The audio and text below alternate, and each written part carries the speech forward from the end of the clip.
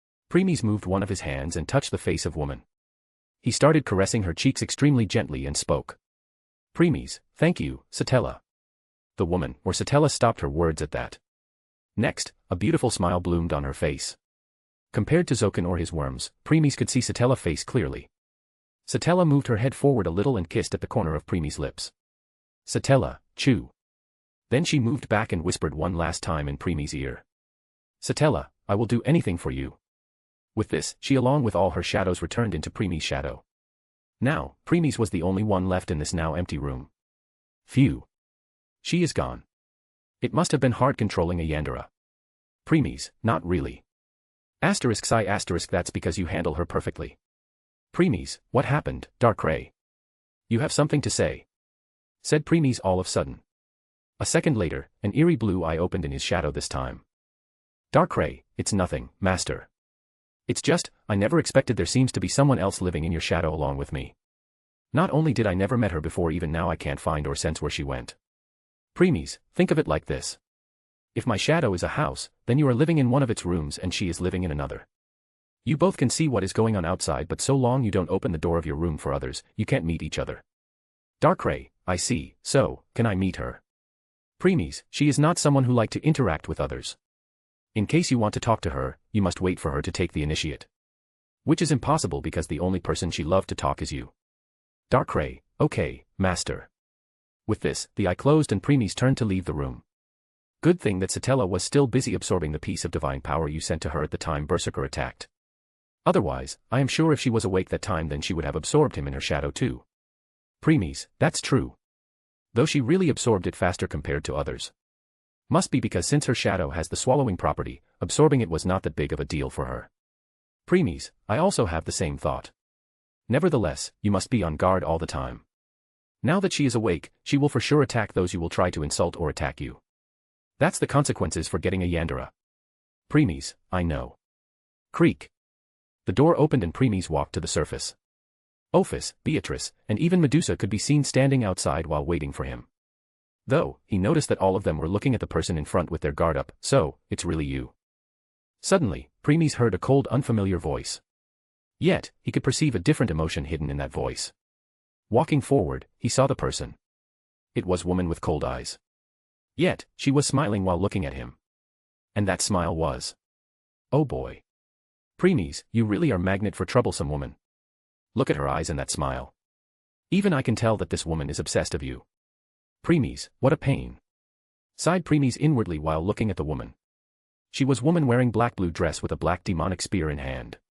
Her face resembled 80% of Artoria's, though she had cold blue eyes and bluish-white hair compared to Artoria. Preeis, I suppose you are the servant summoned to take care of the invaders. Morgan Le Fay. *A/N, please throw some power stones. Chapter 322, Volume 4, Chapter 63, Let the battle begin. Equals when Twilight is speaking. Equals when talking through telepathy. Equals when thinking in your mind. Equals when talking with your Pokemon or tamed beast. Equals when describing a certain period of time. Morgan, as expected from my husband. You really recognize your wife right away. Preeis. Ophis.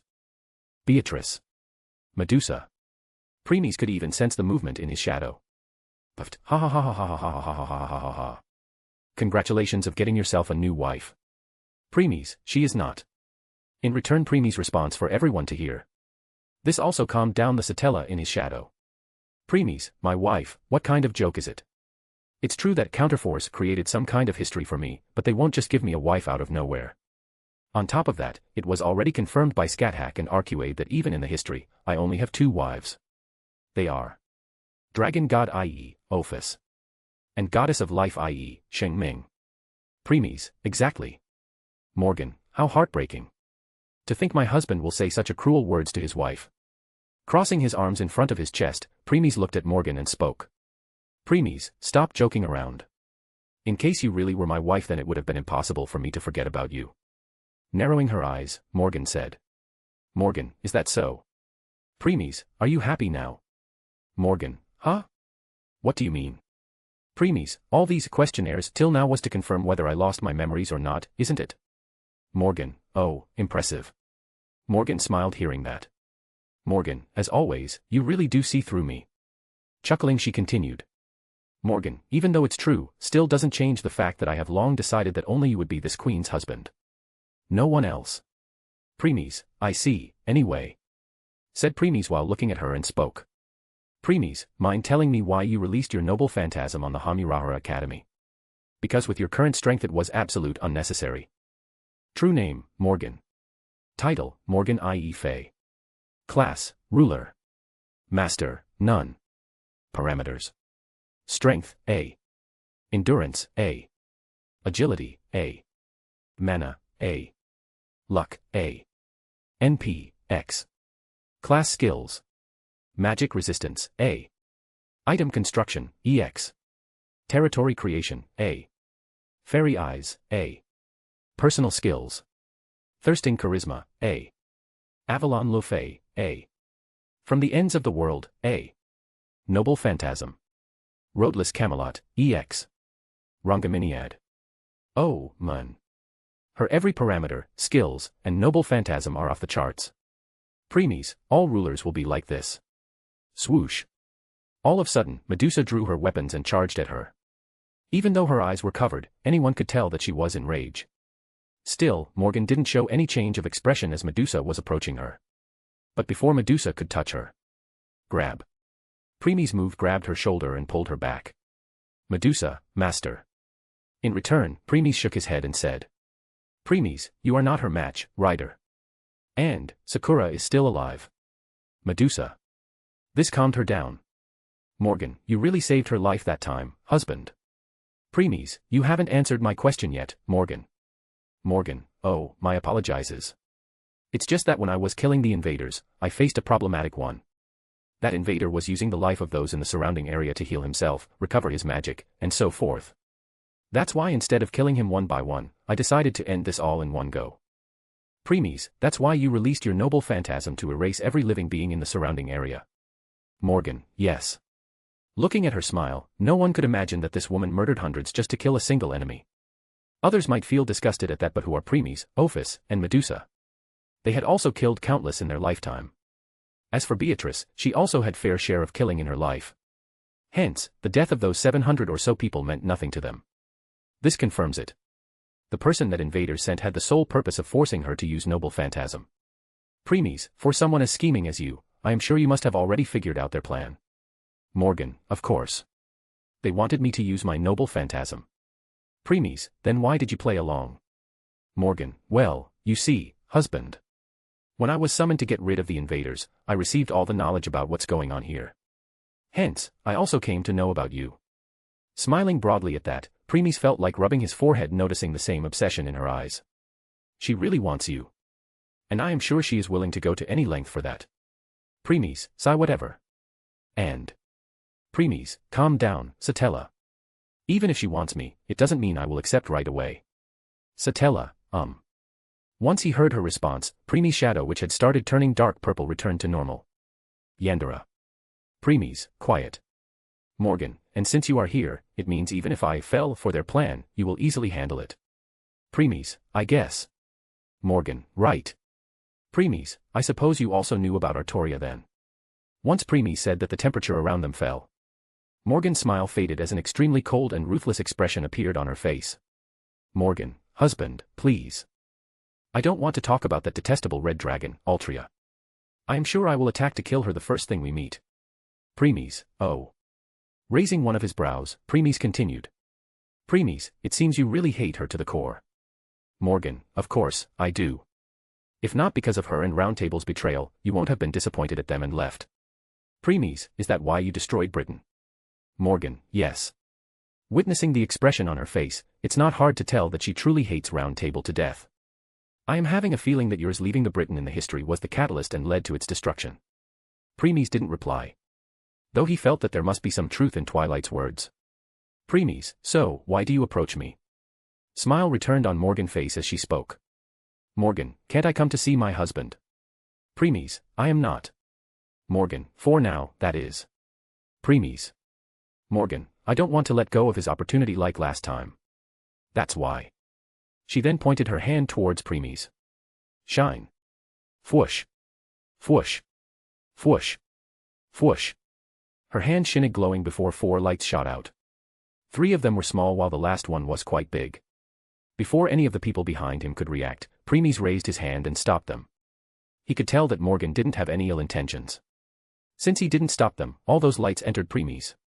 Ding. Ding. Ding. Ding. Ding. Ding. Many prompts appeared. Preeis couldn't kept but narrowed his eyes after seeing the 4 things Morgan gave him. Preeis, you. Swoosh. His voice trailed off as he hurriedly moved and caught the Morgan who fell. Thud. Preeis, that was a stupidity. What you did went against the order of why you are summoned. Making herself comfortable in Preeis' arms, Morgan smiled. Morgan, didn't I say, with you here I am not needed. And now that you have accepted my dowry, you can't step back. As she was speaking, her body was being dispersed into the particles of light.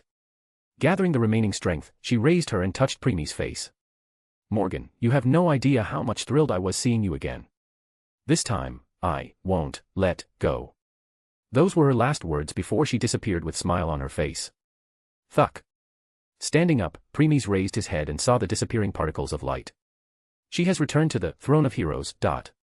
Preeis, I know. Once Preeis said so, his blue command seal started glowing under his glove and then. Ding. Ding. Ding. A new noble phantasm, Roadless Camelot, has been registered. Sighed Preeis while looking at this. Preeis, let's leave. Others nodded and left the Matu residence. Once they walked to some distance, a light flashed in Preeis' hand, and his zenith gunblade appeared. Thuck. He pointed it towards Matu residence as zenith started to gather. Then he pulled the trigger. Click. Whoosh. A huge blue fireball shot towards the residence and... boom. A huge blue fire explosion rose in the sky. Even though it was not as big as the Morgan's noble phantasm, it did attract the attention of people who saw that from afar. That fireball was another skill Preeis unlocked as his mastery of zenith increased. Pulse cannon. Blasts the area with a powerful zenith fireball. Cost, 15% zenith and 1 zenith bullet. Zuken died, Shinji died, and Preeis had no intention of letting Sakura return here. In other words, Preeis, Matu family has come to an end. Ophis, one of 3 large Magi family is gone. It will for sure attract the attention of other families all around the world. Preeis, indeed. Though by the time this news will reach them, we would be done with this war and would have left. Ophis, Mn, Medusa, Master, where is Sakura? Looking towards the direction of Ryuta Temple, he replied. Preeis, invaders have gotten a hold of her. We will save her tonight. Medusa, okay. Said Medusa while clenching her fist tightly. If not because she knew that alone she won't be able to rescue her, then she would have attacked already. Wee woo. Wee woo. Wee woo. Hearing the sound of sirens that was coming from the distance, Preeis and others left. They knew that they won't be returning here again. Ryuta Temple is a mountain temple located on Mount Enzu on the outskirts of the Miyama town of Fuyuki City. It acts as the keystone of the Fuyuki ley lines. Can be said to be the heart of the Fuyuki spiritual grounds. Built on top of a fallen ley line. As the name suggests, it is the very heart of the city that functions as the keystone of Fuyuki's ley lines. It has a mountainside lake that is one of the 4 possible places for the Holy Grail to manifest. Along with the dead master of Castor, Sutra Kazuki, it was also the residence for many monks and other people. Yet, all of these are in the hospital and in comatose state since their magic had been stripped of them by assassin in order to sustain himself. 15 minutes before the midnight.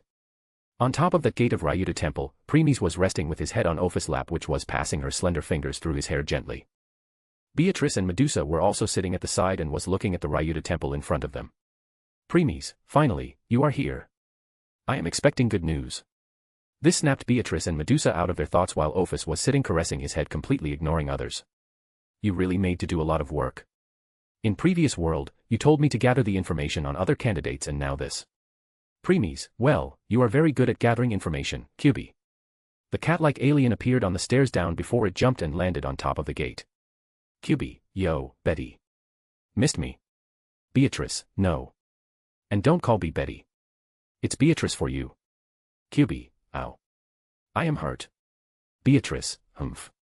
If Big Brother didn't tell me what kind of creature you are then I would have believed that. Kyubi, Master. Preeis, she will be with us from now. Hence, she has the right to know about emotionless creature like you. Kyubi, That's true. Preeis, so. Kyubi, I know where Mew is. Preeis, let me guess, in the Greater Grail. QB, bingo. Clapping its hands, QB continued. QB, from what I have found, Mu came to this world 10 years ago when the previous Holy Grail War was still going on. Sensing the power of Grail, it realized that it could help it heal its wounds. From then, it was looking for the Greater Grail. Once Mu found it, it entered inside the Grail and went into deep slumber to use its magic to heal itself. Opening his eyes, Preeis raised his head. He then turned his gaze at QB and asked. Preeis, so, does it got corrupted by it? QB, no, it doesn't. I saw some kind of power that was covering Mu and preventing it from getting corrupted. Not only that, that power is also coming from the Grail too. Preeis, in other words, even if the Grail is corrupted, it's still protecting Mu from the corruption. QB, exactly. Preeis, what about invaders? QB, they are waiting for you there. Preeis, for me. QB, yes. After they killed Shiro Amiya, they realized that he was not Saber's master. And there is only one thing that is different from how it should have been played, a Zenith user. Means you. Hence, they came to conclusion that you are Saber's master. And since you are Saber's master, you will also have the desire to get your hands on the Grail. Preeis, so, they are waiting for me there. QB, yes. Not only that, but they are also waiting for the other servants and masters to fight and kill each other. Because only with their death, Grail will start to fill itself. Chuckling, Preeis jumped down from the gate and others followed. Preeis, then I wonder what their reaction would be when they will see that instead of killing each other, servants are coming for them. Showing a cold smile, Preeis looked down. There at the foot of the stairs you could see those who had gathered to fight these invaders. Preeis, now then. Let the battle for the Greater Grail begin. *A/N, please throw some power stones. Chapter 323, Volume 4, Chapter 64, Battle for the Grail, Part 1. Equals when Twilight is speaking. Equals when talking through telepathy. Equals when thinking in your mind. Equals when talking with your Pokemon or tamed beast. Equals when describing a certain period of time. Preeis, now that everyone has arrived, we could begin. Said Preeis as others also walked to the gate of Ryuta Temple. Gilgamesh, at least you don't keep this king waiting like before, mongrel. Deciding to ignore the golden hindrance for now. Preeis put his attention to Rin, who was holding the blue pendant filled with his power tightly. It seems it worked. Preeis, yeah. Preeis, in the end, you also decided to come. Taking a deep sigh, Rin calmed herself as a determined expression appeared on her face. Rin, yes. I want to make those people pay for killing Amiya and so many innocents. It was Morgan who killed the innocents though.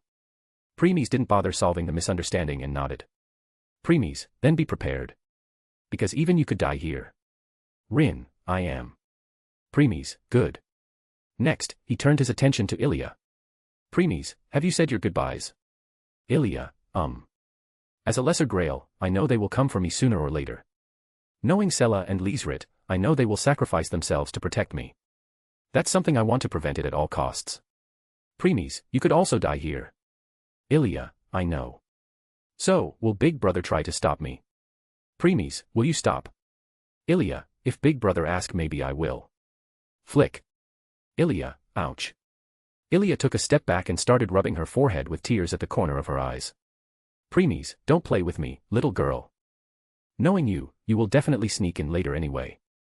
Ilia, snorting, she looked away with pout on her face. Half because Preeis flicked her forehead and half because Preeis saw through her. Sighing, Preeis put one of his hands on Ilia's and other on Rin's head and started patting them. As both of them were getting embarrassed, his eyes turned gentle as he spoke. Preeis, do your best, both of you. Rin. Ilia. Rin and Ilia looked at Preeis' face and nodded slowly as smile appeared on their face. Preeis didn't say, don't die, or, take care. Because he already knew there's no point. Why? First, because both of them were reckless and fight the enemy even when knowing they could die. As for second, the chances of their survival are as low as 0.01%. Preeis, sigh, I know. Removing his hand, Preeis looked at Scathack and Kuchulin. Preeis, how did it go? Kuchulin, good, I guess. Seeing how Scathack was smiling and Kuchulin who was shivering, it was not hard to tell that he got a good beating. Scathack, yes. I really enjoyed a lot to see how much my pupil has grown. Kuchulin, yeah, though I am still no match for the master who defeated teacher. Everyone around gave him a flat look as Scathack spoke. Scathack, comparing yourself to my lord. Do you want more beating? Kuchulin, I was kidding. I was kidding. And teacher, please don't pull out your spear. Turning his attention away from master-disciple duo, Preeis looked at Artoria. Preeis, you seem refreshed. Artoria, it was hard but reminiscing about my friend and last war give me enough motivation to keep on going forward. Seeing her smile, Preeis smiled at little. Preeis, good to hear that. Finally, his gaze moved on everyone once more and he spoke. Preeis, then let's go and end this Grail war. The moment they entered from the gate, they sensed something. Rin, a barrier. Scathack, no, it's not. Preeis, it's a domain. Archer, this means this place is now those invaders' playground. Kuchulin, this also means they also now know who entered and how many of them. Ilia, so, we have been found. Gilgamesh, humph. This king never had any intention of hiding in the first place. Medusa, does this mean assassin can't hide himself either? Hassan, that's not the issue. After I find my master, my presence concealment has become even stronger. Hence, this domain can't find me this easily. Preeis, true. There is one more thing I want to say to my servants. Said Preeis as he continued walking towards the temple. As his servants were waiting for him, he replied. Preeis, you all can use your noble phantasm as willed. No need to worry about me running out of magic, no need to worry that I will be at disadvantage against my enemy or so on. Use your noble phantasms as many times as you want without holding back. Artoria, but masked. Preeis, it's all right, Artoria, such thing is not enough to make me fall. Artoria widened her eyes hearing Preeis called her name. It's true that you can see your servants' parameters if you are their master, but revealing their true name was still up to the servants themselves. Hence, you can only guess what their true name was by looking at their noble phantasm. As for Artoria, even if she would reveal her Excalibur, one could only identify her as King Arthur, not as Artoria Pendragon. That's why it came shocking to her that Preeis knew her real name since she didn't tell him that. Artoria, could it be that he remembered? Shine. Suddenly, Preeis' blue command seal started shining. Preeis, in the name of, at $%Rigla, by my command seal, I order you all, use your noble phantasm without worrying about me. Artoria. Medusa. Kuchulin. Hassan. All four of Preeis' servants felt the command was being engraved on their spiritual bodies. Preeis, by my second command seal, I order you all, use your noble phantasm to your heart desire without holding back. Thud. All four of them fell on their knees as they started breathing heavily. Artoria, master, why? Preeis, I know you all will still try to hold back so that I don't have to face the burden of providing large amount of magic to all of you, I want to prevent that from happening. Medusa, but. Preeis, we are done talking. No one spoke anything hearing his stern tone. They just kept on following him like before. As they were walking, suddenly Preeis closed his eyes and activated Zenith Vision. The technique that let him share the vision of the will of the world. He had used this a lot in Re-Zero, starting life in another world, but it was his first time using it in this world. It's not because he forgot or something. It's because the will of this world, which are Gaia, Alea, and Counterforce, were just too strong. Sharing their vision would put heavy strain on him. That's why when he found that he had entered in someone else's domain, it allowed Preeis to use it without any issue. Why? Because in that way, Zenith Vision will only show him the vision within this domain. A second later, he opened his eyes again. Preeis, 7 of them. And all of them are strong. Preeis, yes. A minute or two later, they all walked to the backside of Ryuda Temple. There they saw a door which was leading to the lake. However, there was someone waiting for them there. It was a person sitting in a seiza in front of the door. The person was fully clad in heavy samurai armor from head to toe. Hence, it was difficult to identify his gender. There was a katana placed at his side. As if sensing them, the samurai opened his eyes. Boom. A huge killing intent was released from his yellow eyes. Berserker and Archer stood in front of Ilia and Rin to protect them from it while the others remained unfazed. The samurai opened his mouth and spoke. Samurai, that truly came surprising to us. We never expected that servants will come for us instead. From the voice it became clear that it was a middle-aged man. And looking at his appearance, it's not hard to guess that he loved samurai. Anyway, returning to present situation. The samurai looked at all the people standing in front of him. He was slightly surprised looking at Preeis, Ophis, Beatrice, and Scathack handsome and beautiful face, but that's all. After all, he had gone to many cultivation worlds and had seen these so-called heavenly handsome men and divine beauties. Heck, he even killed them too. Putting those thoughts away, he looked at Preeis. Samurai, it's you. The person we are looking for. He only said the person they were looking for but not reason why. After all, the information of Zenith was not something anyone wished to disclose. In return, Preeis remained silent. Thuck. Grabbing his katana, the samurai stood up. Samurai, since you have brought all the servants here, this means you are here for fight, aren't you? Preeis, yes. Samurai, I will give you that then. Shin. After replying, the samurai drew out the katana from its scabbard. Preeis, I will leave this to you, Ilia, berserker, lancer, rider, and assassin. Rin, 4 servants. Preeis, that's how strong he is. Serious expression appeared on everyone's face hearing that. Turning his head, Preeis put his hand on Ilia's shoulder. Preeis, I will leave him to you. While doing so, he also sent a telepathic message to her and his servants. Preeis, be careful of his sword. Not only is it extreme sharp but also once you got injured from it, a curse will enter your body. That curse will decrease your reaction speed and slow down the speed of messages that travel from your brain to other body parts. Widening her eyes slightly, Ilia nodded her head with determination. Witnessing that, Preeis signed inwardly and patting Ilia's head for a few seconds before walking towards the door leading to the lake. The samurai didn't try stop Preeis and others. He put his entire attention to his opponents in front. Creak. Click. Once Preeis and others closed the door behind. The samurai held his katana tightly with both hands and took the stance. As he readied himself, Ilia and servants recalled what Preeis told them. Asterisk. Asterisk. Asterisk. Asterisk. Asterisk. Preeis, the limit of a mortal even after breaking his or her limit is level 15 pseudo-god. After that comes the ranks of dimensional gods. To enter those ranks, you need external help. And that help is called faith. Rin, faith. You mean the power gods get from their worshipper? Preeis, yes. However, let me correct you here, Rin. Divine spirits are the ones who need faith power, not the real gods. Ilia, is there a difference between divine spirits and gods? Preeis, there is, but you don't need to know that. Compared to divine spirits, real gods have no need for faith. Even if people will worship them or not, it won't affect them in any way. Preeis, true. Whereas divine spirits are the gods who have lost their powers and bodies. They are now living in the reverse side of the world. In order to manifest into real world, they must possess a human vessel and become pseudo-servant. And to maintain their bodies they need the power of faith. That's the true difference between gods and divine spirits. And since they are using human vessel, it's obvious that their power will be under mortal limit. Preeis, indeed. Preeis, anyway, the first rank of dimensional god requires the faith of over 1 million people. Let alone the ranks later. But there is a catch here. Rin, a catch. Preeis, yes. The faith could only let only one of their stats to reach rank of dimensional god. It could be either strength, endurance, agility, dexterity, spirit, or mana. Archer, in other words, only one of their stats will be at dimensional god rank while the others will be at pseudo-god or below. Preeis, correct. If they want more of their stats to reach dimensional god rank, then they need more faith. Because of that, once someone reach max level 10 and is about to enter pseudo-god, they must decide which will be their main stat and what path they will choose. Medusa, and they will remain on that path even after reaching dimensional god. Artoria, but why is it? According to Master, no matter how weak, all of the stats of a servants have entered pseudo-god. If our stats could reach that level, why couldn't theirs? Gilgamesh, it must be because heroes were born during the Age of Gods. Preeis, exactly.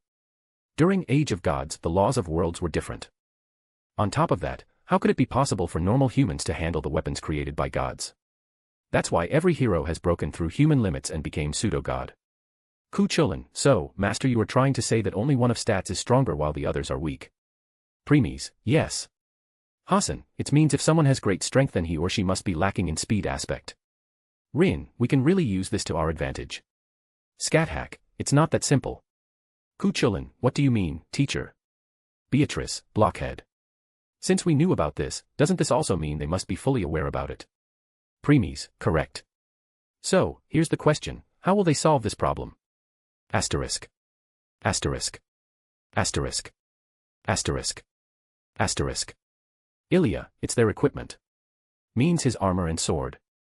Berserker, rider, lancer, and assassin were ready to attack the samurai with Ilia standing at the back. Ilia, if we found out which is his main stat then we could almost guess what his equipment are for. After all, if his main stat appears to be endurance then this means his armor must be providing him strength or speed instead of defense, so, let's start. With this, the first battle for the Grail commenced. *A/N, please throw some power stones. Chapter 324, Volume 4, Chapter 65, Battle for the Grail, Part 2. Equals when twilight is speaking. Equals when talking through telepathy. Equals when thinking in your mind. Equals when talking with your Pokemon or tamed beast. Equals when describing a certain period of time. A/N, long chapter. Bang. The ground exploded as Berserker charged towards the samurai. Chulin and Medusa also readied themselves while Hassan used his presence concealment to hide himself. Appearing in front of Samurai, Berserker attacked with his axe. Even when the axe was about to hit him, Samurai didn't make any move. Though just when everyone thought Berserker will succeed. Sew. Ding. Katana moved with an extreme speed and deflected the axe. Crack. Cracks formed on the ground as Berserker took a step back. As he stabilized himself. Splurt. Splurt. Wounds appeared on its body and blood spurted out of them. Not only did the samurai deflected Berserker axe but he also slashed a few times. Yet, because of Samurai's speed, others only saw blurs of his movements. Still, without stopping, the katana moved and arrived near Berserker's neck as if preparing to sever it. But how could it be easy? Even if Berserker was slower than Samurai, the experience and instincts that servants honed throughout their lives far surpassed these invaders who had the help of the system provided by that god. Hence, bending his head backward and leaning down at the same time, Berserker dodged that slash. While doing so, he also kicked at Samurai's bam. Step. Even when taking the kicking right on the chest, Samurai took only a single step back. His armor didn't take any damage at all. Swish. Cling. Not only that, but Samurai also moved his katana sideways and blocked Assassin who attacked at this moment. Hassan, TSK. Clicking his tongue, Assassin moved back to hide himself again. Nevertheless, Samurai didn't have any intention of letting him go. Without pausing, he slashed. Assassin could feel the danger as the katana was approaching him. He can tell that with just a single slash he will die. Yet, he was not worried. Why? Because he was not fighting alone. Rattle. Ding. Rattling sound was heard as chains appeared between the samurai and assassin and blocked the katana. Fwoosh. Cling. Grind. Bring his sword back, samurai blocked the red spear which attacked from different side. Chulin, not bad. Commented Lancer before he started his onslaught. Thrust. Thrust. Stab. Slash. Ting. Cling. Clang. Ding. Both of them started fighting each other. They moved from one place to another. In between, Assassin and Rider also strike when they saw some opening. Yet, even when fighting with all three of them, Samurai didn't lose. He was able to compete with all three of them on equal footing. Not only that, as fight was going on, injuries started to appear on the servants' bodies while Samurai was still without even a scratch. Cling. One more exchange and both parties maintained some distance. Still, Samurai didn't get the time to take a breather because Berserker, roar. Berserker attacked at this time. He appeared behind Samurai and attacked. Samurai, who had his guard up all this time, turned and blocked with his katana. Bam. However, to his surprise, he blocked Berserker punch instead of his axe. He never expected Berserker to use his fist. Because of that he could see the axe coming from different side. Seeing that he hurriedly tried to move his katana to stop it because the curse or poison Berserker received at the beginning seemed to have slowed down his speed somewhat. Hence, he had full confidence in himself that he could stop it. However, there was one thing Samurai forgot. Along with 4 servants, there was one more person present here. Ilia, Deegan. A small sword made of strings came from behind Berserker at an extreme speed hit Samurai's helmet. Fwoosh. Dang. The helmet didn't receive any damage but still succeeded in delaying him for a moment. And that moment was enough for the axe to hit him. Swish. Cling. Crack. Samurai, coup. A painful grunt came from Samurai's mouth as cracks appeared on the left shoulder of his armor. Not only that, but he was also thrown to the temple with a great force. Fwoosh. Bang. The center of the temple got destroyed when Samurai collided with it. Still before the dust could even settle, Berserker charged towards the Samurai's location. Swoosh. Ilia, wait. Berserker. Ilia tried to call him, but Berserker had almost reached the Samurai's location by now. Just when he was about to hit him, Samurai murmured. Samurai, how dare you break my armor? Shink. With a swift movement, Samurai put the katana back into its scabbard, took the stance of quick draw, let out frost breath and Shin. Drew it. Thuck. Splurt. In the next moment, Berserker body was split into 2 and those parts flew past Samurai. Phew. Letting out the breath, Samurai glanced back at the now dead Berserker. Ilia, arg. Splat. Ilia, letting out a painful scream, fell on one of her knees. Her attention was at her severed left arm on the ground. The quick draw of the samurai not only killed Berserker but also split the area behind him. And since Ilia was also somewhat in that area, that move severed her arm. Splash. Blood was gushing out of her shoulder, so she hurriedly ordered her familiars to tie around her wound and stop the blood from losing. Medusa, Ilia. Medusa hurriedly reached Ilia and spoke in worried tone. If it was before, then she won't mind what happened to Ilia. However, now that she knew how much Preeis cared for Ilia, she also started to feel the same. Showing a weak smile, Ilia spoke. Ilia, I am fine. Medusa. Saying this, Ilia looked at the samurai who was coming out of the temple and showed a determined expression. Ilia, I now know what his path he took and what his equipment are for. Hassan, oh. You do. Assassin also appeared behind Ilia at this moment. From the side, Lancer was also walked over. Ilia, amen. His main stat is speed, or should I agility? Kuchulin, I also have the same thought. Which also solve how he was able to keep with me and Ryder, since our main direction is also speed. Ilia, yes. Even at the beginning, he used his speed to deflect Berserker attack and wounded him. Medusa, why do you think it's agility but not dexterity? Ilia, dexterity increase the movements of reflexes. If he has high dexterity, then he would have been able to dodge my Deegan easily and don't get hit by it. Hassan, Ilia, as for his armor, it must have increased his defense to dimensional god level.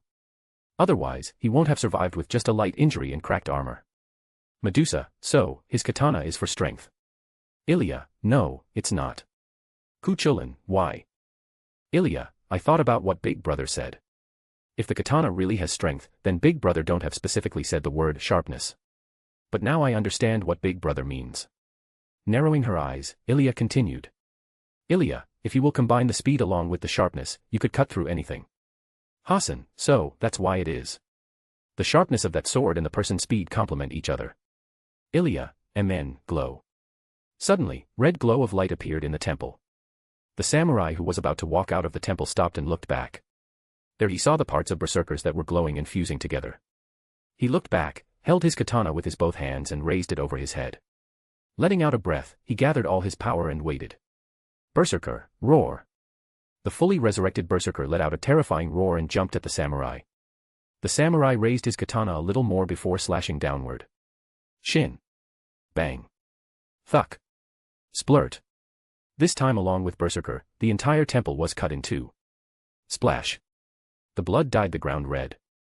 Shaking his head, samurai turned his head towards the direction of Ilia. But then. Kuchulin, Gibalg. Samurai, Wa. Thrust. This came unexpected to the samurai. He never expected to be hit by a noble phantasm all of a sudden. Gibalg penetrated through the chest of his armor and dragged him with itself towards the edge of the area and... boom. A huge explosion occurred. Hassan, he let his guard down. Kuchulin, yes. He must have thought we will attack him like before. But he never expected that I will use my noble phantasm. Medusa, yes. Since noble phantasm are our main power, he must have thought we won't use them till the end. Ilia, amen. Some time later, the dust settled down and samurai could be seen on one of his knees. The armor at his chest was somewhat broken by now. Putting the strength on his legs, he stood up. Drip. A drop of his blood fell on the ground. Glow. Berserker had been revived again by now and was looking menacingly at the samurai. Kuchulin, tch. That armor of his took most of the damage. Hassan, but for how long? Kuchulin, heh. Agreed. For how long? Medusa, Ilia, hearing you I also understand why Master wants me to join instead of Saber and others. Ilia, huh? Ting. Saying this, Medusa removed her breaker gorgon. Medusa, since speed is his forte, then I can restrain him. Dung. Medusa's mystic eyes shone as she looked at Samurai, who also tensed up looking at it. He also knew that Medusa's mystic eyes really were like a nemesis to almost all agility-based members of his guild. Samurai, I must eliminate her first. Nodding her head, Ilia used her remaining hand and created more of her familiars, and they attacked the samurai with their bullets. Tu. Tu. Tu. With this high agility, samurai dodged all those bullets with hardly any efforts. Swoosh. Berserker appeared in front of him and attacked. Swish. Cling. The samurai used his katana to parry Berserker's axe to the side before attacking. Thrust. But he had to take a step back when he saw the red spear coming from different direction. Rattle. The sound of chains resounded Medusa threw her dagger towards the broken left shoulder of the armor. Samurai tried to dodge but then he saw Medusa's eyes. B-dump. He could feel that the speed of his blood flowing had decreased and his movements have slowed down. That delay was enough for the dagger to stab into his left shoulder. Thrust. Ting. Next, Medusa grabbed the chains and pulled the samurai in the air. Tu. Tu. Tu. The bird of Ilia shoots bullets at him in the sky. Still, the samurai used his katana to shatter all of them. Slash. Slash. Slash. Shatter. Shatter. Suddenly, he raised one of his brows under his helmet when he saw many black daggers were coming for him from different directions. Samurai, it's the assassin throwing daggers move. Dunch. Using the back of his katana handle, the samurai pushed Medusa dagger out and took a whole spin in the air. Spin. Ding. Ding. With this, he deflected all the daggers. However, that was not the end. Swoosh. A shadow covered him, and he saw Berserker who had appeared over him. Without waiting, Berserker smashed his axe at him. Bang. Fwoosh. Boom. A loud noise of weapons colliding was heard before the samurai was smashed hard on the ground below. Fwoosh. Fwoosh. Ilia ordered her familiars and launched Deegan at the samurai's position. Slash. Shatter. But with a single slash samurai shattered them. Once he did so, Berserker appeared in front of him and started attacking again. Thud. Thud. Cling. Clang. Both of them started fighting each other. The samurai who could fought on equal footing with three servants namely Lancer, Rider, and Assassin couldn't gain any advantage against Berserker. If Samurai had speed and his equipment, then Berserker had strength and his high experience. That's why it was said that Berserker was the strongest servant in the Fifth Holy Grail War who could take on all other servants. The fight raged on. Neither party was getting any advantage. Tu. Tu. Tu. Fwoosh. Fwoosh. Fwoosh. Bullets and daggers were thrown at him when Ilia and Hassan found the timing. The samurai had no choice but to pull away from Berserker and dodge them. Though, how could Berserker let him be that easily? The moment Samurai was done dodging bullets and daggers, Berserker smashed his axe hard on him. And since Samurai didn't prepare himself, even though he blocked it with his katana, the force still pushed him back and more cracks on his left shoulder armor. Dang. Crack. While he was pushed back, he saw Medusa who appeared in his line of sight and was looking intensely at him. B-dump. The curse of Mystic Eyes was activated again as the speed of his blood flow decreased again. Some part of his armor also started showing the sign of petrification. As if it was not enough, he heard another voice which made him open his eyes wide in shock. Kuchulin, Gibalg. Fwoosh. The samurai saw as the red spear coming towards him the moment he looked at that direction. Samurai, how? Didn't he use his noble phantasm a minute ago? Those were his last thoughts as the spear hit him. Thrust. Splash. The blood spilled as the spear dragged him to another end of the temple before an explosion occurred. Boom. Everyone was looking at the explosion while waiting for the samurai to come out. After fighting for all this time, they knew it was not enough to put him down. A minute later, dust started to settle down. As they were thinking that the samurai will charge out. Shine. A golden light burst out, blowing away everything around it. Everyone tensed up as they saw Samurai whose armor was radiating golden light. Lancer held his spear tightly and said in grave tone. Kuchulin, looks like just like him, we also underestimate him. Pausing for a second, he continued. Kuchulin, I can tell that even my noble phantasm won't be able to penetrate through his armor now. Hassan, a blunder from our end. Medusa, yes. Agility-based users often has weak defense. That armor is here to get rid of that weakness. Ilia, I also don't think that Berserker would be able to break it easily. Hassan, I have a way. But it won't be easy. Lancer, Rider, and Ilia looked at the assassin waiting for his reply. The assassin also didn't keep them waiting and spoke. Hassan, no matter how stronger it is, I don't think we can't break it if it's hit by noble phantasms over and over again. Narrowing his eyes, Lancer spoke. Kuchulin, it could work. But I think now he knows that we can use our noble phantasms without much delay. In other words, Medusa, he won't let us our noble phantasm this easily now. Even if we do, with his speed he could also dodge them. Hassan, in other words, someone must be bait and delay him so that others could hit him with their noble phantasm. Ilia, this could work but he only needs to use a single slash to end us. Means even if bait might succeed, she will die in the end. Medusa, there's more to it. With this strategy, he might only get a single chance to hit him with our noble phantasms. And just like Lancer said, there is no guarantee that we would be able to do any damage to his armor. Ku Chulin, I have a solution for that. Looking at them, he continued. Ku Chulin, what if we burn out our spirit origin while using noble phantasm? Ilia, spirit origin. Doesn't this mean you all will? Medusa, we will disappear. Hassan, but the strength of our noble phantasm will reach a whole different level. Ku Chulin, yes. After all, we are releasing it at the cost of our lives, any objection? Hassan. Medusa. Ku Chulin, none. Let's do it then. Hassan, who will be bait? Ilia, I and Berserker will do that. Medusa, Ilia. Showing a smile, Ilia spoke. Ilia, along with you all, Big Brother also entrusted me to handle this. And looking at the servants, she continued. Ilia, the reason you all hurriedly agreed to use your life is not only because to end it fast but also if you all disappear then Big Brother don't have to keep providing his magic to all of you, right? Ku Chulin. Hassan. Medusa. All three servants became silent. That's also one of their main intentions. Even if Preeis told them that they can use their noble phantasm as much as they desired, they still didn't wish to draw too much magic since the enemies were extremely strong. In case Preeis face problem because of lack of magic, then they won't be able to forgive themselves for dragging him down. They had already disappointed him in their real lives before and didn't wish to do that again. Hassan, but how will you do it? Just like you said, even Berserker won't be able to do much now. Step. Stepping forward, Ilia looked at the samurai and then Berserker who was ready and spoke.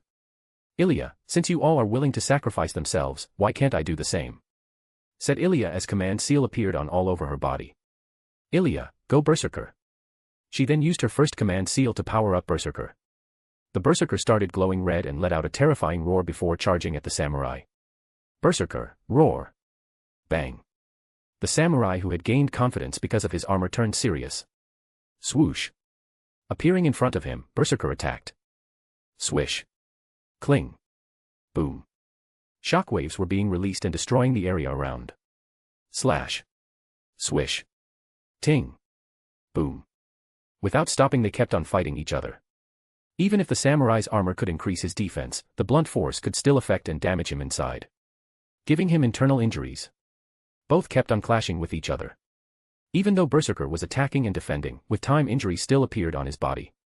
And because of the curse his movements were becoming dull. Drip. Drip. He was not the only one. Many wounds had opened in Ilia's body and blood was leaking out. It's true that she used the command seal to provide her magic to Berserker, this boost was only temporary. Hence, she was forcing her magic circuits to keep on providing magic without stop. And since it was too much for her body, it started to break down. Boom. Boom. The battle between the samurai and Berserker raged on. But with time, Berserker was being pushed back. Yet, the samurai was not happy. Why? Because he didn't know why he was having a very bad premonition. And as time went by, that premonition was increasing. Samurai, why am I sensing life-threatening danger? Cling. Blocking another one of Berserker attack, Samurai turned his eyes towards the direction of Ilia. Samurai. In the next moment, he felt a chill down his spine as his face turned pale under the helmet. Behind the blood-covered Ilia, he saw what the remaining servants were doing. Medusa was in a stance and in front of her was a magic circle which was releasing tremendous magic. At the side, Ku Chulin had also taken a stance and huge amount of magic was gathering at the tip of his spear. As for the Hassan, he was holding the clothing that was being tied to his right hand. Yet, from the gap, huge amount curse power was leaking. Samurai, I must stop them. He didn't know why but even with armor, his senses were screaming danger to him. Samurai, I won't let you. Slash. Splurt. Gathering his strength, Samurai severed the Berserker arm which was holding the axe. Plat. Thuck. The arm and the axe fell as Berserker got pushed to the side. Finch. Samurai then hurriedly put his katana into its scabbard and concentrated. Few moments later, he let out frost breath, took a quick draw stance and drew it. Shin. Ilia, Berserker. Snap. Samurai, you. But the moment Samurai was about to draw his katana, Berserker bit at handle and turned the direction of the katana slightly upward. As a result, the attack missed the Ilia and the servants. Though it still cut Berserker head, killing him the third time. Thud. Berserker lifeless body. Samurai hurriedly tried to put the katana back into the scabbard to release his strongest move again. But, too bad. It's too late. Medusa, Bellerophon. Rumble. Thunder released the from magic circle that Medusa made with her blood before it disappeared, and she appeared while sitting on a Pegasus. Neigh.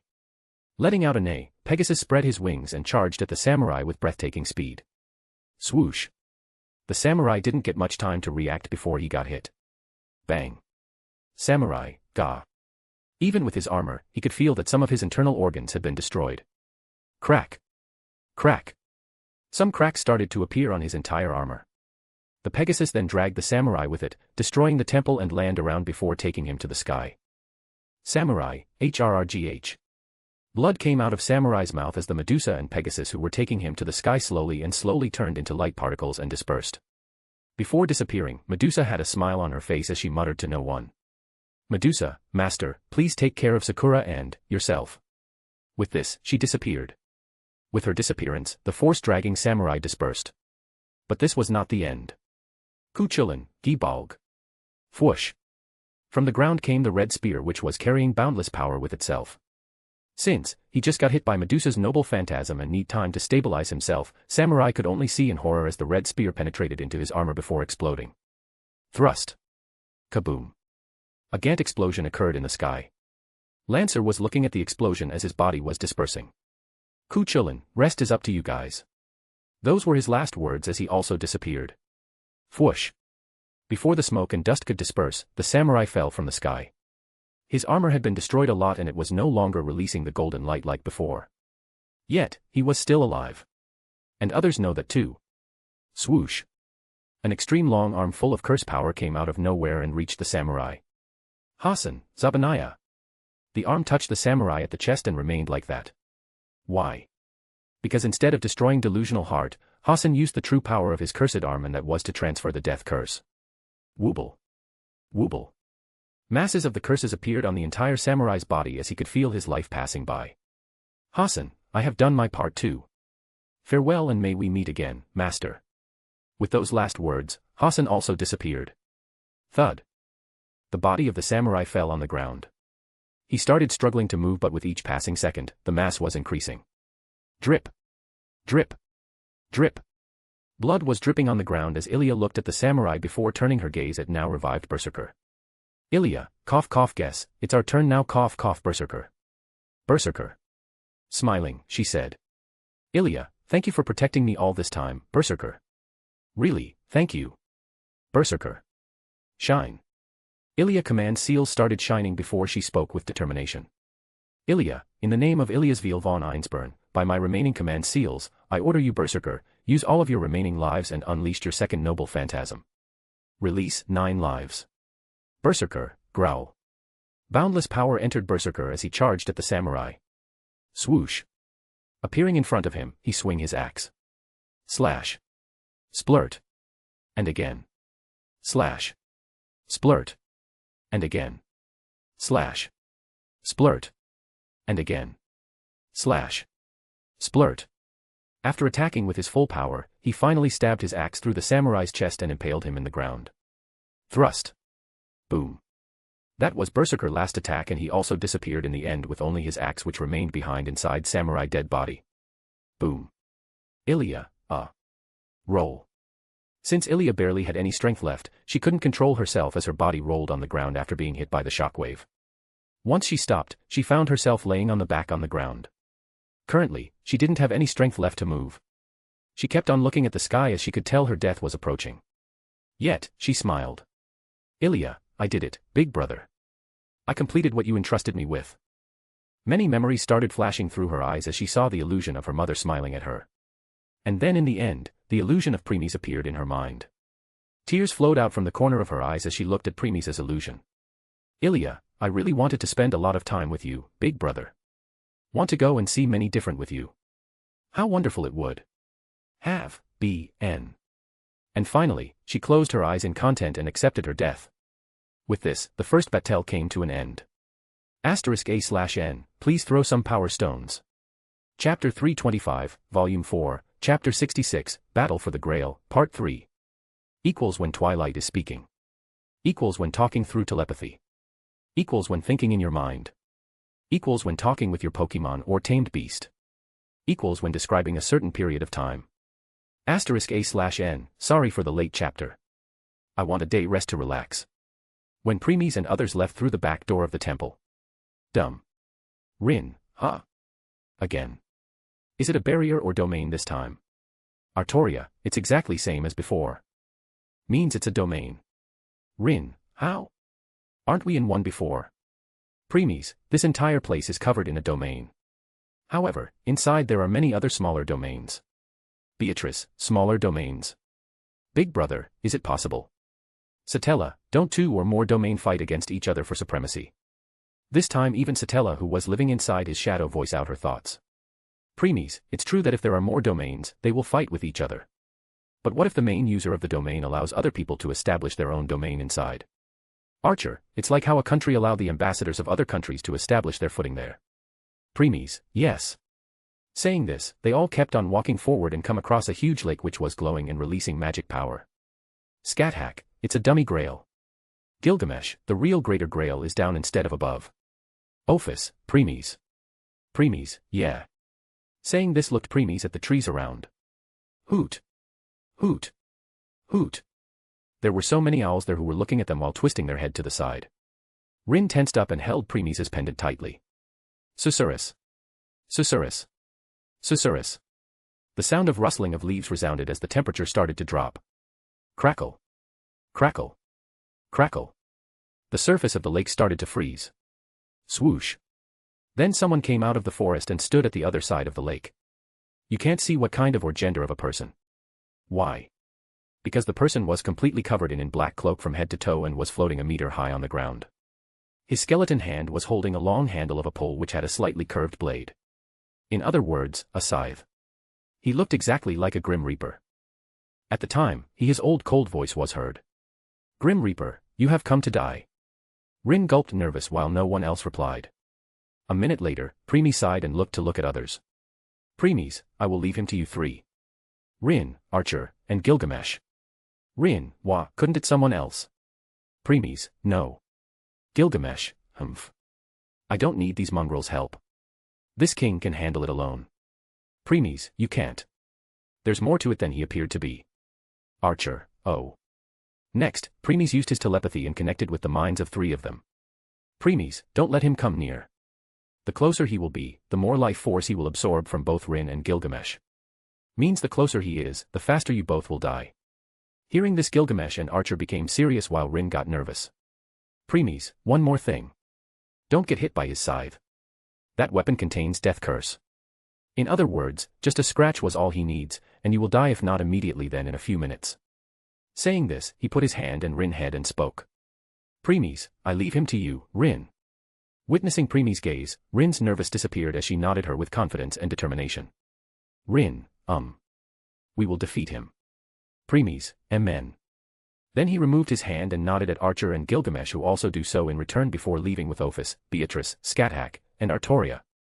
Though as he was leaving, he heard Rin whispering under her breath. Rin, please take of my sister, Sakura. Pausing for a second, Preeis nodded. Preeis, I will. Next, they walked to the path on the side which was leading to the deeper part of mountain and disappeared. Clearly indicating that they had left this domain. Grim Reaper also didn't try to stop them as his attention was on his opponents. With this, the second battle for the Grail commenced. Many golden portals appeared behind Gilgamesh and weapons started coming out of them. Gilgamesh, be rejoiced mongrel that you are going to die from this king's hands. Done saying so, the weapons shot towards the Grim Reaper. Fwoosh. Fwoosh. Fwoosh. The Grim Reaper remained standing on his spot even when the weapons were about to touch him. As Rin, Archer, and Gilgamesh thought that he will dodge or block them, they were astonished when they saw how weapons passed through his body and landed on the forest behind, destroying the trees. Bang. Bang. Bang. Rin, this. While Rin was dumbfounded, Gilgamesh narrowed his eyes. Compared to her, he could see things more clearly. Gilgamesh did his body intangible. Without waiting, the Grim Reaper raised his scythe high in the sky and attacked. Slash. Archer, Rin. Shouted Archer as he summoned Kancho and Bakuya in his and pushed Rin to the side. Swoosh. Thud. Rin, ow. Clang. Before she could voice out her complaint, she saw the scythe that had came out of nowhere and was blocked by Archer with his two blades. Shocked, she looked at the Grim Reaper who was still floating on the same spot while the blade part of his scythe was missing. Fwoosh. Fwoosh. Fwoosh. Rains of swords fell on the Grim Reaper again, who hurriedly pulled back his weapon before the swords passed through his body like before. Bang. Bang. Bang. Ignoring the destroyed forest, Archer walked to the Gilgamesh side. Archer, it's spatial power. Gilgamesh, yes. He used intangible to dodge my swords. Archer, and used the spatial power on the blade part of his weapon to attack. Rin, wait, Archer. Since this is spatial power, doesn't this mean he can attack us anywhere in this domain? Archer, yes. You can say that he has global range. Rin, this makes things more troublesome. Gilgamesh gave the glance to Archer, who understood what he meant and started initiating telepathy. Archer, Rin. Rin, huh? What is it, Archer? Archer, it's true that he has spatial power and global range, but I think we know how to attack him. Rin, really? Archer, yes. Before Gilgamesh attacked him, he used intangible to dodge. This time, he first drew back his weapon and then used intangible. Rin, Archer, are you trying to state that he could either attack or defend at one time and can't do so both simultaneously? Archer, yes, we are 90% sure. Rin, even though we know it now. We still don't have much advantage. Just like he told us before leaving. A single scratch is all this Grim Reaper need to kill us. Archer, yeah. At this time, the Grim Reaper raised his scythe again. Just when they thought he would attack, a huge amount of death aura started releasing from his scythe before it got absorbed in the ground. Rin, what now? As they readied themselves for the surprise. Thuck. A skeletal hand came out of the ground. Then slowly entire skeleton rose. It had a skeletal sword in his hand and was looking at the Rin and other menacingly with its hollow eyes. Thuck. Thuck. Thuck. One by one more skeleton came out of the ground. They were not just human skeletons but also of many animals and birds. Soon, they were surrounded by the skeleton army. Gilgamesh, dead should remain dead in their grave. Tum. Tum. Tum. Tum. Even more golden portals appeared as more weapons came out of it. Still, Gilgamesh didn't get the chance to launch them at Skeleton Army because Grim Reaper attacked him. Slash. Sensing the danger, Gilgamesh launched them to the side. Fwoosh. Fwoosh. Fwoosh. Cling. Bang. Bang. Bang. Seeing that his attack got blocked, the Grim Reaper pulled back his scythe and attacked from different angle. Fwoosh. Fwoosh. Fwoosh. Cling. Bang. Bang. Bang. The same thing happened again. Gilgamesh. Frowning Gilgamesh also attacked the skeletons who tried to attack him from behind. His hands were tied now because he not only must stop the scythe coming at him from different direction but also the skeletons who were attacking him from the sides. Rin, on the other hand, extended her arm and made a gun with her finger. Then magical energy started to gather into her forefinger. Rin, Gander. Once she said the technique name, a hazy black orb of magic fired like a bullet at the skeleton right in front. Fwoosh. Bang. As she turned to attack other skeletons, she came to stand still and opened her eyes in shock when she saw how the skeleton who got hit by her Gander was still alive. Not only that, but there was also just a minor burn on its skull. In other words, her Gander barely did any damage to it. Rin, don't tell me that they have magic resistance. Slash. Bang. Archer, who successfully killed some skeletons, reached Rin's side and clicked his tongue. Archer, no. They don't have magic resistance. They only have physical resistance. The reason why your Gander had barely any effect must be because a layer of death energy that was covering their body and protecting. Rin, doesn't this mean the same as having magic resistance? Archer, yes, but it's slightly different. When I kicked one of the skeletons off the ground, then that layer disappeared. Realizing rest of the picture, she looked down on the ground. Rin, so, they are getting that help from the ground. Archer, it appears so. Rin. Looking at the thousands of the skeletons around them, Rin connected the dots and spot. Rin, with this we know what that Grim Reaper main strength is. It's not strength, endurance, or speed. But mana.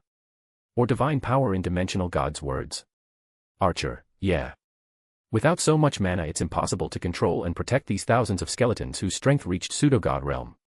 Rin, TSK, Rin, in other words, just a single skeleton is more than enough to devastate the entire Fuyuki city, let alone thousands of them. Swoosh. Archer moved and blocked one of Skeleton's sword before penetrating his sword through its ribcage and slash upward to destroy its head along the way. Swoosh. Then he moved and attacked another one. Then another one. Then another one. Rin was becoming frustrated that she won't be any use here. She was nothing more than a burden right now since Archer had to constantly come to her side to protect her. Rin, there must be something I could do. Putting her hand in her red jacket pocket, she took out a few jewels. Glancing at them, she put them back. Rin, if these skeletons really do gain magic resistance, then even my jewels would be a mere use. Think. Think. Think. As she was concentrating mind, her left hand subconsciously grabbed Preeis' pendant on her neck. Startled somewhat, he looked at the beautiful blue pendant in her hand. And then she thought of something. Rin, didn't he say that his power is not magic, but something called zenith? Confidence returned her in face as she turned her head at the skeleton army in front. Rin, since his pendant is filled with his power and he gave it to me, maybe I could use the power within it. She then again pointed her fingers in front and took aim. Archer, Rin. Archer, who killed another skeleton, was baffled noticing Rin's action. Since she had already seen that her magic could barely work here. Without bothering to reply to Archer, she started concentrating her magic again in her forefinger. Though just when it was time to release it, she held Preeis' pendant tightly and willed. Glow. The pendant glowed weakly, but Rin could feel the warm power that traveled through her body before merging with her magic. Now the magic she concentrated in her finger had a tint of blue color in it. Taking a deep breath, Rin spoke. Rin, Zenith Gander. Fwoosh. Sew. Boom. Boom. Boom. Zenith Gander released from Rin's finger in the form of a railgun, destroying hundreds all the skeletons in its way and reached the other end of the domain. Archer. Gilgamesh. Grim Reaper. Witnessing this, all three men's jaws fell on the ground in shock. *A/N, please throw some power stones. Chapter 326, Volume 4, Chapter 67, Battle for the Grail, Part 4. Equals when Twilight is speaking. Equals when talking through telepathy. Equals when thinking in your mind. Equals when talking with your Pokemon or tamed beast. Equals when describing a certain period of time. Rin, no way. Even Rin had a dumbfounded expression witnessing the result of her gander. A few minutes ago, she barely did any damage to a single skeleton. And now she killed hundreds of them with just a single shot. She then looked at her hand before turning her attention to Preeis' pendant in her hand. Rin, Ymir put 0.01% of his power into my magic, yet it increased the strength of Gander to such degree. While she was still pondering over it, the Grim Reaper turned his attention on her. Grim Reaper, did she just said Zenith? Moving his attention to the blue pendant in Rin's hand, he finally came to a conclusion. Grim Reaper, that pendant definitely contained Zenith instead of magic. I must get my hands on it. Swoosh. For the first time, Grim Reaper moved and charged towards Rin. Gilgamesh, where you are going, mongrel. Fwoosh. Fwoosh. Fwoosh.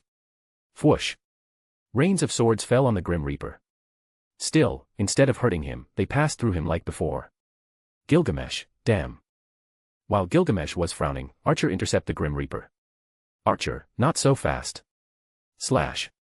Slash. He slashed with his two blades, but just like before they passed through Grim Reaper's body, who then passed through the Archer body and reached Rin. She also saw that and hurriedly gathered her magic in her hand. Preeis' pendant glowed weakly again and merged with her magic. Rin, Sieben, Sex, Funf, Spiegel, Bloom, Bluhen und Stolz Sane, Bloom, 7th, 6th, 5th Mirror and Flower. Once she said the spell name, the gander bullet that shot out of her finger divided into multiple colored ones. Tu. Tu. Tu. Grim Reaper. Ding. Ding. Ding. Fwoosh. Fwoosh. Because the Grim Reaper was trying to reach out of the pendant, he had to return to physical state. As a result, Rin attack was able to touch him. The Grim Reaper brought his scythe in front to block some of the bullets before moving back to dodge the others. Slash. Cling. Archer returned to Rin's side and attacked, which Grim Reaper stopped again. Though after their clash, Archer narrowed his eyes. Archer, his strength isn't that high. It didn't even reach pseudo-god level. Ding. When he got pushed back, the Grim Reaper got attacked by the rains of swords, which again passed through his body like before. Fwoosh. Fwoosh. Fwoosh. Bang. Bang. Bang. The swords fell in the lake while Archer was looking intensely at the Grim Reaper. Archer, according to him, the equipment of these invaders will be something that will get rid of their weakness. However, since this person's main stat is magic, then his main disadvantage could be both speed and endurance. Or. As if realization struck him, Archer continued. Archer, disadvantage. Why am I thinking his other weaker stats? It's a common with the weakness of some like him who is using death magic. It's holy magic. By now, the Grim Reaper moved and charged towards Rin again. Preparing himself, Archer continued his thoughts. Archer, since holy magic is his main weakness, then the cloak must be something that will provide him with high holy resistance or immunity. That must be why he didn't let Saber confront it. Because even if she would use her noble phantasm, it won't do much here. After coming to this conclusion, Archer shared his thoughts with Rin while staying close to her. Rin, if that what his cloak is for, then this means his scythe is something what will increase the strength of death magic. Archer, yes. Rin, Archer, in that case, doesn't this mean a single blow from either you or Gilgamesh is all it will take to end him? Archer, yes. Compared to him, our base strength is at pseudo-god levels. Rin, though, I don't think this is going to be easy. Archer, yeah. Replied Archer as the Grim Reaper was already in front of them and swung his scythe at Rin. Archer moved in front to intercept, but before he could do so, the scythe disappeared. Widened his eyes, Archer slashed behind. Slash. Cling. The attack was blocked. Or they thought when a huge amount of death aura burst out of the ground, knocking both Archer and Rin away. Boom. Rin, AUH. Archer, GUH. Rin was thrown towards the skeletons who attacked her with their skeletal sword. Roll. Rolling to the side, she tried to dodge it. Still, since there were many of them, one slash still made its way on her back. Slash. Splurt. Rin, arg. Rin screamed in pain as the blood gushed out of her back. Archer, Rin. Archer shouted in worry as Rin took some jewels out of her pocket and threw them around her. Rin, Sex, Funf, Veer, Verzerin C Den shots. Vernichten C Den Schatten Defanes, 6th, 5th, 4th, fire all. Do not spare even one of enemy's shadows. Shine. Shine. Shine. All those jewels started shining brilliantly before they exploded. Boom. Boom. Boom. Huge explosions occurred and destroyed almost all the skeletons. Gilgamesh, Archer, and Grim Reaper moved back hurriedly. Not only that. Since Rin put the zenith into the jewels, more than 60% of the area inside this domain got destroyed. As all three of them were looking at the smoke, dust, and cloud that had rose, Grim Reaper all of a sudden made his move and charged inside. Archer also followed behind him, witnessing that. Swoosh. Grim Reaper was flying towards Rin's direction even if he can't see anything. He knew that since Rin used such big explosions, she must definitely have a way to protect herself. And behold, he was right. Before he could even reach her, he could see a blue light in some distance. By the time he reached it, he saw Rin crouching on the ground holding Preeis' pendant, which was releasing zenith to create a barrier around Rin, protecting her. It was too late for Rin to react as the Grim Reaper attacked with his scythe. Slash. Ding. However, to his astonishment, not only did it barely put a crack on it, but also the rebound force pushed him back. This was enough for Rin to turn her attention to him. She hurriedly took out a jewel, threw at Grim Reaper's direction. Rin, Stark Grossvi. Grim Reaper became dumbfounded witnessing Rin's action. He even though that she had lost her mind since she was attacking him while still being inside the barrier. Though, the next thing caught him off guard. Flash. It was not an attack spell but a flash spell which blinded his vision. As he covered his face with his skeleton hand, Archer appeared, courtesy of the flash, and slash at him. Slash. The sword still went his body like before. Even though he was blinded, the Grim Reaper still knew to defend himself. Archer, what a pain. Clicking his tongue, Archer decided to ignore the Grim Reaper for now and approached Rin, who had lowered her barrier. He then picked her up and retreated. While he was doing so, he noticed that Rin's face was somewhat pale. As he was about to ask, Rin spoke. Rin, Archer, I have a plan to defeat him. Archer, you do. Rin, yes. But for that we also need Gilgamesh help. Nodding his head, Archer changed his direction and rushed towards Gilgamesh after coming out of the smoke. After reaching him, he put Rin down. On the other hand, Gilgamesh ignored them with his attention entirely on the direction of the Grim Reaper. Rin, Gilgamesh, I have a plan by which we can end this fast. For that I require your help. Gilgamesh, I don't need your help, mongrel. I can end this on my own. Rin, I won't deny that. How could King of Heroes lose to some Grim Reaper? Gilgamesh, humph. At least you know that much. Rin, yes. However, if we follow my plan, we can end it faster. Hearing this, Gilgamesh glanced back at Rin. Noticing the determination and confidence in her eyes, he became silent. If it was other time, then he would have declined, but not now. Why? Because they both knew that we're running out of time. Turning his head in front, he opened his mouth. Gilgamesh, what is it? Smiling, Rin explained her plan to both of them. Once she was done, both Archer and Gilgamesh started pondering about it before deciding to go with this. Swoosh. By the time they were done, the Grim Reaper charged out of the smoke. He looked at them menacingly before raising his scythe again. With this their battle continued and time went by. Rin, huff huff huff. Rin was breathing heavy while standing at one end of the domain. They had been fighting for a few hours non-stop. And as a human it was very taxing for her. Gilgamesh was standing on the other end of the domain, while Archer standing on the other end. Compared to Rin, they were breathing evenly. However, if one saw closely, they will notice that Gilgamesh's face was extreme pale just like Rin's. All three of their attention was on the Grim Reaper who was floating on top of the now destroyed lake without any injury on it. Their confrontation till now had destroyed more than 90% of the area. Grim Reaper looked at all of them and spoke. Grim Reaper, it's all futile. You can't defeat him. And it's obvious that you all are already at the end of the ropes. Gilgamesh snored and didn't bother replying. The same was the case for Archer. But Rin laughed at this and spoke. Rin, it's true that we are at the end of the rope, but everything is prepared now. Grim Reaper, prepared. Rin, means, we have won. And you lost. As Grim Reaper was wondering whether she had lost it since they failed to lay a single attack on him. Rin shouted and her command seal started shinning. Rin, now, Archer. Nodded Archer as he got the boost of magic from Rin. And then. I am the bone of my sword. Steel is my body and fire is my blood. I have created over 1,000 blades. Unknown to death. Nor known to life. Have withstood pain to create many weapons. But yet, those hands will never hold anything. So as I pray, unlimited blade works. Once the incantations have been completed, an illusionary fire that did not emit any heat spread out to form a boundary and wall for the bounded field. The bright light filled the vision of those present, and manifested an open, barren desert with monolithic black gears gyrating in the distance. It was a kingdom of rubble littered with thousands, perhaps a countless number, of swords anchored in the ground like grave markers in a wasteland yet were well preserved. It was a world likened to a steel mill, filled with weapons, flames, and giant gears. The basis for the world in the reality marble was a hill of swords that spread infinitely in Archer's minds. Grim Reaper, our reality marble. That's not possible. How could you create your own domain inside mine? Grim Reaper's stuttered voice was heard as he can't believe what he was witnessing. Showing a mocking smile, Rin spoke. Rin, it's true that if it was at the beginning then Archer won't be able to use it since you have permission to create your own domain inside another one's. However, what if he threw damage more than 90% of the domain leaving only its outer layer intact? Grim Reaper, you don't mean.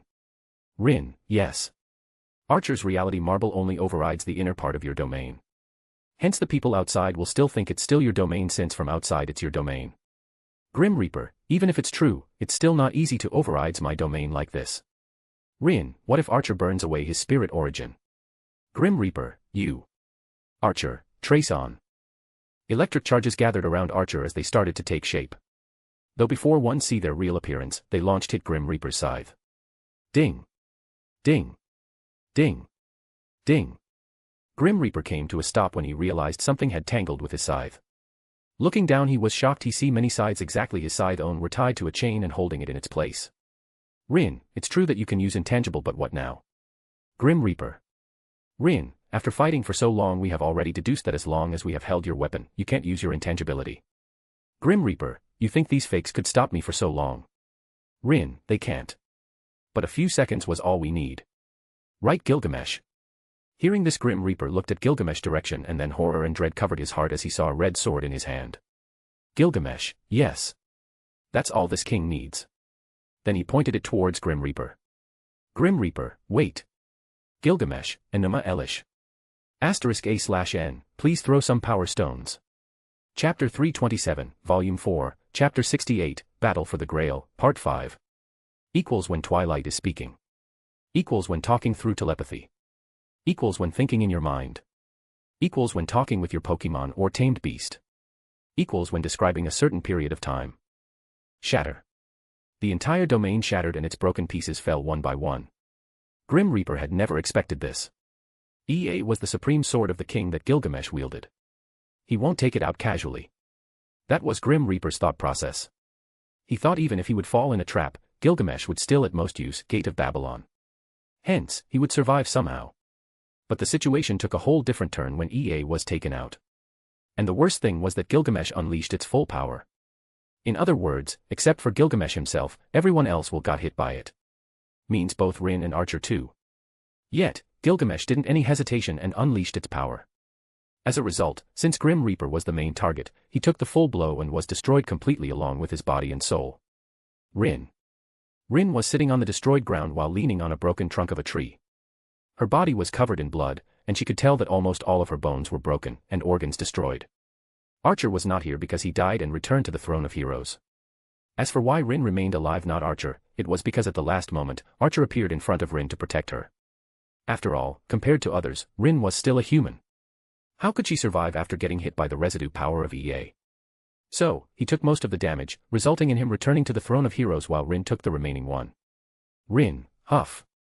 Even though Archer saved her, Rin was still just barely alive right now because of such severe injuries. The reason why she was still holding on was thanks to the Preeis pendant which she held tightly at the last moment. Still, she could feel her life slipping away. Preeis had already warned her about not letting the Grim Reaper come close, otherwise, your life force would be stolen at faster pace. Yet, he succeeded in reaching her many times in order to steal the pendant. Looking at the sky on which the moon was shining, Rin thought as Preeis' appearance appeared in her mind. Rin, we win just like I promised. Using the last bit of her strength, she curled the corner of her lips. Rin, thank you for letting me rely on you when I need it the most. Really, thank Y.O. You. Those were her last thoughts as she closed her eyes and her neck fell downward. Then her hand which was holding Preeis' pendant tightly loosened and dropped. With this, Rin Tosaka also died. Whiz. Wind was blowing. 100 meters in front of the now dead Rin Tosaka stood Gilgamesh, who had his back at her direction and was looking at this destroyed place with his arms crossed in front of his chest. He knew that Rin died, but he still didn't show any emotion or sympathy. After all, that was the plan all along. To get rid of the possibility that Grim Reaper could somehow survive, Rin asked Gilgamesh to release the full power of Ilia without any care. And that's what he did. Looking down, he saw the injuries that was on his body. These were the injuries that Grim Reaper gave him with his scythe. In other words, Death Curse had already been implanted on him. That's why, just like Rin, he also knew that he was running out of time and must end it before they died. They succeeded. Sighing, he turned his gaze towards the direction where Preeis went.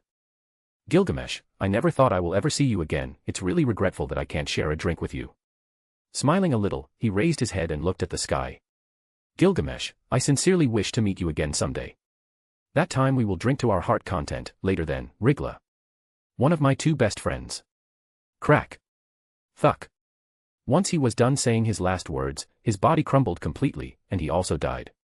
With this, the second battle for the Grail came to an end, when Preeis and others left Grim Reaper's domain. They were walking on the pathway made in the forest which led them to the deeper part of the mountain. Artoria, who had been silent for all this time, spoke. Artoria, are Ilia and Rin be all right? Preeis, they will win. You better prepare yourself. You will fight next. Artoria, Okay.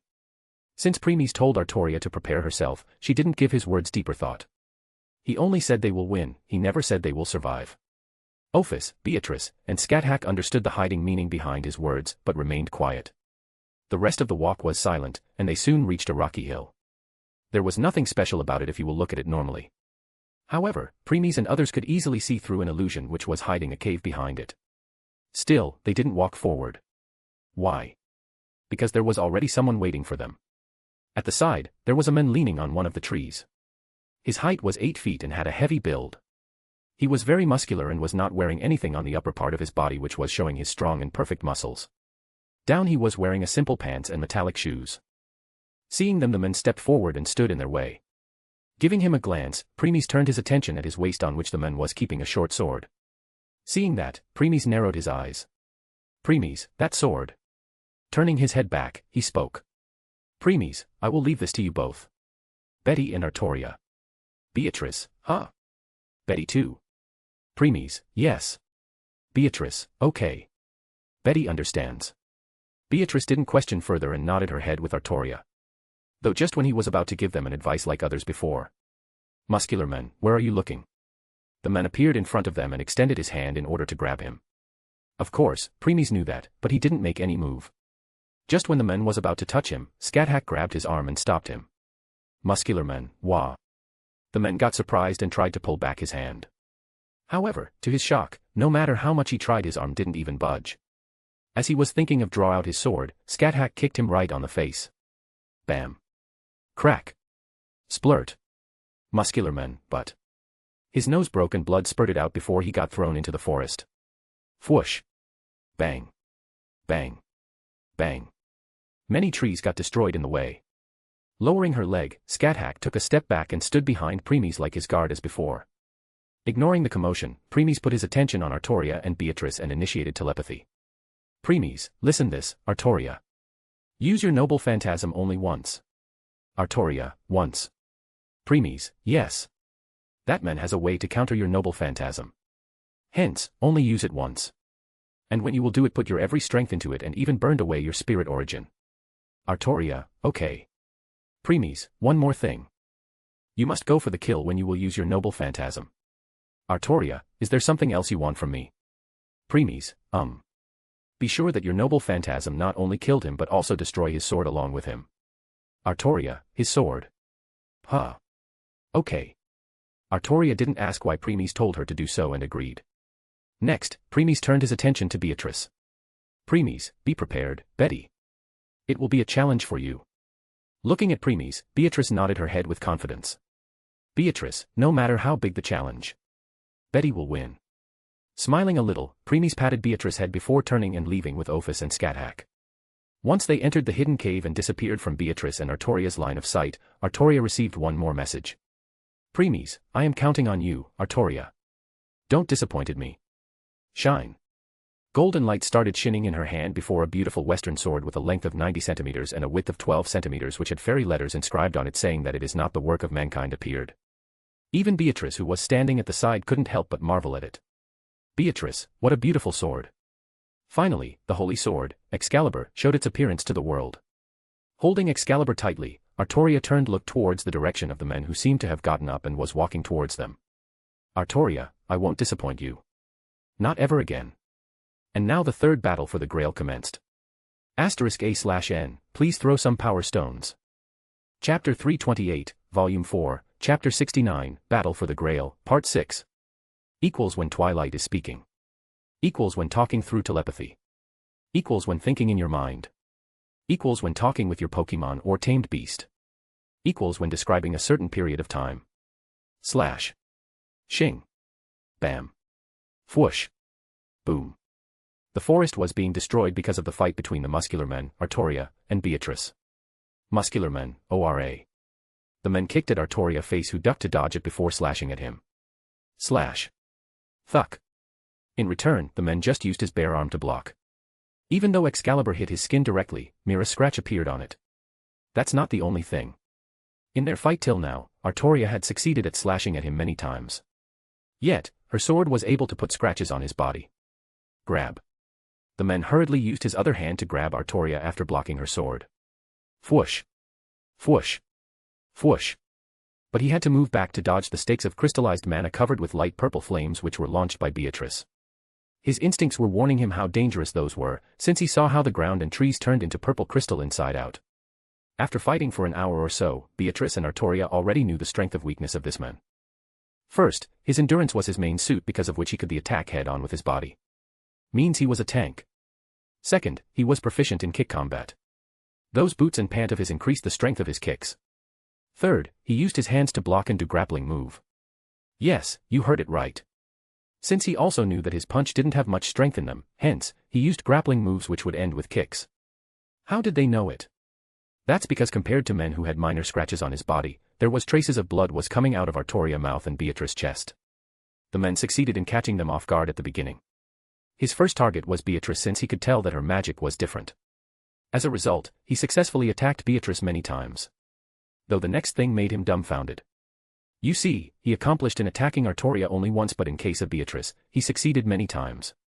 Yet, the amount of damage Artoria and Beatrice was almost equal. This made him speechless because it meant Beatrice's endurance was even higher than his own. A mage who was known for their weak body had body stronger than him. He started to question himself whether he took the wrong path. After all, those with strong bodies took the path of raw strength 99.9%. Yet in front of him stood a little girl who could be referred as a mage tank. Slash. Muscular man, TSK. Moving his head backward, he dodged the sword that was aiming for his eyes. Just because his body was strong didn't mean his eyes were also so. Grab. With the swift movement, the man succeeded in grabbing Artoria this time. He then proceeds to pull her closer and kick at her. But Beatrice, Vita. BRMM. All of a sudden, gravity fell on his body, making his body heavier. This delayed him for a second. And that delay was all Artoria needed to not only free herself but also do a stronger attack. She infused and accumulated the endless amount of magic provided by Preeis in her Excalibur and body. With the exceptional boost, she broke free from the muscular man's grip and before releasing that magic from her sword. It was a jet propulsion with mana. Wine. Muscular man, coup. The man was pushed back from the sheer force.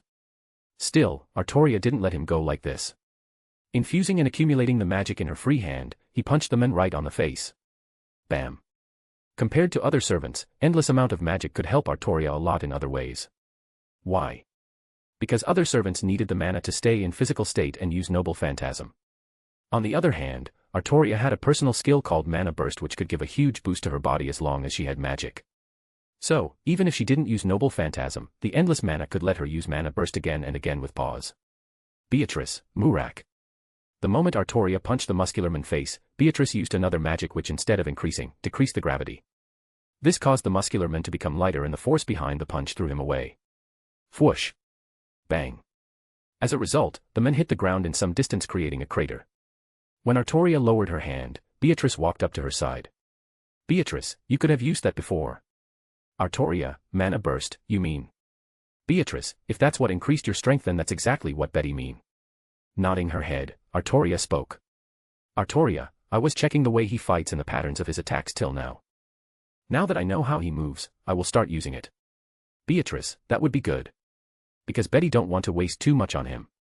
Artoria, Amen, nodding again, they both waited for the men to come. Artoria, his body is really strong. If I will use my noble phantasm. She then shook her head and got rid of that thought. Artoria, there must be reason why Master told me not to use it. At this time, the men had gotten up from the ground. Crack. He cracked his neck a little and started walking towards them. Drip. A drop of blood dropped from the injured chest and there was also a bruise on his face. Narrowing her eyes, Artoria turned her attention to the short sword that was still in its scabbard on his waist. Artoria, why is he not drawing his sword? Could it be that he is looking down on us? Still, Artoria didn't come to conclusion right away. As she started to ponder about it, she recalled Preeis' words. Preeis, listen this, Artoria. Use your noble phantasm only once. Artoria, once. Preeis, yes. That man has a way to counter your noble phantasm. Hence, only use it once. And when you will do it put your everything into it and even burned away your spirit origin. Artoria, okay. As if realization struck here, she widened her eyes slightly. Artoria, could it be that that sword could counter my noble phantasm? And the reason why he is not drawing it is because he is waiting for me to use my noble phantasm on him. Artoria had no idea how right she was. That's exactly what the muscular man was planning. He wanted Artoria to use her noble phantasm. Once she did so, that will be his win. However, to his frustration, Artoria didn't show any sign of using it even after fighting for so long. If only he knew that Preeis had already warned Artoria about it. Taking a sigh, Artoria charged towards the men. Artoria, even if there is only 1% probability of my theory being right, I have no intention of taking that chance. With this, time went by. 5 hours later. Artoria, huff, huff, huff, huff. Beatrice, pant, pant, pant, pant. Both Beatrice and Beatrice were breathing heavy. The battle till now really had put a toll on their mind. Not only that, both of them were also covered in injuries. Still, their injuries were not as heavy as the muscular man who was standing in front of them. Drip. Drip. Drip. Blood was dripping out from the injuries all over his body. He was glaring daggers on them. At the beginning, he thought he could easily keep on fighting for a day or two without much problem. But ever since Artoria started using Mana Burst to amplify herself, she was able to land heavy blows on him. Not only that Beatrice was the same. At the beginning, she was only using magic but then she started using water and wind magic which made things even more difficult for him. Most of the time when he was about to land a stronger attack on them, Beatrice would create a barrier made of wind and water magic. Wind magic in the barrier would nullify some of his power while water magic rebounded some back at him. On top of that, water magic also healed some of their wounds. Artoria, give up, you can't win.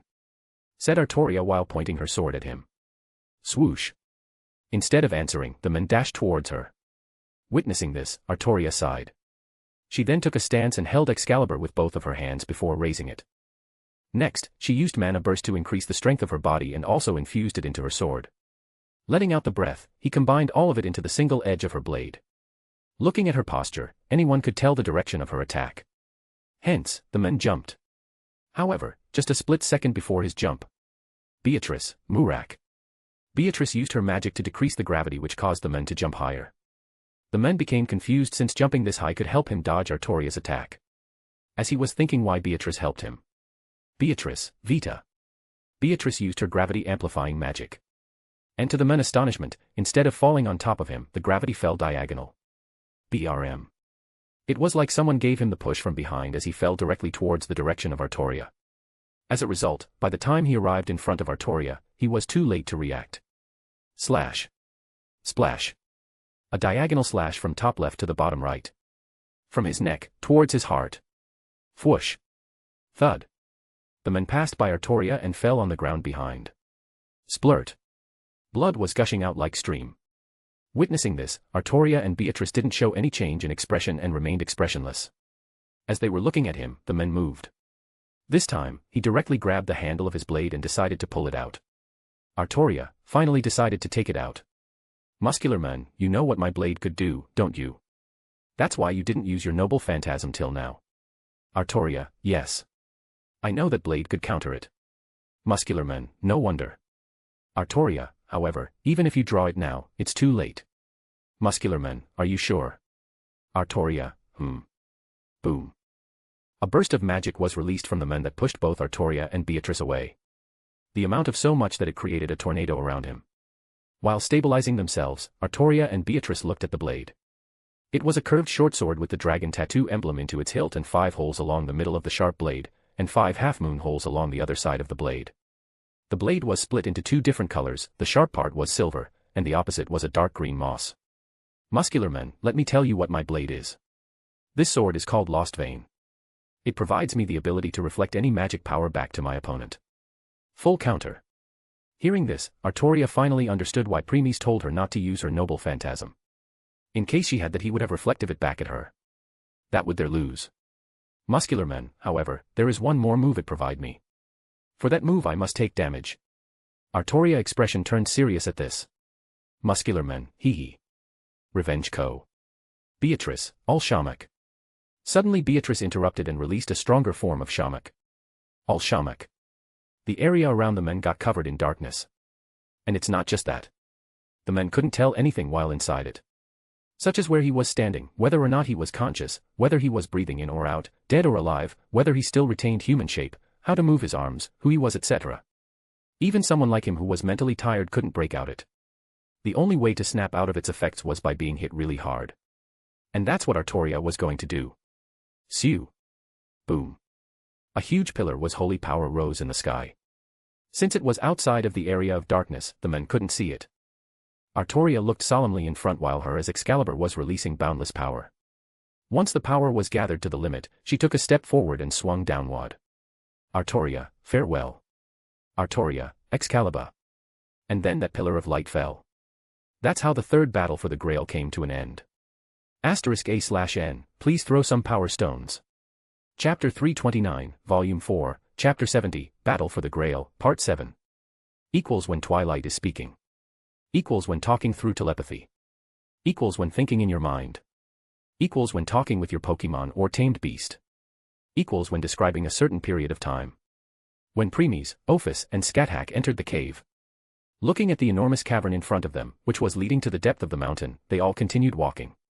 Since it was cave, of course, the entire place would be made of rocks, and those rocks had made many pillars which could get in the way. Nevertheless, it was hardly any problem for any of them as they kept going down. Preeis, Scathack, you will be next. Scathack, Preeis, however, I want you to drag the battle for 4 to 5 hours. Scathack, drag for 4 to 5 hours. Okay. Scathack, though I only need a fraction of a second to end someone as weak as dimensional gods. Seeing Scathack pondering expression, Preeis of course saw through her thoughts. Preeis, of course, you can kill your opponent in less than a second. After all, you are the third strongest person under me. First comes Ophis. Second comes Arcuade. Third is Scathack. Right. Preeis, yes. Still the strongest is still you in the end. Preeis, didn't you hear clearly what I said? I said people under me. So, I don't count. That's true. Ophis, that's how long other battles will take, isn't it? Preeis, yes. And I have 99% certainty that once those 3 battles will end, the only surviving person will be Beatrice. Ophis nodded her head while Scathack remained silent. Scathack also clearly knew how strong those enemies were. Even with the help of many servants, the chances of winning were as low as 15%. And that was also when they will put their very lives on the line. As for chances of survival, it was as less as 0.01%. Hence, she was not surprised when Preeis' words indicated that Ilia's Veil von Einsburn and Rin Tosaka won't survive. Scathack, still, my lord. Why do you want me to drag it for so long? Preeis, guild. Once these invaders joined a particular guild, after reaching a certain level or achievements, they get the access to a new feature. Livestream. Ophis, so, that's how it is. In other words, all our fights against these invaders are currently and will be watched by other members of their guild. Preeis, Preeis, that's the information Twilight gave me after she encrypted the memories of those invaders. Yes. As they become stronger, it becomes difficult to gain the points or currency they need to level up or upgrade their skills or equipment. Hence, livestream will help them in gaining some of those things. Ophis means we are going to show them that we win but at the cost of our lives. Preeis, yes. In that way, they won't be too wary even if I will be the only one left alive in the end. Ophis, that will also prevent them from sending true gods to attack us. Preeis, yes. Scathack, my lord, does that mean not only do I have to drag the fight but also deceive them into thinking that I also died in the end? Preeis, exactly. Scathack, okay. Preeis, the same is applied to you, Ophis. Ophis, amen. After going down for some more, they finally come across their next opponent. He was blonde man with a stone-like expression. He was wearing tight-skinned clothes. Blonde man, you are here. Neither of them bothers replying to him. Preeis, all yours. Said Preeis before leaving with Ophis. The man also didn't even glance at Preeis' direction as his attention was completely on Scathack. It may appear that he was calm but inwardly he was tensed. Blonde man, why is she here? In the plot of Heaven's Feel, the Lancer should be her disciple not her. As he was thinking that. WIU. Guy Balg original materialized in Scathack's hand. Not backing down, the man released his power. That power then condensed in front of him and a being appeared. It was a humanoid stand that mirrors the slim physique and average height of its user. His body resembled that of a jewel scarab beetle. It notably had a large arch in the center with 5 lines emerging from it, segmenting the head into 6 symmetrical divisions, with the 2 lines going to the top corners of the arch each having a golden spiral pattern. Its head extended into pointed tips with the back of the head hollow, giving it the appearance of a crown or a flower that's grown up and bloomed. Its eyes had a unique design, with the eyeballs embedded in cross-like structure within slanted sockets. It had an extended ridge collar on the back of its neck and several indentations and various other patterns covering its body. Blonde man, Gold Experience Requiem. Looking at the Gold Experience Requiem, Scathack remained indifferent. Just like Preeis and Ophis, she also only needed a glance to see through him. Scathack, Life Giver, Nullification, High Strength, High Speed, and many more, well, if it was other servant that it will be extreme difficult for him or her. But for me, it's still extremely weak. Blonde man, go. Swoosh. The humanoid beetle moved and appeared in front of Scathack before he started attacking her with its punches. Fwoosh. Fwoosh. Fwoosh. The speed of his punches was so fast that they can't be seen with the help of naked eyes. Nevertheless, the blonde man didn't appear a least bit happy. Why? Because none of attacks of his humanoid beetle connected. Scathack moved slightly and dodged all of its attacks with just a breadth of a hair. Cling. Bam. Using the back side of her red spear, Scathack deflected its last punch before giving a kick at his chest. The force behind the kick threw the humanoid beetle back.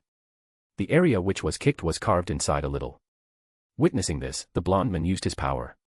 As a result, in the next instant the beetle's chest returned to normal. This was the nullification ability of the Gold Experience Requiem. It nullified the actions and willpower of anyone who opposed it, preventing their actions from becoming reality.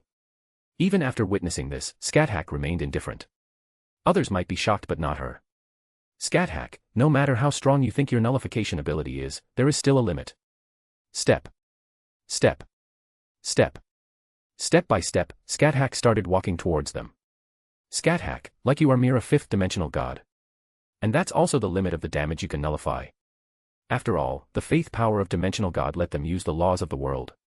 Higher dimensional gods have higher control over the laws. As a result, your nullification ability can't affect higher laws. Stomp. The beetle stomped hard on the ground, and many pebbles rose. It then fired those small stones at high speed towards the Scathack. Fwoosh! Fwoosh! Fwoosh! Bang! Bang! Bang! Nevertheless, just like before, Scathack dodged all of them with hardly any efforts. Step. Though after one more step, she stopped and looked back. There she saw that many broken rocks had started transforming into big scorpions, ants, snakes, flying fishes, frogs, and many other animals. Car. One of the huge flying piranhas charged at Scathack. Seeing that, her red spear moved. Shin. Thuck. That piranha was cut in two before its body parts flew past her and landed on the ground. Stab. Next, one of scorpions tried to stab her. Dodging its sting, Scathack jumped and landed on top of its head before her spear penetrated into its head, killing it. Thrust. Splash. She moved to prevent the blood from falling on her before attacking another scorpion which was near. Fwoosh. Bang. Suddenly she sidestepped and dodged another pebble fired by the humanoid beetle. Hiss. Ignoring what animal that stone turned into, she confronted the huge snake which opened its jaw to swallow her whole. Though, before it could do so, Scathack threw some stones inside its mouth. At first, Snake didn't give it much though, but when it was about to swallow her. Boom. Boom. Boom. Many explosions occurred inside its body which caused it to burst inside out. Blondman, TSK, runes. Those stones definitely had runes engraved on them. He was exactly right about that. Scathack engraved the explosive rune on those stones before throwing them in Snake's mouth. Because of acid inside its stomach, the strength of explosions increased further. Thud. Fwoosh. Landing on the ground, she moved her head to the side as a tongue of frog passed by. Suddenly, the Gi-Balg original started condensing magic at its tip before Scathack threw it at the frog. Fwoosh. Thrust. Thrust. Thrust. The spear not only penetrated through the frog's body but also many animals which were behind before landing in between them. Boom. A huge explosion occurred which killed many more of them. Gi-Balg original reappeared in her hand as she looked at the remaining enemies. Humanoid beetle, H.A. Bam. As Scathack was about to continue, the humanoid beetle punched at the ground all of a sudden. At first nothing happened but then. Godo. Godo. Godo. Godo. Godo. Bang. Bang. Bang. Bang. Bang. The ground started to shake before trees grew out of them one by one. Once they grew to a desired height, they launched their branches at Scathack. Not only that. Bang. Bang. Bang. Many vines also came out of the ground and made their way towards her. Fwoosh. Fwash. Fwoosh. Slash. Shatter. Fwoosh. Thrust. Shatter. Even in front of all those branches and vines, Scathack didn't back down and used her Gi-Balg original to destroy them fast. Fwoosh. Bang. After destroying one more, she jumped and dodged another pebble thrown at her by the humanoid beetle. Standing on top of a carcass of one of the scorpions, Scathack looked around. She was currently surrounded by many trees, vines, and animals. The blonde man and his humanoid beetle was also looking at her from the distance. Scathack, I guess I can take the remaining time killing them slowly and slowly. Looking at the blonde man, she continued. Scathack, let's see whether you have enough ways to recover your power before you will be dried out after using Life Giver and Nullification for so long. With this, time went by. 5 hours later. Scathack was standing in the middle of the corpses of animals and the broken trees. She barely had a single scratch on her body and was looking at the blonde man and his humanoid beetle in front of her. These three were the only ones left. The blonde man was breathing heavy and was glaring daggers at her. Blonde man, pant, pant, pant, pant. Even though Scathack said she will kill them slowly, she was not that slow. On the contrary, she was fast. And knowing her danger, the blonde man kept on using Life Giver more and more to create more of his army. Not only that, Scathack also succeeded in attacking him a few times. Because of which he had to use his nullification. This resulted in him using up his reserve at a faster pace. He also had used up all of his potions and other stuff which helped him recover his power by now. Scathack, it's over. Blonde man, yes, and you lost. Hearing this, Scathack raised one of her brows. Showing a triumphant smile, man continued. Blonde man, gold experience not only let me use life power, but it can also help me see the life force of others. And hence, I can tell you are at the end of ropes. Scathack. Blonderman, at first, I was wondering how you were able to have so much power and magic, but after looking at your life force it makes sense, you were burning away your spirit origin, don't you? Scathack, so what? Blondman, looks like I hit the marks. And if I am not wrong, 20-30 seconds are all you have left before you will return to the throne of heroes. Hence, it's my win. As the man was smiling at his victor, Scathack spoke. Scathack, are you sure about it? Blondman, huh? Shine. Shine. Suddenly many lights appeared on the man's body. Scathack, I know that you could recover from any fatal injury. Hence, whenever I will succeed and hit you, I will engrave a rune on you. Blondman, don't tell me. Scathack, now tell me, can you still recover in case you will die instantly? Blondman. Scathack, goodbye. Shine. Shine. Shine. The runes radiated and illuminated the entire cave before exploding. Kaboom. With this, the fourth battle for the Grail came to an end. *A/N, please throw some power stones. Chapter 330, Volume 4, Chapter 71, Battle for the Grail, Part 8. Equals when Twilight is speaking. Equals when talking through telepathy. Equals when thinking in your mind. Equals when talking with your Pokemon or tamed beast. Equals when describing a certain period of time. When Preeis and Ophis left the vicinity of the fourth battle. As they were walking deeper, Preeis extended his hand and Ophis put her hand into it naturally. Then they continued walking hand in hand. While doing so, Preeis also decided to check Ophis' stats and equipment. True Demigod. Strength, EX. Endurance, EX. Dexterity, EX. Agility, EX. Magic, EX. Base stats, True Demigod. Chaos, Neo God. Origin, Chaos Kampf. Type, Weapon, Long Sword / One Hand. Rank, I. Attack, +++. Soulbound, Ophis. Abilities. Indestructible, EX. Extinction, EX. Soulburn, EX. Origin, Infinity Dragon God Dress. Type, Armor, Cloth Armor. Rank, I. Defense, +++. Soulbound, Ophis. Abilities. Indestructible, EX. Elemental Immunity, EX. Damage Reduction, EX. Nodding his head inwardly, Preeis thought. Preeis, as expected, her strength is really linked with my main template, the Black Swordsman, instead of Planar Lord template which I am using right now. Ophis, what did you do in the previous world? Asked Ophis softly while looking at Preeis. Hearing this, they both slowed down their pace a lot as Preeis recounted what happened in Re-0- starting life in another world. Of course, he also told her about who he faced just after coming to this world. Listening to this, Ophis turned serious. Ophis, I am sure this information would have already been circulated among the other beasts by now. Preeis, yeah, I won't deny that. That's also why I want to leave this megaverse as soon as possible. Ophis, Amen. It would be better. After all, no one would be happy knowing that first-generation gods are looking for him or her. Preeis, Even with the restriction of counterforce, they can still utilize the power at high god level. Ophis, that's why they are called the second strongest existences in this megaverse. Preeis, true. First, comes the ultimate ones. Second, comes the beasts. What about the third? Preeis, I don't want to talk about them. If they also come after me then I don't think that I would want to return this megaverse soon in the near future. Preeis, what? Did you just raise a flag? Preeis, quiet. Ophis, what is it? Preeis, nothing. Then they kept on walking till they met their next opponent. Finally, once the walk through the 2/3 of the cavern, they met their next opponent. Or should we say opponents because instead of one there were two of them. In front of them stood two extremely beautiful twin sisters. One of them had long beautiful golden hair and was wearing pure white armor. While the other one had long beautiful black hair and was wearing pure black armor. Looking at their face could even make the MCs and protagonists to fell into trance. Nevertheless, Preeis only gave them a glance since there was something else which attracted his attention. In the hand of golden-haired twin, there was dazzling and massive sword shining with silver-white lights. And in the hand black-haired twin, there was jet-black sword which was releasing the wisp of pitch-black flames. Preeis couldn't help but widened his eyes a little looking at them. Preeis, Ophis.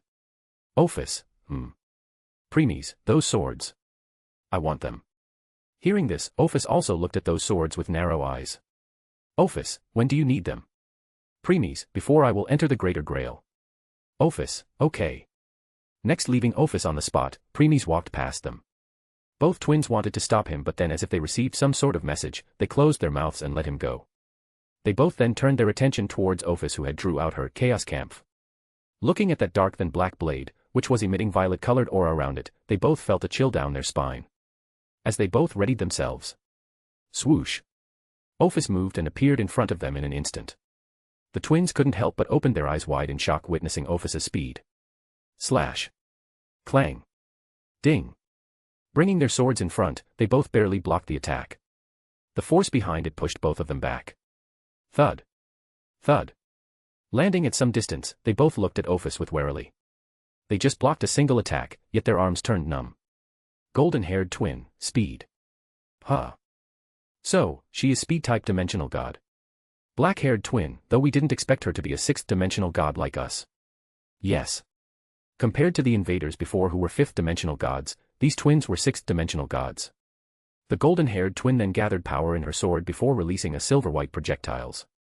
Fwoosh. Fwoosh. Fwoosh. Fwoosh.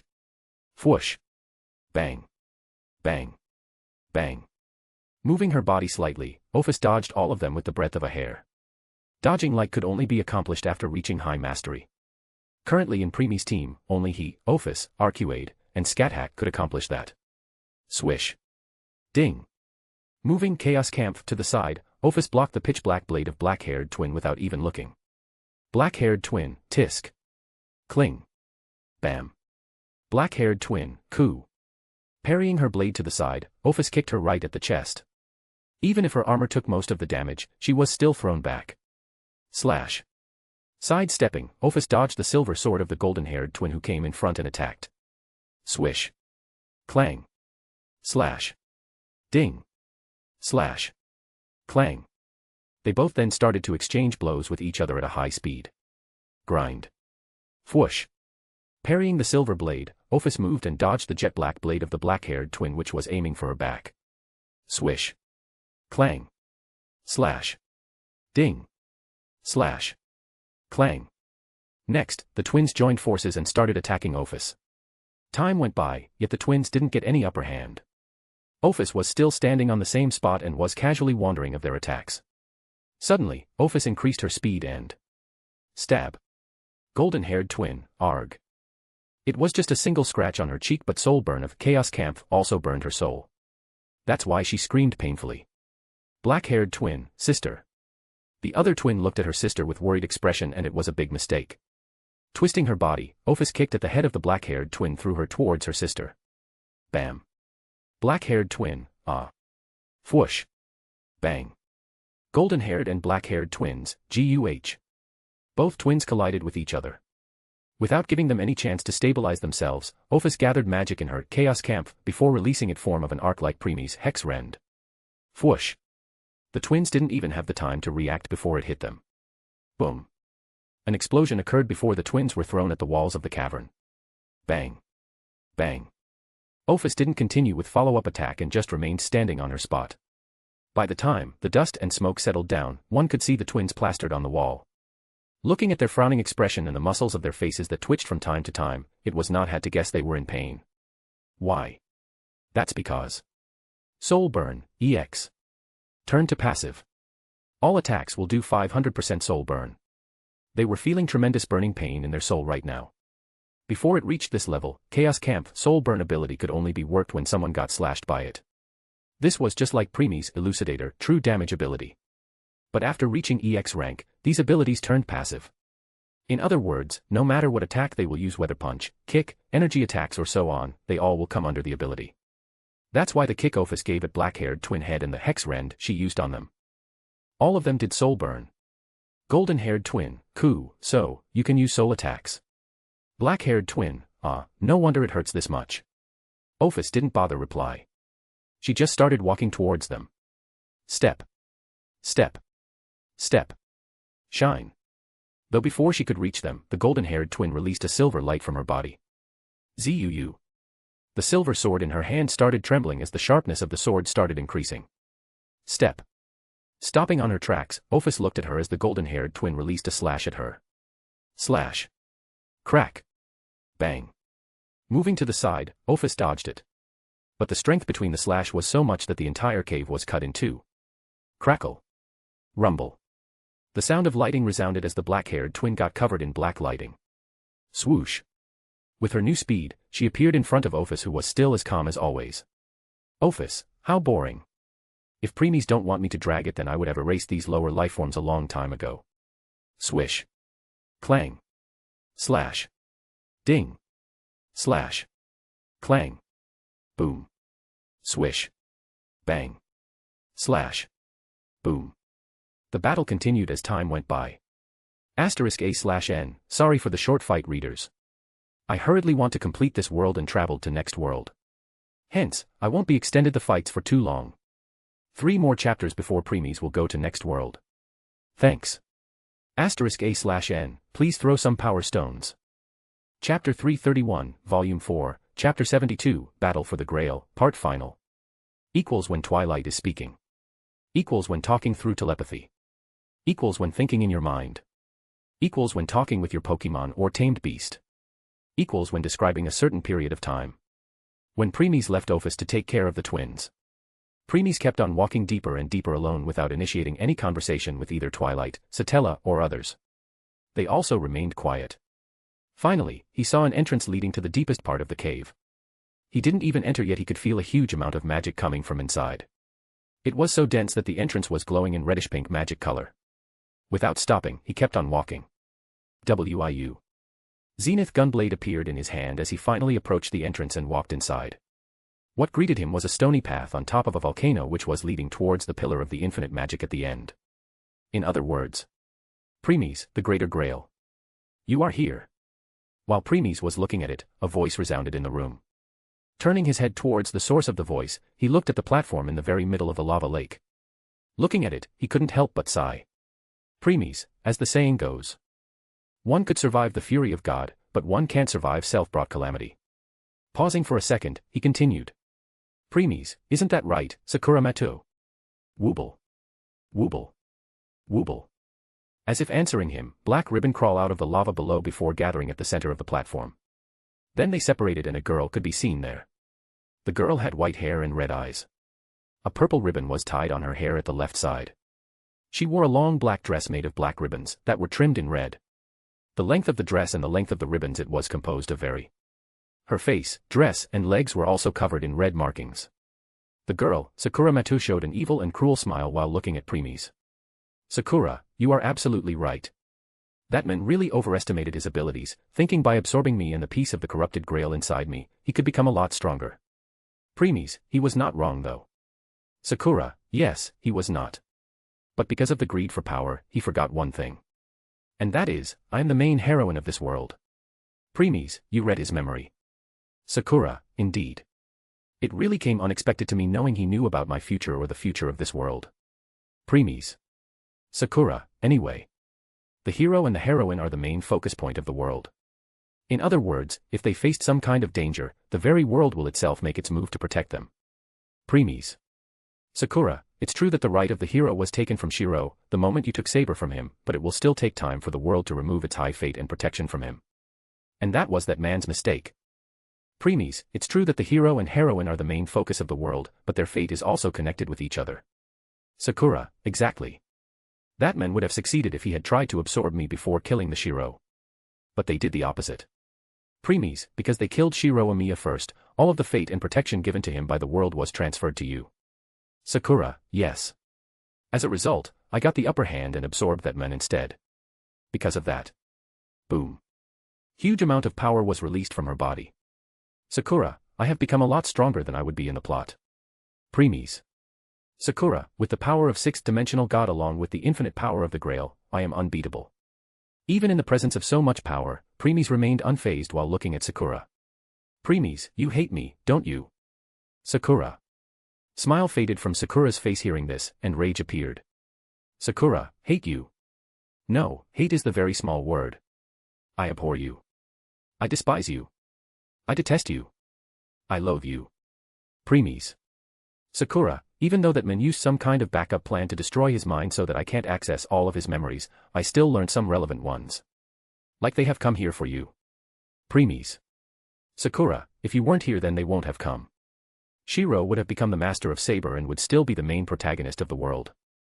In the end, he would have saved me like how a hero saved his princess and we would live happily after, but everything changed because of you. Preeis. Sakura, you are the one who took Shiro away from me. You are the one who stole our happiness. Preeis, I see. Replied Preeis as she started walking towards her. Noticing how he was still indifferent as before, Sakura's face turned ugly. Crackle. A black shadow appeared on the ground in front of Preeis before it started releasing ominous red glow. Next, a shadow giant as big as Einsburn Castle came out of it. And it was not just one, even more came out and surrounded Preeis in a circle. Sakura, as I have said before, I know about the plot. So, I also know that my sister used the jeweled sword of Zelrich to defeat me, however, you don't have it right now. Preeis. Sakura, I will take that silence of yours as yes. This means, you can't win. Whoosh. Bang. Sakura smirked as one of the shadow giants smashed its hand on Preeis, engulfing him and destroying the area. Since she didn't think Preeis would go down like this, she was waiting for his move. And then she heard his voice. Preeis, Sakura, why don't we leave the fight of shadows to the shadows? Sakura, huh? As she was becoming confused, the destroyed area all of a sudden got covered in purple shadows before countless tendrils shot out of them and destroyed Sakura's shadow giants. Sakura, this. A dumbfounded expression appeared on Sakura's face as she again saw Preeis walking towards her. Though this time, his shadow behind had turned purple and was enveloping all the area behind him. Preeis, hearing I come, Sakura Matu. Swoosh. Leaving a trail of the blue zenith behind, Preeis appeared behind Sakura and attacked. Slash. Whoosh. Grind. Claying. Though the black ribbons moved and blocked him. Preeis didn't think much about it as his finger moved and pulled the trigger. Click. Bang. Splurt. He used shot, which resulted in having a bloody hole appeared on Sakura's shoulder. Sakura, Guh. Whoosh. Sakura groaned as the black ribbons attacked Preeis, who jumped back and dodged them. And before they could follow, Preeis opened the fist of his free left hand. Once he did that, blue-colored sparkles appeared in his opened hand and... Boom. Boom. Boom. Boom. Boom. Boom. Boom. Boom. Boom. Boom. Many small explosions occurred. Thud. Landing on the ground, Preeis activated his zenith gaze and saw through the dust and smoke in front of him. He then pointed his gunblade at Sakura's position and clicked the trigger. Click. A huge blue fireball shot out of it towards Sakura. Whoosh. Boom. This time a huge explosion occurred. The impact was so big that the entire platform crumbled and both Sakura and Preeis fell. The shadow giants who Sakura created while in the dust cloud tried to catch her, but purple shadows shot towards them, destroying them again. Splash. Sakura fell into the lava lake while Preeis landed on its surface. Just like how he could walk on the water, he could do the same on any liquid surface. In normal scenario, almost everyone would avoid standing on the lava. Not only because of risk of falling into it but also because of its heat. This heat was enough to burn one's skin. Nevertheless, Preeis was still fine. He was not even using his zenith to cover his body as a protector. Why? Because compared to cultivators, magicians, or other who rely most on their chi, magic or so on, Preeis' very body was strong to hand all of it. Advantage of being an all-rounder. As he was waiting, some black ribbons came out of the lava in intention of grabbing his leg and dragging him inside. Preeis in return moved swiftly and dodged all of them. While he was doing so, he opened his gunblade as an empty shell jumped out. Ting. Hiss. Letting that shell fell into the lava, Preeis put new bullets into the barrel. Whoosh. Whoosh. Whoosh. Whoosh. More and more red ribbons came out of the lava as Preeis kept on dodging them. This went on for an hour. By now anyone can tell that Sakura had no intention of coming out and planned to attack from the distance. With time, even shadow giants started coming out of the lava to attack him. Still, they were all blocked and destroyed by Satella's shadows. Whoosh. After dodging one more black ribbon, he looked down. To be more precise, towards the Sakura's position. Even though lava was in the way, his zenith gaze easily penetrated through this hot rocks and saw Sakura inside. Preeis, since you have no plan of coming out, I will come for you instead. Swoosh. Splash. Saying this, Preeis entered the lava himself and shot towards Sakura. Whoosh. Whoosh. Whoosh. Whoosh. Many ribbons tried to attack or grab him, but he shot past them with hardly any efforts. Soon, Sakura could be seen. She had shocked expression on her face since she never expected Preeis to enter the lava. She thought Preeis would also try to attack using range attacks like that huge blue fireball like before. Once he was in front of her, he attacked. And just like that battle went on. Boom. Slash. Bang. Whoosh. Boom. Time went by as many explosions occurred in the deepest part of the cave. Many columns of lava rose. With time the place started getting more and more destroyed. 6 hours later. Preeis was standing on top of a huge, destroyed rock while looking down at the Sakura, who was currently standing in the middle of lava lake surrounded by black ribbons and shadow giants. Neither of them had a scratch on their body.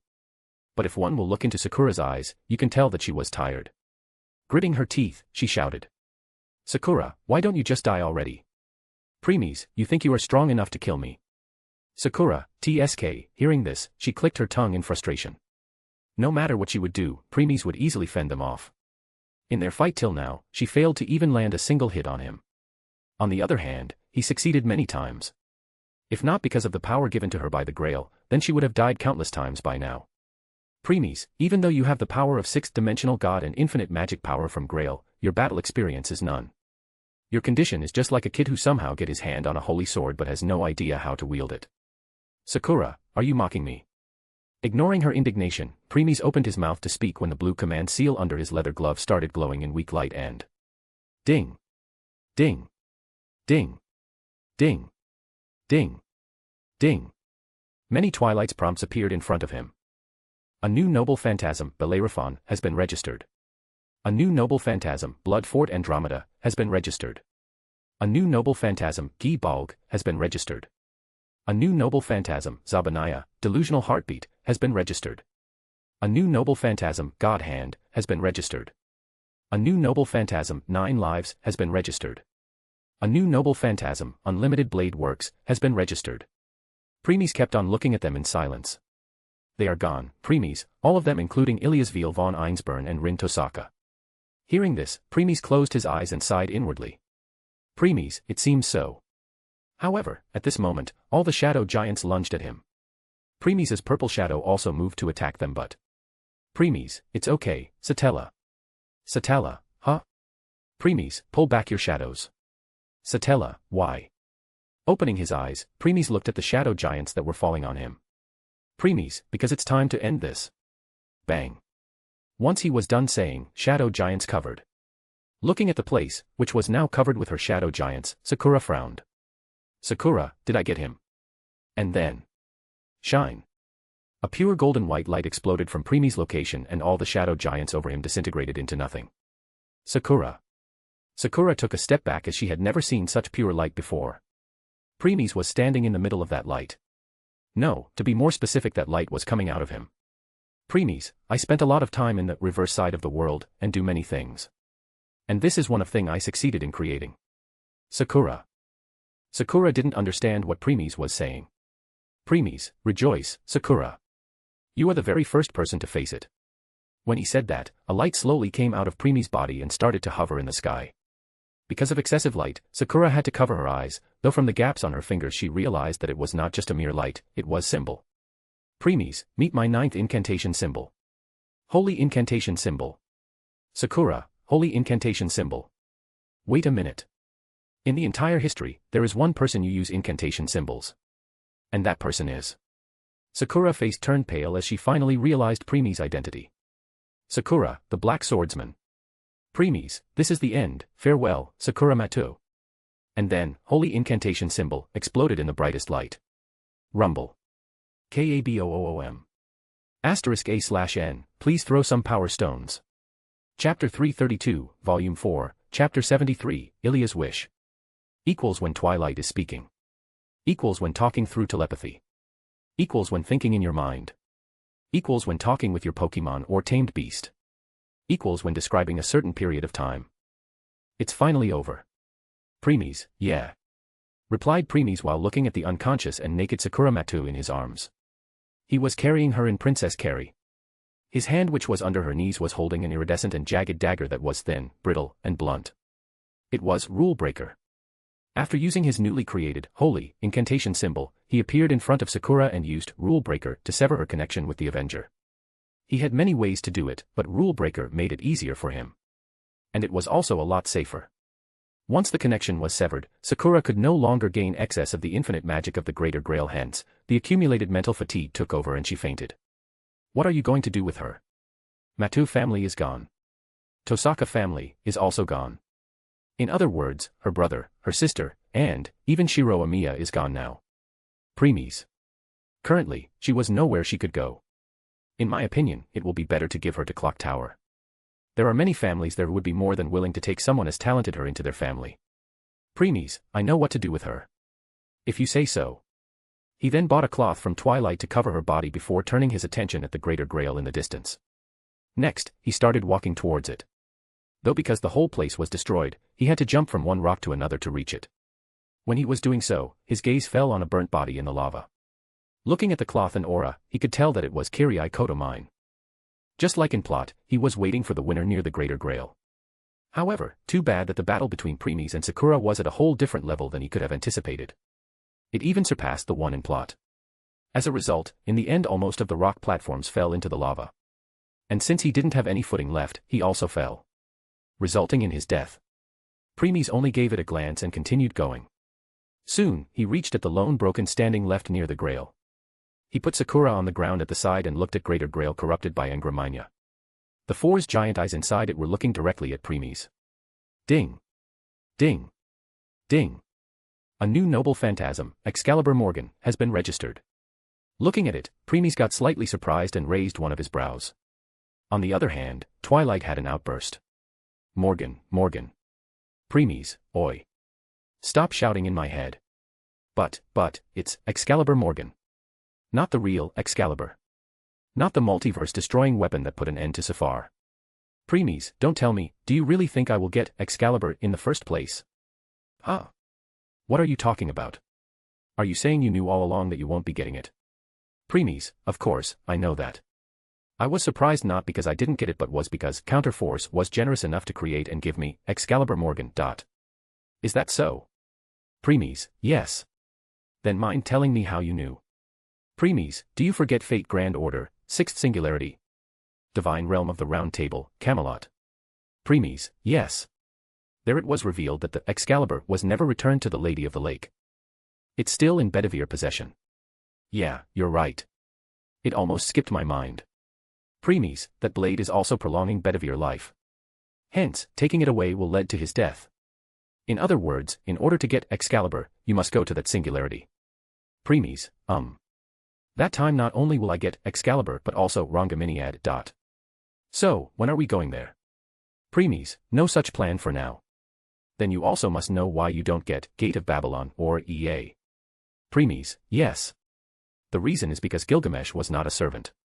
After the black mud from the Grail fell on him in the previous war, he gained the flesh and become human. That's why I don't get any of his noble phantasm. Are you going to say that in order to get them, we have to go to 7th Singularity and defeat that vessel of Tiamat? Preeis, correct.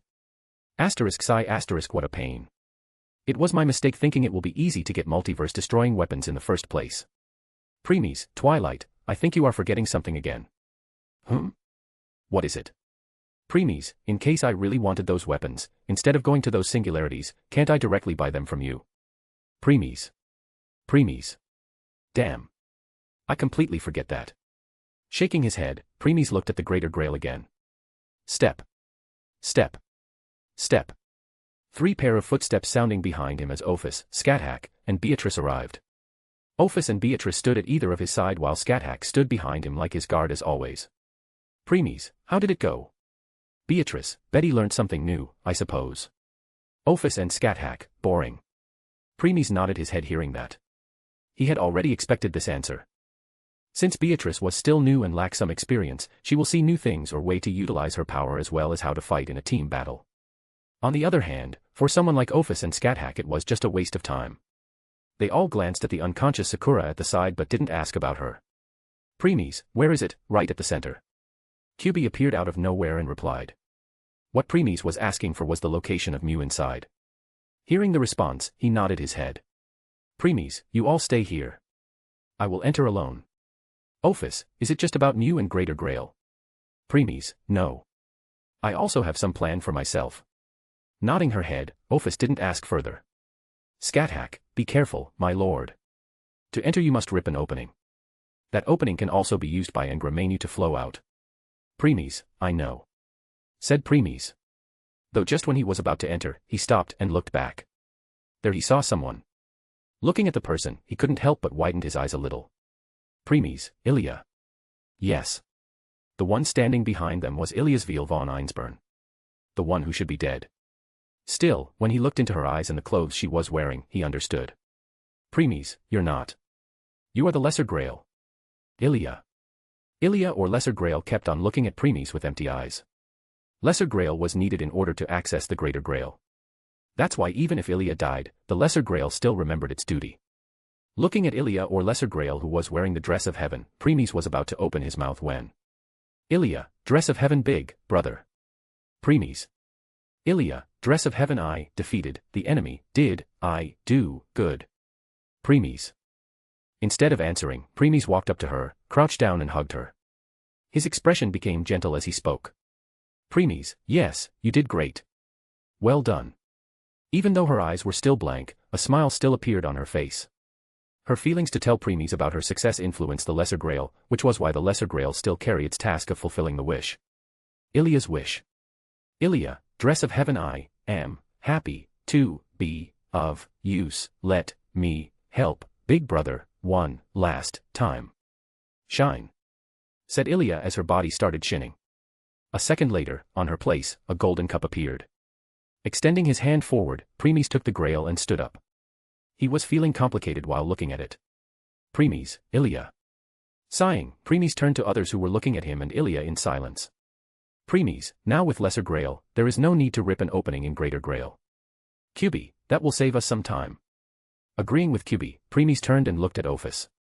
Understanding what he wanted, Ophis took out 2 swords.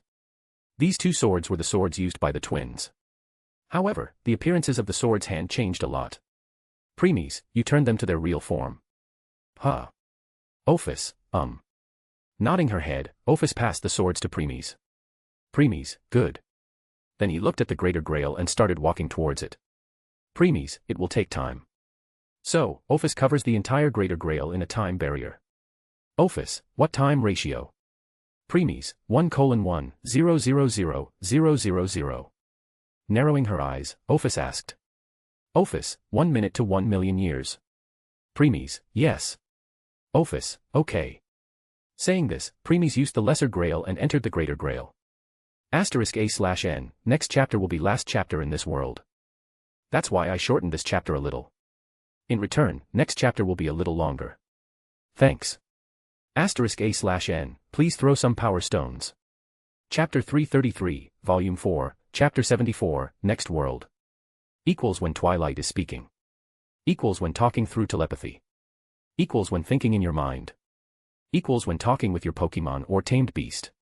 Equals when describing a certain period of time. Once inside the Greater Grail, Preeis was greeted by nothing but infinite white space. Since he had expected this, he didn't become surprised and kept on walking towards the core part of the Grail. After walking for some time, he stopped and raised his head. Others might not be able to see it, but he can easily saw a sphere floating above and was radiating weak energy. That energy was also hiding it from prying eyes. Glow. All of a sudden, the sphere started to descend and stopped in front of Preeis. Without waiting, Preeis grabbed the sphere. Burst. Once he did so, the sphere exploded into countless lights. Nevertheless, Preeis ignored it and as his attention was on something else in its arms. It was a pink, bipedal creature with mammalian features. It had a rounded, wide snout. It had short arms with 3-fingered paws and large hind paws with oval markings on the soles. Its tail was long and thin with an ovoid tip. Its fur was so fine and thin, it can only be seen under a microscope. Looking at the creature sleeping in his arms, Preeis realized who it was in a single glance. After all, it was the main reason he came to this world. Preeis, Mew. Yes, it was Mew. Looking at its sleeping figure, Preeis started to caress its head. As if sensing his touch, Mew moved its body and snuggled into a more comfortable position. That sphere before was something it created to protect and hide itself. As for the reason, it doesn't have any guard against you even while sleeping must be because of Preeis, Shelebi. When you made Shelebi your pet, you get some of its aura on you. That aura was what Mew sensed unconsciously and thought that you were not a threat. Nodding his head, Preeis kept on patting its head. Preeis, do your thing, Twilight. On it. A light came out of Preeis' hand and covered the sleeping Mew. Since it didn't resist, and the contract was established without any problem. A collar appeared on its neck before it hit itself. Ding. Ding. Ding. A new pet has been added under Beast Companion. Sensing the connection between him and Mew, Preeis confirmed that the contract was established and sent Mew into the pet's world. Preeis, Shalebi will take care of Mew. It will really be happy seeing it. And, you finally fulfill the promise you made to it. Preeis, yeah. Saying this, Preeis looked in front. Even though there was no one in sight, he could easily sense the presence. Preeis, it was you who was keeping Mew away from all the corruption, isn't it? Iris veal. Once he said so, the space in front of him distorted and a woman with long silver hair and red eyes appeared. She looked like the adult form of Ilia. Not that surprising since she was Ilia's mother as well as the lesser grail of the previous war. Iris veal von Einsburn. And just like the Ilia he met outside before entering, Iris veal eyes were also blank and she was also wearing the dress of heaven. Iris veal kept on looking at Preeis and nodded her head as if answering him. Shine. Then her body started shining and she disappeared leaving a golden cup behind. Another lesser grail. Taking the new lesser grail in his hand, Preeis kept on looking at it. Looks like before being possessed by Ngramenu in the previous war, she might have sensed Mew's presence. Hence, she used the last bit of her power to protect it from getting corrupted. Preeis. Preeis remained silent, took out the Ilia's lesser grail. He then looked at both the lesser grails in his hands before opening his mouth. Preeis, looks like I owe one to you, mother-daughter. Congratulations on winning the Holy Grail War. Please state your wish. A voice interrupted Preeis' thoughts as he looked at the side. There he saw a doll-like face considered to be too beautiful and too well-crafted, red irises likened to rubies, a bell-like, beautiful voice, fair skin, and long white hair. She was also wearing the dress of heaven, but compared to Ilia and Iris veal, she had solemn and almost lifeless expression. Preeis, Justice Lizric von Einsburn. The ancestor of the Einsburn family as well as Preeis, one of the 3 creators of this Greater Grail. Justice, please state your wish. She asked again. Preeis, come here. Instead of answering, Preeis called her. Justice. Without showing any change in expression, she walked up to Preeis. When she was in front of him, Preeis passed both the lesser grails to her. Preeis, hold them. Justice took both the lesser grail in her hands as told and looked at Preeis. Preeis, sit down and don't move from the spot until I will say so. Hearing this, she tilted her head to the side in confusion but still did as ordered.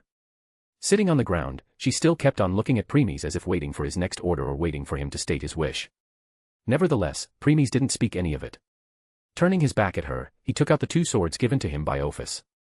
These swords were once used by the twins. After Ophis killed the twins and took the swords, she returned the swords to their real form. The massive silver sword had turned into silver and blue double-edged one-hand long sword with a golden guard. And the jet black sword had turned into one-handed long sword with the bevels colored red. It could be said to have demonic appearance on top of it due to the completely black color of the sword. First, he looked the silver blue sword. Terminus est.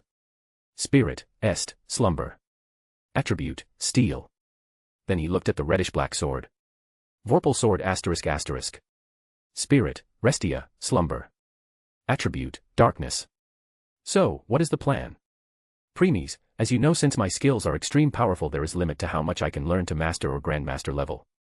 Because of it should be impossible for me to use different elements. True. However, incantation symbols helped you in that aspect. Preeis, yeah. They worked as the catalyst so that I can use different elements without being worried about the limit. I agree. Preeis, Now on to the main reason. Do you remember the ultimate move I used in the end against Scathack? You mean, Sword of Darkness, Abyssal Night. Preeis, yes. There is no way I can forget that. That time I finally realized why in Re-0 starting life in another world, you were so concentrated on the darkness incantation symbol. Your main goal was to create that move. Preeis, correct. I never thought will create such a devastating move in such short period of time. Not only that move overpowered Scathack final attack, but it also destroyed the entire land of shadows. Preeis, amen. Even I never expected it to be that strong. Anyway, what does it have to do with this? Preeis, you see, Sword of Darkness, Abyssal Night, is the fusion of Elucidator and Darkness incantation symbol. In other words, every time I want to use it, I must change my template to the Black Swordsman. Well, that's true. Wait a minute, is that why? Preeis, yes. I thought of a way to use it without changing my template. I see. So, you want to merge the sword with your incantation symbol, making them the spirits of your incantation symbol. Preeis, correct. Impressive. Sew. Holy and darkness incantation symbols came out of Preemis' body and started shining radiantly. Justice. Even Justice, who was sitting on the ground waiting for Preemis' order, couldn't help but widen her eyes, sensing the pureness and amount of magic in them. I understand that it will be easy for Restia to merge and become the spirit of darkness incantation symbol, since her attribute is also darkness. But what about EST? Her element is steel instead of holy. Preemis, that's why I will change that attribute to holy. Ah. But why? Steel is a very strong element. It has the capability of breaking through armors, shields, weapons, treasures, and artifacts. Preemis, true.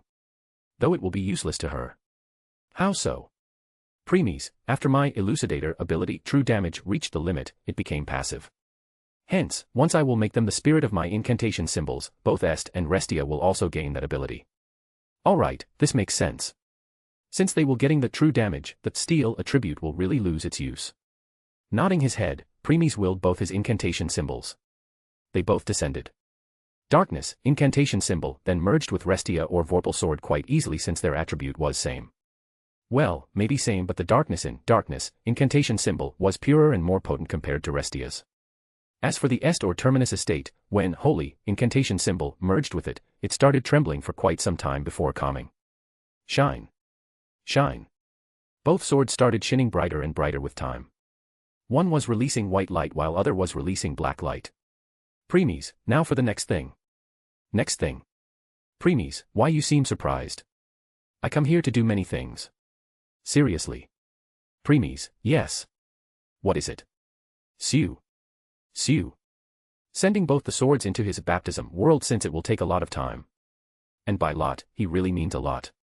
Like millions of years. That's also why he told Ophis to cover the entire Greater Grail in time barrier. Preemis then started looking at this infinite white space. Preemis, it's time I take my perfect holification awakening to new heights. To a new form. For that I will need your help, and Gramenu. A month went by. Preemis was currently sitting in a cafe and was looking outside at the people who were strolling through the streets. He remained inside the Greater Grail for a month and just came out yesterday. In other words, he was in the Greater Grail for more than 43 billion years.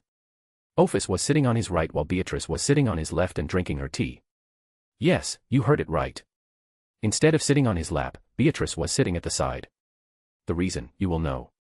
As for why they were sitting here, that's because they were waiting for someone. And that person just now entered. Ring. Waiter, welcome. The person nodded at the waiter before making his way towards them. Once he arrived in front of them, instead of sitting, he bowed towards Preemis and Ophis.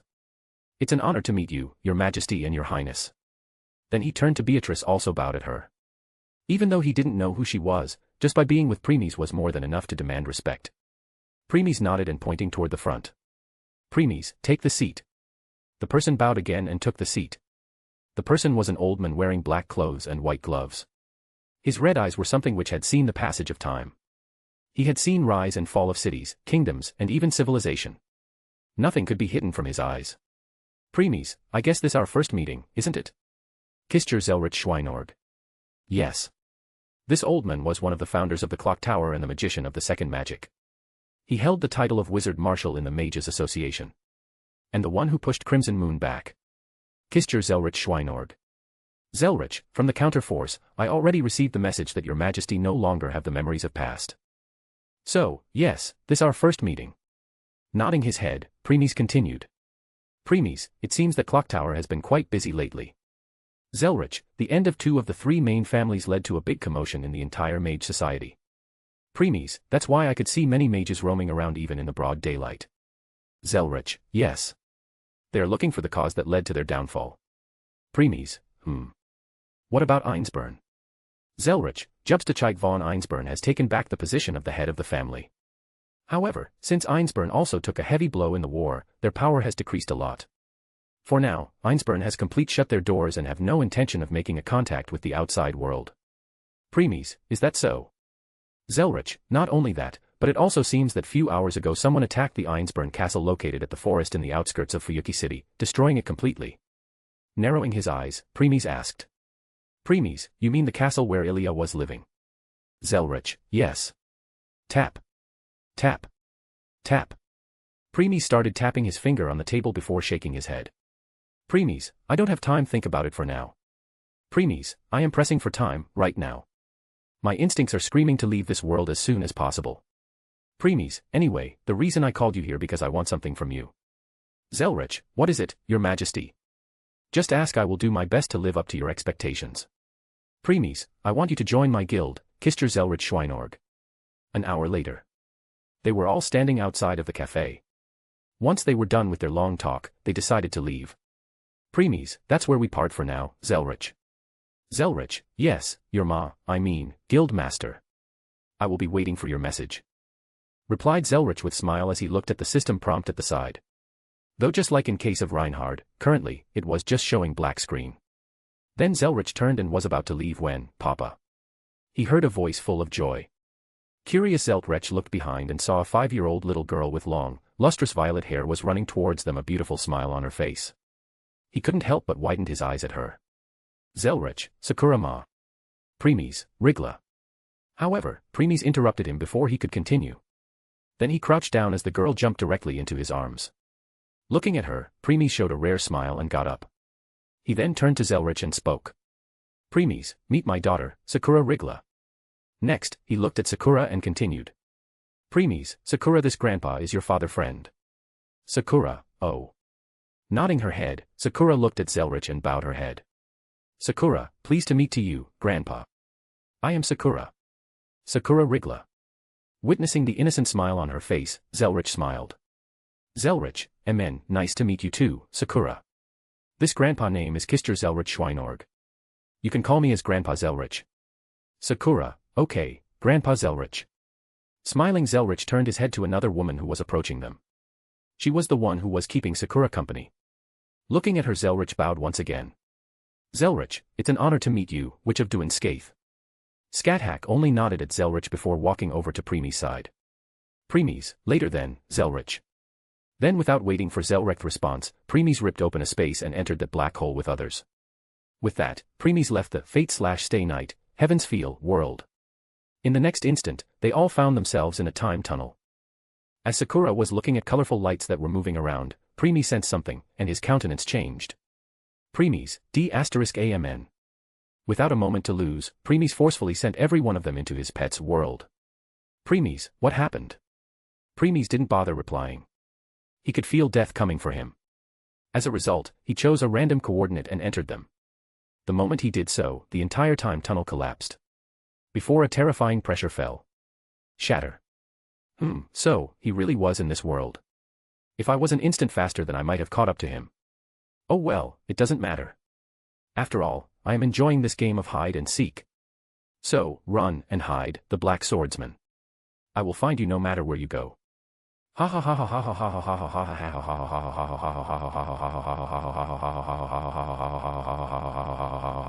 ha. Only the laughing sound of that being resounded as the time tunnel started to recover itself. Whistle. Preeis was currently falling from the sky. In front of his eyes was a beautiful blue sky, but he was not in mood to enjoy it. He knew that he barely dodged the encountered with that being. Preeis, that was close call. True. Can't believe he found you in a mere month. Preeis, yeah. Even though Preeis spent a lot of time in the Land of Shadows and the Greater Grail, but according to the time of that world mere just a month had passed. Preeis, to think he was able to pinpoint by location in the infinite numbers of multiverses in that megaverse. Well, you can expect nothing less from a level 9 existence. Preeis, Thuch. All of a sudden, the entire world stopped. Though before he could do anything, the world started moving again. Why did the world stop just now? Preeis, maybe the random coordinates take me to a world where the will of the world hadn't made fake history of mine. Hence, it paused the world to create one. It appears so. Give me moment, I will check what world is it. Preeis, Mn. Nodded Preeis while still falling from the sky. Whistle. While falling he turned around and saw many high-rise buildings. Preeis, it's another modern world. Narrowing his eyes, he noticed something. Preeis, no, it's somewhat advanced in technology aspects. Then he looked down and saw that he was about to hit an old, abandoned house. How he knew it was an abandoned house? That's because the condition of house was not that good. There were many broken places all over the house, but also the roof was also missing some of it. And then he crashed on it. Bang. Crack. Boom. Because of the roof was also old, it broke and Preeis fell inside. Bang. Though the thing he fell on appeared to an advanced computer or something of this world. Spark. Spark. Looking at the broken computer underneath him, which was emitting sparks, Preeis thought. Preeis, I think I know which world is this. Looks like I can get my crown sooner than expected. Who? He then heard a wary emotionless feminine voice and turned his head at that direction. He saw someone. There was a beautiful girl with light pink hair that ombres into hot pink and was tied into pigtails. She tied her hair using 2 tubes, and had a small red clip on the left side of her face. She had red eyes. She was about 166 centimeters tall with small glossed lips. She looked very fragile, having a very slender figure and thin legs. She was wearing a red leotard with the middle mostly cut out, red-orange spoilers with flowers on the side and high red gloves. Preeis, this means I am here for you. Inori Yuzuriha. Welcome to the world of Guilty Crown. *A/N, please throw some power stones. Chapter 334, Volume 4, Chapter 75, Fake History. Equals when Twilight is speaking. Equals when talking through telepathy. Equals when thinking in your mind. Equals when talking with your Pokemon or tamed beast. Equals when describing a certain period of time. The setting of this world, Guilty Crown, begins in 2029 when an unidentified, apocalypse virus spreads and plunges Japan into a state of emergency. It is a deadly virus that crystallizes its victims. Originated from a meteorite crash in Japan, the transmission mechanisms are currently not understood, but upon infection, the host's body will begin to show various stages of symptoms where a crystalline substance forms on their body. On this year, an outbreak of the apocalypse virus appeared in Roppongi, Tokyo, leading to a chaotic turmoil in the country. This chaos is later known as the Lost Christmas. Unable to contain it, the Japanese government had no choice but to ask for help from an international organization known as GHQ. GHQ is multinational military force backed by the United Nations to help Japan contain the apocalypse virus during the Lost Christmas incident. After containing the outbreak and restoring order, Japan gave its administrative duties to the GHQ, where it became the official interim government of Japan, with the GHQ forces policing the country under martial law. In more simpler words, GHQ restores the order at the cost of Japan's independence. After that, 10 years went by, year 2039.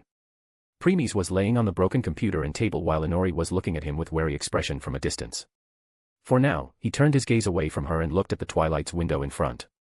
7th Dimensional God. Strength, SS. Endurance, SS. Dexterity, SS. Agility, SS. Zenith, SS. Base stat, 7th Dimensional God.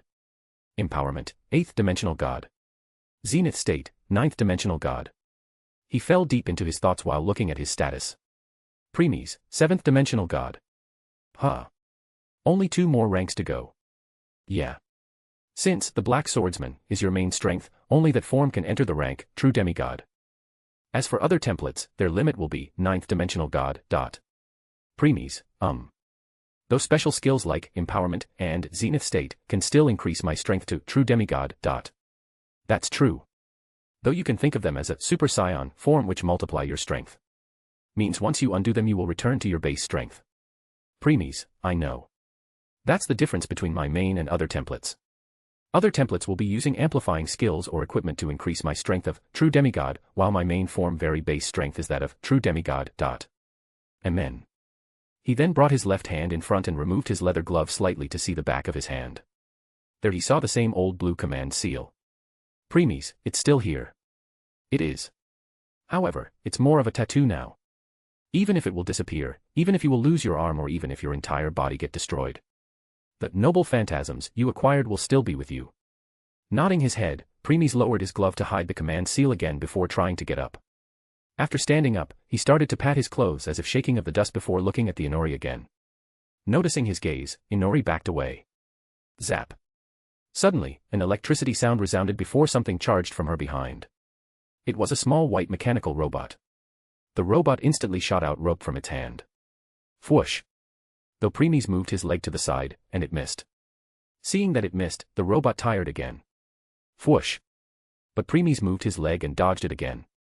Just when the robot was about to try again, another person entered the warehouse.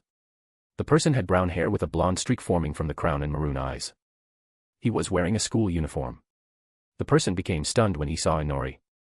Not that surprising since she was an idol, whose songs he listened most of the time. Well, he was her big fan after all. Though as he was looking at her, the robot changed its target. Whoosh. Whoa. That was his words before the world began to spin for him as he tripped. Thud. It seemed that he was holding a lunchbox whose contents spilled out on the floor. Maybe because compared to the plot this robot used more strength after getting irritated of not being able to teach Preeis a lesson. Witness that it had succeeded, the robot was as if showing triumphant look. What an opening for our protagonist. Preeis only shook his head while looking at the person's sorry state. Preeis, Shu. The main protagonist of this world. Shu, ow, ow, ow. Shu rubbed his head in pain and got up. He turned his gaze at another person present. Means, Preeis. At first, he seemed surprised, but when he lowered his head saw the broken table and computer, his face change. Shu, aaaaah. He hurriedly ran to the Preeis spot and started to pick up the broken computer. He tried to on it but only met with black screen. Seeing this, he felt like crying. Shu, all my hard work. Yeah, right. Preeis, I will pay for the damage. Hearing this, Shu turned his head at Preeis. Shu, that's not the point, Senior Hershers. Preeis, Hershers. Shu, there was a project I am working on. Now it. Preeis, how do you know my name? Shu, huh? As Shu was showing confused expression, Preeis extended his arm and grabbed his collar. Preeis, who are you? Witnessing Preeis' aggressiveness, Shu got startled. Shu, what are you talking about, Senior Hershers? It's me, your junior Shu. Preeis, my junior. Shu, yes. Preeis, I don't remember. Shu, you must be joking, Senior Hershers. Even though you graduate last year, many of us students still know about you. Preeis, graduate last year. Huh. I guess I got the gist of my fake history. So, you were Shu's senior. Preeis, it seems so. This means last year, by the time Shu admitted in the school, I graduated. And for even someone like him to know about me just after admission indicated that I must not be normal student or did something that led for me to be remembered in the school even after my leave. Wow. Preeis, Nothing. Preeis, I don't remem. Growl. Suddenly a growl sound interrupted their thoughts. They both turned to look at the source and saw Inori, who was looking away from them as if hiding her face. That growl sound came from her stomach. Truly a way to break the tense atmosphere. Growl. Another sound came, this time in front of Preeis. Preeis looked at Shu, whose face had turned red because of embarrassment before letting go of him. Erste Hershers. Preeis, so, that's my name in this world. Preeis was currently sitting on a chair and was surfing through the network using Shu's phone. He asked Shu for his phone before he went to buy something to eat for him and Inori, since his own food fell on the ground. Shu had bought the food and was eating with Inori on the next floor of the warehouse while Preeis was still down. It may seem that Preeis was only looking at the phone, but in truth he was doing the same thing he did in the previous world. Creating fake accounts and transferring the money of the corrupted officials of this world to himself. It's really shocking that Preeis was able to do so using just a mere phone. Still, phone also had its limitations compared to a computer. That's why it was taking time. Not that he mind. While doing so, Preeis also looked at his past and confirmed his speculation. Just like Shu said, he was really a student at his school till previous year. Though he was not that of a prodigy or something. The only thing that he had superior to others was his handsome face. However, because he was average in both exams and sports, his value decreased somewhat. He was rather withdrawn person who usually keeps to himself, spending most of his time surfing the net and playing games. In other words, an otaku, but just a beginner one. He was somewhat rude, insensitive, and never knew what to say to others. He barely had any friend, not because he didn't wish to make one, but rather others kept their distance from him. Why? Well, because of his handsome, many girls confessed to him at the beginning of his year. However, he rejected all of them, saying that someone as ugly as them were not match of someone as handsome as him. But as he started to become more and more arrogant after rejecting the girls and bragging about it to others, some boys had enough of him and took action.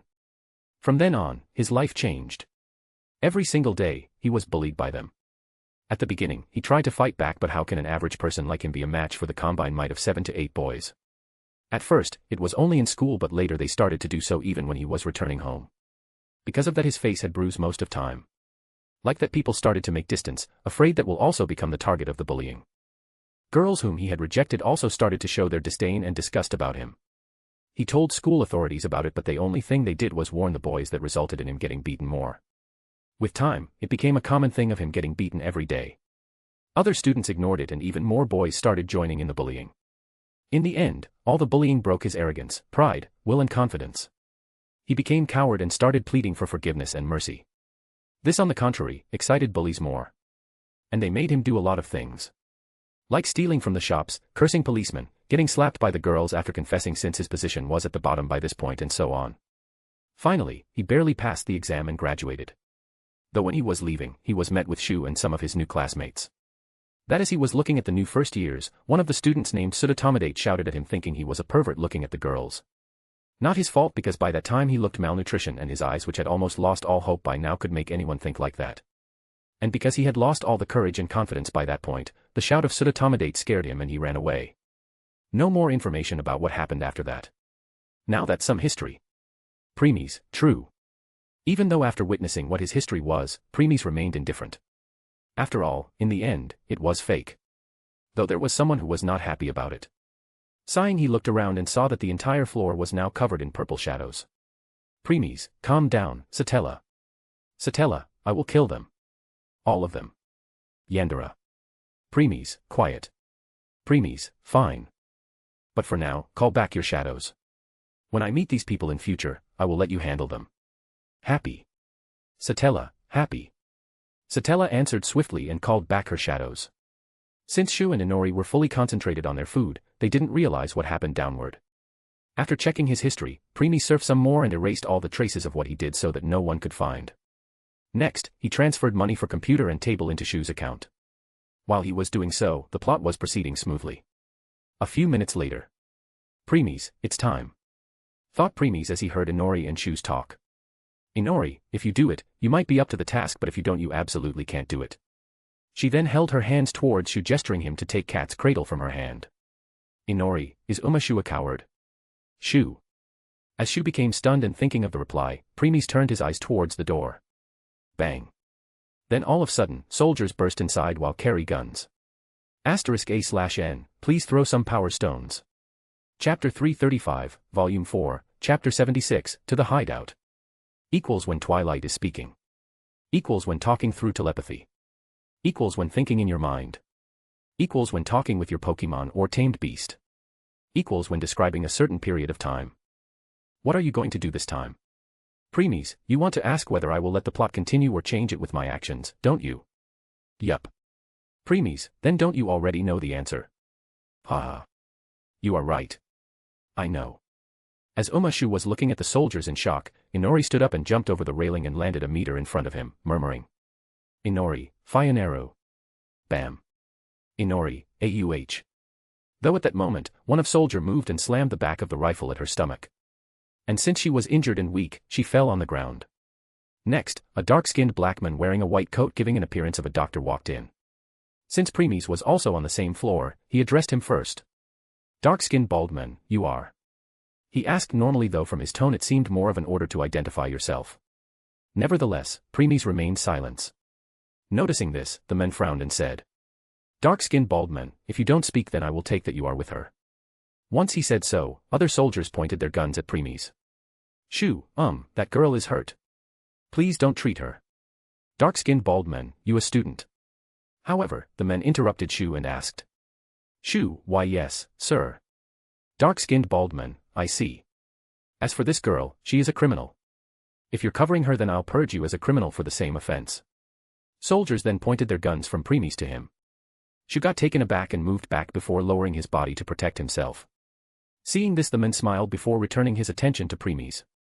Dark-skinned bald man, so, what about you? Preeis. Seeing his lack of response, he ordered. Dark-skinned bald man, I guess it can't be helped then, fire. Ta. Ta. Ta. Without a slight hesitation, the soldiers started shooting. Shu, who was hiding on next floor, became pale hearing this. While soldiers were shooting him, the dark-skinned man's attention was on Inori. He didn't even look at Preeis because in his mind, he was already dead. Ta. By the time the last bullet was heard, the man was sure that it was over. Because of that he failed to notice his soldiers' bewildered expression. There was even fear in their eyes. Why? Because before the bullets could even touch Preeis, they all disintegrated into nothing. Swoosh. Then Preeis moved and appeared in front of him. He first twisted the soldier's hand and took the rifle from his hand before smashing it hard on his face. Soldier 1, Ga. Bam. Soldier 2, Oomph. Before the second soldier could react, he kicked him on his gut. Swoosh. Next, he threw the gun at the third soldier's face. Soldier 3, AUH. Ta. The last soldier shoot at him, but Preeis moved his neck to dodge the bullets before reaching the soldier and taking his gun and pointed at his head. And then... click. Bang. The soldier's lifeless body fell as the blood burst out of his head. Thud. Without waiting, Preeis changed the target and shot at the remaining 3 soldiers. Bang. Bang. Bang. Thud. Thud. Thud. 3 more bodies fell and Preeis finally pointed at the dark-skinned man who was looking at him in utter shock. Dark-skinned man, you. Bang. Before letting him continue, Preeis got at his chest. Step. The man took a step back as blood started coming out of his chest and turned his cloth as red. He held his chest and glared at Preeis. Dark-skinned man, you will pay for shooting at GHQ. Thud. Then he fell too. Ignoring him, Preeis approached Inori who was also looking at him with dumbfounded expression. Not that surprising since he killed all of them in mere seconds. However, instead of asking whether she was alright, he pointed the gun at her head. This made her widen her eyes. Preeis, speak, who are you? Inori. Preeis, don't think I will keep you as hostage in case you will remain silent. If you don't summon next 10 seconds, I will shoot. Shu, wait, please, Senior Hershers. Shu, who had gotten up by now, became afraid when he saw the bodies of soldiers. But seeing Preeis pointing gun at Inori's head, he opened his mouth. Still, Preeis as if had not heard what he said and continued speaking. Preeis, it seems you are not afraid even if I kill you. Huh. Inori. Preeis, you know what, I was wondering why GHQ was after you before I killed them. And since you are not speaking, I came to a conclusion that the reason they are after you must be because you have something that they don't wish to let go. And looking at you, I can tell you don't have that with you right now. So. Glancing towards the direction of Shu, Preeis spoke. Preeis, that robot was with you since I saw you. However, not only did it not try to save you, but you also said its name when you jumped down Fyaneru. It was not the order to follow but stay on the spot. Why did you that order? It's because you didn't want GHQ to see it, right? Inori's eyes kept on widening with each of Preeis. Preeis, why is it?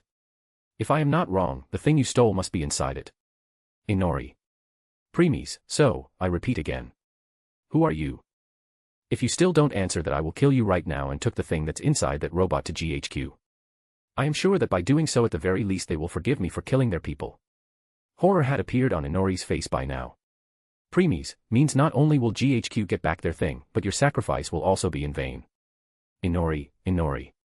My name is Inori Yuzuriha. I am a member of Funeral Paler in Roppongi.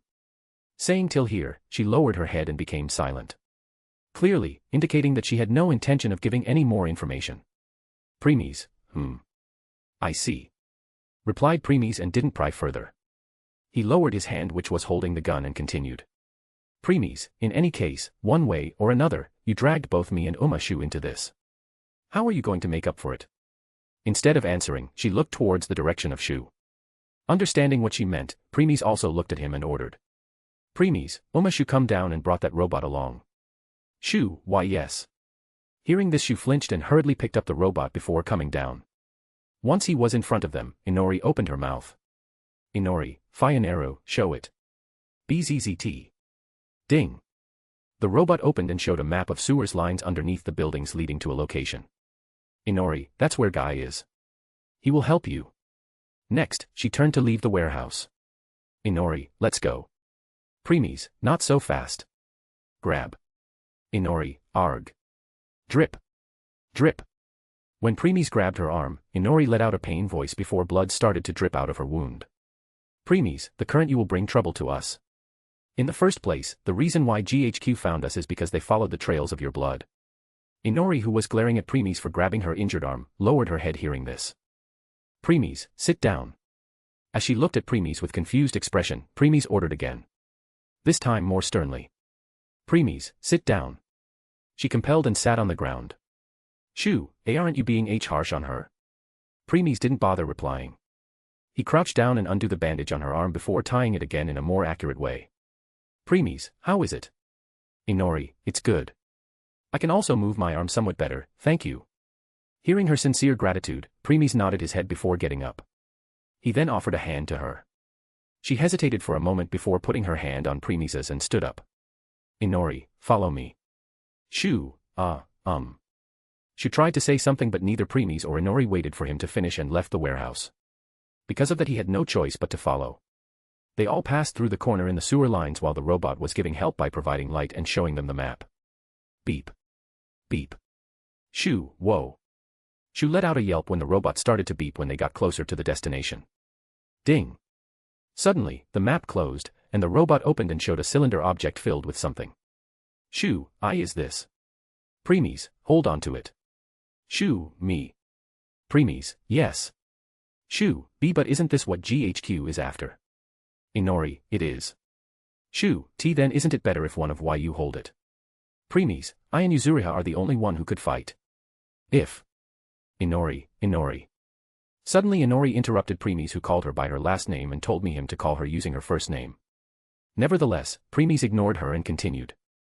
Preeis, if GHQ send their soldiers after us, only me and Yuzuri. Inori. Preeis, me and Yuzuriha must face them. That time the vial we have would make us more reserved since we also have to keep it safe. Shoo, okay. Preeis, well yo. Inori, Inori. Suddenly Preeis became slightly surprised because of Inori's action. While saying her name word by word, Inori was stretching Preeis' cheeks with her two hands and was pouting. Preeis, oi. What's going on? How could someone as emotionless as Inori behave like this? A mystery. Shaking his head inwardly, Preeis slapped Inori's hands away before continuing walking. Shu and Inori also followed. They all climbed the ladder upwards to the location. The location turned out to be a closed-off area where gang members roamed around. While Shu became a slight pale cursing his bad luck, Preeis and Inori made their way to the center. *A/N, please throw some power stones. Chapter 336, Volume 4, Chapter 77, changes started to appear. When Twilight is speaking. When talking through telepathy. When thinking in your mind. When talking with your Pokemon or tamed beast. When describing a certain period of time or another place. Highway. There were numbers of military vehicles all around along with blockade on one part of the road. If one moved closer, he or she would hear a furious shout from inside. Damn that brat. Did he really think he can kill me? Surprising, the one who was shouting was the same dark-skinned bald man who brought the soldiers to catch Inori. He miraculously survived even when shot in the chest. When Preeis, Inori, and Shu left, the soldiers who were on the stand-up realized something was wrong since they didn't receive any response even when they called. Hence, they charged at the warehouse only to find everyone dead. But when they checked the dark-skinned bald man, they could feel his weak pulse and realized that he was still alive. Then they gave him some emergency treatment and he survived. He had just woken up a few minutes ago and was shouting furiously till then. Doctors who were currently giving him treatment already got used to it and were just doing their work silently. Click. At this moment, one soldier walked in and gave a military salute to the dark-skinned bald man. Soldier 1, preparations are done, sir. Dark-skinned bald man, good. Now, let the purge begin. Once he said so, the soldiers and the mechas being piloted by pilots mobilized one by one. Dark-skinned bald man, I will make you regret for what you did, brat. The man thought while completely being unaware that if Preeis really wanted to kill him then he would have shot at his head instead of chest like what he did with other soldiers. He survived because Preeis wanted him to. After all, he still had his use.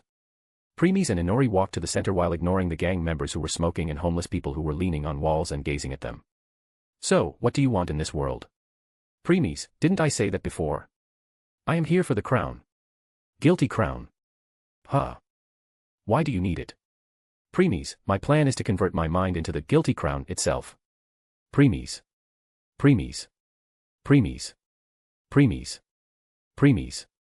Have you lost your mind? Preeis, no. Then what the hell you are saying? Don't tell me you forget what guilty crown really is. Preeis, I know what it is.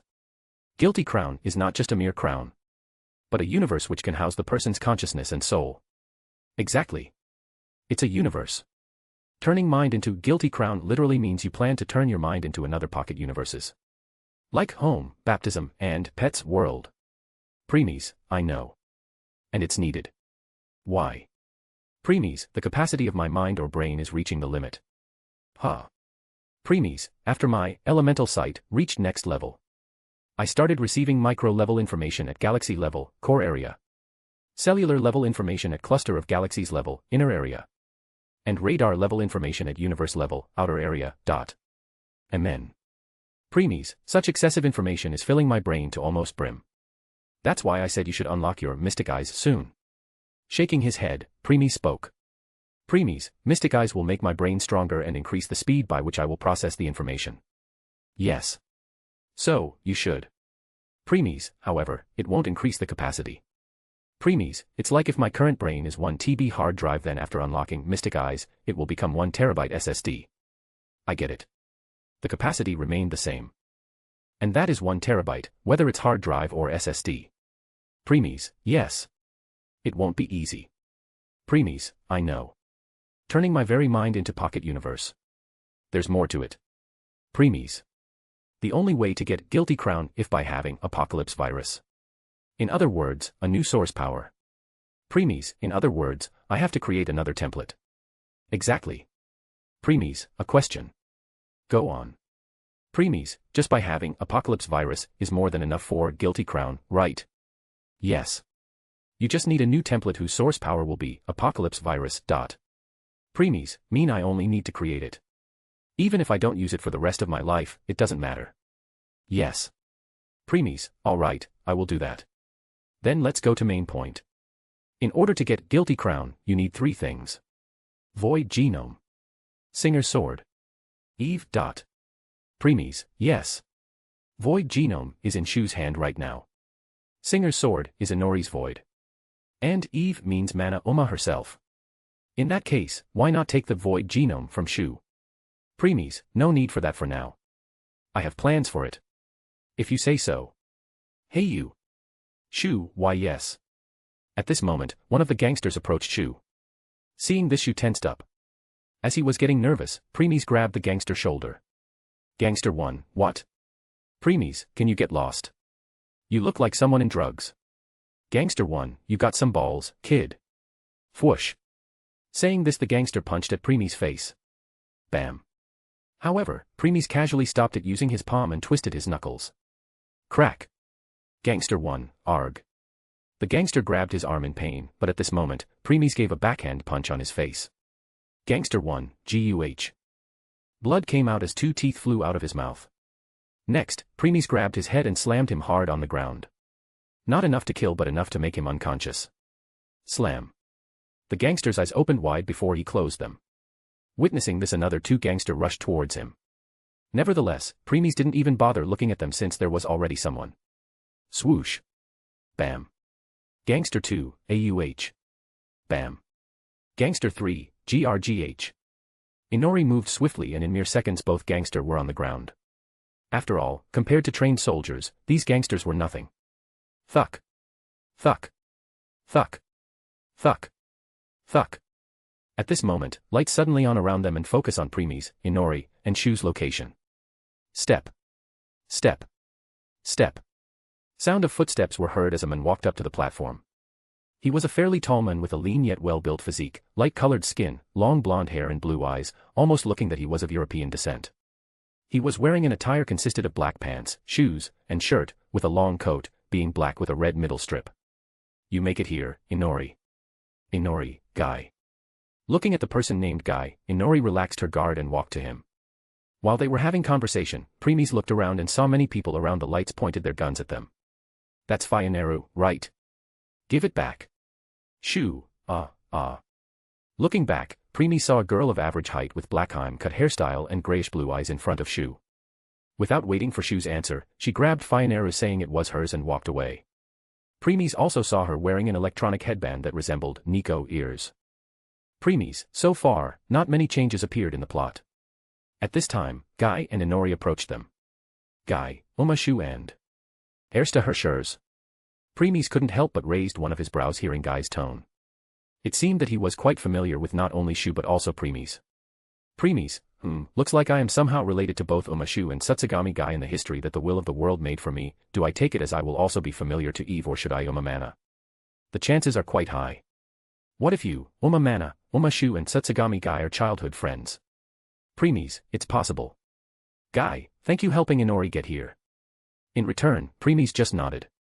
Though noticing his apathetic and cold eyes, Guy was surprised inwardly. He was not the only one. A sudden thought appeared in Inori's mind, who was looking at Preeis. Inori. He becomes a completely different person compared to before. This thought only passed for a split second, but Inori's eyes widened at that. Inori, Huh? What does that mean? Yet, she didn't receive any answer. As she was wondering about it, Preeis gave her a side glance. Preeis, mana awakened just now. Even for a split second. So, it's true. Looks like you really are the childhood friend of the main casts. Boom. Suddenly an explosion was heard, and a bright light shined their area. A person who seemed a member of the Guy's group entered the area and shouted. Undertaker's one, Guy. GHQ's guys in white have entered the neighborhood. Hearing this, Guy turned away from Preeis and scowled. Preeis then saw Guy and others along with Shu hurriedly exiting the area. Once they were gone, he put his hands in his jacket's pockets before turning and walking away. For now, he had no intention of affiliating with them. After he turned and walking into an alley, space wrapped behind him as Ordverse and Scathack walked out. Ordverse, was it him? That was the first thing Ordverse asked. For Preeis to even forcefully send her into his pocket universe meant the enemy was someone even she can't defeat. And there was only one she had seen so far. Preeis, yes, it was that being. Scathack. Scathack hair stood on the end as Ordverse released a bit of her killing intent. Tap. Good thing that Preeis tapped Ordverse's shoulder and stopped her in the next instant. Witnessing this, Scathack let out a sigh of relief. Ordverse's killing intent far surpassed even Scathack. Hence, she didn't wish to face it. Scathack felt the same dread from Ordverse to when Preeis was in his god of destruction form and releasing his destructive urge unconsciously. Preeis, anyway, what about Sakura? Ordverse, Betty is keeping her company. Though she wanted to spend time with her papa. Preeis, Once I am done for today, I will accompany her. Ordverse and Scathack smiled a little at that. They can tell that Preeis had already started to think of Sakura as his real daughter. Otherwise, he won't have given her his name. Sakura Rigla. Preeis, Ordverse, and Scathack were currently on top of a destroyed while looking at the spectator below. There they saw soldiers of GHQ who were firing their weapons on the civilians without any hesitation. No matter who they saw, they shot them.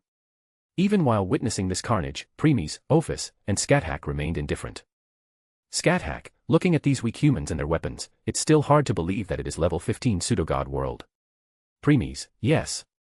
Though there is only one such person here. Ordverse, Eve. Scathack, the one who will evolve humanity. Nodding his head, Preeis becomes silent. A minute later, he spoke. Preeis, what are you doing here, Yuzuriha? At this time, Inori rushed to the rooftop and looked at Preeis' back.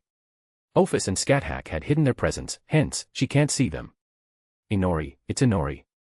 Ignoring her words, Preeis repeated the question. Preeis, what are you doing here? You should be with Guy or funeral parlor by now. Inori, I didn't see you with us and thought you would be in trouble. Hence, I was looking for you. Glancing back, Preeis asked. Preeis, is that Guy's order? Inori, huh? No. Preeis, leave. And tell him I am okay. Preeis, I already know that you are emotionless. And what matters to you the most are Guy's order. Sue, it's obvious you are here because he told you to look for me. Inori, I told you that I will take you where Guy is. He will help. Preeis, I asked that because I was worried about Shu. Now that he is with you guys, he will be safe. So, our deal is over. Leave now. Inori. *A/N, please throw some power stones. Chapter 337, Volume 4, Chapter 78, Inori's Void. Equals when Twilight is speaking. Equals when talking through telepathy. Equals when thinking in your mind. Equals when talking with your Pokemon or tamed beast. Equals when describing a certain period of time or in another place. Ta. Ta. Ta. Ta. Ta. Ta. Civilian 1, ah. Civilian 2, mama. Mama. Civilian 3, show mercy. Civilian 4, run. Soldiers were killing any civilian they saw in sight. Showing mercy to neither old, women, nor children. Things have become more worse than in plot. Preeis, mostly because Shu doesn't awaken in time. We know the reason why. Preeis. Glancing back, Preeis saw Inori still standing same spot as before. Even when Preeis told her to leave, she didn't. Preeis, if you were down there, you might have been able to save some people. By standing here, you are just wasting your time. Inori. Inori remained silent. Things have escalated so much that they could hear gunshots, sound of explosions, and civilians cry even at the place they were standing. Yet, Inori remained unfazed and emotionless as ever with her gaze never leaving Preeis. Obvious that she had no intention of moving until Preeis decided to come with her. Scathack, should I send her away, my lord? Preeis, forget it. Leave her be. Scathack, okay. They all started looking at massacre unfolding down again. With time, number of casualties kept on increasing and increasing. At this time, Preeis turned his attention to Umashu, who was running around, looking here and there as if looking for someone. Not hard to guess that he was looking for Inori. Even if Preeis didn't hear his shout, he could still see the movements in fate. His and Inori's fate lines were intertwining with each other. Preeis, it seems that even if I was their childhood friend, Shu and Inori, or should I say Mana, are still connected with each other. Yes. That's why fate is leading Shu to Inori's location. Means here. Nodding inwardly, Preeis looked at Shu's chest pocket and saw void genome there. That void genome is also connected to Shu, that's why it's still with him. Preeis, what a pain. Muttered Preeis as he saw some mechas coming from the opposite direction of Shu. Ophis, no matter where protagonist go, he or she always brought trouble with them. Said Ophis. Though it was only heard by Preeis and Scathack. Sighing, he turned and decided to leave the building. Inori, are you coming? Witnessing how Preeis was walking towards her, Inori asked. Pausing for a second, Preeis spoke. Preeis, I guess. Nodding her head, Inori turned lead the way to undertaker or funeral parlor hideout. Tap. Tap. Tap. Preeis, I am gonna need a gun. While they were walking down the stairs, Preeis spoke while looking at Inori's, who was walking in front. Tap. Hearing this, Inori stopped. She thought for a moment, before giving the only handgun she had with her. Preeis didn't take the gun right away. Instead, he asked. Preeis, I'm not telling you to give me yours. I am sure we will meet some of members of your funeral parlor on the way. You can have one of them give theirs. Inori pondered for a while before speaking. Inori, when I saw you killing those soldiers in the warehouse, I could tell that your marksmanship is better than mine. Hence, our chances of survival will be better if you will use it. Preeis. Preeis didn't bother arguing and took the handgun from her hand. He first took out the magazine and saw 7 bullets in it. Preeis, 7 bullets. Huh. Inori, here. Inori took out another magazine that she was hiding in her sleeves and gave it to Preeis. Preeis, 10 more. Means 17 bullets in total. Inori, that's all I have. Preeis, there are more than enough. Not that you need a gun in the first place. Preeis, I guess I will play on the same stage as these mortals for a while. If you say so. At this time, they reached the ground. Click. Bang. Bang. Splurt. Splurt. Pulling the trigger, Preeis headshot 2 soldiers who just rushed out of a corner. Inori widened her eyes a little, witnessing Preeis' quick response before continuing walking. They passed from alley to alley, hiding themselves from a big team of soldiers and mechas. In the way, they saw many corpses of civilians whose blood dyed the ground red. Nevertheless, neither Inori nor Preeis' group show any change in expression as they walked past them. Bang. Splurt. Thud. Another soldier fell. Taking out an empty magazine, Preeis threw it at the side as Inori gave him the one she was holding. Preeis, 10 bullets left. Though it's no use now because he is here. Putting the newly filled magazine, Preeis saw Shu from the corner of his eyes. Shu, Inori-san. Shu was running towards their direction. When Inori turned her head towards him and was showing confused expression, 2 mechas appeared near her and Preeis. Witnessing this, Shu started running crazily while shouting. Shu, ah. That's embarrassing, man. Preeis, indeed. Ophis, why is he shouting like a madman? Scathack, maybe to gather courage. Ophis, ridiculous. He is just wasting more of his energy by shouting like this.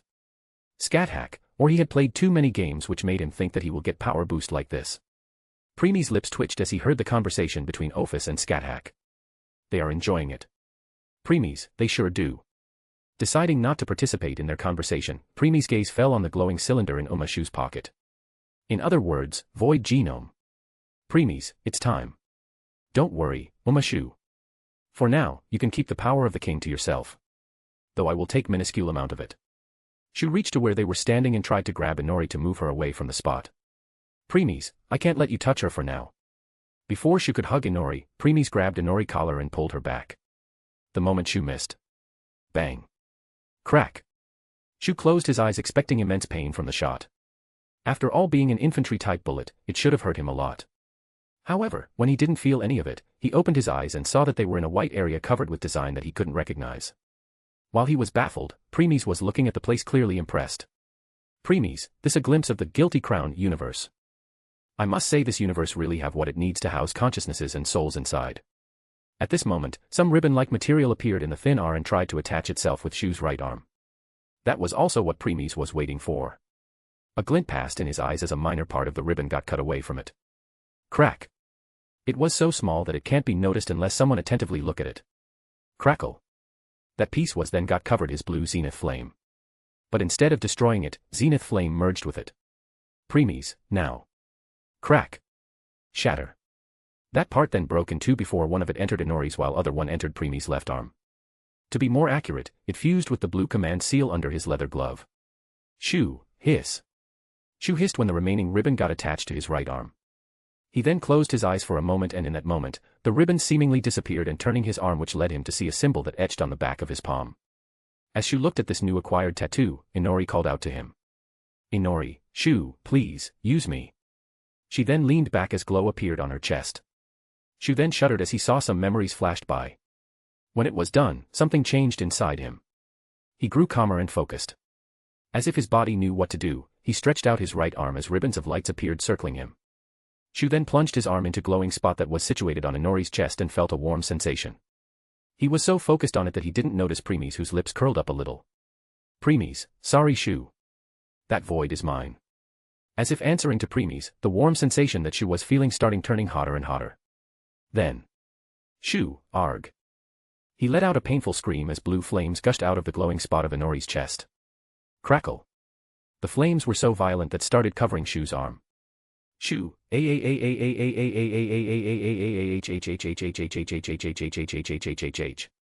Inori, shu. For the first time, a look of horror appeared on Inori's face as the blue flames covered Shu's arm entirely. He moved away from Inori but the flames followed. They were as if wanted to burn him alive. At this moment, a new memory flashed in Shu's mind. He saw a blonde girl in front of fire, but a part of her face was covered in crystal and her eyes showed a maniac expression. Shu, monster. Argh. Inori, who tried to go closer to Shu, stopped on her tracks when she heard him calling her monster. But then blue flames covered Shu till his chest. Inori showed a pained expression but still wanted to help Shu somehow. Hence, in the end, she turned to another person that was present alongside them. Inori, please. Help him. Her voice more like pleading. Nevertheless, Preeis frowned at that and spoke. Preeis, you want to face these blue flames? Can't you see what they are doing to him? Inori, but if we don't do anything he will die. Preeis, ho. In other words, you are saying I will take his place and die in his stead. Inori, no, that's not what I mean. Preeis, enough. I don't need your excuses. Shaking his head in disappointed, Preeis muttered under his breath. Preeis, what a clever woman. Of course, Inori heard it. But before she could say anything, Preeis continued. Preeis, I guess I will help. But only this time. Inori. Then before she could react, Preeis moved in between Inori and Shu. As a result, the flames changed target from Shu to him. Inori.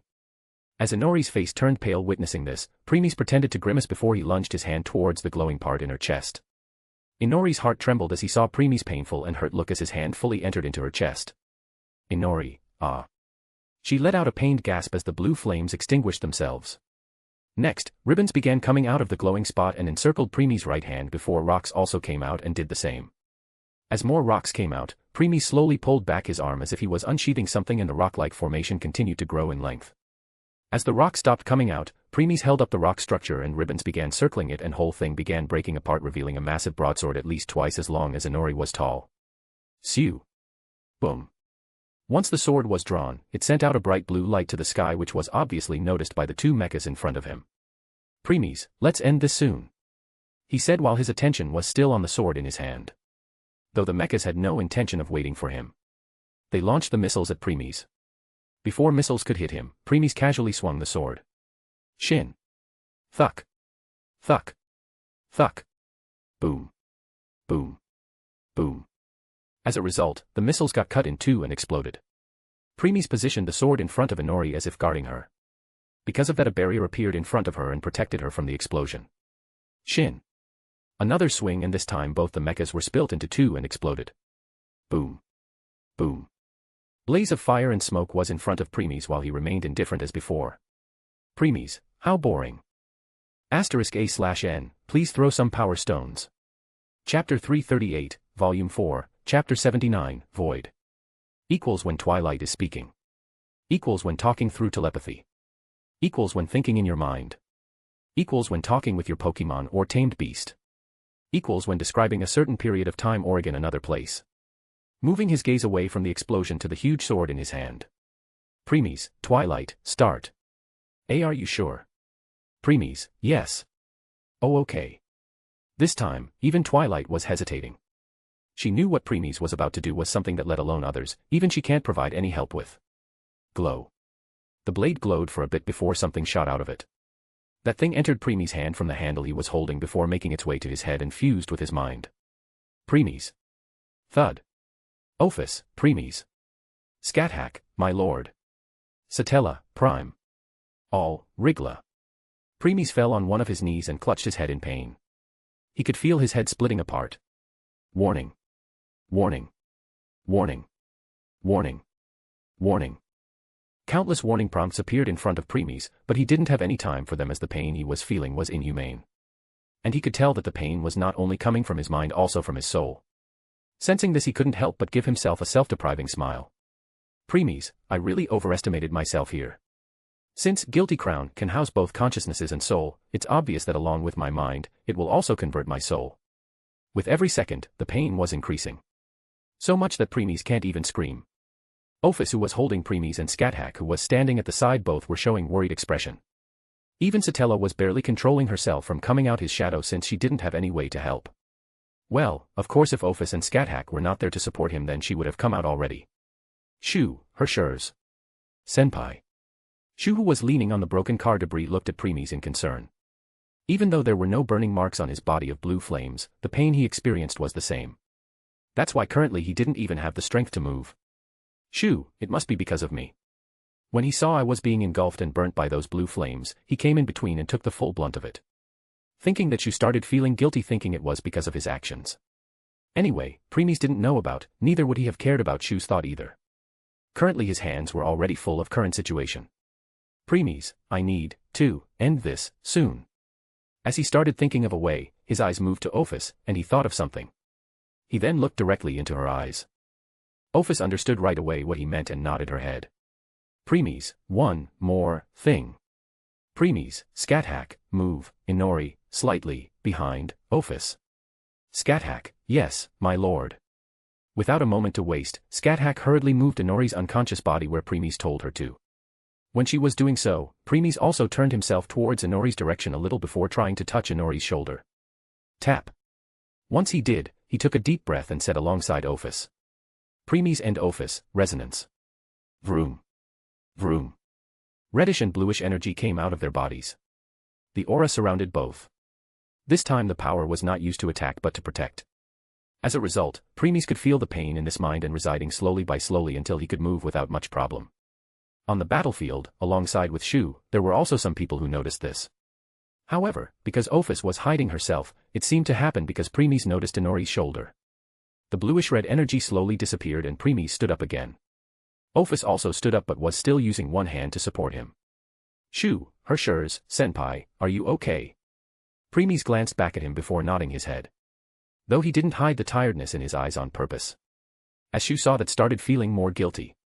Pretending he didn't see that, Preeis moved his attention at the prompt in front. Ding. Ding. Conversion of mind to a pocket universe, Guilty Crown, has started. Warning, this process cannot no longer be stopped. Ding. Ding. Ding. Guilty Crown, 0.01% complete. Sighing at this, Preeis thought. Preeis, I guess my headache won't show any sign of stopping soon. Yes. Even if the pain was suppressed, it didn't stop. And it won't until Guilty Crown was fully created. Shaking his head, Preeis eyed at the Inori lying on the ground. Glow. The blade in his hand started glowing again. A moment later it flew upwards into some kind of circle which decomposed it into the crystal liquid ribbons and went back into the glowing spot on Inori's chest. Once it was completely entered inside, the glowing on her chest stopped. Next, Preeis picked Inori and Princess Carrie and looked back at Shu. Preeis, can you stand? Shu, yeah, somehow. Putting strength into his body, Shu got up and patted the dust on his clothes. Preeis, let's leave before more GHQ soldiers arrived. Shoo, okay. He then paused for a second. Shoo, Herrscher-senpai. Preeis, HM. Shoo, are you okay with carrying Inori-san on your own? Glancing back at him, Preeis asked. Preeis, do you think with your current condition you can take my place? Hearing this, Shoo lowered his head. Since he was hardly standing right now, how could he possibly carry Inori? Preeis, let's go. Without waiting for him, Preeis started walking away. Shoo, wait for me. Once they withdraw from the area, a few minutes later they met with Fionera, which gave them the coordinates of Guy location. That's where they went, funeral parlor rendezvous point. After reaching the location, Preeis let Inori lean down on the wall as she was still unconscious and looked at Guy in front, who seemed to be talking with a girl on his device. Shoo, who approached him to ask what was going on, stopped and didn't interrupt them. Witnessing this, Preeis walked to the window at the side to view the situation outside. I have a news that is bad for you and good for me. Preeis, is that so? Mind elaborating? Of course. You see, knowing you, I am sure you won't let anything in your arsenal go to waste. Hence, even though you said about letting your third template lay on the corner to get covered in dust, I know you were planning to use some of your free time to reach the limit in that time. Nevertheless, I know that I can't do anything to stop you. But it seems like I don't even have to do anything at all. Preeis, what do you mean? You see, both the source power of Guilty Crown and third template are connected to Apocalypse virus. And since currently that virus is making Guilty grown, the process of the creation of the third template had come to a halt. In other words, unless Guilty Crown is not made, your third template will also not be created. Sighing, Preeis started rubbing his head in frustration. Told you. Good news for me, bad news for you. I kept on telling you to decrease your workload, but you kept on increasing it. Hence, I am really happy to know that one of them got put on hold. Since Preeis couldn't do anything to speed up the process, he accepted his defeat and let Twilight enjoy herself. Ophis, you need rest, Preeis. Scathack, a lot too, my lord. The thing you are going through and doing will take a lot of time and rest. Ophis, That's why you can't do the same thing of not resting for years. As expected of Ophis and Scathack. With just one glance they saw through Preeis' condition and what he intended to do. Preeis also knew his situation and nodded. Shoo, Shoo tried to say something the moment Guy cut the call, but was interrupted as Guy looked at different direction and said, Guy, you've woken up. When he turned his head to the same direction, relieved smile appeared on his face. Shoo, Inori-san. She approached both of them and turned to face Guy. Inori, Guy, Guy, I am disappointed in you, Inori. Hearing that, she widened her eyes for a moment before her gaze went down, not able to bear looking at Guy. She was surprised hearing the coldness in Guy's voice and spoke. Shoo, hey. Guy, HM. Shoo, aren't you a bit harsh? I mean, she got injured and... Guy, I know. But Guy simply retorted. He then closed his eyes, resigned and said. Guy, but results are everything. She made a mess of things in the end. Shoo, a mess. How? Before answering to Shoo, Guy moved his head towards Preeis' direction. Guy, she let him use Void Genome. Shoo also looked at Preeis. Shoo, that cylinder. Guy, that was originally supposed to be for me to use. Whiz. A cold breeze passed, causing Shoo to shiver slightly. Guy, the cylinder that she left in your care was one of the only 3 enhanced genomes successfully cultivated by Sapphira Genomics. Shoo, Sapphira Genomics, I wonder why it sounds familiar. Guy, the power it bestows to its user is the King's power. Shoo, the King's power? Guy, it analyzes the intron sequences in the human genome and draws out the power hidden within them by changing them into voids. Shoo, you mean that blade Herrscher-senpai pulled out is called void, but what exactly is a void? Guy, a void is an idea that has acquired form. Like the one you mentioned, the blade which he used earlier. That's Inori's void. Pausing for a moment to let Shoo and Preeis digested the information. Well, Preeis had no need for it though. Guy continued. Guy, different people contain different voids that you pulled out from them. The pinnacle of void technology opening up the realm of the gods. Preeis, yeah, right. In mortals' eyes, every high-level power that they don't fully understand is God's power. Well, that's what mortals are. I guarantee if you introduce magic in a lower world, the people there will also started worshipping it as the divine power of God. Guy, that's what he gets his hands on. Preeis, I don't. However, Preeis stopped Guy here. Frowning, Guy asked. Guy, what do you mean by I don't? Preeis, exactly what I said. I am not the one you gained King's power. It's him, who get that. said Preeis while pointing at Shu. Guy, what? Shu, I did. Preeis, yes, you. Look at the back of your hand and try to remember the same sensation you felt as before. Shu and Guy became confused as Shu looked at the back of his palm and started doing what Preeis told him to. Shine. A minute later, the same mark appeared on it. Shu, this is. Guy, it's King's mark. The proof of a king. Looks like he was right, the one who obtained King's power was you, Shu. Shu, me. But I saw Hersher-senpai using the Inori-san's void. Preeis, must be related to those blue flames whom I saved you from. Guy, blue flames. What are you talking about? Shaking his head, Preeis spoke. Preeis, ask Shu and Yuzuriha about it. I am leaving. Shu, leaving. But. Guy, sure. Let's talk later. Shu, Guy. However, Guy remained silent. He saw the hidden tiredness and the cold sweat that appeared on Preeis' forehead. Guy, his condition is not good. He definitely needs a good rest. Next, Guy returned his attention to Shu and asked. Guy, explain.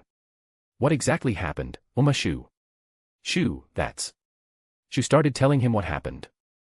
While he and Guy were busy in the conversation, Inori was looking towards the direction where Preeis left off to. Inori, Ersta. *A/N, please throw some power stones. Chapter 339, Volume 4, Chapter 80, The Ruler and His Empress. Equals when Twilight is speaking. Equals when talking through telepathy. Equals when thinking in your mind. Equals when talking with your Pokemon or tamed beast. Equals when describing a certain period of time or again another place. Leaving the Shu, Inori, and Guy at their rendezvous point, Preeis made his way to the apartment which was given to him by the world under his fake name of Ersta Hershers. During the course, he met with some GHQ soldiers who tried to stop and investigate him. Too bad that they got swallowed by his shadow. Soon, they reached the location and... Preeis, for real? Are you surprised? Preeis, not that much. Since I expected this somehow. Preeis was standing on the road and was looking at the apartment in front of him. This was the very apartment in which the protagonist of this world, Shu, live. Once he reached the front of his room, he realized that he was also Shu's neighbor. Ophis, looks like the world really want you to remain close to that protagonist. Preeis, it seems that way. Scathack, it's still hard to believe that Shu is the hero of this world. Neither is he bright nor is he anything special. Preeis, well, most of his achievement are thanks to the void genome he acquired. Click. Saying this, Preeis entered the door and went inside with others. Just at the hallway they could see that the thick layer of dust that was covering the entire apartment. Preeis, well, no one entered the apartment for the whole 1 year. Whiz. Wail. Ophis waved her hand. A gust of wind passed through every corner of the rooms before it flew out, taking all the dust along with it. Ophis, done. They then went from one room to another and saw that every room was like a dumpster. There were unclean plates in the kitchen sink. Empty packets of cup noodles scattered across the apartment. Dirty and unclean clothes. Broken furniture and many other things. Scathack, it's a house of someone who have already given up on his or her life. Preeis nodded his head as the zenith blue flames burst out of his body. Crackle. SSS. They then engulfed the entire apartment and burned all the garbage, leaving nothing behind. Once the apartment became empty, Preeis was about to buy some things from Twilight when something struck in his mind. Preeis, let's try this. Snap. He snapped his fingers and in the next instant the entire apartment became furnished. It had everything which was burnt away. No, the quality even exceeded the previous ones. Widening her eyes, Scathack exclaimed. Scathack, the power to bend the reality itself. Ophis, you have mastered Marble Phantasm to such degree already. Scathack, Marble Phantasm. Huh. Lord got 2 things in Crimson Moon, no, I mean his consort castle. One of them is Reality Marble, and second was Marble Phantasm. Preeis, in those billion years I spent in the Greater Grail, I did many things. This is one of them. Nodding, they didn't ask further. Preeis then started walking towards the dining table to sit but was stopped. Ophis, we told you to rest, Preeis. Stopping on his tracks, Preeis spoke. Preeis, I am feeling thin. Ophis, doesn't matter. Rest. He couldn't help but widened his eyes slightly, hearing the sternness in Ophis' voice. This was first time Ophis had talked to him like this. Not only that, but she also grabbed him arm as if intended to drag him to the bed in case he declined. However, instead of becoming anger, he smiled. Preeis, she is finally using her right as my empress. Then Preeis let Ophis take him to the room. Click. Once they were inside, Ophis closed the door and let Scathack wait outside. Preeis then separated from Ophis and walked to the bed. He loosened his tie a little and opened the topmost button of his shirt. He felt that Ophis was watching intensely at him. Ophis always looked at him, so he was long accustomed to it. But he felt that something was different today. Preeis, is she making sure that I won't start doing something else while pretending to sleep? Glancing back, he asked. Preeis, is something the matter? As if answering him, Ophis took a step forward and kissed his lips. Preeis opened his eyes wide, and an expression of surprise could be seen in them. But soon, he closed his eyes and enjoyed her kiss. When their lips separated, a sticky thread of saliva hung between them. Lust appeared in Preeis' eyes as he licked his lips. Preeis, I guess it's time. Though I never expected Ophis to give me the final push, anyway, let's enjoy our first night. *A/N, R, 18 scene ahead. If you don't like lemon, then skip rest of the chapter. Preeis held Ophis's body softly and sucked on her lips. Ophis closed her eyes and enjoyed the kiss. But soon, she started to move her tongue towards his mouth. Preeis did not fall behind. As soon as he felt Ophis' intentions, he stuck out his tongue. Then, their tongues entangled together, like two little dragons dancing together. Since Ophis was as omniscient as Preeis due to being former Wachter, she was also quite good at kissing. In fact, she was not much worse than Preeis. Each movement of her tongue was aimed to stimulate his sexual desire. She sucked and licked his tongue while using her slippery tongue to lick inside his mouth and taste his saliva. Nevertheless, Preeis had no intention of being on the defensive end. He sucked on her mouth fiercely, depriving her of oxygen. At the same time, his hand stroked Ophis' body, stimulating her erogenous zones. Ophis, NN. Ophis moaned and hugged Preeis' neck, pressing herself against him. Their kiss lasted for a few minutes before they stopped. When they separated, Ophis looked at Preeis and smiled seductively. Ophis, because of how busy you are, you will definitely take eons to even take the next step. Preeis, aren't you exaggerating? Ophis, I am not. By now, I understand you a lot. Preeis, won't deny that. Ophis, that's why I took this opportunity. Not only will we take the next step, but you will also rest after our activity. Hearing this, Preeis smirked and moved his hands around Ophis's back, gently caressing her body. Ophis smiled and sent her clothes or equipment back into her soul. Now, her full body was in display. Ophis had an extremely seductive body. Big breast, white skin, and a beautiful long black hair which Preeis loved. Preeis also sent his equipment into his soul. He caressed her hair and kissed her lips gently. The kiss was short and sweet and was then followed by another kiss and another kiss. After the third kiss, he held her cheeks and stared straight to her beautiful purple eyes. Preeis, let's enjoy ourselves to our heart content. Ophis, MN, snap. Nodding, Ophis snapped her fingers, and a time barrier covered the entire room. Next, Preeis sat on the edge of the while placing Ophis on his lap and started kissing her. He moved his hand to her breast and grabbed them. He then started to rub them fiercely, changing their shapes freely. Ophis's big breasts were not something that he could grab with his one hand. They were also very soft. He pinched and gripped them like playing with a toy. Ophis, She moaned and looked at him with a beautiful smile full of love. Ophis, do you like them? Preeis, I sure do. Grinning, Preeis brought his mouth to her breast and bit her nipple. Ophis groaned and shivered. The tingling pain in her nipple was like an aphrodisiac stimulating her body. Instinctively, she hugged his head and pressed it against her chest. Meanwhile, Preeis stopped biting and started sucking and licking. He was like a child stuck in the breasts of his mother, enjoying the feeling of her fleshy peaks. Ophis moaned and groaned repeatedly. She closed her eyes and enjoyed the feeling on her breast freely. At the same time, Preeis started to move his hands. Calmly, he moved his hands to the place between her legs. He first touched her thighs, using his fingers to stroke her beautiful legs. Ophis shivered and slowly opened her legs, as though luring him to continue. Preeis continued stroking her thighs, caressing and pinching them slowly. At the same time, he moved his hand closer and closer to her moist cave. Such caresses stimulated Ophis even more. He kept on continued sucking one of her breasts. Meanwhile, one of his hands played with her other breast and other hand was between her legs. He used the tip of his finger to touch her clitoris, which made Ophis shivered again. They kept on doing it for some time before Preeis picked her up and laid her gently on the bed with him on top of her. Preeis, shall we? Ophis, MN. Without hesitation, Preeis brought his burning little brother and put it against Ophis's wet cave. She shivered and hugged Preeis back. A trail of blood came out of her cave, yet Ophis remained unfazed.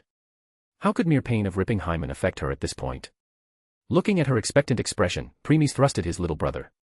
She shivered fiercely as her mouth let out soft groans. Soon, her sexy moans resounded in the entire room. Preeis pressed his body against Ophis and took a deep breath. The feeling of her tight cave pressing against his little brother was amazing. Each time her body shivered, he felt as though an electric current ran through my entire body. The expression of ecstasy in Ophis's face increased his lust for her even more. He hugged her waist and pierced her hole fiercely. With each movement, his little brother was forced deeper into her narrow cave. Ophis, ah. When Ophis felt his little brother inside her, the walls of her hole shivered violently. Since she didn't try to resist even a bit, an intense pleasure swallowed her mind. Ophis, AGN. P. Preeis. H. harder. Smiling Preeis fulfilled her wish and started thrusting even more fiercely. This led to Ophis moan even louder. Her legs coiled around Preeis' waist, refusing to let him go. While thrusting, Preeis held her breast with one hand and his mouth kissed her neck. Ophis' body struck to Preeis as though she wanted to fuse with him. In return, Preeis thrusted vigorously, sending his little brother deeper inside her small hole, reaching to her womb. Ophis, NGH. Her body followed Preeis' movements. With each thrust, her pair of breasts trembled and shook. Ophis moaned and gasped without stop. Their tongues entangled once again in a long kiss, sharing their saliva with each other. Ophis, P. Preeis. Ophis whispered softly and hugged Preeis' neck. Meanwhile, her little mouth kissed his chest and neck. He replied by kissing her earlobe and accelerating his movements. At this point, he could feel Ophis was close to her orgasm. He knew she was about to come. Because of that, Ophis wrapped her arms and legs around Preeis' neck and waist. She hugged his body tightly while enjoying his constant attacks. Each time Preeis thrusted, her body shook, and her breast trembled. At the same time, her mouth emitted soft soul-stirring moans. With her face flushed, Ophis put on a seductive expression. Her throat emitted stifled groans, and her eyelashes shivered in pleasure. Preeis could feel her entire body tensing up. It was obvious she was about to have an orgasm. Feeling the changes in her body, Preeis moved faster and faster, thrusting and thrusting. Then his little brother reached her deepest part, touching the entrance of her womb. Ophis's honey hole tightened around him, then, her love juices squirted out, drenching his little brother. At the same time, Preeis thrusted forward and shot his semen inside her womb. Preeis and Ophis, Yuan. For several seconds, the two of them kept that position. Preeis smiled gently and kissed Ophis' lips and forehead. She also looked at Preeis and smiled. Next, she brought her mouth near his ear and said, "Ophis, that was great. But don't tell me you are finished since I am barely satisfied." Hearing this, Preeis grinned. "Preeis, oh, you are not wrong. Because I am the same. I want to thoroughly eat my empress today." Moving her head back, Ophis showed a seductively smile to him. "Ophis, then come." *A/N, R, 18 scene ends. *A/N, please throw some power stones. Chapter 340, Volume 4, Chapter 81, Some Peaceful Time or Not. Equals when twilight is speaking. Equals when talking through telepathy. Equals when thinking in your mind. Equals when talking with your Pokemon or tamed beast. Equals when describing a certain period of time or in another place. Morning. Shine. The light of the sun penetrated through the window and fell on the sleeping couple on the bed. Ophis, who was asleep while resting her head on Preeis' shoulder, felt irritated before her eyelids fluttered as she opened her beautiful violet eyes. She raised her body as the quilt fell to her waist, showing the full display of her body. Current, Ophis became even more beautiful. Her skin was glossier than before. Nevertheless, she didn't look at herself and started rubbing her eyes. Ophis, YAWN. Yawning one more time, she looked at the window from where the sunlight was entering the room. Ophis, this is the second morning. Preeis and I were still exploring each other when the light previous day. Remembering their night, a beautiful smile appeared on her face as she turned her head to saw the sleeping Preeis at her side. Lowering herself, she started caressing his face loving for some time before giving him the kiss on his lips and getting up from the bed. She saw that the entire room had been turned upside down at this point. Cracks were on the walls, side table was broken, and the entire place had the traces of their lovemaking. They both really fucked like animals. Not only that, but along with the room, their entire bodies also reeked the heavy scent of sex. Whiz. Ophis waved her hand as the entire room became perfect again and all the scent disappeared. She then re-equipped her clothes or equipment from her soul and approached the sleeping Preeis. Caressing his face again, she gave him one more kiss before covering him with quilt and leaving the room in silence. Click. Now only the sound of sleeping of Preeis could be heard in the room. 2 hours later. Preeis opened his dark eyes. He raised himself and stretched his body. Good morning. Preeis, yeah, morning. How was the night? Smiling, he replied. Preeis, fantastic. I was fully satisfied. Well, of course. If she can't handle your libido, then she doesn't have the right to call herself your empress. Hearing this, he smirked. He really didn't have to hold back when doing with Ordverse. Though he also had to try his best to satisfy her too. Just like him, Ordverse was also too demanding. Shaking his head to put those thoughts at the back of his mind, Preeis got up as his usual stoic expression appeared. He used his power to clean himself and re-equip his plainer lord's clothes. Space wrapped and he disappeared.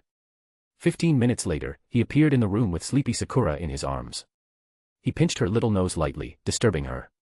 This made her to wake up again as she pouted cutely and looked annoyed. Sakura, Papa, let me sleep some more. Patting her head and he spoke. Preeis, eat something and then you can sleep. Sakura, I am not hungry.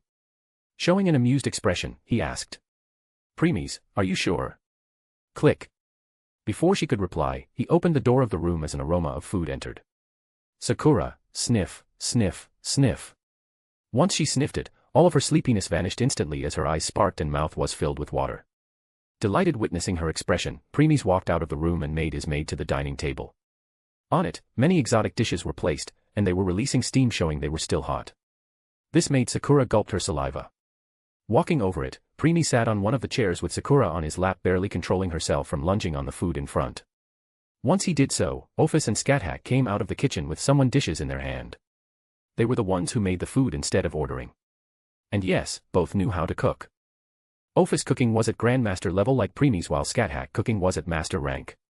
Ordverse and Scathack, good morning, Preeis/my lord. Good morning, Sakura. Preeis, morning. Sakura, good morning, Mama and Mama Scathack. Showing a light smile, they placed the newly brought food on the table and took their seat. Sakura turned and looked at Preeis with puppy eyes. Preeis, girl, where do you learn this move? Nevertheless, he didn't give it much though and spoke. Preeis, go on. Sakura, yay. Making a triumphant pose, Sakura started eating. Others kept on looking at the happy Sakura for a few minutes before they also start. That's how their family breakfast went. Most of the time, it was Sakura who was talking about the things she did and learnt with Beatrice and others, while Preeis, Ordverse, and Scathack were listening in silence. Once the breakfast was done, Ordverse and Scathack took the plates to wash while Preeis took Sakura out for a walk. Preeis and Sakura were walking down the street with Preeis holding her little hand. Sakura was looking everything around like a curious child. This may appear like the modern world of Fate/Stay Night, Heaven's Feel, but because of Apocalypse virus, they had a breakthrough in the technology and medical aspects. We continue to offer funeral songs to the ones selected out. Hence, the Undertakers. We will resist GHQ, who rules this country as though they own it. We will fight against everyone and everything that attempts to select us out. That was what playing on all the jumbotrons on the buildings, LEDs in the shops, and even in the phones people were holding. It was showing funeral parlor, or the Undertaker's speech and showing their stand. Preeis, it went just as in plot. It seems that dark-skinned bald man you didn't kill back then also died. Preeis, His death should be at the hands of Undertakers since that's what brought their organization in light. True. After walking for some time, they reached a park. There they saw many children playing among themselves. Instead of looking at the other children, Sakura's attention was more on the rides in the park. Preeis, of course, saw that and. Preeis, go. Sakura, I love you, Papa. Said Sakura as she let go of Preeis' hand and enthusiastically ran to one of the slides and started playing. Looking at her happy smile, Preeis' brows relaxed as his expression became gentle. While his gaze was focus of Sakura, other people who were in the park, mostly the mothers of the children, saw this and they all blushed altogether. All mothers, he is so hot.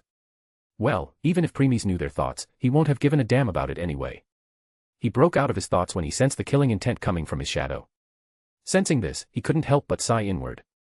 Preeis, your killing intent is leaking, Satella.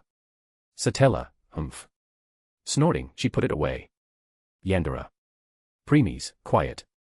You know what, her mood is off ever since you slept with your empress. If not because you both are stronger than her, she would have given both of you a peace of mind or might have joined in. Preeis, whatever. Funeral parlor base. While Preeis was spending time in the park. In the base of Undertakers, Guy and some other members were monitoring him. Guy, he has a daughter. Looking at them, Guy frowned. Guy, Tsugumi, how much information you were able to collect? The girl who was the real creator of Fioneru was typing hurriedly on the virtual keyboard while looking at video in front. Tsugumi, almost everything except for the last year. Guy, the girl seems to me 4 to 5 years old. And she doesn't have any resemblance ersta. In other words, she is adopted. Still, the main question is what happened to him after he completed his graduation from tennis high school last year. A silver-haired man with spectacles spoke. Guy, do you find anything in your end, Shibunji? Shibunji, I tried to do some digging but found nothing. Just why are we doing background check on him, Guy? Another person joined. She can be described as a beautiful and slender young woman. She had brown hair she puts up in a ponytail and chestnut brown eyes. She seemed disabled as she was using a futuristic red wheelchair for mobility. Tsugumi, I have the same question as Iase, Guy. Guy, I asked Inori about happened when she split out from us in the bridge. And what she told me was shocking. Shinbunji, what do you mean? Pausing for a second, he spoke. Guy, according to her, she decided to rest in the warehouse where she met with Hershur's Ersta and Umashu. Later GHQ soldiers followed the trail of her blood and found them. She thought of getting herself captured in order for Shu to deliver Void Genome to us. But something unexpected occurred. Ersta moved and killed them. Iase, he killed them on his own. Guy, yes. Shinbunji, I see. That's really something we should take a note of. After all, they were not just some thugs but trained soldiers. Guy, yes, but that's not what caught my attention. Others, huh? Guy, Inori said that his movements and marksmanship far surpassed hers. Silence. Total silence. Wait. Are you sure that's what Inori said, Guy? Asked a man who was as tall as Guy and had spiky black hair, with a blonde streak in the middle. Guy, I am certain, Argo. Shinbunji, now that's something unexpected. Tsugumi, yes. Inori has the training and experience of almost 4 years. And he could already surpass her after disappearing for a year. Not only that but he appeared to be an entirely different person. Iase, how so? Instead of replying, Tsugumi showed the videos of his past. Once they were done watching, another cycle of silence occurred. Argo, this is horrible. Shinbunji, such kind of bullying shouldn't be tolerated. Tsugumi, in the later videos, looking at him anyone can tell that he is giving up all hopes in living. Said Tsugumi sadly. Guy, who was looking at his with indifferent, clenched his fist tightly. Guy, I will make every one of them pay for it dearly. Argo, but now that he has returned after a whole year, he changed completely. Iase, just what did he go through in that year that made him so cold? Asked Iase as she also had sadness in her eyes like others. Shinbunji, no idea. I failed to find anything. Tsugumi, me too. Argo, what's your plan, Guy? Guy. Guy remained silent for a few seconds before opening his mouth. Guy, I am thinking of letting him join us. Shinbunji, well, it's not a bad idea. Argo, but do you think he will join? Tsugumi, yeah, Umashu reject us too. Guy, it's true that Umashu rejected us for now, but I am having a feeling he will join later. As for Hershur's Ersta, I will talk to him. Iase, Guy, speaking of Umashu, how is it going? Tsugumi, Inori has already admitted in tennis high in Umashu's class and has already made contact with him. Guy, good. Tell her to bring Umashu in the evening once their school ended. Shinbunji, Guy, we also received an invitation from one of the organization that want to form alliance with us. Guy, okay. I will contact them in a few minutes. Though I am sure they want to talk face to face about it. Tsugumi, by the way, Guy. It seems that Umashu and Hershur's Ersta are neighbors. They both live in the same apartment, in the same floor, and their house is also side by side. Guy, that makes things even easier. Notify Inori to bring both Ersta and Shu to meet with me in the evening. Tsugumi, I. After giving a few more orders, Guy looked at screen in which Preeis was playing with Sakura and thought. Guy, just what happened to you, Ersta? *A/N, please throw some power stones. Chapter 341, Volume 4, Chapter 82, I will be waiting. Equals when Twilight is speaking. Equals when talking through telepathy. Equals when thinking in your mind. Equals when talking with your Pokemon or tamed beast. Equals when describing a certain period of time or in another place. Sakura, higher Papa. Preeis, yes. Sakura, whoa. Sakura was currently enjoying the swing with Preeis pushing her from behind. She had played on all others' rides by now and saved swing for the last. They are monitoring you. Preeis, let them me. It's not like they could do anything else right now. Yeah. Preeis, Darkrai. Darkrai, yes, Master. Preeis, from now on your job is to protect Sakura from shadows. Darkrai, as you command. The moment Preemis and Sakura's shadows overlapped, Darkrai moved from his shadow and hid in hers. They played for another minute before leaving. Sakura had smile plastered on her face since then. Preemis, who was holding her little hand, asked. Preemis, did you have fun? Sakura, yes. Preemis, good. We will come again tomorrow. Sakura, yay. She jumped excited hearing this as they made their way back to home. Though when they were a street away, they stopped as Sakura looked at ice cream stall outside. Seeing this, Preemis took her there. Stall owner, welcome, sir. Preemis, which one? Sakura, Sakura was looking at the menu pondering which flavor she should choose. Preemis didn't hurry her and let her take time. Stall owner, situation is really becoming dire, sir. While waiting, stall owner decided to initiate the conversation. Preemis, funeral parlor. Stall owner, yes, them. Ever since they said they will rebel in media. GHQ soldiers have been on a civilian's head. Preemis, is that so? Stall owner, yes. Just last night GHQ forcibly made their ways in our houses checking whether we are hiding those undertakers. Many have been arrested for interrogation. Some of them were even executed who decided to run. These days will really be hard on us. Preemis, so, you hate them. Stall owner, I could that. Even if they are fighting to free us from GHQ rule, it still doesn't change the fact we are suffering right now because of them. Preemis, changes are never easy. Stall owner, sigh true. However, I am not some soldier, neither do I have strength to fight for the entire country. I only want my family to be safe. Doesn't matter if it will be either under Japan government or GHQ. Nodding his head, Preemis remained silent. He didn't feel disgust or disdain at the man's thoughts. After all, he was just a normal human and knew his limits. On the contrary, he praised the men for admitting his weakness, unlike most others who said they will do big things but when the time come, they just hide in the corner in fear. Sakura, Papa, I want mix of strawberry, chocolate, and vanilla. Preemis, I will take chocolate. Stall owner, right away. The stall owner first made a cone for Sakura and gave it to her. Seeing her licking her ice with delight, the stall owner couldn't help but fell in daze for a second before returning to him. Coughing awkwardly to hide his embarrassment, he spoke. Stall owner, sir, your daughter is really beautiful and cute. Only someone as handsome as you could have such a daughter. Preemis, thanks. Here. Taking his ice cream from the stall owner, Preemis passed the money to him before turning to leave. Sakura, bye, ice cream uncle. Stall owner, bye, little girl. Sakura waved at the stall owner for a few seconds before grabbing Preemis' hand and leaving. The stall owner kept on waving at the father-daughter duo before they disappeared from his sight. Time went by. Night came. Sakura, here. Hee hee. Ordverse and Scathack looked at the card that Sakura placed and then saw theirs. In the end, they sigh and showed a defeated smile. Ordverse and Scathack, we lost. Standing up, Sakura ran towards the Preemis who was sitting on the couch and jumped at him. Sakura, I win, Papa. Catching her, Preemis patted her head and lightly pinched her tiny nose.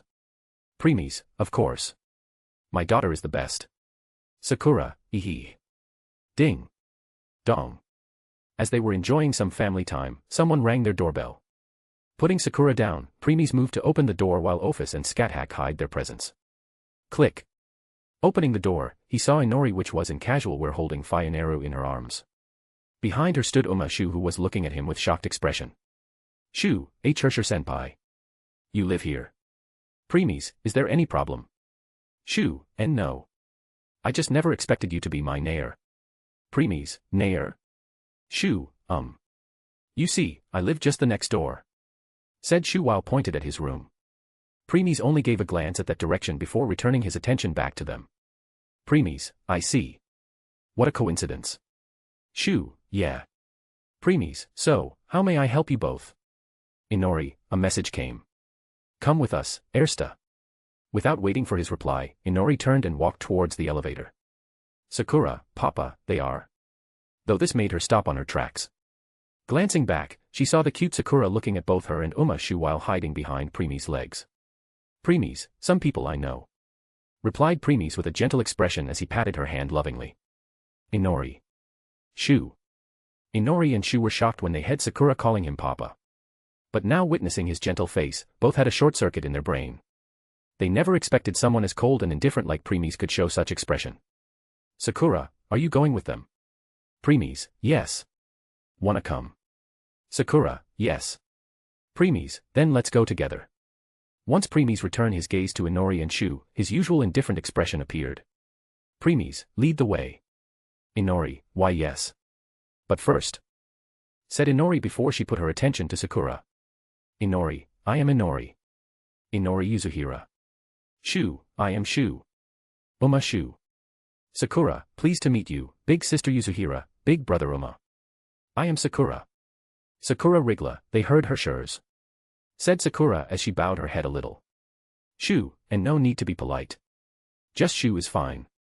Inori, just call me Inori too. Sakura.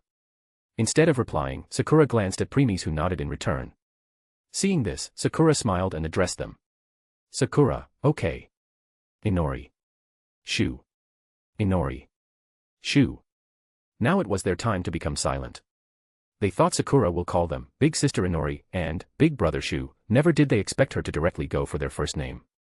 And since they were the one responsible for it, they could only accept in. Hershir-senpai. You live here too. Another person made his presence known. He was a young man in his late teens, with straight dark brown hair that stopped over his eyes and dark brown eyes. He was also wearing casual clothes and was looking at Preeis in surprise. Preeis, you are Samukawa Yahiro. I am your junior and Shu's classmate. Preeis, your friend? Asked Preeis while directing this question to Shu. Shu, I guess. Preeis, I see. So, are you also coming with us? Yahiro, no. I just came to talk with Shu. We are done with our talk. Preeis, okay. In case you need any help just ask. As your senior, I won't mind giving a hand to my junior. Yahiro, that's, thank you, Hershir-senpai. Yahiro was taken aback at this. This really came out of nowhere. Even Shu and Inori was surprised. On the other hand, Sakura was just looking at this new addition. Preeis, anyway, see you later. Preeis said as he grabbed Sakura's little hand and left while closing the door behind. Click. Inori followed behind with Shu in tow. Shu, see you tomorrow, Yahiro. Yahiro, tell me if anything happens, all right. Shu, thanks, I will. Inori was walking in front, followed by Uma Shu then Preeis and Sakura. The front two-person remained silent. Though they would occasionally glance back at Preeis and Sakura who were in the world of on their own. Since Sakura was still a little girl, she was full of curiosity. Hence, time by time, she pointed at something to ask what it is. Their time went just like that. Inori didn't know why but she was feeling a sense of irritation or envy or jealously witnessing how Preeis only gave such gentle look to Sakura. Soon, they reached the location. They could see Guy in suit standing some distance away while speaking with someone in his phone. Behind him stood two people. One of them was a man of huge build who was holding a rifle in his hands and was looking around in vigilance. His name was Oagima. Another person was the girl whom he had met before. The main hacker of Funeral Parlor, Tsugumi. She was currently busy in doing something in her computer. Once they reached in front, Guy saw them and ended his conversation before putting the phone into his pocket. Guy, thanks for coming. Shu, that's some outfit you got there. You don't appear to be wanted criminal at all. Guy, you can't change the world just by running around with guns. Stopping here, he looked back. Guy, Tsugumi, anyone following them? Raising her hand, she replied. Tsugumi, all clear. Shu, so, what's the reason for inviting us here? Also why send Inori to my school and allowing her to move into my home? You do know that it is dangerous for Undertaker members to move about, right? Frowning a little Guy replied. Guy, a problem sprang up. In the middle of operation yesterday, an eyewitness spotted us. Shu eyes wide opened hearing this. He can imagine GHQ storming the school capturing him and Inori for the fact they might have been conversing with Undertaker members and not any member but their leader who had shown himself to the world in his introduction video. In a panic, he asked. Shu, Bibutut weren't the people in that lot, the people that you're protecting. Wouldn't you be able to suppress any information going through to the GHQ? With a grim expression, Guy replied. Guy, if it was a resident of the fort, I could have deal with them. But it appears to be an outsider. Just that, their Guy and Shu kept on talking while Preeis walked to where Tsugumi was. Sakura, Papa, is that big sister cat people like I saw in the cartoon? Preeis, yes. And she is hiding her tail under her pants. Tsugumi, I am not. Snapping at Preeis' response, Tsugumi glared at him with her face red with embarrassment. Sakura, big cat sister, can I touch your ears? Tsugumi, well, if touching is all you want to do then, fine. Witnessing Sakura's innocent and cute face, Tsugumi can't bring herself to become angry at her. Lowering herself to Sakura level, she let her touch her electronic headband that resembled Nico ears. Sakura, whoa. It's hard and cold like metal. So, they really aren't big sister's ears. Tsugumi, I told you they are not. Sakura, but I think these ears suit big sister.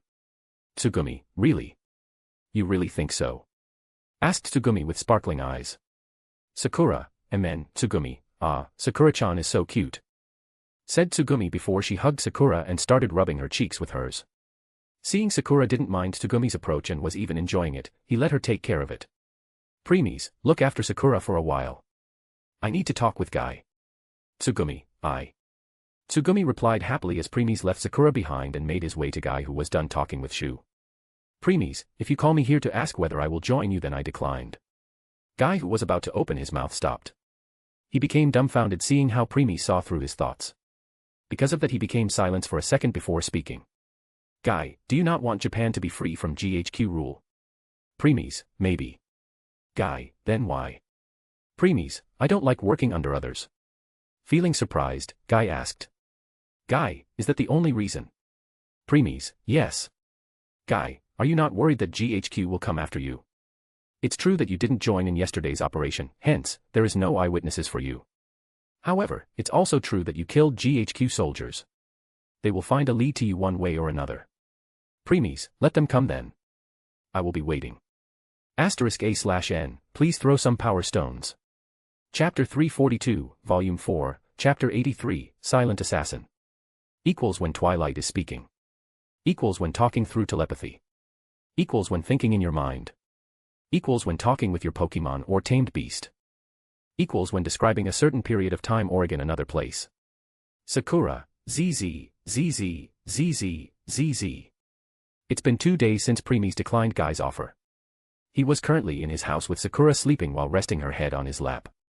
As he was using one of his hands to caress her head, his concentration was on the creation of Pocket Universe in his mind.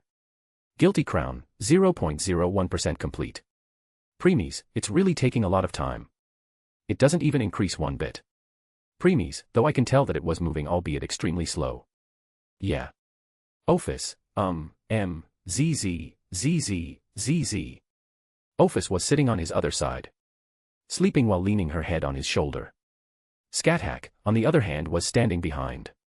She was using her long slender fingers to massage his head. It was a relaxing atmosphere around them. Not for so long though. By now, Shu had already been betrayed by Yahiro and was arrested by GHQ. Preeis, they will be coming for me next.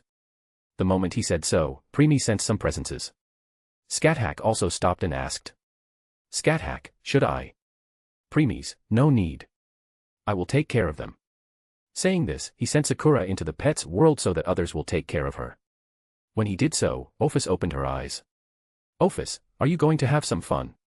Preeis, maybe. Saying this, he got and bought some things from Twilight. Then without minding Office and Scathack presence, he changed into new clothes. He now wore black notch lapel two-piece suit. The suit only had one button which complemented it with a plain white cotton French cuff shirt along with a solid red tie on it. He was also wearing black leather gloves like in his Planer's Lord clothes.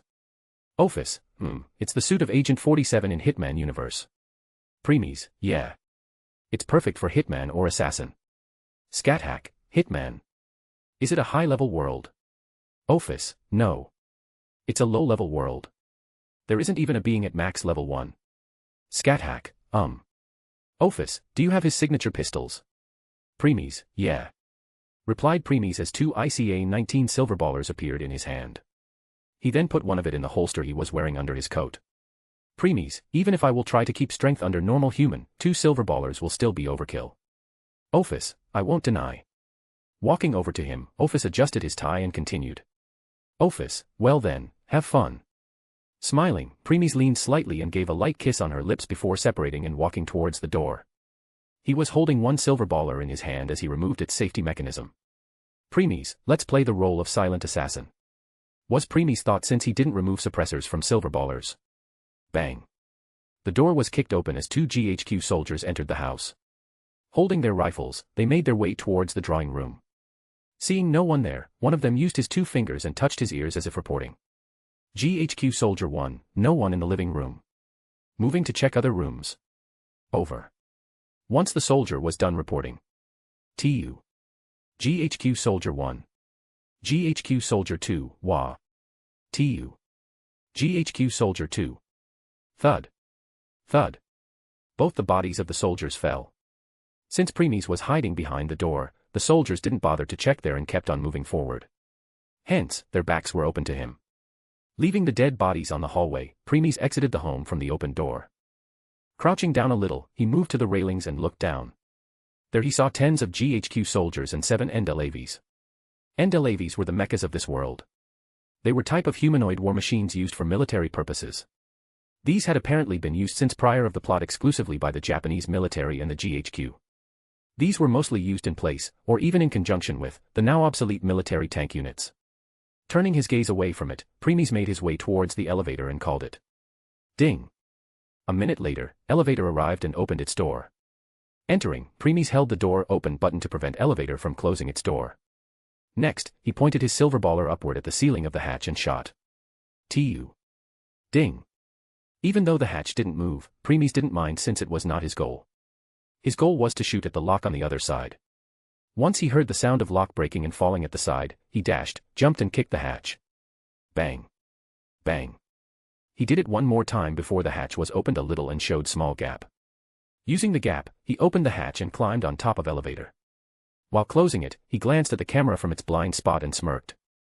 Preeis, hope you are enjoying the show, guy. Funeral parlor base. Almost every member of Undertaker was watching Preeis' conduct on the screen in front. Just like Preeis expected, Tsugumi, the hacker of Undertaker, had hacked into this building's security cameras and they were now monitoring his movements. Ias, hiding above the elevator. Huh. It's a smart move, but if GHQ soldiers start doing thorough search, they will realize that something is wrong with the hatch. Argo, true. Don't forget that the 2 GHQ soldiers that have gone at the beginning. I am sure they would be dead since only he came out. Tsugumi, what about his daughter, Sakura? I didn't see her with him. Shibunji, he must have hidden her somewhere. Owagimo, guy. There's a problem. Guy, what happened? Owagimo, it's Inori. She is rushing there. Guy, what did you say? What about her school? Owagimo, it seems that she made an excuse that she is not feeling well. Shibunji, what's going on? Inori never disobeyed Guy's order. Ias, could it be because she got arrested? She is worried that GHQ will also go after Ersta. No one spoke. Though they were also thinking the same. Guy, Tsugumi, where is Inori's current location? Tsugumi, checking. Typing hurriedly, Tsugumi started hacking other cameras in the area and finally located Inori's location. Tsugumi, found her. She is just 5 minutes away from reaching the apartment. Argo, the apartment is completely surrounded by GHQ soldiers. They will catch her if they saw her. Shibunji, what now, Guy? Guy. As Guy was pondering his next course of action, Tsugumi interrupted him. Tsugumi, Guy, it seems that GHQ realized something's wrong since the 2 soldiers are not responding from their transceiver. They all saw how 15 soldiers entered the 2 elevator and tap on the shoes and Ersta floor button. However, the moment elevator reached the floor, something unexpected happened. When Preeis climbed on top of the elevator and closed the hatch. At the side, he saw the broken lock. Ignoring it, Preeis moved his attention at a small emergency axe which was fixed on the other side of the elevator. This axe was meant to be used by rescuers in order to break the lock and open the hatch from the outside. Preeis picked it up and smashed it hard on the elevator's cable. Swing. Thuck. Since he was only using his strength at normal human, it was not enough to break it. Still, he didn't mind and attacked a few more times. A minute later, he broke 80% of the cable. Preeis, this should be enough. On to the next one. Some distance away from his elevator was another elevator. He held the axe tightly and threw it at that elevator's cable. Thuck. The axe got attached to that cable as a resulted. Nevertheless, it was still not enough to break it. Hence. TU. Dang. Preeis shot at the axe, causing it to embed deeper. Preeis, preparations are done. Done. Preeis, and just in time. At this moment, both elevator descended at the ground floor. 15 soldiers each entered the elevator before it started to ascend again. Preeis was playing with his silver baller while waiting for the elevators to reach the destination. Ding. Soon both elevators reached his floor, and their doors were about to open. At this point, pointed his silver baller at the second elevator and shot. Tu. Ding. Dang. The bullet hit the axe, which resulted in it breaking the cable, and that elevator fell.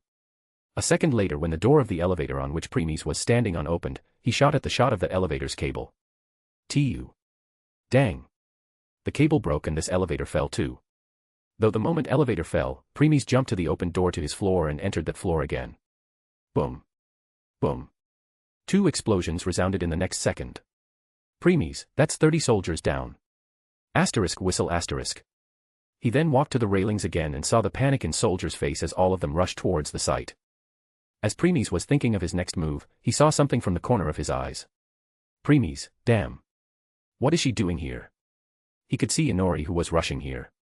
Is it Guy's odor? Preeis, I don't think so. Preeis then hurriedly rushed to his home. He approached the 2 dead soldiers, checked their equipment, and found 4 grenades. Taking them, he returned to the open elevator door and threw down 2 grenades at each the destroyed elevator's location. Boom. Boom. Boom. Boom. Another 4 explosions along with the screams of more soldiers. So much of you being the silent assassin. Ignoring Twilight remark, Preeis moved his over the fence and jumped on the floor below. He kept on doing so until he reached the ground floor and hurriedly hid himself again. Many GHQ soldiers were running from here and there along with medical personnel to take care of injured soldiers. Once he found an opening, he left the apartment and went towards Inori's direction. In order to not get sighted, he moved from one hiding spot to another. He could see many GHQ vans that were making their way here. More soldiers. Huh. While remaining silent, he hid at one corner and waited for Inori. A few seconds later, someone ran past his hiding spot. Without waiting, he moved, grabbed her hand and pulled her to him. Inori, I'm MPH. MPH. Before she could scream in panic, he covered her mouth. Preeis, be quiet. Inori. Inori felt a chill in her back when he whispered in her ears. Next, realizing whose voice it was, she relaxed and nodded in her head in understanding. Seeing this, Preeis let her go. Inori looked at Preeis' current appearance from head to toe before her gaze fell on the silver baller on his hand. Inori, is this his main weapon? Preeis, what are you doing here instead of school? Snapping out of her thoughts, she replied. Inori, she got arrested by GHQ soldiers. He got betrayed. Raising one of his brows, Preeis replied. Preeis, let's get out of here. You can elaborate in the way. Inori, Preeis, I see. So, that's how it is. Inori, Preeis and Inori were already quite far away from the apartment. In the way, she explained how they found that the eyewitness was Yahiro Samukawa. How Shu prevented her from killing him. How he still betrayed Shu in the end. Preeis, he is really a fool. Inori remained silent. Though she also agreed with Preeis. Ring. Ring. At this time, Inori's phone rang.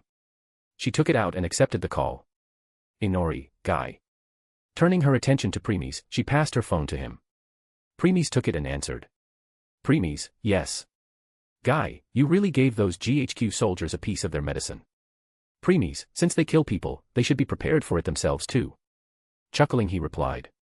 Guy. That's true. Anyway, since you don't have any home to return to, why don't you come to your base? Preeis, what's your plan for rescuing Shu? Guy, we plan to make a live declaration about saving one of our comrades. Then we plan to make contact with Shu and attacking the GHQ isolation facility 4 to rescue him and one other person. Preeis, Kido Kenji. Guy, so, you knew. Preeis, I wonder.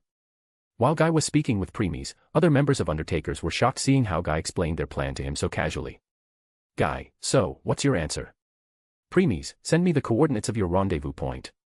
I will meet you there along with Shu and Kido Kenji in 30 minutes. Guy, wah. Dike. Without waiting, Preeis cut the call and turned to Inori, who was looking at him in shock. He didn't bother giving her any explanation and pointed his hand towards her chest. There a glowing circle had appeared. Without a single hesitation, his hand lunged into the glowing spot of her chest. Inori, ah. Inori let out a painful gasp before Preeis pulled out her void. Shin. A long broadsword was now in his hand.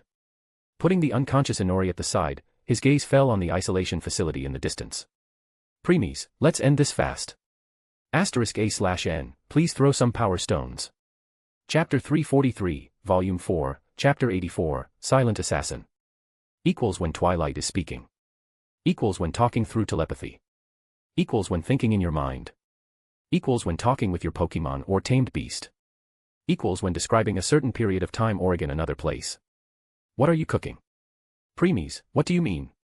If you use Inori's Void at its full power, then you can easily destroy the entire isolation facility in just a minute or two. So, why do you ask for 30 minutes? Ophis, you really don't wish to end the fun yet, would you? Ophis was standing at the side and spoke easily, seeing through his thoughts. Preeis, yeah. So, that's why you asked for 30 minutes. Preeis, didn't I say I want to have some fun? How could I end it like this? I see. At this time, a new video of Undertakers appeared in multiple new portals. Since he had Inori's phone with him, he used it to look at it. Within the next hour, Undertaker will raid GHQ's isolation facility 4. Resistance is futile because we are sending our best member. Our comrade will be rescued without fail. Preeis, at least, he gets the hint. Wait. What? Are you saying the hidden meaning behind your words was to notify Guy to send his advance notice right away? Preeis, yes. In case I will go rescue them before Guy's declaration, then the world will think another new resistance group have appeared. That will make GHQ to be a lot more alert than they are already here. Does it matter? Preeis, yeah. In that case, it will be hard for me to take Sakura out for play. Even if I don't give a damn in case GHQ come for me, I still want Sakura to enjoy her childhood. You really are a doting papa. Preeis, I guess. Scathack, calling Lord his subordinate. He really has guts. Preeis, let him be. It's not like he could make it happen in reality. Ophis, chuckle, that's true. Scathack, amen. By the way, Lord. Pausing here, Scathack looked at Inori's Void in Preeis' hand and continued. Scathack, it's true that this sword is made of the same thing which your new pocket universe. Preeis, guilty crown.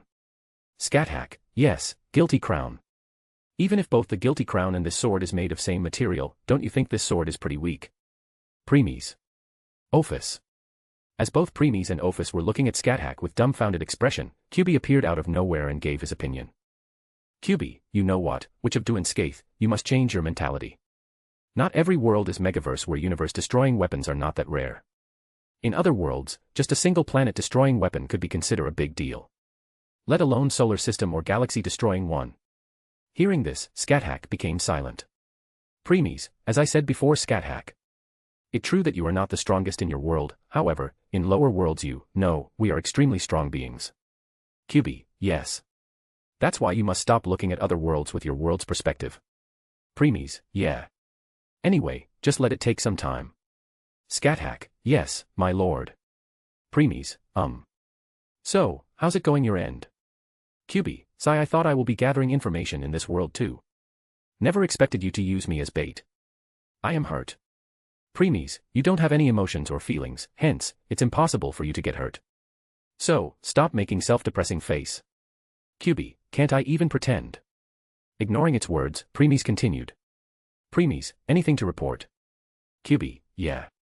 Looks like they have found an anomaly. And now using their resources to look for me. Preeis, I see. Then keep on delaying them. QB, I will. It then turned and disappeared. Preeis, how much time left? Ophis, 25 minutes. Preeis, more than enough. Glancing at the unconscious Inori, he continued. Preeis, look after her. Ophis, sure. Next, Preeis also turned and left with Scathack. The isolation facility of GHQ not only provided the cutting-edge medical facilities to the patients, but it was also a prison for many of the criminals. Hence it was at the middle of sea and not connected with the land. The only way to reach it was by air and waterways. Preeis was currently standing 100 meters high in the air above this facility. For that he used Inori's Void. Even if Inori's Void was a 11 feet long broadsword, it gave more than offensive ability. One of them was to make platforms in the air. Now, why did Preeis was doing so? It's because he had Inori phone with him right now. And since this phone was custom made by the Undertakers, it was easy for Tsugumi to gain access to it. Hence, as before, Guy and others were monitoring his conduct. Preeis let them because he had some plans for them. Preeis, let's start. Once he said so, the platform underneath him disappeared and he fell. Whistle. He was hurriedly falling at the top of the isolation facility. Just when he was about to hit it, the platform reappeared before disappearing again. Tap. Preeis successfully landed on the top and Inori's Void that was in his hand disappeared. To be more specific, Preeis put it in his guilty crown. Even though Guilty Crown was only 0.01% complete, it was still enough to house the sword since both of them have same properties. There was only one soldier here. And even his back was at Preeis' direction because he was busy smoking cigarette.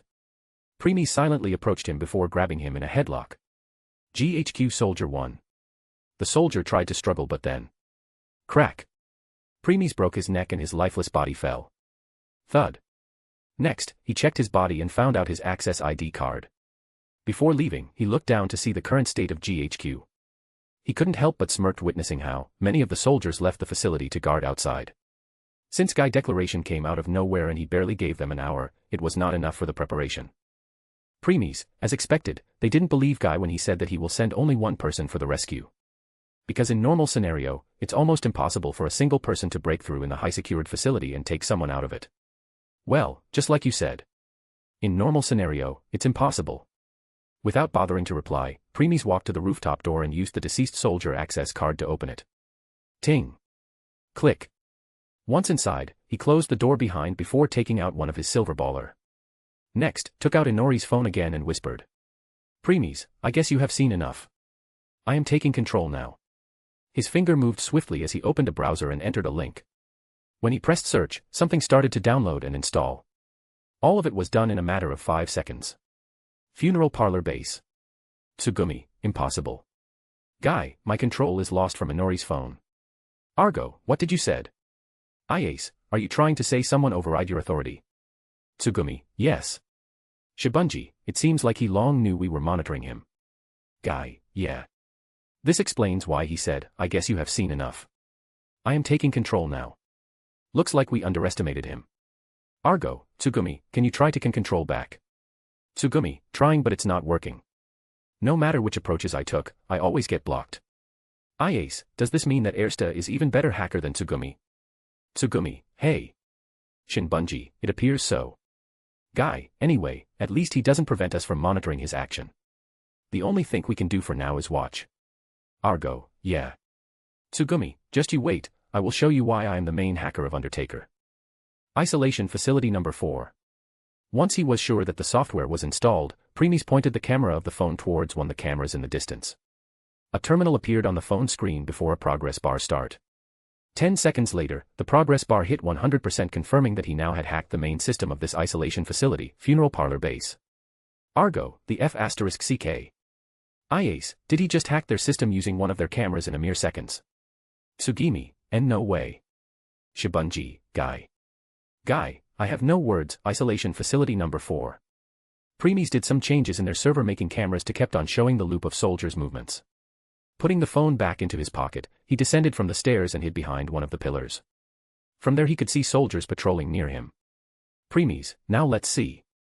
Which will be more humiliating for GHQ? Their criminal escaped at the death of hundreds of soldiers or the criminal escaped under their nose without even a single soldier realizing it. Said Preeis to no one in particular.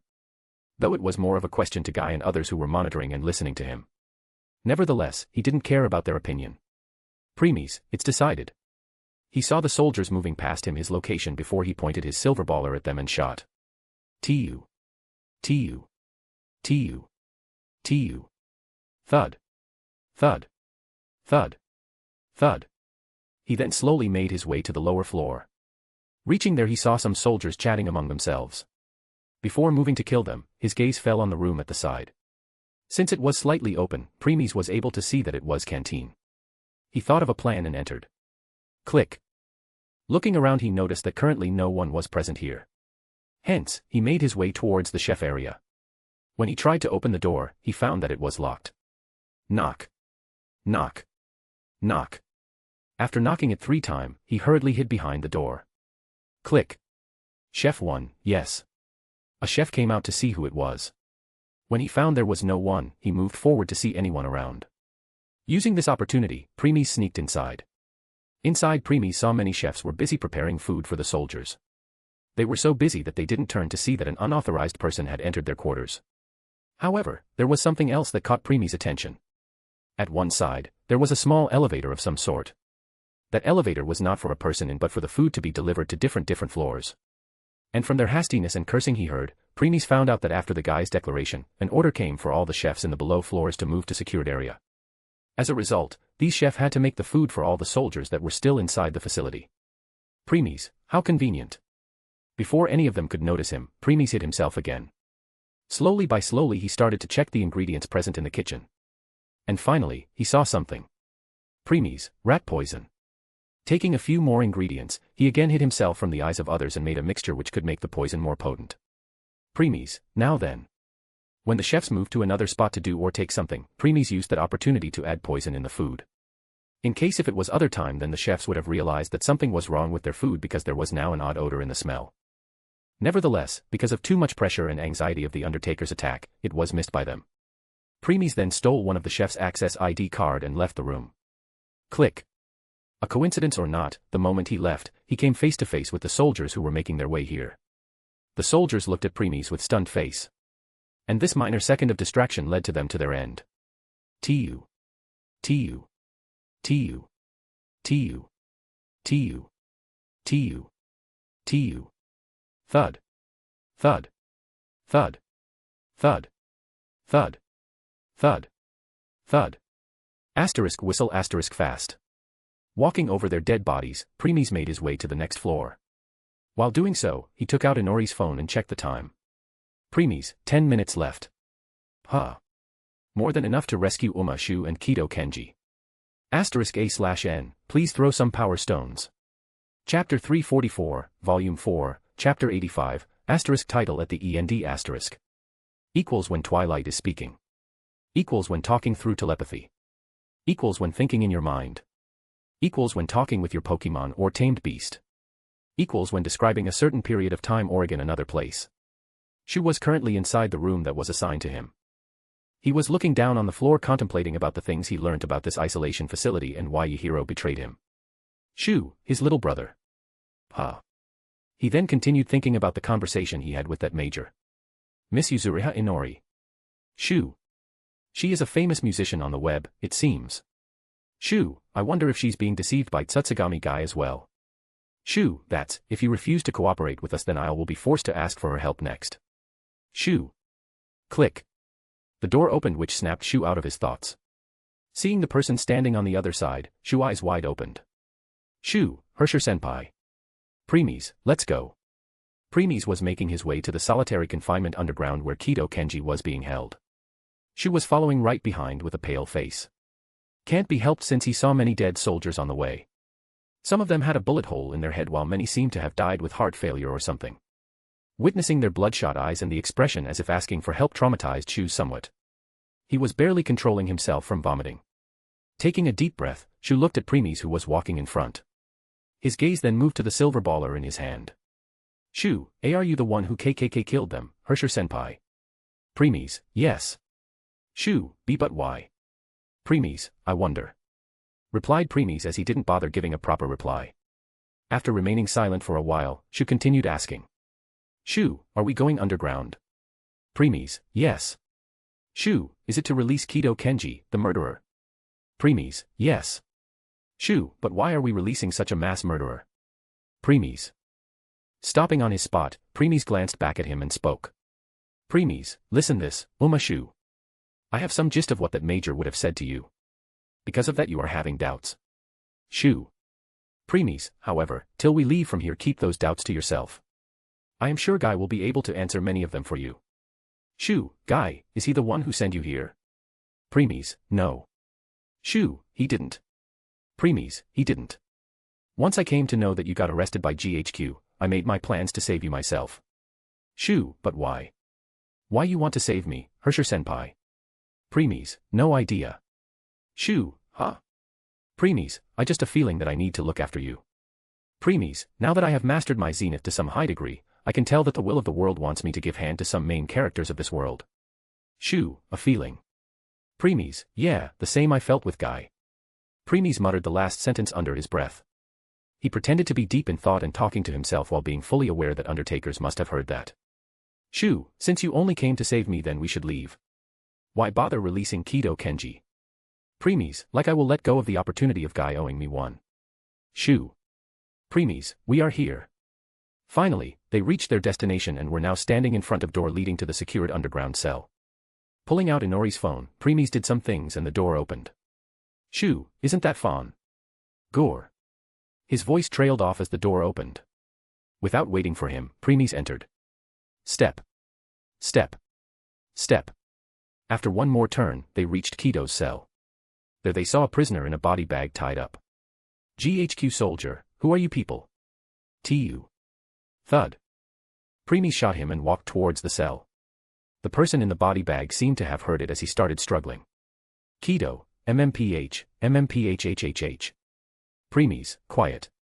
Preeis spoke in an extremely cool and emotionless voice that let alone Oma Shu and Kido Kenji, even the Undertaker who were listening to their conversation, felt a chill down their spine. Once Kido stopped his movements, Preeis opened his cell and looked back at Shu. Preeis, pick him. Shu, eh? Me. Showing a dumbfounded expression, Shu pointed at himself. Shu, me. Preeis, yes. And let's go, I have already secured the returning route. After that, Preeis and Shu made their way to hidden port inside the facility. They took the yacht and left the isolation facility. Mission complete. Once they reached the land, they saw Guy waiting for them. Guy, good work. Preeis, Kido is still on the yacht. Guy, I see. Ace, collect him. Ace, why yes, sir. A new white endlave came out from the hiding and moving towards the yacht. Shu, this endlave.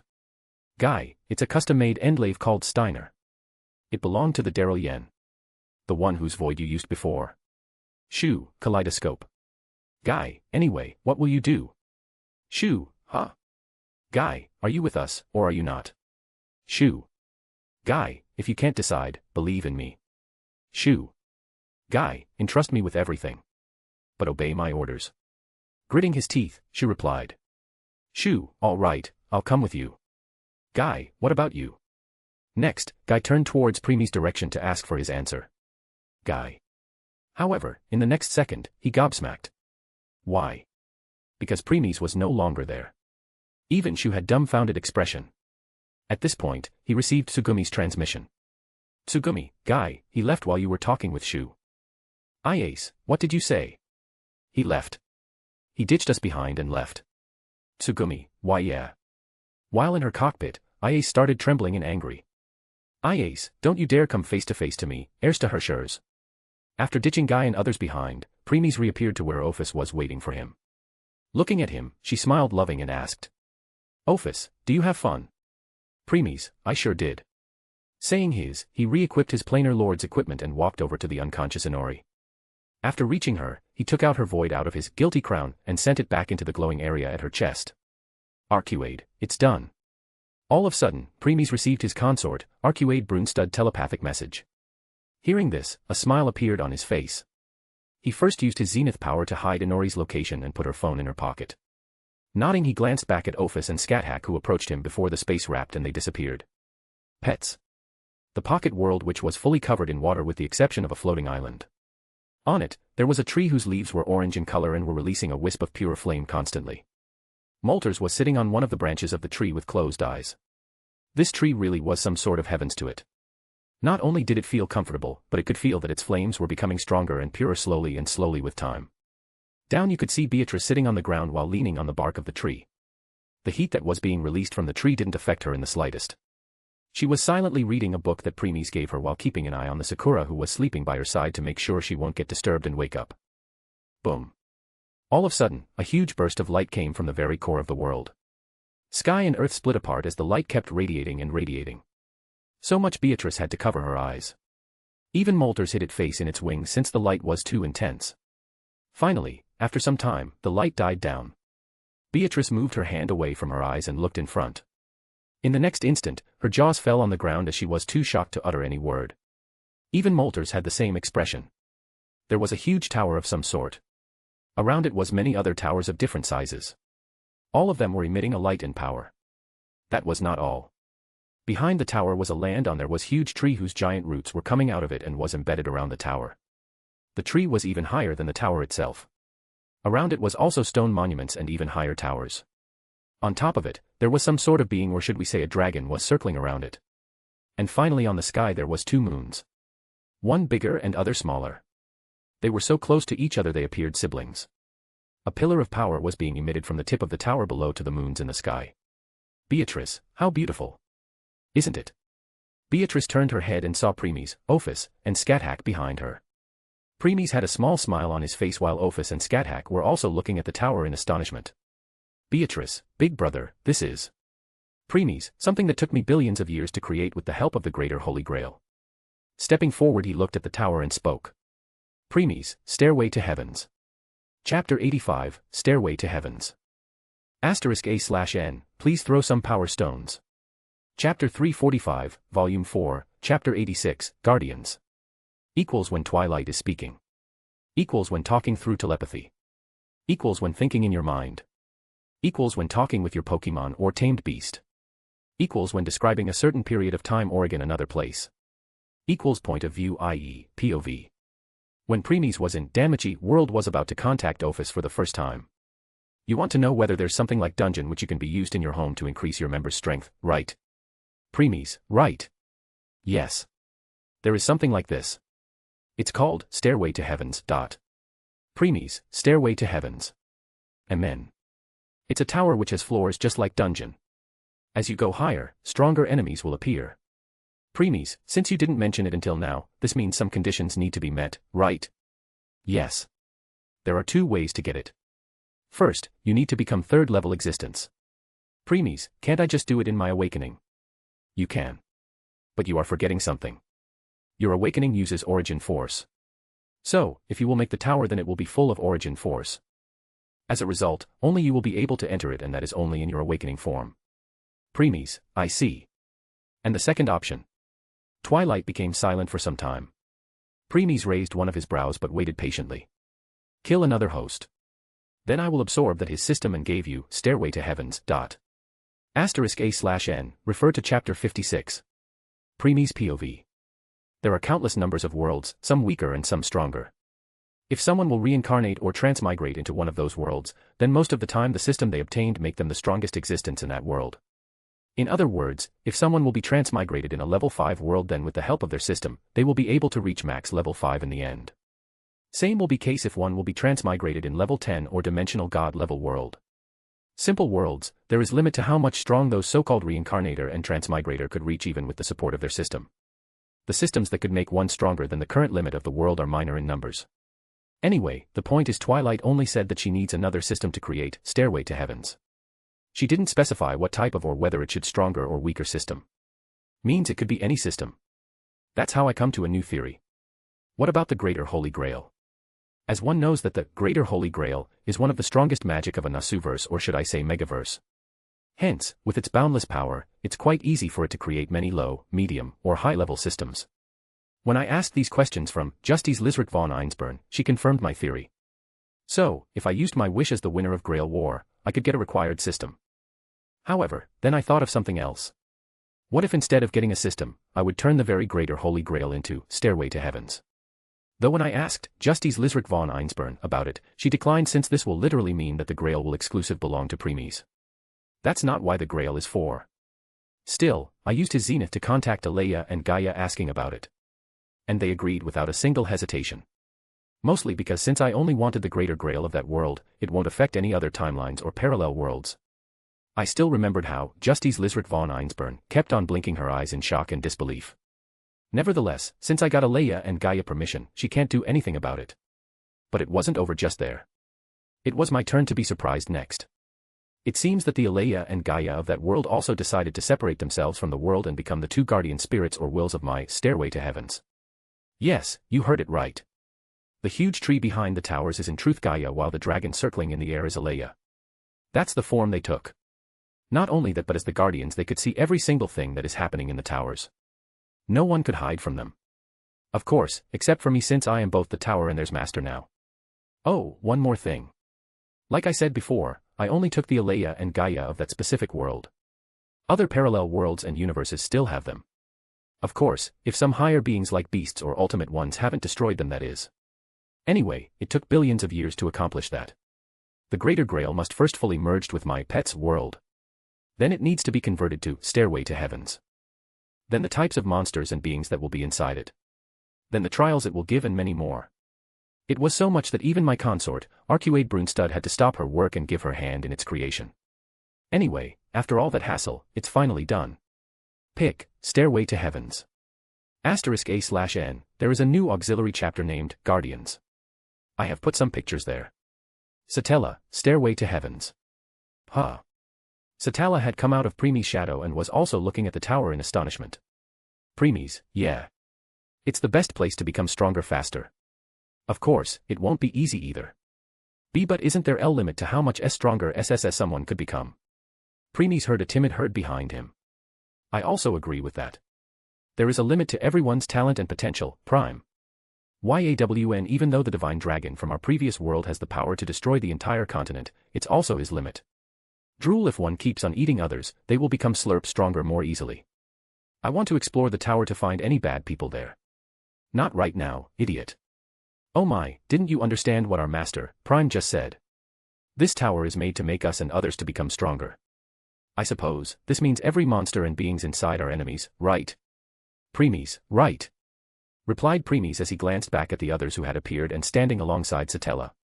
The timid person who spoke the first was a 160 centimeters tall woman. She had red downcast eyes and long pale pink hair that was parted down the middle and tied into loose asymmetrical bunches falling down the front of her shoulders that went all the way to her hips. She was, Witch of Lust, Carmilla. The second person had barely exposed skin was porcelain-like and pure white, so white that it seemed any semblance of color had been completely bleached from her existence. Her black eyes shone with intellect and were the only part of the woman that looked alive. Her long straight hair reached down to her back and was as white as her skin, and it also had a black butterfly hairpin. Anyone who saw her would be instantly captivated by her striking beauty, although the sight of her would also inject overwhelming fear into a person's soul. She was, Witch of Greed, Echidna. Third person could be described as a beautiful yet languid woman in her mid-20s with absurdly long, unkempt, purplish-red hair that went down to her toes. She was dressed in a sultry outfit that was primarily black and complemented her voluptuous and feminine physique rather perfectly. Her skin was described as pale, to the point one would consider it unhealthy. Her face gave off an extremely debilitated and apathetic look. She was, Witch of Sloth, Sekhmet. Fourth one had shoulder-length ashen hair which she had tied in two tails. Her appearance was that of a 13 or 14-year-old child. She was dressed in a pitch-black straitjacket which she wore over her white clothing that were chained to her coffin. Both of her eyes were completely covered by a blindfold, wrapped across over the center of her face, which lent to her appearance having a more witch-like aura as opposed to other. She was, Witch of Gluttony, Daphne. Fifth one was a young girl who looked as though she was around 10 years of age. She had large round red eyes that brimmed with curiosity and short messy deep green hair that fell down to her chin level and was stylized into a bob cut of sorts. Her skin was dark, and her face possessed an odd irritability expected in a girl of her age. The little girl gave off an aura of a lovely young girl. Contrary to her true nature, evoked images of youth, innocence, and purity to those that met her. She was, Witch of Pride, Typhon. Sixth one was a beautiful young woman who stood at exactly 5 feet tall. She vivid slightly slanted sky blue eyes that were almost transparent. Her long gleaming golden hair was tied into a messy ponytail on the left side of her head that rubbed against her face. A pretty pink and blue love heart pin was also fastened to the left side of her head. She had bountiful breasts and a shapely bottom that lent her a fair deal of sex appeal in the eyes of others. She was, Witch of Wrath, Minerva. Seventh one had already made her appearance in the previous world. Witch of Vainglory, Pandora. And along with the last one, Witch of Envy, Satella, they made 8, Witches of Sins. However, when Preemis took them, they were given one more title. The title of Guardians. The Guardians of the Pocket Universe which Preemis created in Re-0- starting life in another world. They are Guardians of Multiverse Library. Except for Satella who loved to live in Preemis' shadow, other 7 witches would spend their time in Multiverse Library unless Preemis called them. There were many things there which will be explained later. One more thing, they prefer calling Preemis as Prime. Preemis, you are right that there is limit to one's strength and potential. But that's what the Stairway to Heavens is for. It will not only guide you break through your limits but will also renew your potential with each breakthrough. Minerva, whoa. Whoa. Are you saying if someone entered then that person can become strong endlessly? Preemis, yes. Carmilla, and no way. Sekhmet, in that case, anyone could become strongest in short period of time. Scathack, there is a catch. At this time, Scathack stepped forward and drew others' attention. Scathack, knowing Lord, it wouldn't be this simple. Beatrice, Amen. The reason why Betty becomes so strong because his big brother make Betty fight countless strong enemies. Not only that but big brother also placed a lot of restrictions on Betty. Because of that Betty is where she is now. Ophis, Amen, unless someone is pushed to the limit of their being, they can't break their limits. And Preemis won't let it any other way. Ekidana, hee, I won't deny that. Preeis, anyway, you will know once you enter. Currently, it's useless to me, Ophis, and Scathack since we have reached the limit of our current being. It's for you and the others that will come in future. Typhon, can I go to explore, Prime? Preeis, no. The first one to enter will be Minerva. Minerva, huh? Me. Becoming dumbfounded, Minerva pointed at herself. Preeis, yes, because you have the least experience and offensive power. Now get over it. Pandora, can only one person enter at a time? Preeis, no. I only said Minerva will be the first one to enter. The moment she does, you all will follow. Daphne, is there any point on who will go first or last? Preeis, I wonder. Now, enter.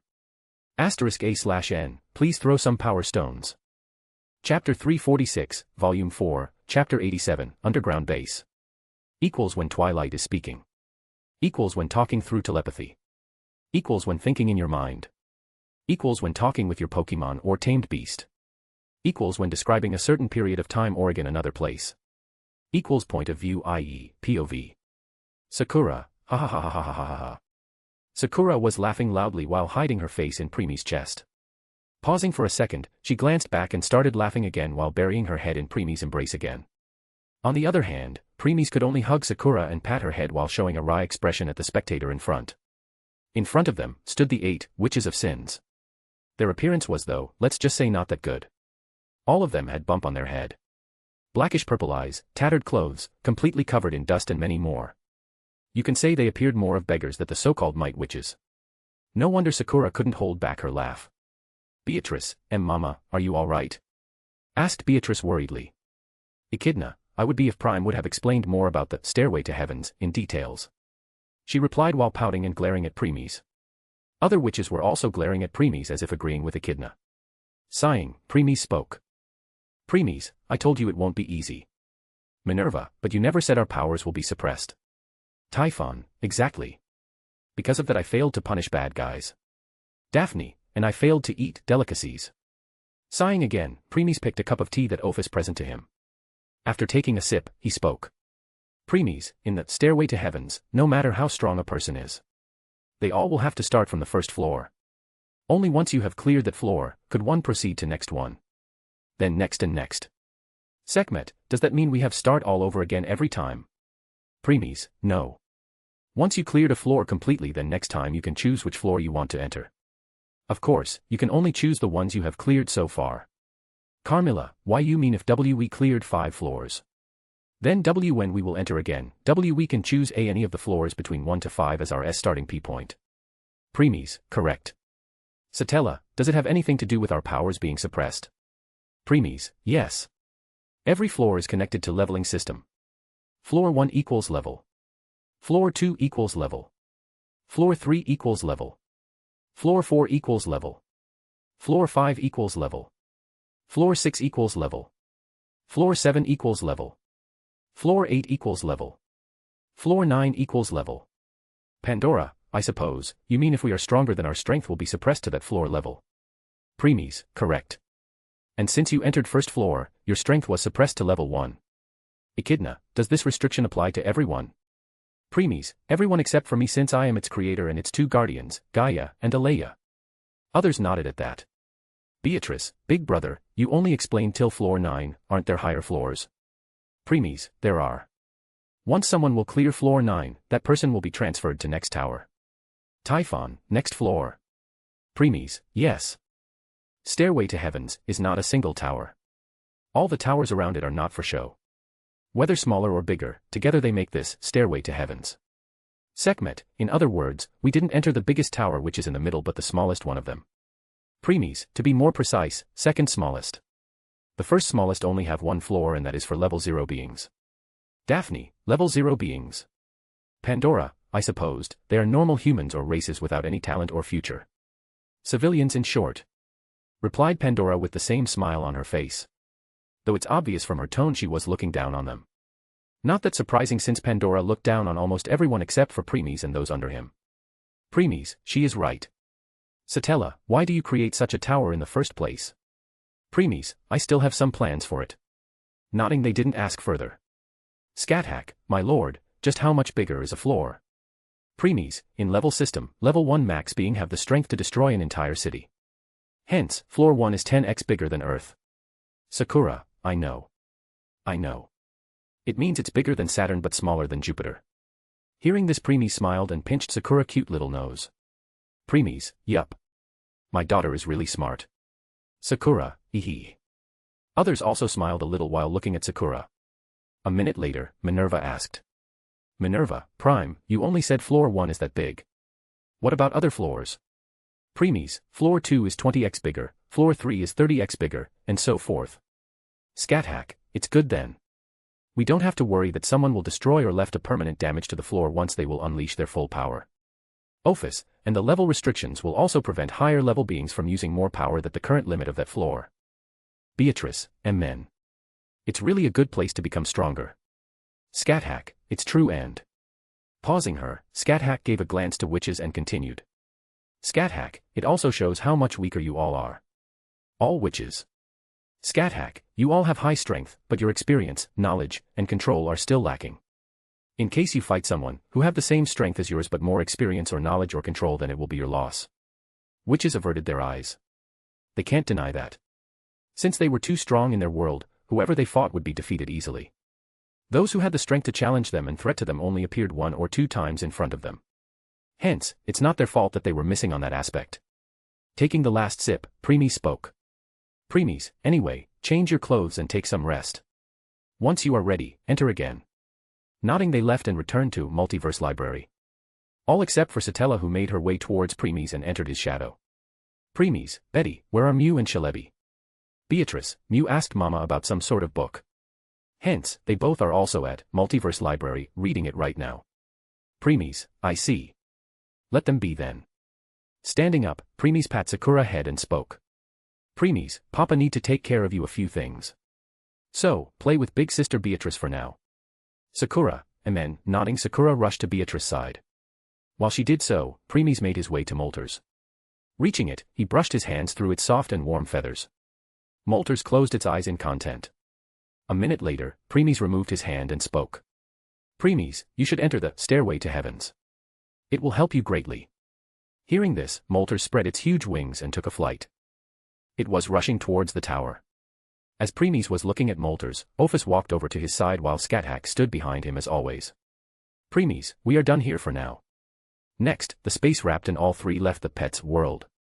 Returning to where they were before, Preemis looked at Inori, who seemed to be still unconscious. She didn't wake till now. Preemis, of course, she didn't. I pressed some of her pressure points to make sure she would remain unconscious. Oh, that explains. Crouching down, he again pressed some points before his gaze fell on her phone, whose backlight was blinking. Taking it out, he saw that there were more than 50 missed calls. Ring.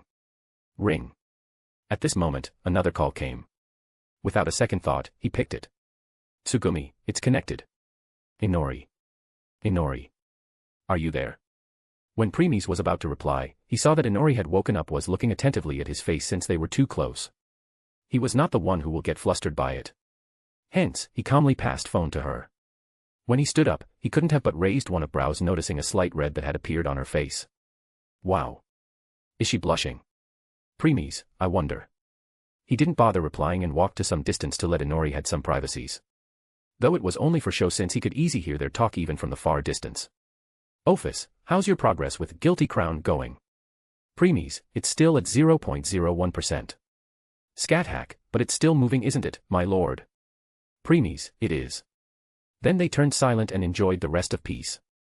A few minutes later, Inori approached. Inori, Guy is asking me to return to the base. Preemis, I see. Then that's here we part ways. Inori, he wants me to bring you along. Preemis. Underground base. Preemis was following Inori, who was leading him from a secured underground passage. After walking deeper, they came before a huge steel door.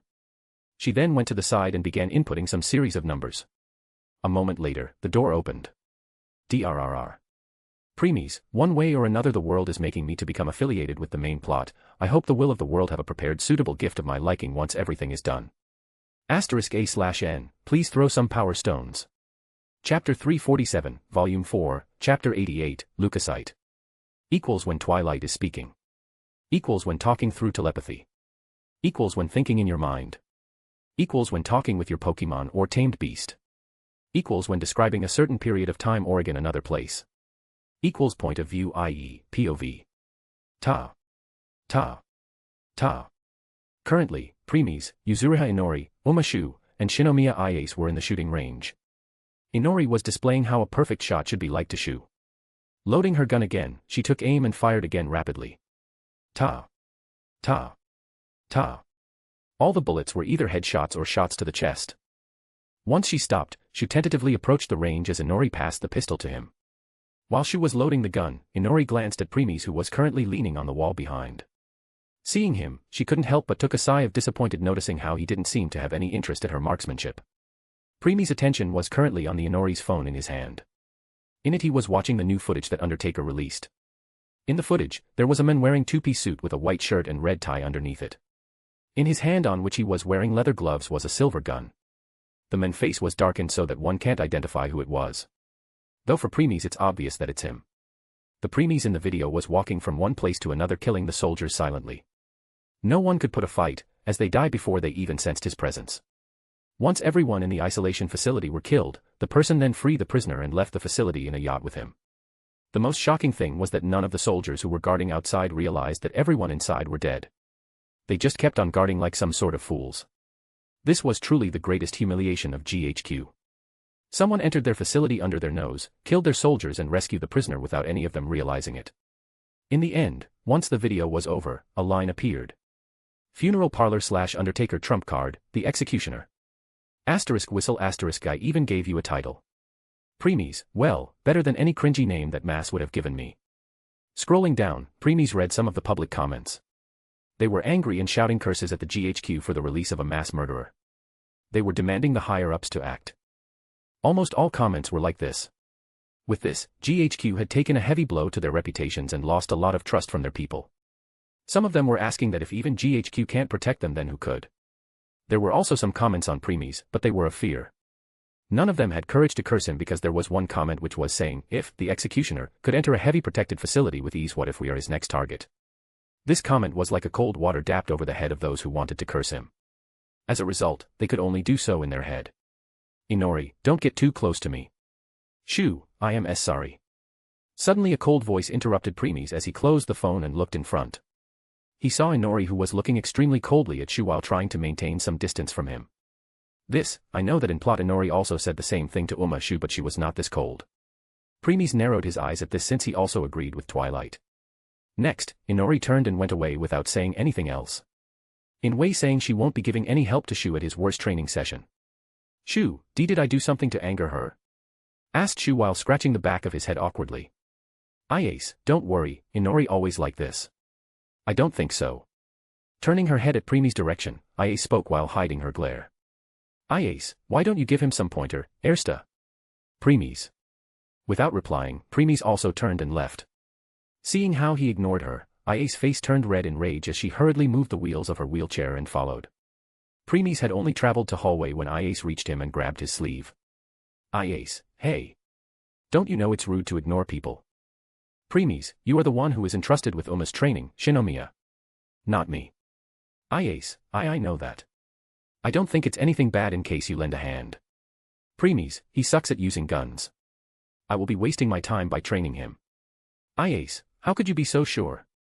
Preeis, I am certain. Shu's specialty is at using voids. Hence, the best training for him will be the one that makes his body stronger, and close combat. By training him in other fields will be a waste of a time. Iase. Letting go his sleeve, Iase asked calmly this time. Iase, is that so? Pausing for a second, she continued. Iase, fine. I will take your word on that. If I find that you are lying, then be ready for a beating. Then she returned to shooting range where Shu was waiting. Scathack, my lord, it's true that Shu have strong body compared to other humans, however. Office, it's mostly because of King's power he acquired. Preeis, I know. That's why he is the protagonist. Saying this, 3 of them also left the place. Time went by. Shu kept on receiving training while Undertakers were making plan for their next mission. Since Preeis was not the part of Undertakers, he didn't participate in any of it. The reason he was living here was because Guy asked him as a way of thanking him for rescuing Kido Kenji. Because Preeis took care of it himself, Undertakers didn't lose none of their men. A week later. Shu confronted Inori last night asking about their talk in the train before he got arrested. However, he got devastated when Inori told him that it was Guy who told her to do so that he would be more inclined in joining them. Nevertheless, Shu decided to concentration on his match with Iase today and decided to think about it later. Only by winning would he be able to gain the qualification to join Undertakers. Preeis was not interested in those children's games. Hence, he didn't bother watching it and decided to spend quality time with his family. He was currently playing a game of chess with Sakura while Offis and Scathack were sitting at the side. Preeis made it a routine to play one match with Sakura every day. Of course, since she was still a child, Preeis didn't go all out. He even let Sakura win on occasions to boost her confidence. However, he always made sure that it was a close call so that Sakura didn't think it was an easy win. Tick. Sakura, with this, it's checkmate, Papa. Preeis didn't reply right away. He just kept on looking at board for a minute before showing a defeated smile. Preeis, I guess this is my loss. Sakura, of course. Preeis, but I won't lose next time. Sakura, I will win next time too. Both father-daughter smiled at each other. Offis, here, you both must be thirsty, said Offis as he passed a glass of water to both Preeis and Sakura. Sakura, men, nodded Sakura as she hastily emptied half of it. Chuckling, Preeis spoke. Preeis, no need to be in hurry. No one is taking it from you. Sakura, hee. Letting out a giggle, she drank slowly now. While they were doing so, Scathack picked up the chess pieces and board before putting them away. Bang. Suddenly the door of their room swung open. As the worried Inori rushed in. Inori, Ersta. Preeis, it's time. Huh. Preeis, what is it? Said Preeis while getting up. Inori, we've got trouble. The leukocyte fired at Point Delta. Preeis, Guy's location. Inori, yes. She walked up to Preeis while almost leaning her body at HMT. Her face was slight pale as she was trying hard to hide her panic. Preeis, stay here, Sakura. Papa needs to be somewhere. Sakura, Take care, Papa. Preeis, I will. Patting her head gently, Preeis left the room with Inori. Click. Offis, Sakura, do you want to play some more while waiting for Papa? Sakura, I want to hear a story, Mama. Smiling, Offis spoke. Offis, sure. Let's see which one it should be. And hence, Offis and Sakura spent rest of their time like this. As for Scathack, she had also left with Preeis because as his guard, it's her duty to stay by his side, meeting room. Most members of the Undertakers were present here. They were gazing at the monitors where Tsugumi was showing the feed from the ground zero. Argo, this is horrible, muttered Argo. Though that's an understatement. The whole place was in ruins. Fire was everywhere and everything seemed to be burnt with no signs of survivors. As they were looking at it, Shibunji started explaining. Shibunji, the leukocyte is a constellation of quasi-zenith satellites. When it's completed, it will have full 24-hour coverage directly over the Japan and be able to strike at any target in our country at any time. Shu, why would they build something like that? Preeis, to exterminate the Japanese people. At this time, Preeis walked into the room within her. Everyone turned their attention to him as he nonchalantly made his way to the monitors with his hands in his jacket pocket. Preeis, looking at this leukocyte, I really want to get my hands on Artemis. Artemis. Are you talking about the machine god Artemis, Lost Belt, from Fate Universe? Preeis, that one. ****, you really want to get your hands on all multiverse-destroying weapons and beings, aren't you? Preeis, won't deny that. After all, in the higher groups, multiverse-destroying beings are not that uncommon. True. Undertakers around started to talk among themselves after hearing Preeis' words. At this time, Preeis glanced to his right and saw that Inori was hugging his right arm tightly while looking at the monitors. He could even feel her breasts. Nevertheless, he ignored it and turned his attention at the front. Preeis, anyway, how's you doing, Guy? Everyone, just a few scratches. Suddenly Guy's voice was heard from the transmission. Everyone took a sigh of relief hearing this. Preeis, any survivors except you? Guy, none. Everyone. Preeis, oh, that's unfortunate. *A/N, please throw some power stones. Chapter 348, Volume 4, Chapter 89, Apocalypse Virus Meteorite, Part 1. Equals when Twilight is speaking. Equals when talking through telepathy. Equals when thinking in your mind. Equals when talking with your Pokemon or tamed beast. Equals when describing a certain period of time or again another place. Equals point of view, i.e., POV. Despite all the loss, Guy still ordered to start the operation. As a result, all the members of Undertakers moved to a forest near a dam. Preeis didn't care less about it and had no intention of joining. However, Inori refused to let go of his arm and dragged him along. Tsugumi and Owagimo had gone to get Guy while all others regrouped together and waited in a makeshift briefing room which was a huge tent. Since Preeis was only here because of Inori, he was standing at the end. He could easily see Shu, who was occasionally glancing at his direction. To be more precise, at Inori. He could even saw a slight jealousy in his eyes. Nevertheless, Preeis chose to ignore him as his mind was drifting off to where he would take Sakura next on a picnic. Preeis, now that I think about it, after this Lucaside arc, next arc will be somewhat about Arisa Kahoin, whose void is coward shield. You interested? Preeis, nah. After I gained unlimited blade works, I got one of the strongest shields of Fate universe. Row Ajax. Preeis, yeah. Anyway, after Arisa Kahoin arc, in the next arc they went to Aoshima. In other words, beach. I am sure Sakura will love it. What a doting father. Preeis didn't bother replying. He also knew that he loved to spoil his children. Even now and, even in past. Sighing inwardly, Preeis got rid of old memories for now. It started raining quite heavily by the time Guy came in along with Owagimo and Tsugumi. He was bleeding from different parts of his body as they sat him. Inori finally left Preeis' side and walked over to Guy to apply first aid and bandages. After a few minutes, Shibunji came over to Guy and asked. Shibunji, Guy, are you ready? With Kido Kenji on his right looking at a computer screen, Guy stepped up and commented. Guy, looks like everyone's here. As the huge screen behind Guy showed a picture of the dam that was somewhere close, he began his briefing on the mission. While he was doing so, Preeis silently left the tent. With his hands in his jacket pockets, Preeis walked in the rain with his closed eyes as if enjoying the sensation of cold drops of water falling on his face. Scathack, looks like you love rain, my lord. Asked Scathack with a light smile on her face. Preeis, I guess I do. He also smiled back in response. Preeis kept on enjoying it for some more time before opening his eyes. Preeis, it's time. Muttered Preeis under his breath as he raised his head and looked at the sky. Even though the dark clouds were covering the sky, his gaze easily penetrated through them as was looking at the leukocyte at the exosphere of the Earths and right above Japan. Even Scathack was looking while standing by Preeis' side. Scathack, my lord. Preeis, I know. I was waiting for this. Nodding her, Scathack stepped back and became silent. Once she did so, Preeis pulled his right hand out of his jacket pocket. A second later, Zenith Gunblade appeared in his hand. Raising his hand, Preeis pointed it towards the leukocyte direction in the sky. In the next moment, bluish aura started to come out Preeis. Then suddenly, a slight fluctuation passed entire world. However, the only people caught it was Preeis, Ophis, Scathack, and one more person. The corner of Preeis' lips curved a little at it. Preeis, you are finally awake. A few minutes before, when Guy started briefing them about the mission and Preeis left. Inori's, whose attention was mostly on him, also wanted to follow. However, since the briefing was still going on, she had no choice but to wait.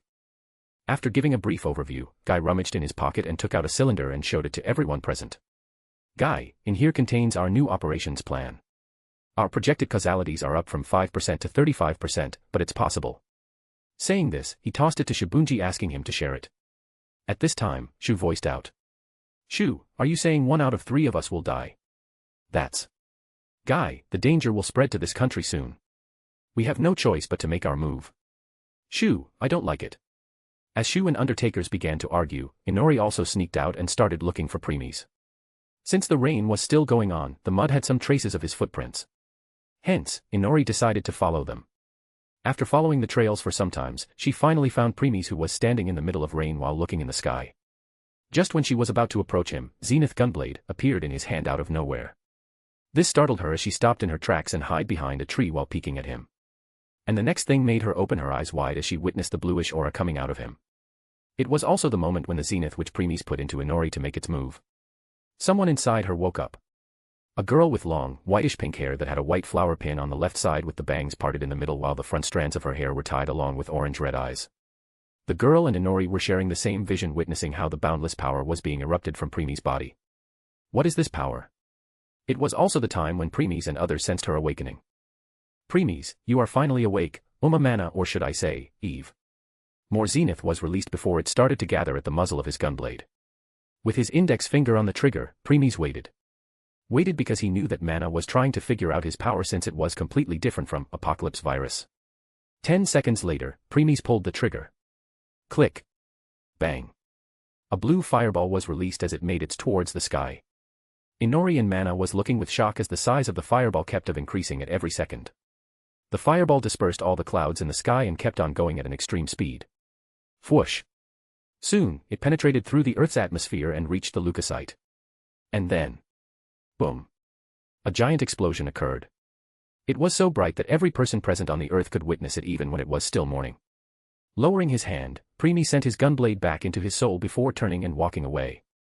The bluish aura around him disappeared as Mana inside Inori fell into slumber again.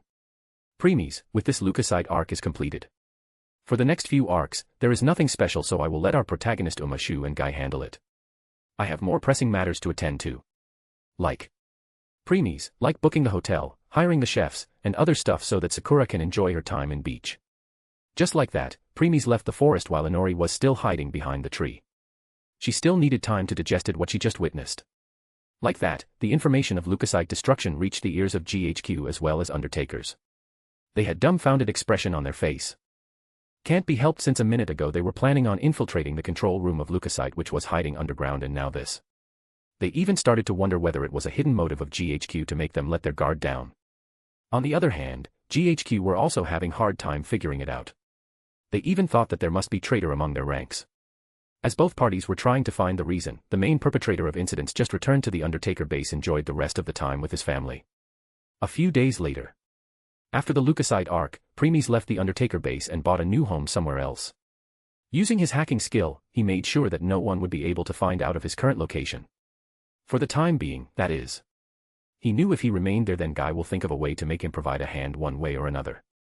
He also knew it was mostly because the will of the world will make Guy to do. Hence, he left. Even though he cut all the connections with them, he was still keeping an eye on their movements. Because of that he was aware that many arcs had been completed without much of a hitch. However, there was one thing that attracted his attention.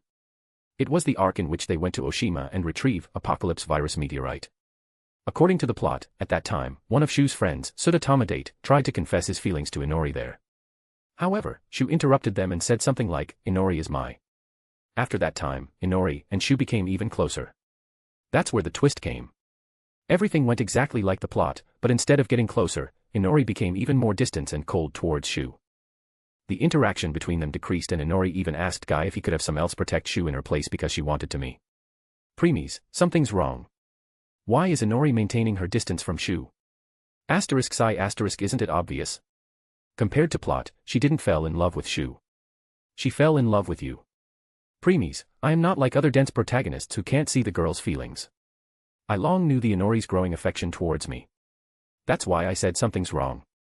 Once the heroine fell in love with another person that is not the protagonist, then the fate between them started to vanish slowly by slowly. But that's not the case here. Wait.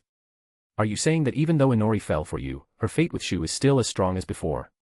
Preeis, no. It becomes even more solid. How is this possible? Preeis, I am wondering the same. Narrowing his eyes, Preeis thought. Preeis, is it because Shu still has the king's power? Or because Mana had long chosen Shu as her Adam? Or is it Wrath's doing? Sighing, Preeis shook his head and put those thoughts away for now. Currently, his attention was on something else. Preeis, first, I must get my hands on the Apocalypse Virus meteorite. I can't let it get destroyed like what happened in the plot. It's required for my guilty crown. *A/N, please throw some power stones. Chapter 349, Volume 4, Chapter 90, Apocalypse Virus Meteorite, Part 2. Equals when Twilight is speaking. Equals when talking through telepathy.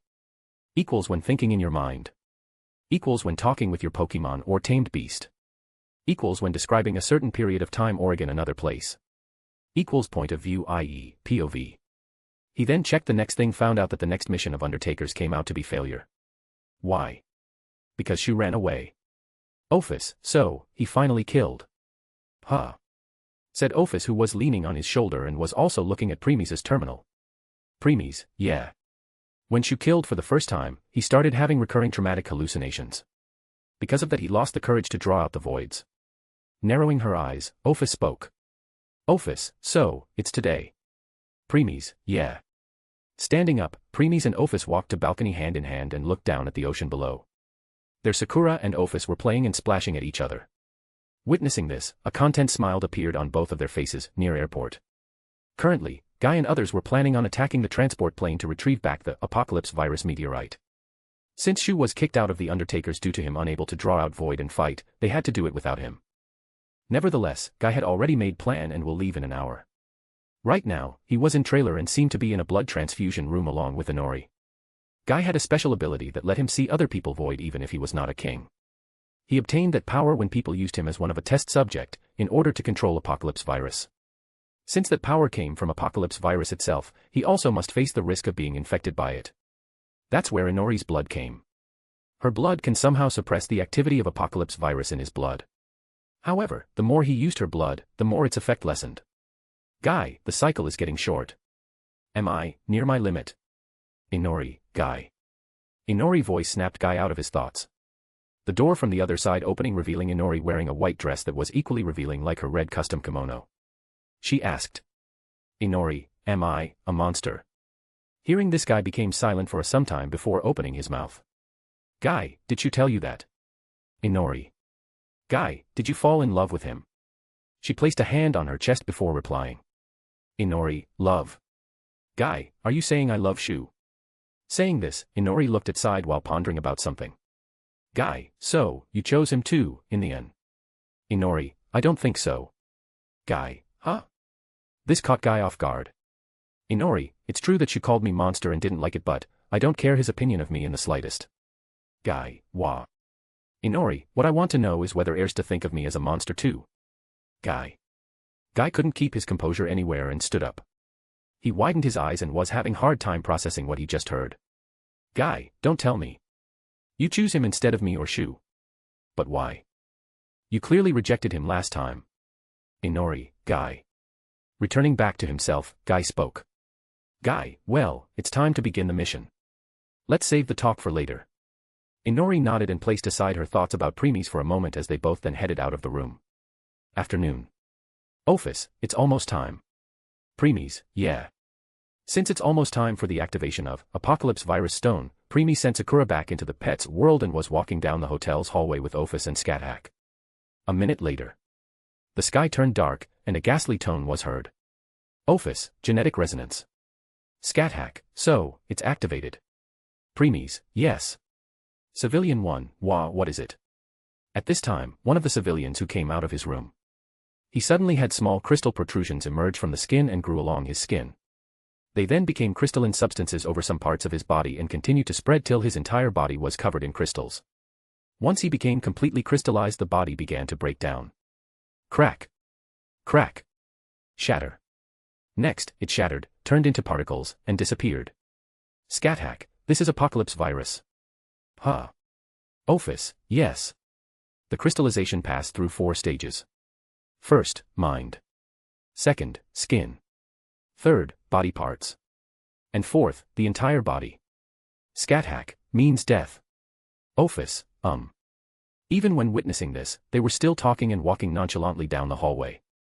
In the way, there were many people who were turning into crystals and dying. Yet, none of them spared a single glance at their direction and kept on walking. Soon, they reached the entrance of the hotel. One more thing. Not everyone reached the 4th stage and died. There were many whose crystallization stopped at the 3rd stage. Walking out of the hotel, their gaze fell at the very center of the storm. The center of the storm was the Tokyo Tower. A huge sound wave visible to all was being emitted from there. The volume was increasing per second, increasing the effect of this so-called genomic resonance. Currently, throughout the Tokyo, everywhere people began having crystals on their bodies as they screamed in panic. Those who reached the 4th stage soon broke and were carried up into the sky by the strong wind that was present. GHQ Soldier 1, freeze. Raise your hands. While Preeis, Ophis, and Scathack were looking at storm in the sky, they got surrounded by GHQ soldiers along with many Ndelavies. Preeis didn't seem surprised since he already expected this. At this time, GHQ attacked all of Undertaker's hideout. And because he also gave them a hand once, it's obvious that they would find him too after hacking one of their interfaces. That's why he said before that he only planned to hide his location for the time being. Nevertheless, even when being surrounded, they kept on ignoring these soldiers. GHQ Soldier 2, we said raise your hands. Scathack, my lord. Preeis, go on. Nodding her head, Scathack stepped forward and made a rune in the air. Snap. A spark was spread as all the video and communication channel around them stopped working. Hence, now the people in the headquarters can't watch or hear what was going on here. Soldiers also realized that started wondering what was going on when a beautiful woman appeared out of nowhere in front of them. As they fell in trance witnessing her beautiful, a demonic red spear materialized in her hand. All of them felt a chill down their spine and unconsciously took a step back. One of the soldiers gathered his courage and spoke. GHQ Soldier 3, LL lower your weapon or. Thrust. Splurt. He didn't even get the chance to finish it when a red light flashed and in the next instant his feet were no longer touching the ground. He was dangling in the sky with the red spear penetrating through his chest and coming out of his back. This spear was what holding him in the air. However, the most horrified thing was that at the tip of spear was his heart. GHQ Soldier 3, HHRNGH. The soldier tried to say something with his last breath, but blood was the only thing that came out of his mouth. Thud. Scathack waved her spear as the lifeless body of the soldier fell on the side. Soldier's face had already turned pale at this point after witnessing this. Fear was visible in their eyes. GHQ Captain, fire. Hearing this, all soldiers pressed the trigger of their rifles without any hesitation. Even NDLAV started shooting. Ta. Ta. Ta. Ta. Ta. Ta. Ta. Ta. However, a second later, everyone's face became frightful witnessing the spectator in front. Scathack didn't even bother protecting herself as all the bullets hit her body and bounced off. It was like her body was made of steel. Step. Step. Step. Step by step Scathack walked towards them. GHQ Captain, you monster. RPG. Fwoosh. Fwoosh. Fwoosh. Soldiers at the back launched rocket launcher while NDLAVs released their missiles. All of them hit Scathack. Boom. Boom. Boom. Boom. Many explosions occurred right in front of the hotel. Civilians inside all quivered in fear. Witnessing this, all soldiers lowered their weapons. GHQ Solider 5, is she dead? Step. Step. Step. The sound of the footsteps was the answer to his question. Dread filled the soldier's heart as Scathack walked out of the explosive unscathed. GHQ Soldier 7, and no way. GHQ Soldier Captain, impossible. By now almost all the soldiers had lost the will to fight. Some of them tried one last-ditch effort of calling for reinforcement but to no avail. Preeis, end this. We need to leave. Suddenly, Preeis' quiet voice resounded. All soldiers turned to his direction and fell on their butt. Why? Because Preeis was also in the close proximity of the explosion. Yet, just like Scathack, he was also unscathed. GHQ Soldier Captain, there is more than one such monster. Scathack, yes, my lord. Answered Scathack as she moved with an extreme speed and killed all of them. While she was doing so, Preeis was looking at the particular direction. Preeis, it's time for our first meeting. DTH. *A/N, please throw some power stones. Chapter 350, Volume 4, Chapter 91, Apocalypse Virus Meteorite, Part 3. Equals when Twilight is speaking. Equals when talking through telepathy. Equals when thinking in your mind. Equals when talking with your Pokemon or tamed beast. Equals when describing a certain period of time or again another place. Equals point of view, i.e., POV. At approximately 3:40 p.m., a terrorist group calling itself the Undertakers carried out a large-scale attack at Haneda Airport using a virus. In response, the government has issued a special contagion alert, and citizens are currently being. Looking at news in the phone that he brought after leaving Undertaker's base, Preeis thought. Preeis, it's almost time for Shu to gather himself and make his move. I guess I also know by now why Omashu and Yuzuriha Inori fate are still connected with each other. You do. Preeis, all of Omashu's action in the plot are connected to Yuzuriha Inori. In other words, even if Inori doesn't love, if you still have feelings for her, then the plot will continue. In other words, the world is making sure that Omashu's love for Yuzuriha Inori doesn't vanish. Preeis, yeah. Ha ha ha. These protagonists really are just slaves of their world. Preeis, well, that's why the world make them protagonists in the first place. It's not for them but itself. Ha ha ha. True. Currently, Preeis was standing on top of one of the buildings and was looking at the Haneda Airport, which was located on the other side in the middle of sea. The only way to go there was by using the bridge between the land and airport. Even though there was quite a distance, Preeis could easily see what was going on inside the building. In other words, he was clearly watching Tsutsugami Gai and Yuzuriha Inori's actions. Ophis was standing by his side.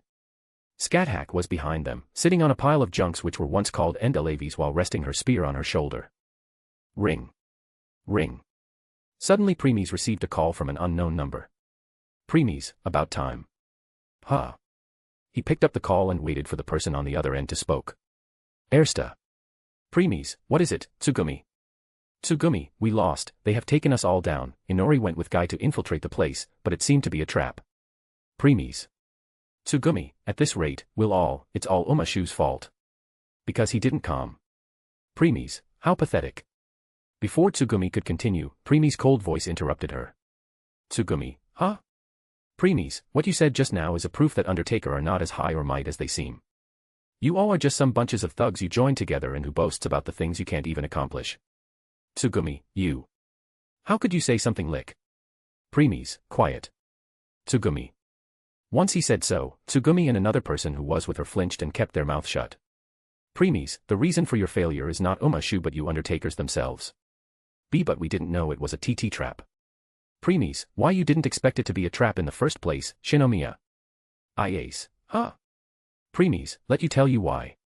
It's because ever since Umashu joined your ranks, his king's power always played a major role in completing your missions. As a result, because of constant accomplishment, you all let your guard down and thought that the same thing will have even if he isn't present. That's what led to your downfall. Tsugumi. Ace.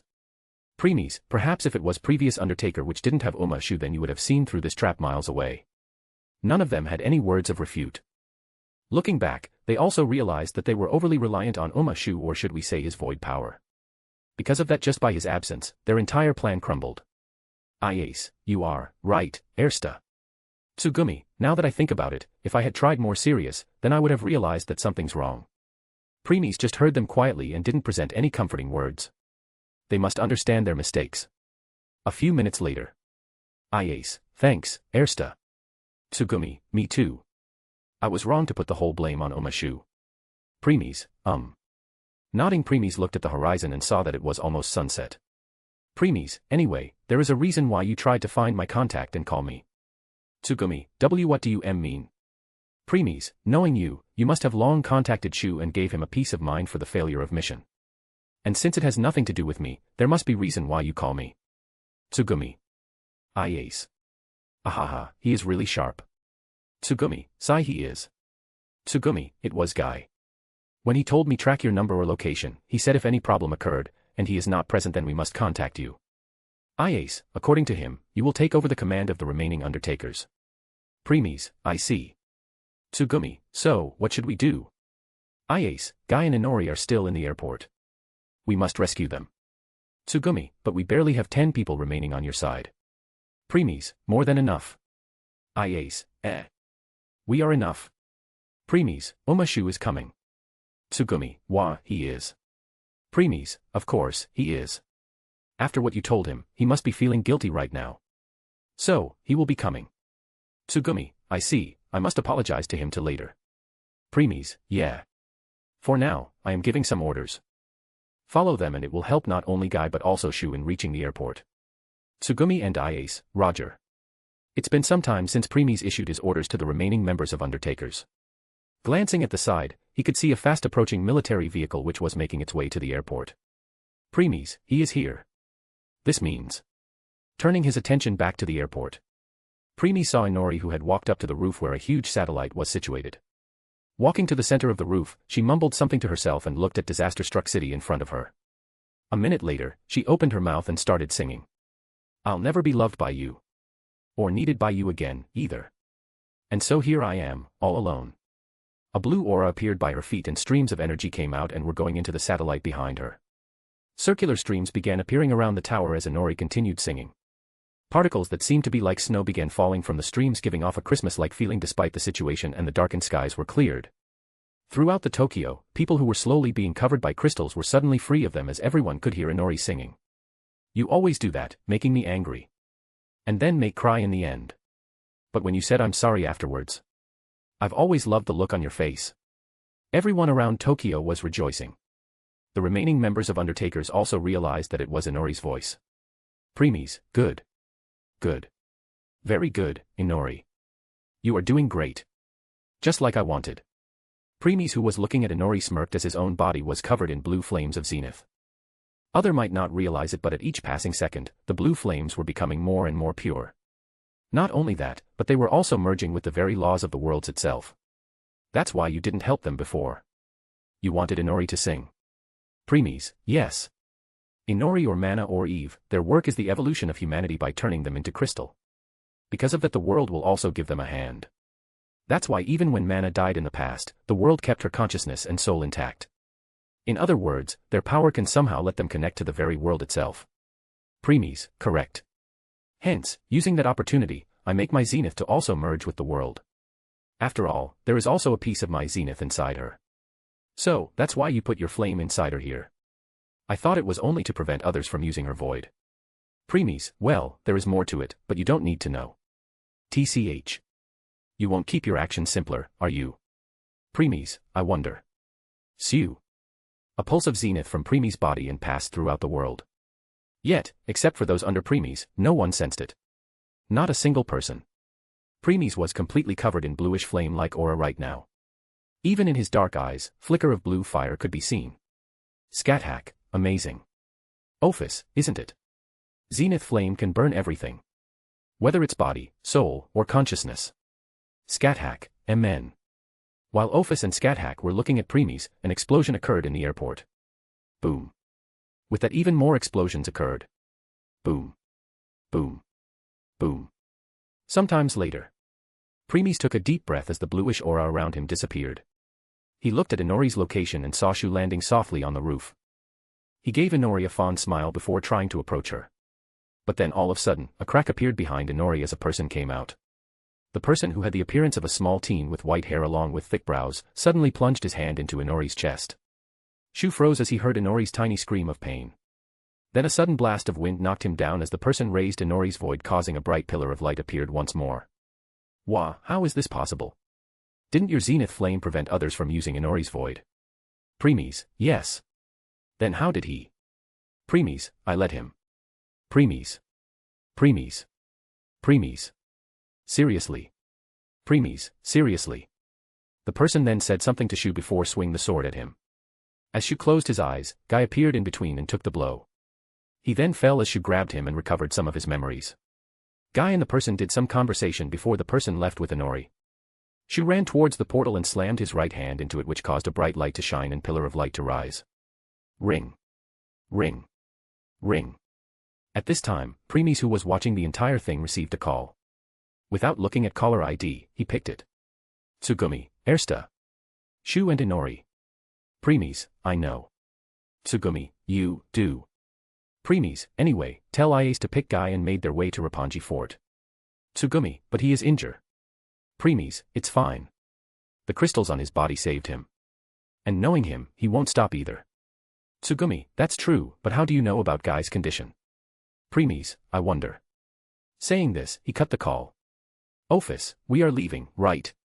Preeis, yes. Once I get my hands on Apocalypse Virus Meteorite, we are leaving this world, so, let's go and take it.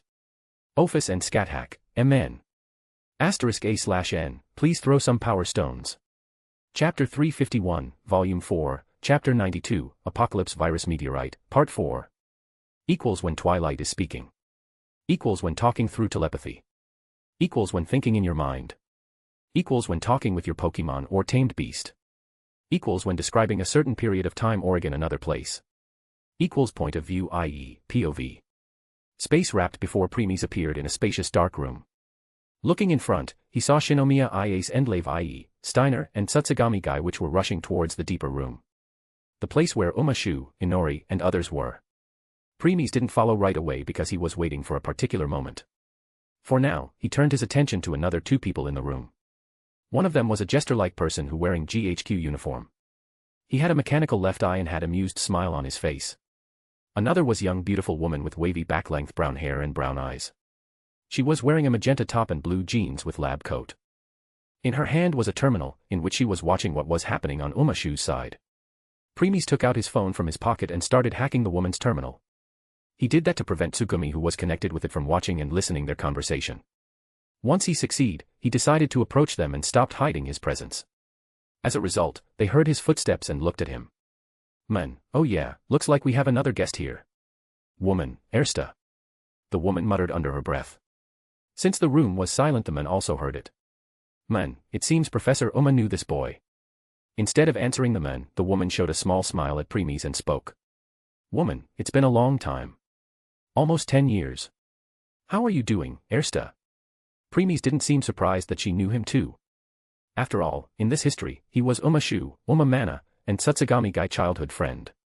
Hence, it's obvious that she had met him before. Or that's what she thought. Preeis, I have no recollection.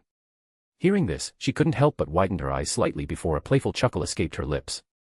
Woman, Era, is it because little Ersta is still mad at how her aunt Haruka teased him in the past? Yes, Haruka. This woman was Uma Haruka, Uma Shu's mother. Witnessing Preeis' indifferent expression and lack of response, the smile on Uma Haruka's face vanished.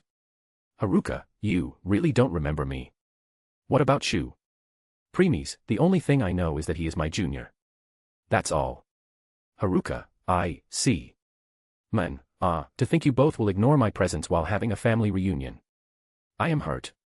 Preeis, she is not my family. I don't know her. Neither do I care. How cold. Haruka and the men also flinched hearing such emotionless tone. By now, it was clear that Preeis really didn't know her. Preeis, I want to have a private conversation with her. So, you can leave. Men, oh. Now you piqued my interest. The men didn't get the chance to complete as Preeis waved his hand and teleport the men away. Witnessing this, Haruka nerves tensed up as she took a step back and asked. Haruka, what did you do to Major Sagai?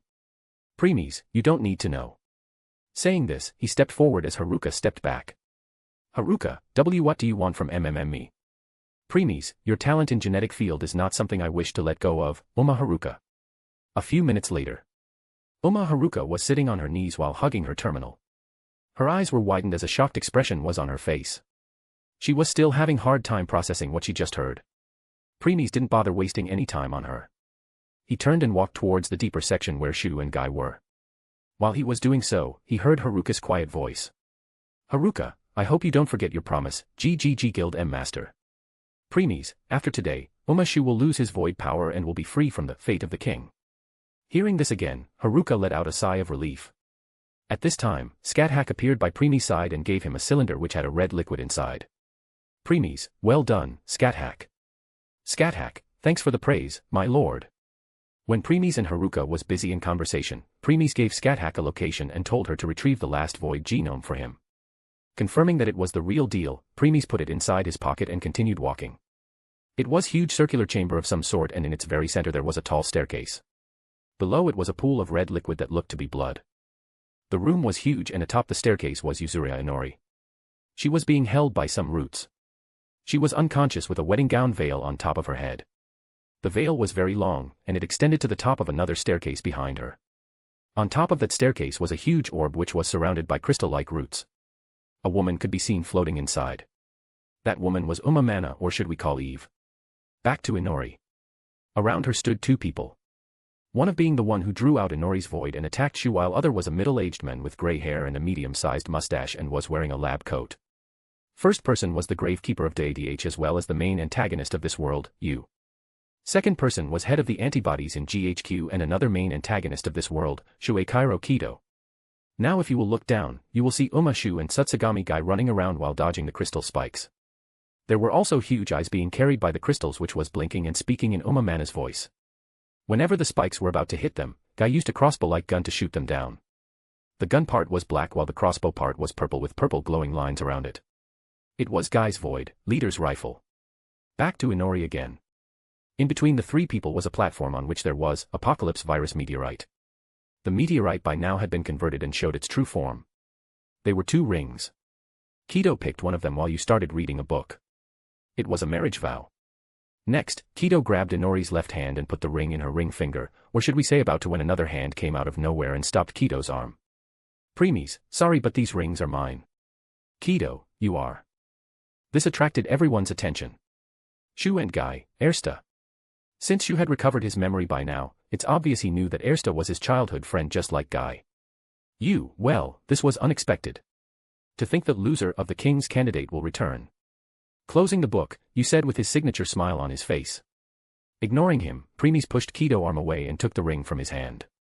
You, now. These rings should only be used by the new Adam, not a loser like you.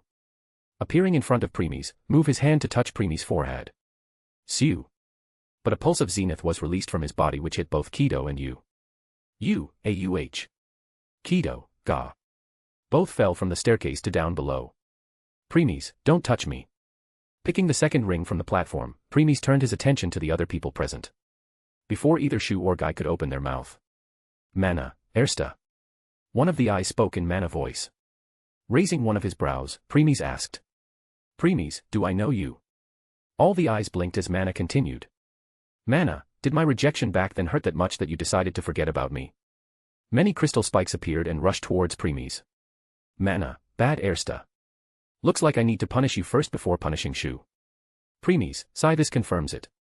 Seems like past me really did confess his love to Mana and got rejected. Pfft. So, even someone like you can face rejection. Ha ha ha ha.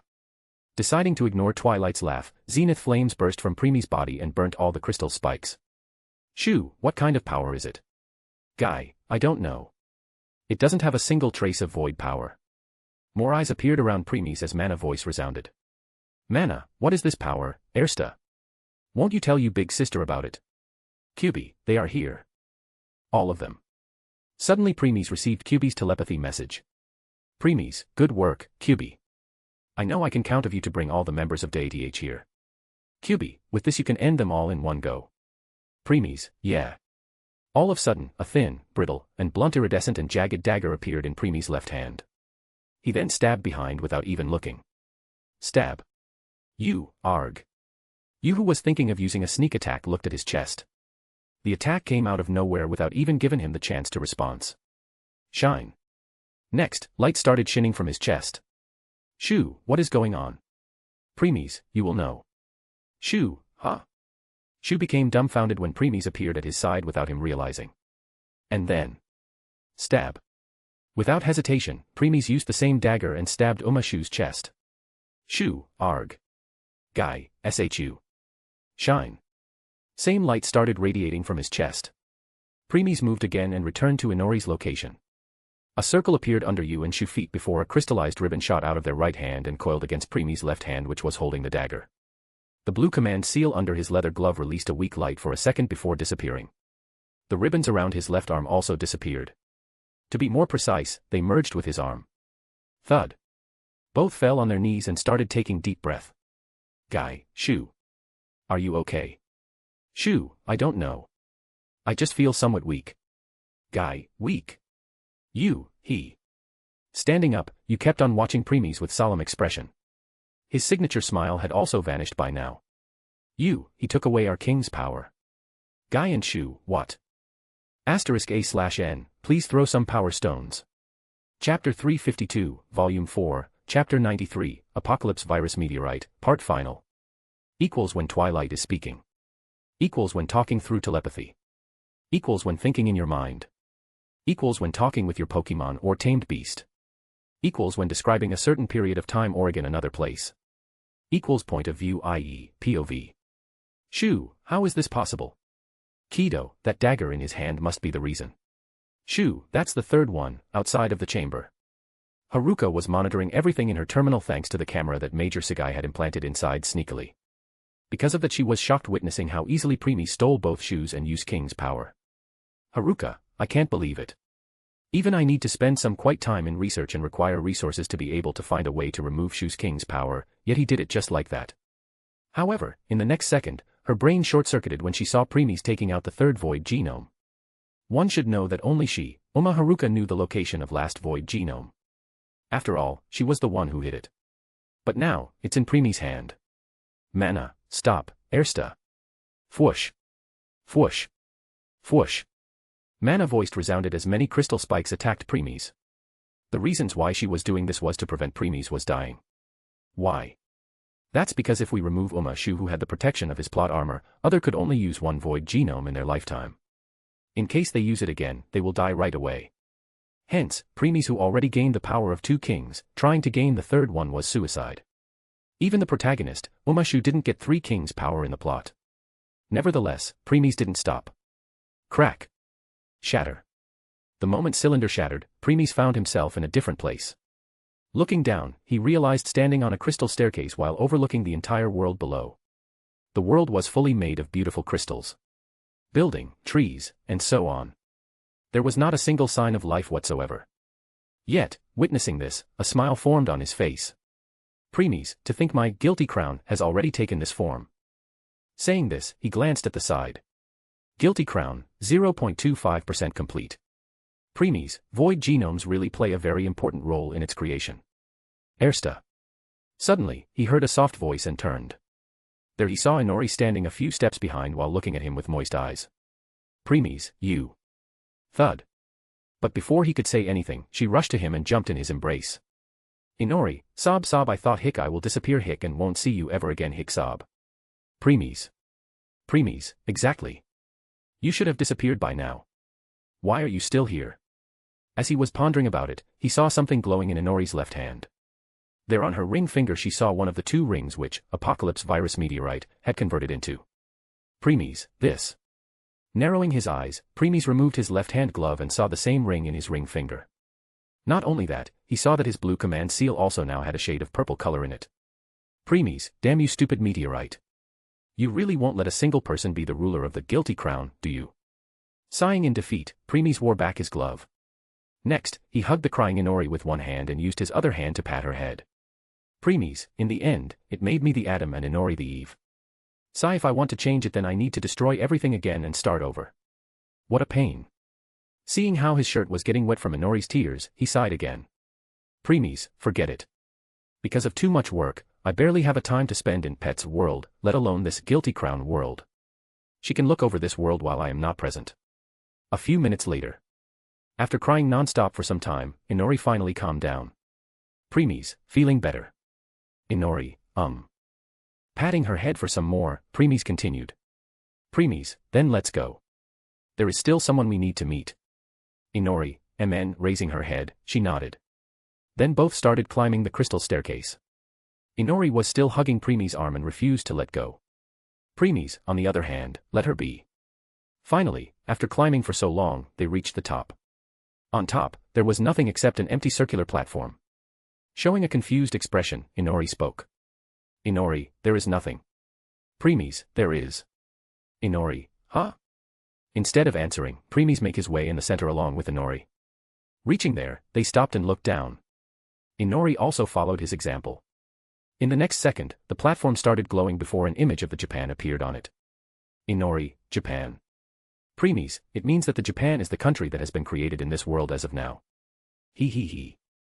As expected of my Ersta, you understand it in a single look. Inori's expression changed when she heard this voice and started to look around. Still, she failed to find the owner of the voice. Preeis, so, you also survived, Mana. Mana, is my Ersta not happy hearing the sound of his big sister? The voice resounded again, yet there was no sign of the person. Inori, Ersta, where is she? I can't see. Preeis, well, she is everywhere, Inori. Inori, everywhere. Preeis, yes. She has become the very will of this world. Back to the chamber. Many things happened in Preeis' guilty crown world, yet only a second passed in the real world. Sew. Boom. A huge pillar of light shot in the sky. The crystal spikes that were about to hit Preeis also got destroyed. Once the light died down, they all saw Preeis standing there while hugging the unconscious Inori with one arm. Kido, he, succeeded. You, 3 void genome and still alive. Shu, G guy. Is it possible? Guy, in theory, it shouldn't be. Preeis, now that I have all the 3 void genome, this means I am the only king. Isn't that right, Dath? You are right. You will be the next Adam. Preeis, I see. I know what to do now. Since he was hugging Inori with his left arm, he brought the right hand in front. Guy. When he did so, Guy's void, leader's rifle, broke free from his hand appeared in Preeis. Guy, what are you planning, Ersta? Preeis, ending this. Shu, what do you mean? Instead of answering, Preeis pointed the rifle at Shu and shot. Bang. Instead of bullet, some kind of laser shot out and hit Shu in the chest. Shu, ah. As Shu screamed out in pain, his void came out of his chest and made its way to Preeis. That void then completely merged with Preeis' right arm. There wasn't any change in his right arm, but Preeis knew that he now had Shu's void, King's heart. Because under his sleeve on his arm there were green veins coursing through it. Glow. Leader's rifle, in his hand starting glowing before it turned black with a green lining like his right hand. Then it disappeared, to be more specific, Preeis' right hand absorbed it. He then looked at Guy and Shu and showed a small smile. Preeis, it's a farewell. Guy. Shu. Both became stunned because this was the first time Preeis showed any other expression to them. Preeis, also tell Iase, Tsugumi, and other members of Undertakers, our time together was short, but it was relaxing. Guy, what are you talking about? Shu, farewell. Preeis didn't answer. He embraced the unconscious Inori at his chest and spoke. Preeis, Inori, let's go. Saying this he raised his right hand in the sky and full activated the King's heart to the limit. Compared to Shu, Preeis was not only the true atom but also had 3 void genomes. As a result, his absorption power far surpassed Shu's. Shine. His right arm started glowing as everyone could now see the green veins over it. Next, the entire chamber started trembling as scattered or broken pieces of the crystals all over the room rose. They then shattered into even small pieces and rushing towards Preeis. You. What are you doing? You realized whatever Preeis was doing was not something good and hence tried to interrupt him. Though all of a sudden, a red spear out of nowhere and penetrated through his chest before coming out from his back. HHNGH. Blood came out of Yu's mouth as he still didn't understand what just happened. As the chamber started breaking apart, Preeis created a protective bubble around Shu and Guy before sending them away. They kept on shouting Preeis' name but the last thing they saw was him and Inori consumed in crystals before shattering into nothing. Japan. All over Japan people could see a huge pillar of light that was being released from the tower in Roppongi. Every person who was affected by the apocalypse virus had the crystallization leaving them without any harm and making their way towards the pillar of light. Not only that, but every being who were under 17 saw their chest glowing before their void came out of it. These voids turned into liquid crystals before following the rest of apocalypse virus. Outside. The protective bubble disappeared as Guy and Shu touched the ground. Their gaze fell on the collapsing towering in the distance. Shu started crying while Guy trying his best to show the strong front. Nevertheless, once the tower collapsed completely he also broke. When they were leaving the tower, he saw a silhouette of Mana waving goodbye to him while saying something. Even though he couldn't listen, he still read her lips. She was saying, Mana, thank you, Triton. After today, Guy and Shu lost 3 people dear to them. Ersta Hershers. Yuzuhira Inori. Mana.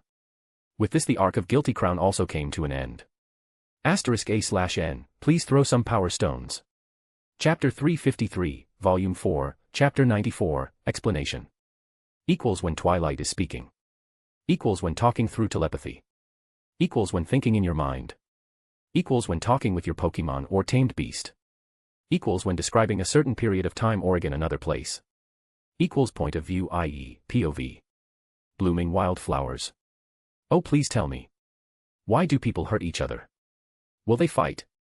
A dignified blooming flower. What can you see from there? Why do people forgive each other?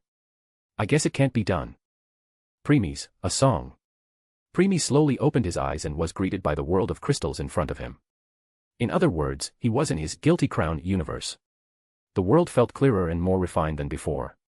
He was currently sitting on a crystal bench in a school and was looking at Inori who was singing right in the middle of a school playground. Her voice had a soothing effect as he leaned back on the bench and took a more relaxed position. While doing so he muttered under his breath. Preeis, looks I have been sleeping for some time and she had been singing for me time to time. Mana, you are. For a year, to be more specific. At this time, Mana voice resounded near him. Too bad she didn't have any physical body as of yet. Preeis, must be because I absorbed all the apocalypse virus and voids into me. Mana, yes. Because of that your mind went into deep slumber since it need to convert some of its parts. Preeis, I see. Mana, Mao. You were looking so cute when sleeping. Your big sister really wanted to pinch those cheeks of yours. TCH. If only I had a body. Preeis. Mana, by the way, don't you have to say something? Preeis, like? Mana, where is the gratitude or thank you? Along with Inori, I was looking for you and making sure something won't go wrong. Preeis, first, the reason I want either of you in the first place is so that you can look after my mental state in this Guilty Crown. So, why are asking for thank you when you are only fulfilling your duty? Mana, well, that's true. Preeis, second. He paused for a second as the corner of his lips curled upward and he spoke. Preeis, do you say thank you to your family? Mana. Inori. Let alone Mana, even the Inori who was singing and hearing their conversation stopped for a moment at this. Next, a loving smile appeared on Inori's face as she looked into Preeis' eyes and continued singing. Mana, you are right, there is no such thing as thank you between family. In case Mana was here physically, then she would also be smiling right now. They both then become silent and enjoyed rest of Inori's song. The summer sun is the dark. The wind was blowing. 2 overlap. 8 living proof. I'll sing. As the song was coming to an end, Preeis decided it's time to leave. But before that he glanced at side. Guilty Crown, 1.03% complete. Retuning back, Preeis opened his eyes and found himself floating in space. He could see many stars glittering in the sky. Ophis and Scathack, welcome back, Preeis/my lord. Hearing the two soft voices, Preeis turned his attention at the Ophis who was hugging him on right and Scathack who was doing the same on his left. While Inori and Mana were looking after his consciousness inside, Ophis and Scathack were looking after his physical body outside.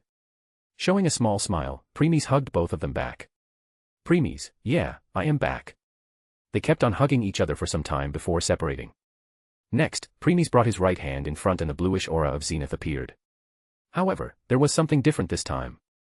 Inside the bluish aura there were golden fragments. Preeis, so, this is reward for helping your world. Huh. I like it. Saying this he brought Twilight Window in front of him. 7th Dimensional God. Strength, SS. Endurance, SS. Dexterity, SS. Agility, SS. Zenith, SS. Base stat, 7th Dimensional God.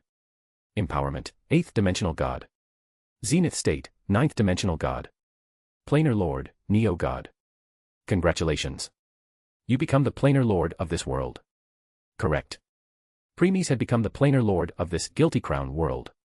Means as long as he was in this world, he was invisible. He could do anything. Bring the dead back to life, changing the laws that govern this world or so on. This is the only way I can repay you, Your Excellency. Shine. Suddenly, a bright light shone in front of Preeis and others before a silhouette appeared. The silhouette didn't have a fixed shape. It was phasing between a man, woman, child, older person, or so on. This was none other than the will of this world itself. Will, thanks to you help, my world can finally return to its peaceful state.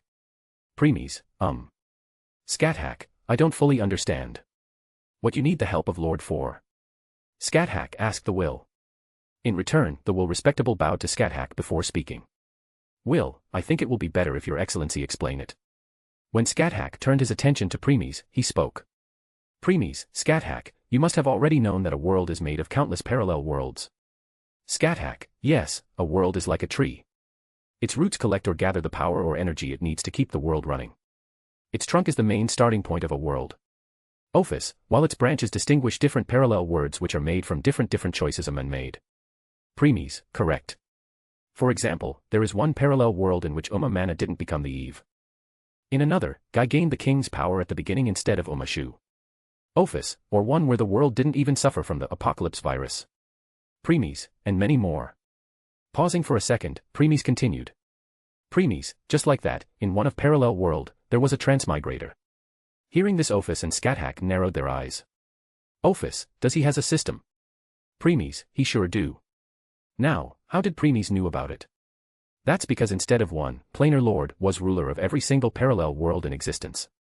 Hence, right now he knew what is going on in each of them. Scathack, is there only one transmigrator? Preeis, well, not really. There are many people who got transmigrated into Guilty Crown worlds. Once she heard this, Ophis placed all the pieces together. Ophis, did that fool try to break the world barrier? Preeis, exactly. Replied Preeis before continuing. Preeis, at first, he did what almost all transmigrators do. With the help of system, he rose in power. Killed his enemy and made a harem of women. Ophis, his greed for power rose.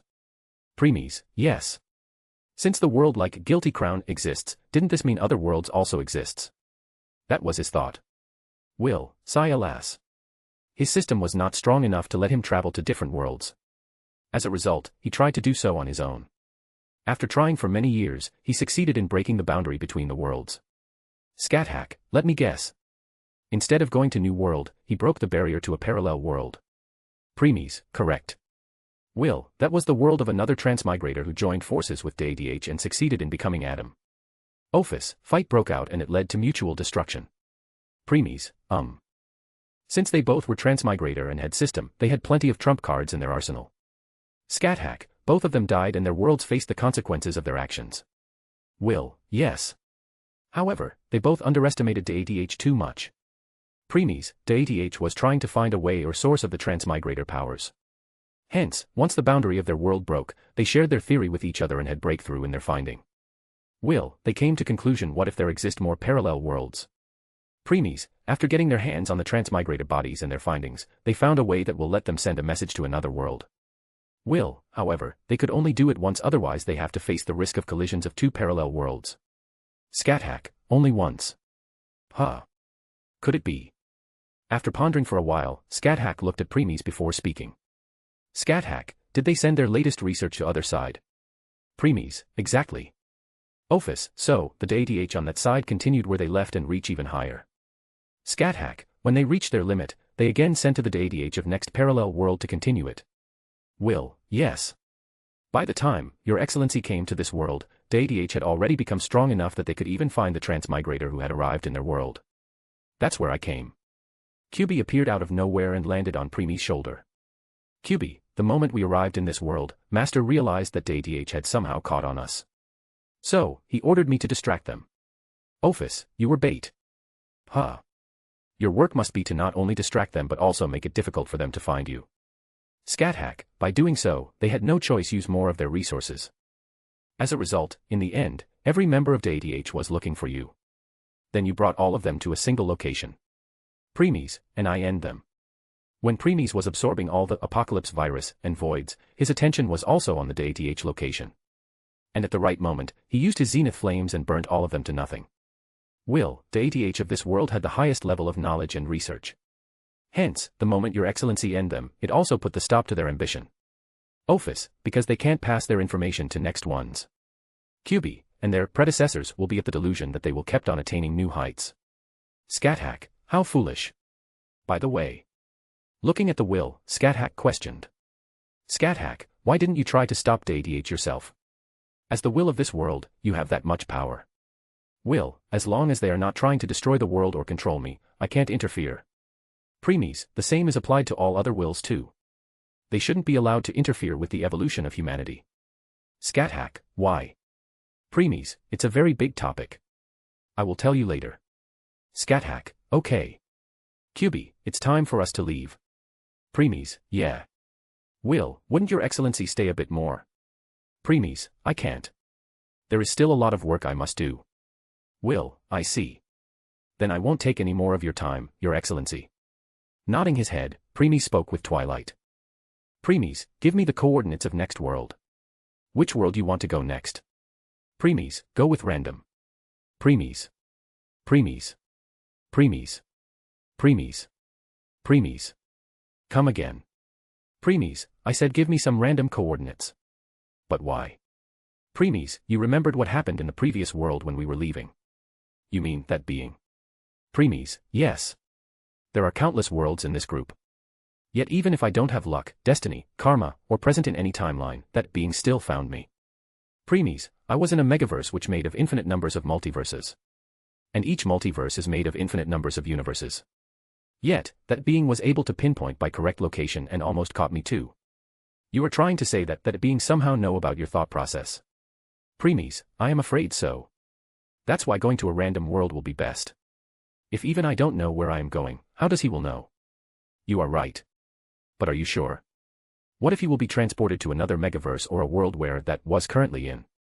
Preeis, I am willing to take that risk. Okay. Preeis, also make sure not to include those worlds whom I have already been to. By the way, I have a suggestion. Preeis, go on. Why don't we go a world which is asking for help? Preeis, oh. As you know, since there are countless worlds, many prosper and many fall. Hence, before their end, they send a distress call asking for help from outside. Preeis, If you succeed in helping them, then I am sure they will let you become the planar lord of their world. This will make your zenith more powerful and purer. Preeis, I see. Then let's go there. Alright, let's see, there are many worlds who have sent distress signal. Here, spins the wheel. A new prompt window appeared in front of Preeis that had a spinning wheel in it. The wheel didn't have the names of the worlds, only their coordinates. Preeis, here goes. He willed as the wheel started spinning rapidly. While the wheel was spinning, give a glance to Ophis and Scathack, who understood his meaning and grabbed his hand. QB also jumped on top of his head and grabbed it tightly. Preeis, stop, said Preeis as the wheel stopped, and a coordinate of a world appeared in his mind. Crack. Shatter. The space shattered under him as a black hole leading to a tunnel appeared. Without a second thought, Preeis let himself fell inside. Once he did so, the space fixed itself and the black hole disappeared. The only one remained present was the will of the world. It kept on looking at where Preeis and others disappeared to and spoke. Will, good luck on your journey, Your Excellency. Saying this, it also disappeared. The only thing that was left behind was a silence. *A/N, please throw some power stones. Chapter 354, Volume 4, Chapter 95, Stage 6. Equals when Twilight is speaking. Equals when talking through telepathy. Equals when thinking in your mind. Equals when talking with your Pokemon or tamed beast. Equals when describing a certain period of time or again another place. Equals point of view, i.e., POV. Crack. Shatter. The space shattered high in the sky as Preeis and others fell. Yet, all of them had a nonchalant expression on their face as they closed their eyes, started enjoying the air that was hitting them while they were falling. Finally, when they were about to hit the ground, they moved their body and light landed on their feet. They then looked around and found them in some sort of city. Or to be more specific, abandoned city. The buildings, shops, houses, road, and so on were completely destroyed. However, that was not the only thing. With their sharp eyes they noticed right away that they were currently in the remaining part of the city. More than 80% had been completed erased. Before long started to walk around the city. From the city condition, it was obvious that it had been abandoned for years. Scathack, my lord. Preeis, At this time, Scathack grabbed a flying newspaper and passed it to Preeis. Another city fell. More than 7 million people died and got eaten by. Is this really the end of humanity? Preeis frowned a little as the main part of the paper was ripped off. Eaten by what? Preeis then checked the date. Ophis, year 2021. Huh. Preeis. Twilight, why are you silent? It's been some while since we came to this world, but you still didn't tell me what world this is. Sorry, Preeis. I don't know myself. Preeis, you don't. From all my database, there exists no such world with such coordinates. This could only mean two things. Preeis, either this world is born recently or because of some reason the original coordinates of the world has changed. Yes. Giving the newspaper back to Scathack, Preeis closed his eyes. Bluish aura released from his body as he tried to connect himself with the will of this world. A minute later, he opened his eyes. Ophis, Preeis. I can't contact this world's will. Scathack, is it dead? Preeis, no, it's alive. I can feel it. It seems that it has its hand full of some other stuff. Ophis, it's so busy that it can't even answer you. Asked Ophis while raising one of her brows. Preeis, it appears so. Let me try. I will see if I could do something. Preeis, go on. Preeis, anyway, let's look around some more. Maybe we will find something that will be clue to what world this is. Ophis and Scathack, MN. They then kept on looking around for some more. But didn't find any sign of life. A few minutes later. Preeis, did you succeed? Maybe. No matter how much I try, I didn't get any response until recently. It said only one word, fate. Preeis, fate. Huh. Narrowing his eyes, Preeis thought of something. Zenith flames appeared in his dark eyes as he looked at the fate lines of this world. Once he did so, he saw that all of them were red in color. He also noticed that with every passing second, these lines were becoming more and more dim until they disappeared completely. So, that's what it means. Preeis, it seems so. Ophis, this world really is at its death door. Scathack, when someone's fate lines turned red, this means the fate of person has changed and that will lead to his or her death. Yes, you heard it right. Ophis and Scathack can also see the fate of others. The moment they noticed that Preeis was reading fate, they decided to do the same. Scathack, this is bad, my lord. This is the fate of the remaining survivors of this world. Ophis, the way I am seeing. This world will meet its end in the next 2 years at most. Preeis, yeah. Preeis, Twilight, can you contact the will again? Again. From its previous answer it's obvious that the will barely had any time to reply to us. Preeis, don't worry, tell it that it only to reply with a word or two. Single word. Preeis, yes. Ask whether the plot of this world has been started. If no, then ask how many months remained. Alright. Give a second. Though don't expect it to answer right away. Preeis, Ophis, what now? Instead of answering right away, Preeis started pondering his next course of action. Should he wait for the will's reply or? Scathack, my lord. Snapping out of his thoughts, Preeis asked. Preeis, what is it? She answered by pointed at the two fates lines which were together and will be disappearing soon. Scathack, should we check them? Ophis, these fate lines, I see. They belong to the people who are related or required in the plot. Yes. In countless fate lines, there were some who were slightly different from others. Why?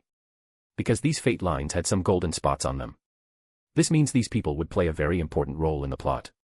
Only the protagonist, main characters and side characters had such fates lines. And witnessing how they were dimming, it's obvious that they won't be able to fulfill their goal and will die in a matter of minutes. Preeis, let's go and look. Preeis and others then disappeared from their spot. Even though the owners of those fate lines were far away, it's not a problem for them. After all, they could go from one corner of universe to another in an instant. Compared to it, this planet was too small. That's how overpowered true demigods were in lower worlds. In the next instant, Preeis and others appeared on a cliff hill. Looking down from the edge, they saw a dense forest below. Since it's night, it was difficult to see in the forest. Nevertheless, they didn't face any such issue. They could easily see the creatures that were in the forest and the people who were fighting them. By now looking at these creatures, Preeis had already guessed what world he was in. Ophis, Gastria. Huh. Preeis, it seems to be the world of Black Bullet then. Preeis, still, I could sense some beings in this world whose strength far surpassed Black Bullet world. And if it really is a world of Black Bullet then Twilight would have told me so, could it be that? Shaking his head, Preeis decided to put the thought away. Preeis, let's not think about it. Otherwise, it will be too shocking. I also have the same thought. Preeis, I see. Ophis, Preeis. Preeis, When Preeis turned his head at Ophis, she pointed at a certain direction. Witnessing what there was, he became silent. Preeis, Twilight, I take back my words. Asterisk sigh asterisk what a pain. That explains why the coordinates of this world changed. Scathack, so, humans of this world turned into these creatures called Gastria and become the enemies of rest of the humanity. It's always shocking to see how nothing could be hidden from her eyes. Neither Preeis or Ophis said anything about Gastria, yet Scathack already saw through them and realized that these creatures were once humans. Preeis, any human that has their DNA infected above 50% will turn into a Gastria. Scathack, however, that girl seems to have retained her human physique even while having the blood of Gastria running through her veins. Saying this, Scathack pointed towards the group of human below who were fighting with the huge number of Gastries. Among them was a 10-year-old little girl with glowing red eyes. Her strength, agility, and defense far surpassed other humans present. She was killing several Gastries on her own. Ophis, she is a cursed child. Scathack, cursed child. Huh. Must be the name that humans have given them because of their fear for Gastria. Preeis, yeah. Gastria are the enemy of humanity. So, how could they accept those who had that blood? Ophis, when Gastria first made their appearance and mankind was defeated by it, the virus entered through the pregnant woman's mouth and is passed on to the child. That's how the cursed child are born. Preeis, cursed children are young girls with superhuman abilities. And yes, all of them are girls, no older than 10 years old. Why? Because the sex of an embryo being long decided before cell specialization can take place because of Gastria virus. Ophis, under certain circumstances, they can, unlike normal Gastria, control it and keep their human appearances. Scathack, there must be a specific reason why only the girls. Preeis, there is, but let's talk about it later. Looking at the girl, Preeis realized that the fate line belonged to her and her partner behind. Preeis, this girl is an initiator while the man fighting at the side is her promoter. While other are just normal humans. Preeis, they must be making their way to a settlement and decided to rest in the forest. They would have never expected that they would fell into such predicament. Turning his head to where Ophis pointed, Preeis again looked at a unique humanoid Gastria in the distance. However, this Gastria had some specific features and parts that shouldn't be present in Gastria. Those things belonged to something entirely different. Preeis knew what they were because of his omniscient knowledge, hence came to a conclusion that it was not a mere Black Bullet world. That Gastria is the one who is ordering all the Gastries in the forest to attack them. Looking at the mass of Gastries who were making their way towards them, it was obvious that those people down won't be able to survive for long. "Ophis, it's leaving," said Ophis while pointing at that humanoid Gastria which turned and left. Must be because it was sure that the end of those people was imminent. "Scathack, it has high intelligence. Almost reaching an adult human. Preeis, let's go." "Ophis, are we going to save them?" Preeis, "No. We are leaving." "Scathack, my lord, what about those two whose fate lines we followed to arrive here? Shouldn't they be needed for the plot?" "Preeis, the plot has long collapsed at the appearance of that humanoid Gastria. Hence, let them die, it doesn't matter much." Scathack, Next, they turned and started walking away. While they were doing so, Ophis spoke. "Ophis, Preeis, that Gastria." "Preeis, I know," replied Preeis and went deep into his thoughts before opening his mouth to give explanation to Scathack. "Preeis, there are 5 stages to a Gastria, with Stage I being the weakest and Stage V the strongest. Ophis, Stage I Gastria have only one ability, being the factor, which is prominent to their body shapes. In a way, Stage I cannot possess flying capabilities. However, Stage 2 Gastria can have more than one ability such as flying. Preeis, Stage 3 and Stage 4 Gastria are immensely strong and cannot be compared to a Stage I Ophis, Stage V Gastria surpass Stage 4 Gastria, with the power to destroy the world." Scathack, destroy the world. Huh. Well, how much stronger are these Stage V Gastria? Preeis, Stage I and Stage 2 are level 1. Ophis, Stage 3 and Stage 4 are level 2. Preeis, but in Stage V, they get a huge leap of strength and reached level 5. Scathack, I see. Then why is that Gastria? Preeis, that's what I am thinking too. The strength of the humanoid Gastria is beyond level 5. Ophis, it's a stage that have never appeared in Black Bullet World's history. Stage 6. Scathack, no wonder that Gastria strength reach level 8. By now, they have walked down the hill. As Preeis was thinking of finding a human settlement, he and others stopped. Swoosh. Someone rushed out the forest behind and stopped a few steps behind them. Glancing back, they saw a little girl with long black hair that reached past her waist with long locks of hair that goes down to her upper thighs with a long white ribbon that she was using as a headband where she also ties some of the hair into a ponytail in the back of her head with bangs swept to the left side and glowing red eyes. She was dressed in a warrior-like armor and was wielding a Japanese sword. This was the same girl who was among those humans and fighting Gastries. Currently she was covered in heavy injuries and blood was leaking out of her wounds. Suddenly, her red eyes turned dull green eyes before she fell and became unconscious. Thud. Preeis, sigh what a pain. *A/N, please throw some power stones. Chapter 355, Volume 4, Chapter 96, Words hurt more than swords. Equals when Twilight is speaking. Equals when talking through telepathy. Equals when thinking in your mind. Equals when talking with your Pokemon or tamed beast. Equals when describing a certain period of time or in another place. Equals point of view i.e., POV. Crackle. In the middle of nowhere, a bonfire could be seen. Preeis, Ophis, Scathack were sitting around it. Though compared to Preeis, other two were hiding their presence. On Preeis' side, there laid a little girl who was covered in bandages. It's been almost 5 hours since the girl collapsed and fell unconscious.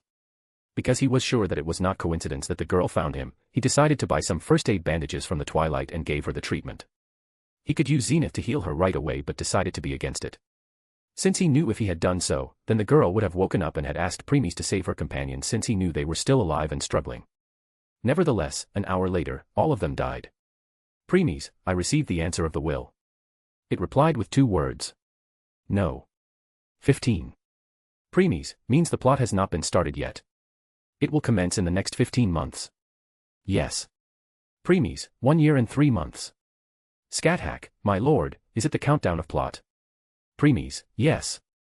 Ophis, Gastria first appeared in 2021. The plot commenced 10 years. So, the current year is 2030. Preeis, Preeis, the story took place 1 year after the protagonist, Rentaro Satomi, became promoter. Means, currently, he is still in training and will become one in 3 months. Ophis, what are your plans for this girl? It's obvious that she is an initiator. Scathack, I think I know now who this girl is. Said Scathack as she returned a book to Preeis. The title of the book read, Black Bullet. Preeis gave this book to Scathack so that she could get the full overview of this world. By now, she was done reading it completely. Preeis, yeah. She made her appearance in the later arcs. Never expected to see her this soon. Ophis, her blood corrosion is reaching.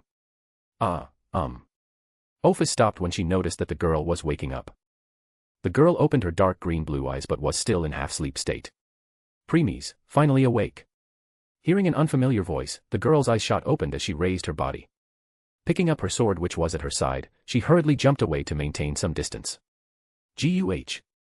After stopping at some distance, she grunted in pain because her wounds weren't fully healed yet. Still, he kept her sword in front as her eyes turned red and looked at Preeis warily. Before she could spoke, Preeis posed a question. Preeis, what's your name, Asakamibu? In the next second, a surprised expression appeared on her face because she can't believe she answered just like that. Preeis, Moving his gaze away from her to the kettle which he had put on the fire, Preeis went into his thoughts. Preeis, Asakamibu and her promoter Nagamasa Gada made their appearance in the later arc. To be more specific, in Aldebaran arc. Aldebaran was a stage 4 Gastria who had the ability to corrode the monolith. Preeis, to defeat it, 100 of promoters along with their initiator joined the forces. And the one who lead them was this Nagamasa Gadu. That time their IP rank was 275. Though this time, he died even before the start of the plot.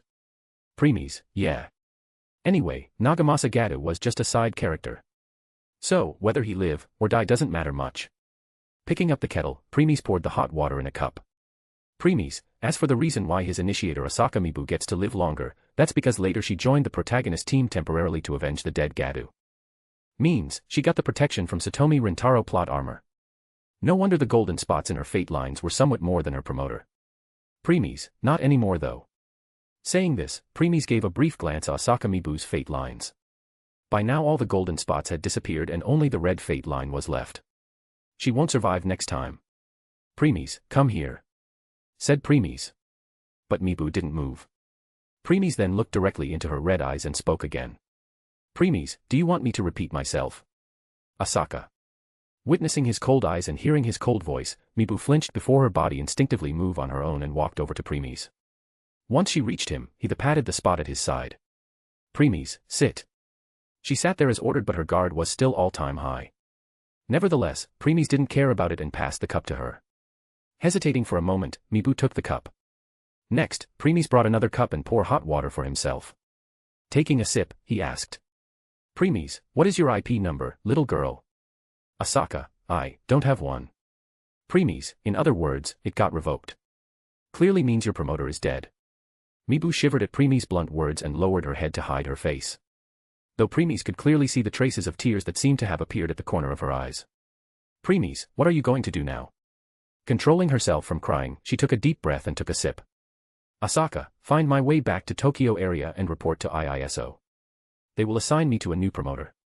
She then tightened the grip of her cup and continued. Asaka, these Gastries made me lose my lord. I will definitely take a revenge on them. Oh yeah, I nearly forget that this girl has an old-fashioned Yamato Nadeshiko personality, displaying the feminine virtues of old Japan. She treated her promoter as her lord. Preeis, Not a bad idea. At least you will get to live for one more mission. Becoming confused, she looked at Preeis. Asaka, one more mission. Preeis, your blood has already reached 48.87%. One more mission and it will reach over 50%. Even if it will remain 0.2 or 0.3 less, humans will still kill you as the precaution. Ding. The cup fell from Mibu's hand as she looked at Preeis with shock. Asaka, 48.87%. How do you know? Preeis, I have my ways of checking. Asaka, no way. Despair filled the girl's eyes and started looking down while muttering impossible. Deciding to change the topic, Preeis spoke. Preeis, it seems you respected your promoter a lot. Asaka, I do. Preeis, mind telling me about him? Asaka, why? Preeis, maybe because I want to know about this brave man who you respect so much. Asaka. She didn't speak for some time before finally opened her mouth. Asaka, my lord, Nagamasa Gadu was a. Mibu started talking about how she lived in the outer area of Tokyo area with other cursed children. Then how IISO took her away from there and she met with her promoter. How he taught her about a way of warrior. Taught her about the swordsmanship and many more. By the time she was done, she finally broke and burst into tears. Preeis noticed that she was holding the hem of jacket this entire time but remained silent. She kept on crying for quite some time while Preeis remained silent and didn't try to comfort her in any way. He knew that the best thing right now will be to let her release all her pent-up emotions. By the time she was done crying, Preeis picked up her dropped cup, cleaned it, poured some more hot water into it and gave it back to the girl. This time she took it calmly, started drinking slowly. The color of her eyes had returned to dark green-blue color, but under it was still red because of her tears. Nonetheless, she was more calmer than before. Asaka, I didn't say it before, but thank you for saving my life. Preeis, Taking the sip from his cup, Preeis went deep into his thoughts. Preeis POV. The cursed child. They are the last hope of humanity. The only ones who have the strength to kill Gastria on their own. Yet, they don't get the rights, respect, and other things that the hope of humanity should be given. A decade ago, no, let me change it, 9 years ago, when the cursed children were born, the mothers took note of their eye colors, and usually went insane when they saw the red eyes. There was time when pregnant women would give birth by rivers and immediately throw their babies into the water for them to drown. As time passed, the cursed children isolated themselves from the humans and started their own lives in the outer area. Outer area can be described as the shadow to its bustling neighboring districts. It is always in a faulty condition, with demolishing structures and cracked pavement prominent in several sections. Buildings that once stood prevalent presently lack equilibrium. The rubble of demolished buildings accumulates itself on top of houses and edifices. The area itself contains zero electricity power, unbalanced light poles, and unsteady fences. Residing within are the cursed children, living throughout its darkness and living in poverty. Humanity has always viewed these children as monsters and treats them like so. Young girls could be seen stealing food to survive. When ambushed by humans, they are shown no mercy when running away from a crowd of humans due to stealing food, are forced on the ground against their will, called various names. In many instances, these little girls are taken to an isolated area and shot and attacked by people before leaving them there to die, whilst being told that it's because of them that they citizens can't live in peace. Their condition of living is faulty. Underground and with no shelter. ****. In my previous chapter, someone beyond the fourth wall gave me a suggestion of using Excalibur to erase this corrupted and rotten world and move to the next one. You know what, I am seriously considering it right now. I don't feel like saving this world. Glancing at Asaka Mibu***. Even when people called them monster and put the blame on them, these girls don't fight back and accept it. After all, in the end, they all are just 9 years old little girls. If many adult humans joined together and forced the blame on them, they also started to believe it. It's the very example of, words hurt more than swords. ***. What these girls truly need is not lord or master or the one who treated them as tools. They need a parent. The one who can teach them, guide them, give them a sense of security and many other things. The protagonist, Satomi Rintaro, used somewhat same approach. Treating them as a normal human and those close to him as a family. However, ultimately, to them he was like a big brother. And big brother can't fulfill all the duty of a parent. I know what to do now. POV end. Preeis, hey, Asaka. Asaka, Preeis, wanna come with me? Asaka, you mean fight for you?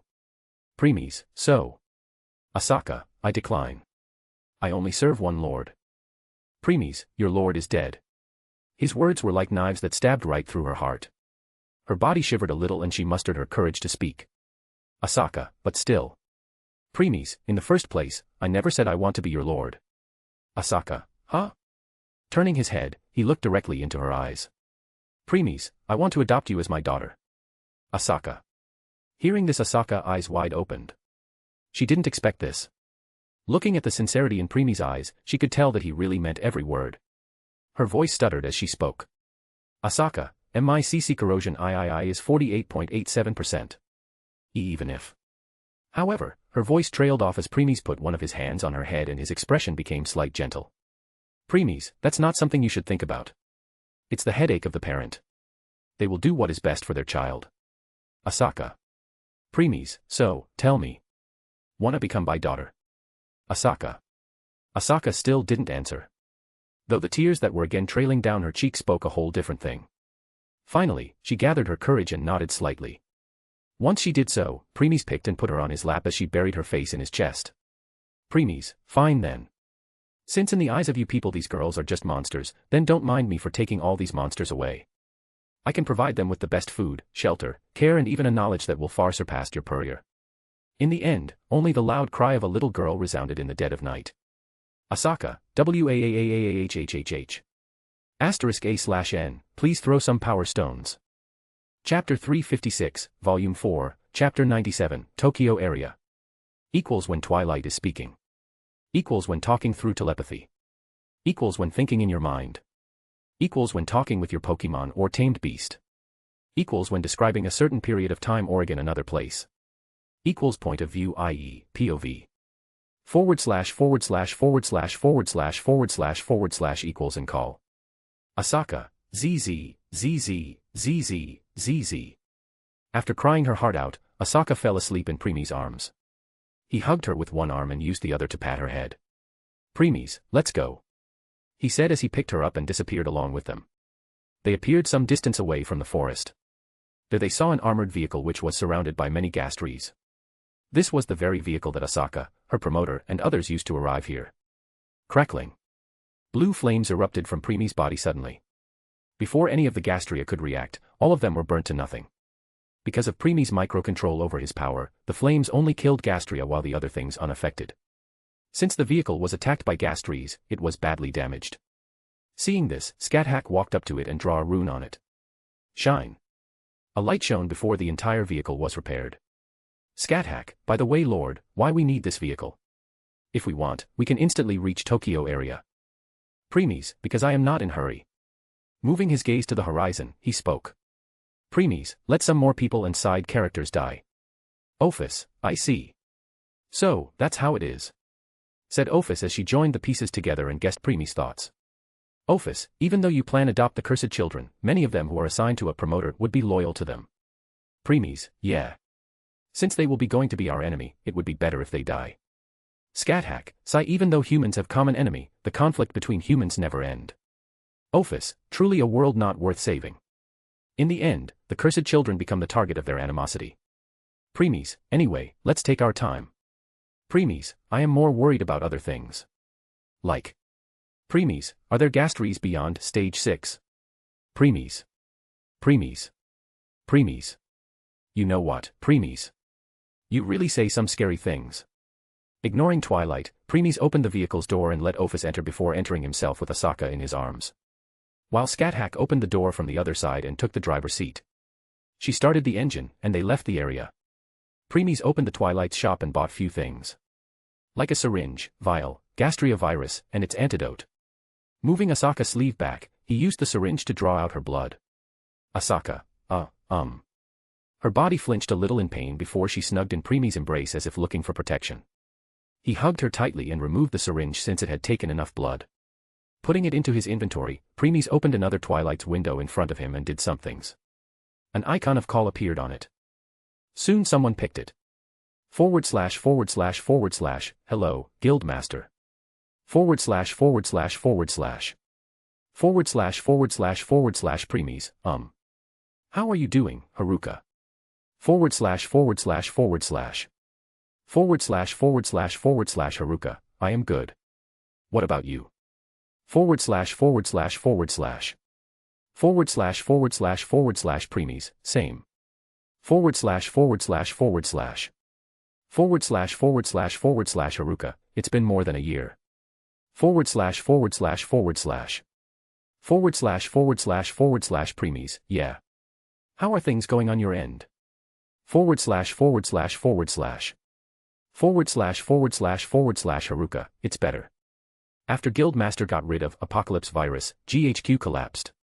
Undertakers didn't let go of this chance and took the full control from them. Now, alongside Japan government, Undertaker, or should I say, funeral parlor, has become one of the major powers all around the world. / Preemis, well, Guy definitely won't let go of such opportunity.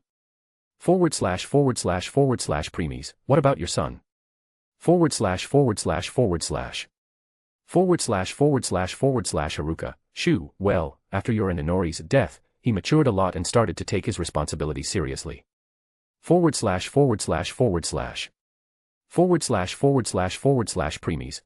he must have found a girlfriend. / Haruka, how do you know? / Glancing at the Ophis sitting by his side, Preemis continued. / Preemis, women play a very important role in man's growth. After our death, he must be devastated and that girl must be one you gave him the support and push to continue on. / Haruka, you really are something, Guildmaster. That's exactly what happened. // Preemis, definitely be Menjuhair. // Hair, Sai you even know that. Yes, it's her. // Preemis, well, she was in love with Uma Shu from the very beginning. In the plot, she died while trying to save him. This time they are finally together. // Preemis, same would have happened with Guy. // Haruka, yes. Kohuin Group has declared Guy as their next heir. Kohuin Arisa has become his fiancé. // Preemis, her. Huh. // Preemis, I see. Alright, let's come to main point. // Haruka,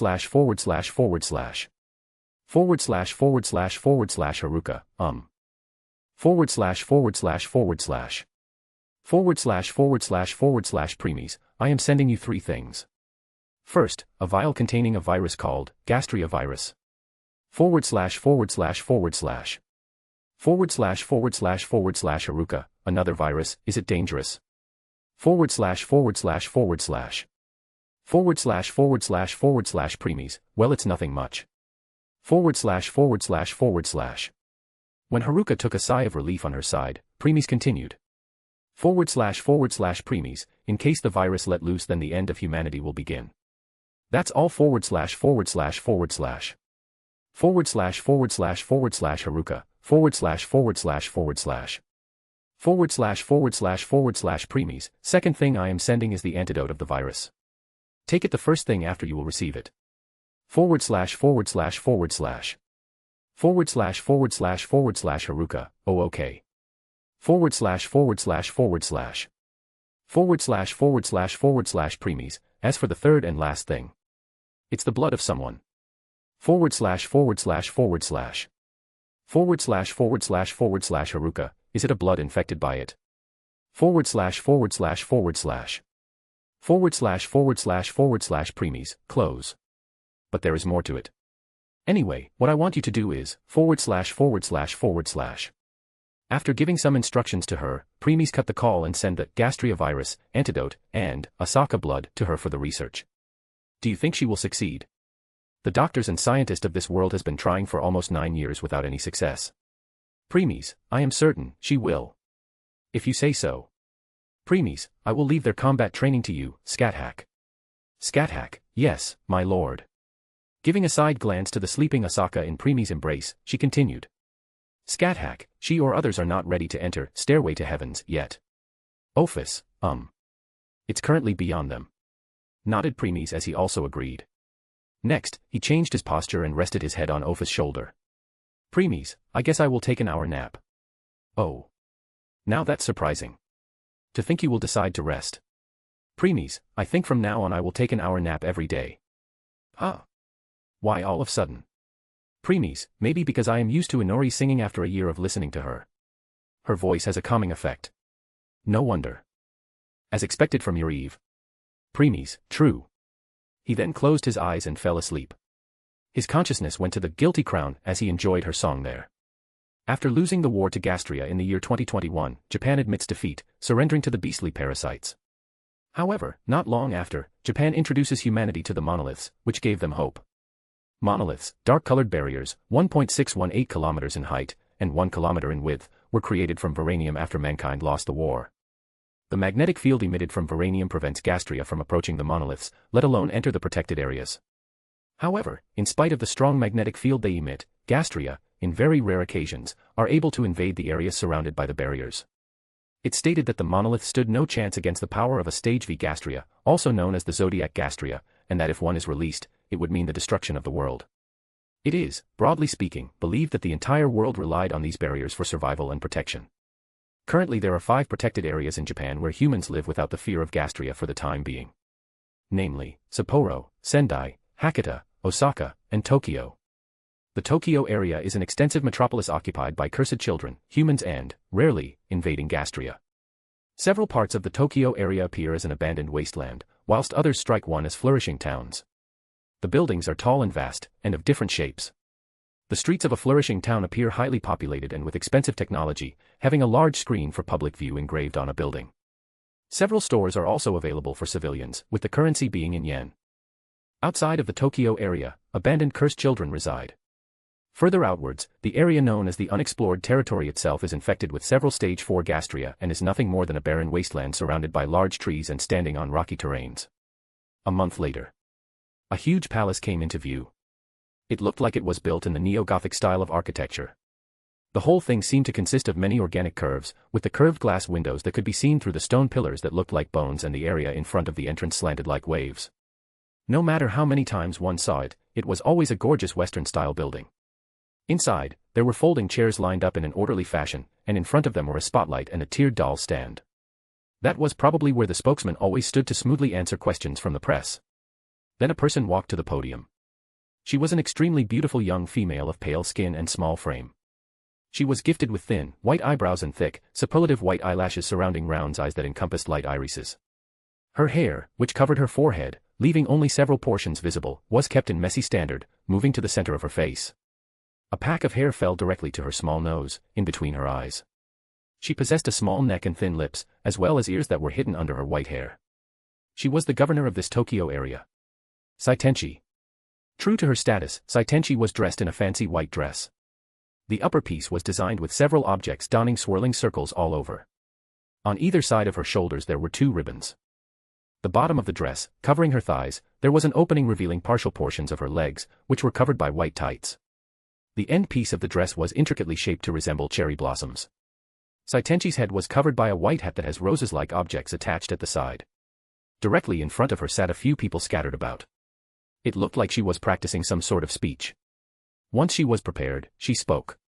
Saitenchi, today is a day of good fortune, and I wish health and joy on those gathered here today.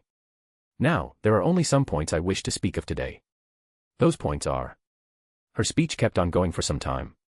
In between, people raised their hand to ask some questions, which she answered calmly. This woman didn't just look good, but she also had good character. That's also the reason why she was so popular with the citizens. An hour later, the press came to an end. Saitenchi left her seat and was then escorted to her room by her bodyguards. Once she reached her room, she excused herself inside while the guards stayed out. Click. Closing the door behind, she took a sigh. But then all of a sudden, from the corner of her eye she saw a little girl dressed in a warrior-like armor looking at her with red eyes. Fear appeared on her face as she tried to open her mouth. However, in the next instant, the girl moved swiftly, drew out her katana and placed it at her neck. This made her stop her words. As she was panicking, she heard a voice behind. Sorry for my daughter behavior. It's just that she just doesn't want anyone to disturb us. Turning her head slightly behind, Saitenchi saw a person sitting on her chair near the window and looking at her with his dark eyes. Preeis, let's have a talk. Ms. Governor. *A/N, please throw some power stones. Chapter 357, Volume 4, Chapter 98, Deal. Equals when Twilight is speaking. Equals when talking through telepathy. Equals when thinking in your mind. Equals when talking with your Pokemon or tamed beast. Equals when describing a certain period of time or again another place. Equals point of view, i.e., POV. // equals and call. Saitenchi, are you her promoter? Preeis, no. We are not promoter or initiator. We are just father and daughter. As said before, monoliths made of Veranium were placed around the human area to prevent gastria from entering secluded societies. However, some gastria managed to enter in spite of the barriers. In order to prevent the downfall of humanity a second time, Civil Security Corporation was created. Many corporations had branched from this Civil Security Corporation. The corporations organized 2-man teams to fight the gastria, one being the promoter, who was tasked with analyzing battle situations, and the other being the initiator, young girls with superhuman abilities. In a way, Preeis' words were indicating that he was not affiliated with any civil security corporations. MS. Governor also understood this, as this meant whatever Preeis was doing was at his accord. Preeis, for now, why don't you take a seat? Interrupting her thoughts, Preeis pointed at chair in front. When he did so, Asaka lowered her sword from Saitenchi's neck. Though she was still looking at Saitenchi with guard. In case Saitenchi tried to do something, she won't hesitate to kill her. Putting a calm expression on her face, Saitenchi walked up to Preeis and took the seat across him. While Asaka stood by Preeis' left. Seeing that Asaka was not standing behind or at her side, Saitenchi nerves relaxed slightly. Saitenchi, so, how may I help you, Mr. Preeis, Ersta Herschers. Saitenchi, then Mr. Herschers. The reason why you didn't kill me right away means you want something from me, isn't it? Preeis, yes. Saitenchi, it must be very important since you break into this high-secured palace in order to meet me. Preeis, yes. Saitenchi, please tell me, what is it? Preeis, I am here to make a deal with you. Saitenchi, a deal. Preeis, I want you to give the entire outer area to me. Saitenchi. Hearing Preeis' absurd request, Saitenchi opened her eyes wide. One should know that even though outer area was an abandoned area and lacked facilities like electricity power or proper food, the entire area embraced a large amount of land, distributed and each given a number to indicate its longitude and latitude. And once the war will end, they plan will repair that area. You could say that in this Tokyo area, 60 to 65% was outer one. In simpler terms, Preeis was basically saying to give more than half of the Tokyo to him. Without waiting for Saitenchi reply, Preeis continued. Preeis, second, Tendo family. As long as they will remain in here, they will always be an eyesore and will cause trouble. So, either you get rid of them or don't try to get in my way as I will start their purge. Bang. The chair fell as Saitenchi suddenly got up. Saitenchi, you know what you are saying. Tendo is the main leading force of Tokyo. Not only that but the current head of Tendo family, Kikunaja Tendo, is my advisor. You are demanding to kill them. Asaka was glaring menacingly at Saitenchi right now. The moment Saitenchi rose and started shouting, Asaka was about to attack. However, Preeis put one of his hands on her shoulder and stopped her. Remaining unaffected of her outburst, Preeis spoke. Preeis, yes. That's exactly what I am saying. Saitenchi, you have lost your mind. If Preeis was not using his power to make this room soundproof, then the bodyguards outside would have rushed inside by now. Preeis, third. Ignoring her, he continued. Preeis, create an ID of highest authority for me, with my IP rank as 0. Rank higher than even rank 1. That's all for now. In case I have more requests, I will let you know. Saitenchi, you. By now Saitenchi's anger had reached its peak. Every single of Preeis' demand was impossible. She was almost even certain that Preeis was just here to waste her time. Just when she was about to decline, Preeis continued. Preeis, do this and I will lend you a hand when the Tokyo area will be attacked by Stage 6 Gastria in next 1 to 2 years. Saitenchi, huh? All of a sudden Saitenchi's irritation vanished as a dumbfounded look appeared on her face. Saitenchi, sorry, can you repeat which stage? Preeis, Stage 6. Saitenchi. Remaining silent for a minute, Saitenchi picked up her chair and sat on it. Next, she started rubbing her forehead while muttering under her breath. Saitenchi, I think I am too tired after today's work. I am hearing things like Stage 6 Gastria. Preeis, you are not. Bringing her back to Earth, Preeis continued. Preeis, Gastries have successfully evolved into next stage. And they will launch any attack on every remaining human settlement across the planet one by one. In the next 1 to 2 years, humanity will become extinct. Saitenchi. Confirming that this was not a dream, Saitenchi's face turned pale. Saitenchi, that's impossible. As Saitenchi is muttering in disbelief. Preeis spoke slowly. Preeis, Asaka. Once she looked at him, Preeis pointed at the jug of water which was put at the table in one corner of the room. Nodding her head, Asaka approached it. Filled a glass with water, she returned back and gave it to Saitenchi. Saitenchi, tea thank you. She said as she started drinking. Returning to Preeis' side, Asaka was looking at Saitenchi. She also had the same reaction when her dad revealed the existence of Stage 6 Gastria. Sometime later, Saitenchi stood up again and walked to the window. Putting her hand on the glass, she looked at the city below. Saitenchi, should I assume that you have seen it? Preeis, yes. It's at a whole different level. Stage V Gastria won't even stand a chance against it. But that's not the most worry thing. Saying this, Preeis also got up and approached the window. Looking down the city, he continued. Preeis, compared to Stage V Gastria who has the intelligence of a child, Stage 6 Gastria has the intelligence of full-grown adult. Saitenchi, you don't mean? Preeis, yes. They think, strategize, and order the other Gastries. That include even Stage V Gastries. Saitenchi. Clenching her fist, she asked. Saitenchi, why should I believe you? Only you seem to have seen Stage 6 Gastria. We didn't receive any such information from other areas. Preeis, because they never lived to tell the tales. Saitenchi, and you think you can handle it? Preeis, that's why I am saying I will take care of it. Saitenchi, so, you have that much confidence in yourself. Preeis, you can say that. Saitenchi, still, I can't believe you without a definite proof. Preeis, too bad, I don't have one. Saitenchi, then there is no point in this talk. Preeis, fine. Suit yourself. Saying this, Preeis turned and walked back. Seeing this, Saitenchi was surprised since she thought he will try to persuade her. Sighing, she spoke. Saitenchi, you should at least. Though her voice trailed off when she looked back and realized that Preeis and Asaka was no longer there. She started blinking her eyes trying to make sense of what just happened. It really do felt like a dream. Or nightmare. Preeis and Asaka were walking down the streets while leaving the palace behind. Since the deal didn't succeed, there was no point was staying. Asaka, she should have listened to Dad. Now, even more people will die because of her. Asaka voiced out her thoughts while showing irritation. Preeis, forget it. In a way, I now have no obligation of helping them when they will get attacked. That's also why Preeis didn't try to persuade Saitenchi. He didn't have that much interest in saving this world. And since he tried to offer his help, one can't say that he didn't even try to lend his hand.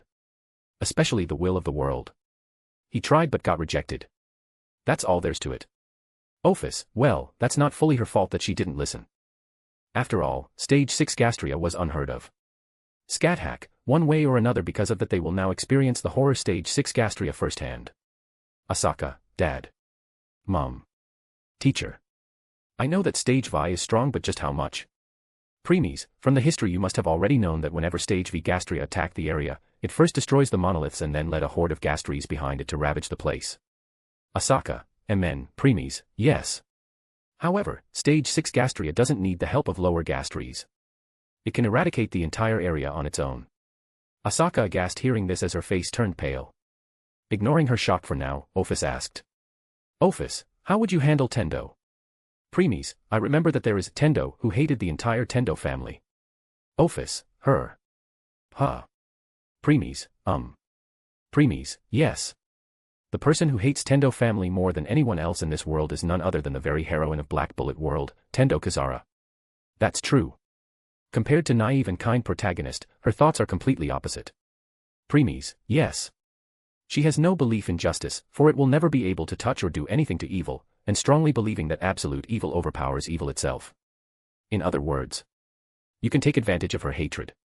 Preeis, yeah. Stopping, Preeis turned his head at a particular direction. Preeis, let's go and meet her. *A/N, please throw some power stones. Chapter 358, Volume 4, Chapter 99, Tendo Kazara. Equals when Twilight is speaking. Equals when talking through telepathy. Equals when thinking in your mind. Equals when talking with your Pokemon or tamed beast. Equals when describing a certain period of time or again another place. Equals point of view, i.e., POV. // equals and call. Tendo Civil Security Corporation is an organization owned by the main heroine, Tendo Kazara. Even though the corporation's exact founding date remains unclear, it starts gaining some of its reputation and glory when the protagonist, Satomi Rintaro, joined in 2030. Means 2 months from now on. Still, the organization has only been created and not opened because no one is willing to join a new organization. The corporation is located on the 2nd floor of a building near the city. Below the corporation, on the 1st floor, the tenant runs a gay bar. Another reason why no one want to join. The 2nd floor tenant runs a cabaret, and lastly the 4th floor, does black market finance. Returning back to the 2nd floor. The inside of the corporation is spacious, containing 3 desks, with a multitude of supplies on top of them, 2 bookshelves, one by the window and the other by the door, and lastly, a board with several papers hanging, and a phone next to President's desk. Morning came. Click. The door of the room opened, and someone walked in. She was a beautiful fair-skinned girl with violet eyes that had long eyelashes, a mildly round nose and thin lips.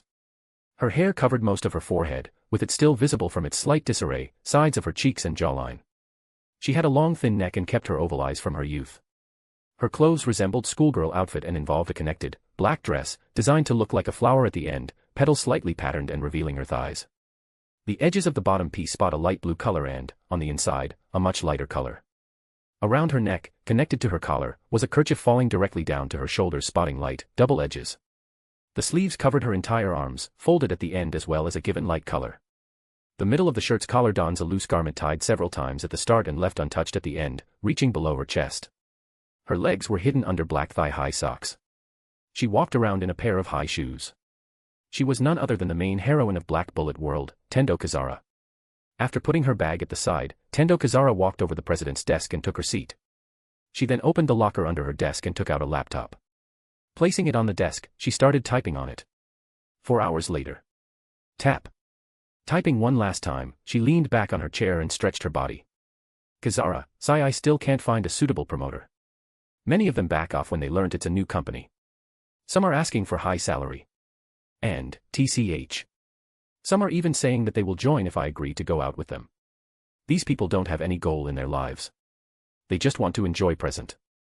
Kazara. Hearing an unfamiliar voice behind, Kazara's hair stood on her end. Her hand moved as she swiftly grabbed her katana. She was about to draw it when she saw a little girl with glowing red eyes appeared at her side and strike her with the butt cap of her sword. Bam. Kazara, GUH. Swoosh. Bang. Ting. The force behind attack threw Kazara away as she hit the wall and her katana left her hand. As she was holding the side of stomach in pain, she looked at the girl who didn't continue with a follow-up attack and remained standing on her spot. Kazara, a cursed child. Turning her gaze to the person whose voice she heard from behind. Kazara saw a man who was looking at her laptop while completely ignoring the commotion. Preeis, it's our first meeting, Tendo Kazara. Let me introduce myself. I am Ersta. Ersta Hershers. I am here to have a talk with you. Kazara, there are many better ways to do so. Replied Kazara while glaring at Preeis. Preeis, maybe there are. However, the time I don't want to waste by time doing so. Kazara. There was one thing that many must have forgotten to notice. No one fell into daze while looking at Preeis and his members' heavenly faces anymore. That's because just because someone has high charm doesn't mean that person will attract attention. To do that along with charm, one required another thing. Aura or presence. Charm will make your face more handsome or beautiful while your aura attract the others. Hence, one need both the charm and aura in order to become a celebrity or saint or god in the eyes of others. Preeis and his members were restraining their aura, that's why such situation didn't occur to them again. Kazara, before we start, would you mind telling me which civil security corporation you belong to? Preeis, none. Kazara, so, you are a rogue. Preeis, you can say so. Kazara, what you want to talk about? Preeis, Tendo Kazara. If I help you and provide you the resources to get rid of Tendo family, what will you offer in return? Kazara. Opening her eyes wide in shock, Kazara asked a few moments later. Kazara, why do you want to end Tendo? What animosity do you have with them? Preeis, animosity. Huh, well, I am sure you knew that most of the corruption in this Tokyo area is related to them one way or another. They are also the main reason why people here hate cursed children. In other words, they also hate my daughter. That's enough reason to hate them. Isn't it? As she was looking at Preeis, Kazara had a feeling that Preeis was lying. Well, she was not wrong though. Preeis, it's true that Saitenchi is the governor of this area. However, it's only on the surface. In truth, Tendo family is main ruler. They have control over most of the things here. Their control is so strong that even Saitenchi doesn't realize it yet. Kazara, why me though? There are many other people who hate Tendo and can provide more help. Preeis, true. However. Leaving the desk, Preeis approached Kazara. Crouching down, he brought himself to her eye level. Kazara got embarrassed looking at Preeis' face this close. Preeis, just when I mentioned the revenge on Tendo family, for a moment your expressions changed. Extending his hand, he touched her face and started caressing them. Preeis, so much coldness. So much hatred. Those eyes of yours remind me of my own. Kazara, why yours? For now, Kazara ignored that Preeis was touching and stroking her cheeks. His words were what attracted her attention. Instead of replying, Preeis smiled. And then for an instant he changed his template to the Black Swordsman before returning back to plainer Lord. Still, that was enough. Kazara's face turned pale as her body started shivering when she recalled those blood-red eyes. She felt cold and her back got covered in sweat. Kazara didn't know that Preeis only showed a tip of his hatred and only for an instant. In case it was longer, or he had shown more of his hatred, then she would definitely be sacred to death by now. Let alone her, even Scathack can't face Preeis' fully released hatred and killing intent. Because his hatred and killing intent not only came from him but also from his God of Destruction form. Only his Empress, Ophis, could look squarely into Preeis' eyes at that time and no one else. Asaka was becoming confused about what was happening and was about to approach them when Scathack put her hand on her shoulder and stopped her. Asaka, teacher. As she asked in low voice. In return, Scathack shook her head lightly and spoke. Scathack, you are not ready to see them. Becoming confused, Asaka didn't ask further. Returning to Tendo Kazara. Kazara, pant pant pant pant. She was breathing heavy while trying to get rid of those blood-red eyes from her mind. As she was trying to calm herself, a wisp of zenith was released from Preemis' hand that was caressing her cheeks and entered her. Because of that, Preemis' hand felt warm and comforting, which calmed her down faster. Kazara, just who are you exactly? Preemis, you will know. Saying this, he removed his hand and stood up. Looking down on her, Preemis continued. Preemis, you know what? I changed my mind, Tendo Kazara. I will help you in your revenge, however, in return, I want you. Oh. You want to turn her your permanent member. Preemis, yes. Those hatred-filled eyes are same as my aces at the mention of one-eyed black dragon. Lilies at the mention of Soma Familia. Haruheim's at the mention of Ishtar Familia. And even Akame's at the mention of her sister Death. Now that you mention it, that's true. As Preemis was in conversation with Twilight, Kazara's face turned beet red. Oi. Looks like she thought of your words as a confession. Hearing this, Preemis raised one of his brows and came to same conclusion. What now? Preemis, let her be. With this, she will be even more mindful of my presence. Preemis, what's your answer, Tendo Kazara? Offering a hand, he asked. Preemis, not only will you be able to take your revenge, but you will also become a lot more powerful. Kazara. Snapping out of her thoughts, Kazara looked at Preemis' hand but didn't accept it right away. She instead looked at his face and asked. Kazara, can I trust you? Preemis, you can't. And you know that too. Kazara, that's. Preemis, it's a gamble for you. Either you will swim or sink. Kazara. Becoming silent, Kazara started to ponder about her pros and cons. Sighing, she spoke. Kazara, can I get some time to think? Preemis, sure. You have 5 seconds. Kazara, F5 seconds. Preemis, yes. Decide or we part ways here. Kazara, wait. That's a way too little time. Preemis, Asaka. Asaka, 4, 3, 2, 1. Kazara, I accept. At the last second, Kazara grabbed Preemis' hand and accepted his offer. Glug gulg. After pouring the tea in 3 cups, Kazara put one of them in front of Asaka and other in front of Preemis' seat before picking the last one for herself and sat on her chair. Taking a sip, she glanced at the washroom where Preemis went before turning her attention to Asaka, who was standing at the side of her chair and seemed to have no intention of taking seat. Since it was becoming awkward, she decided to start the conversation. Kazara, by the way, can I ask what is your IP rank? Asaka. Seeing how she was being ignored, Kazara could only show a warily smile. Click. At this time, the door of washroom opened as Preemis walked out in his Agent 47 attire. As Kazara was looking at him in astonishment, he spoke. Preemis, our current IP rank is 774,487. Kazara, what? Preemis, no need to shout. I created my and Asaka ID just a few minutes ago. Hence, it's obvious we will be at last. Hearing this, Kazara started rubbing her forehead in frustration while muttering under her breath. Kazara, I am already regretting my decision of accepting his offer. While she was saying so, she caught something in Preemis' words. Kazara, wait a minute. I think by mistake you said you created yours and Asaka ID instead of IISO. Preemis, your ears sharp, not bad. As for the answer to your question, there is no mistake. It's me who create ours ID. Kazara, impossible. Only IISO have the rights to do so. Preemis, you are right. That's why I hacked into their database and created one for ourselves. Kazara, you what? *A/N, please throw some power stones. Chapter 359, Volume 4, Chapter 100, Der Scharfrichter. Equals when Twilight is speaking. Equals when talking through telepathy. Equals when thinking in your mind. Equals when talking with your Pokemon or tamed beast. Equals when describing a certain period of time or in another place. Equals point of view, i.e., POV. // equals and call. Kazara, have you lost your mind? Do you know what will happen in case they will realize something is wrong and trace it back to you? Preemis, we will worry them when that happens. Kazara, that's not reassuring at all.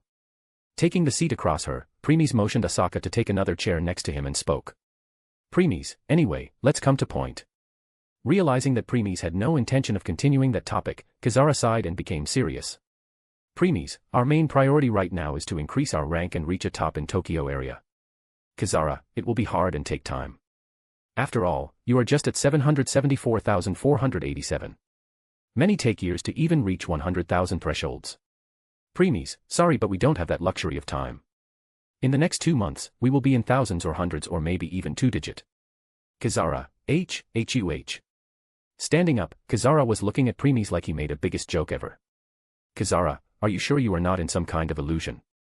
Preeis, whether it's illusion or reality, you will know in 2 months. Sitting down, Kazara could only sigh.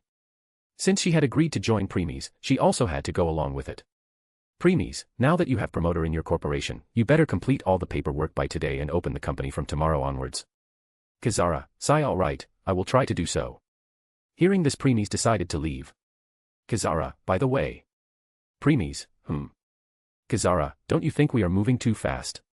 She asked in worried tone. Well, she was not wrong since it always needed time for a company to stabilize themselves in the market, gain allies, corporation of other companies before slowly rising the top. By rising too fast, the company won't have a solid foundation. Preeis, I know. Saying this, he left with Asaka. After all, as long as he's here, the company won't fall. Police station. Preeis, as expected, more than half of these companies have taken the achievement and money of small corporation to increase their reputation. Said Preeis while going through a computer. Around him laid bodies of many police officers along their staff. They only had a single mark of bullet in the very middle of their forehead. Even though police headquarters know about it, they still decided to keep a blind eye on it. Preeis, they are useless. Can't deny that. Preeis, Asaka, have you note down the names of all these companies? Asaka, yes, Dad. While he was hacking into their database and looking at the confidential data, he told Asaka to write the names of some specific companies in a notebook. Office, they really didn't want the civil officers to steal their glory. Scathack, what glory? They are more than willing to let their people die instead of asking help from the security corporation. Office, true.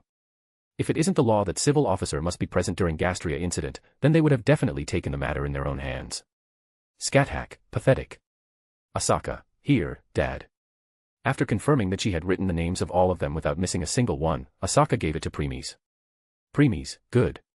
Said Preeis as he used one of his hands to pat her head gently. Asaka narrowed her eyes as a smile appeared on her face hearing her dad praise. Preeis, these companies on purpose hire the promoters of small security corporations. In case promoters succeed in solving the matter, they find an excuse and don't pay them for their work or give less than the amount they agreed on. And if they fail, then they put all blame on promoter and their corporation for their incompetence and demand compensation. They are the very definition of corruption. While looking at the names, the corner of Preeis curled up a little as a chilling smile appeared on his face. Preeis, don't worry. Soon all these companies will bankrupt. Haha. I can't wait for that. Next, Preeis erased all his traces from the computer and decided to leave. Asaka, Dad, won't they find a clue about you when they will check the bullet inside these dead bodies' head? Preeis, they won't. Preeis, after all, before coming here, I did some investigation and found a corrupted ammunition manufacturing company. There is specific bullet that only this company make. I used those very bullets to kill these people. Hence, the investigation will lead police to that company instead of me. Preeis, it's almost morning. Let's leave since Kazara would be done with all the paperwork by now. Asaka, Tendo Civil Security Agency. Click. Opening the door, Preeis walked inside the room and saw Kazara sleeping with her head resting on the desk. Walking over to her, he placed a box of sandwich which he bought on the way at the table and picked up the documents that were neatly arranged at the side. Giving a brief glance to all of them, he nodded her head. Preeis, everything is done correctly except. Using his power, Preeis erased his name from the documents before picking up a pen and writing another name. Office, new name. Preeis, since Saitenchi already know my name as Ersta Hershers. I better come up with a new one. And this name matches with my current appearance and the title that guy in funeral parlor gave me in previous world. Scathack, der Scharfrichter. Huh. I see. If we translate it then it means, the executioner. Preeis, yes. Der Scharfrichter. That will be my name. Can't you come up with a simple name? Like Hitman. Preeis, Hitman is a title not a name. I mean use easy one. Preeis, whatever. Replied Preeis nonchalantly as he decided to submit the papers so that this Tendo Civil Security Agency can officially start. Preeis, wait for me. he said as the space-wrapped and Preeis disappeared from his spot. Asaka, whoa.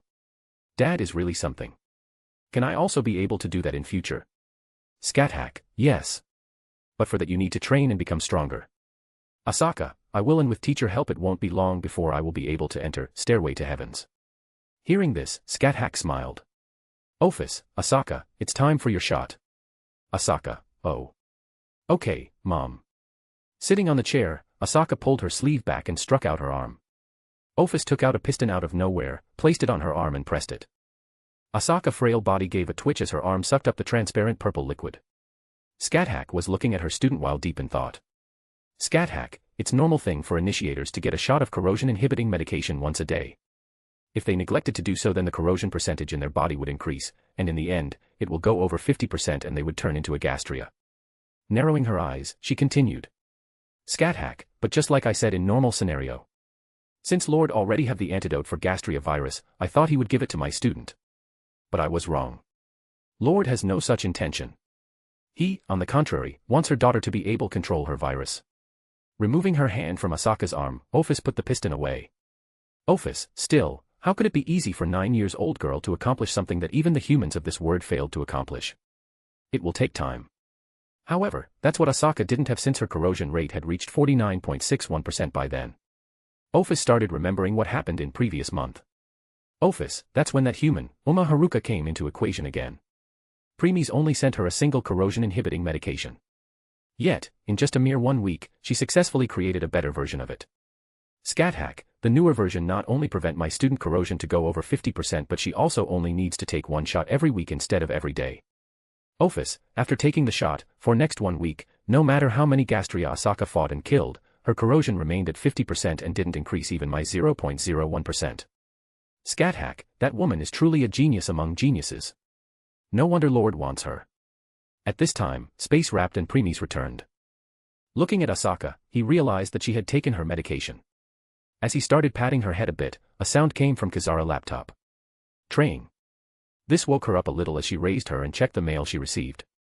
In her half-sleepy state, she read that IISO had accepted her application and her corporation could officially start working from today. In the end, it mentioned the president of the company and the promoter affiliated with it. Kizara, D.E.R. SS Shar, Fricht, Saying this, she lowered her head and fell asleep again. However, in the next second, she jumped out of her seat. Kizara, der Scharfrichter. Who's that? Preeis, me. Kizara, huh? At this time, she turned her head and saw other people present in the room. Kizara, Hershers, when do you came? And what do mean it's your name? I clearly remember to fill correct name. Preeis, I changed it. Kizara, why? Preeis, because of some reason I can't use that name. Kizara, what reason? Preeis, I wonder. Kizara. Seeing that Preeis had no intention of continue the topic, she sighed. At this moment, she noticed the box of sandwich on her desk. Kizara, is this for me? Preeis, yes. Since you have been working overnight, you must be hungry. Kizara, thank you. She said in a mosquito voice as a tint of red appeared on her face. Preeis saw that but remained silent. An hour later. Kizara, I am full. Leaning back on her chair, Kizara touched her stomach in satisfaction. Preeis, since you are finished, let's move to our work. Kizara, sure. She started hurriedly typing on her laptop and found many requests. Though before she could select one, Preeis gave a notebook to her which had the names of companies. Preeis, see if these companies had put some requests. Kizara, let me see. As she started matching them, she found that most of these companies had put more than one request, and they were specially asking for small security corporations. Kizara, this. Preeis, how is it? Kizara, almost all of them have put the request but the compensation is low. Preeis, how low? Kizara, even the smallest request should have the compensation of 30,000 yen. However, they are only giving 10,000 yen. Preeis, only 1/3 huh? Kizara, As for biggest request, normally it should be 500,000 yen but they are paying 100,000 yen. Preeis, If you count every single one of them, how many requests are there? Kizara, there are 279 requests altogether.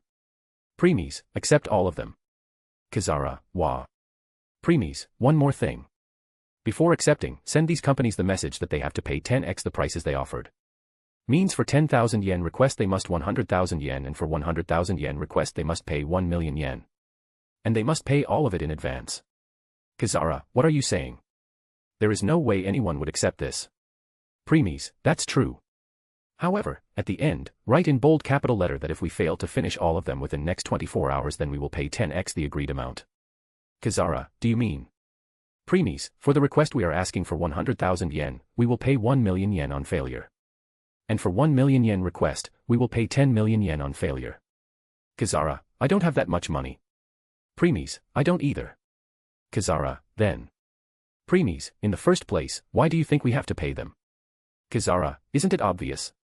It's impossible to complete all 279 requests in a day. At this moment a mysterious smile appeared on Preeis' face as he spoke. Preeis, that's exactly what their thought will be. Kazara, huh? Asaka, Dad, do you mean that they will accept this because they will think it's impossible for us to accomplish this feast? Preeis, yes. Kazara, how sure are you that they will accept? Preeis, 100%. Preeis, they are greedy dogs after all. There is no way they will let go of free money. *A/N, please throw some power stones. Chapter 360, Volume 4, Chapter 101, Preeis. Equals when Twilight is speaking. Equals when talking through telepathy. Equals when thinking in your mind. Equals when talking with your Pokemon or tamed beast. Equals when describing a certain period of time or again another place. Equals point of view, i.e., POV. / / equals and call. / Kazara, just like you said. They really accepted our conditions. / Preeis, has the money been transferred to your account? / Kazara, some of them but not all. They are still skeptical and said they will only transfer once the request is completed. / Preeis, is that so? In that case, cancel those requests. / Kazara, see cancel them. / Preeis, yes. Tell them that we only accept a request whose payment have been received. Since we didn't receive the payment of those requests, we won't accept them. / Kazara,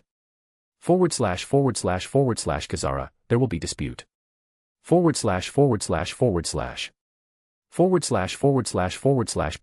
of course, there will be. Though I know you can handle it somehow. / Kazara, I knew it. You leave the difficult stuff for me. / Preeis,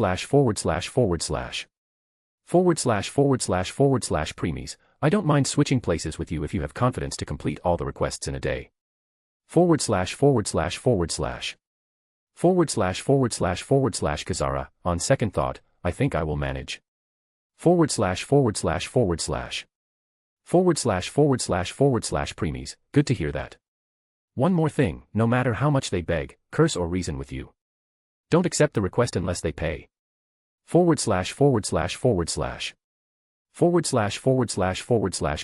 huh? Why would they beg us to take their request? Wouldn't they look for another corporation for help instead? / Preeis, they won't. They will definitely contact you and ask you to take their request. Every single one of them without exception. / Kazara, is there a reason? / Preeis, let me guess. You must have only received the payment of 30 to 40 requests out of 279 of them, right? / Kazara, how do you know? To be more specific, I only get the money of 31 of them. / Preeis, I see. Now let me ask you this. Since it's impossible to complete 279 requests in 24 hours, what if there are only 31 of them? / Kazara, it's still difficult but there are chances to accomplish, wait a minute. / Preeis, you get it. Forward slash forward slash forward slash. Forward slash forward slash forward slash Kazara, Since it's still somewhat possible, this means, in case we succeed, then not only we don't have to pay for any reimbursement, but it will still be our win because we asked for 10x the amount. Forward slash forward slash forward slash Preeis, and considering that we have already received the payment, they can't make excuses like they can't pay or only pay some portion of it. Forward slash forward slash forward slash. Forward slash forward slash forward slash Kazara, they can't suffer such loss. Hence, they will ask me to take more of their request so that it will become difficult for us to complete them. Forward slash forward slash forward slash. Forward slash forward slash forward slash Preeis, now that you know what to do. I will leave the recipe to you. Forward slash forward slash forward slash. Forward slash forward slash forward slash Kazara, of course. And, forward slash forward slash forward slash. Forward slash forward slash forward slash Preeis, Forward slash forward slash forward slash. Forward slash forward slash forward slash Kazara, be careful. Forward slash forward slash forward slash. 2. With that, Kazara cut the call. Preeis kept on looking at the phone for a second before putting it away. Next, he turned his attention at the trail of blood that was leading to an alley. Preeis, let's complete this one soon. Asaka, Step. Step by step they walked deeper in the alley and finally reached where it ended. Crunch. Crunch. There was Gastria, who was feasting on a human corpse. The Gastria had a large mouth which resembled a beak. Within its mouth lies a full pack of big teeth and a large tongue. Its entire body was covered in fur. It had sharp ears and 2 eyes, one slightly larger than the other, on the left side of its face. It's a mouse Gastria. At this time, the Gastria stopped and turned. It looked menacingly at Preeis and Asaka. There was a moment of silence before Gastria charged at them.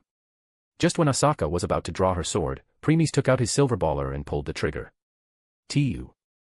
A black bullet was shot out and penetrated the Gastria's head. The Gastria's pupil constrict before it fell near their feet. Dead. Thud. Asaka, just one bullet. Putting the silver baller inside his coat, Preeis turned and walked away. Asaka snapped out of her thoughts and also hurriedly followed. You use reinforcement magecraft to increase the strength of the bullet. Impressive. Preeis, did you forget? I didn't buy a single black bullet from you. Oh. I forgot that you use your unlimited blade works, noble phantasm to create them. Preeis, On the way back, Preeis gave a call to police so that they can handle the rest.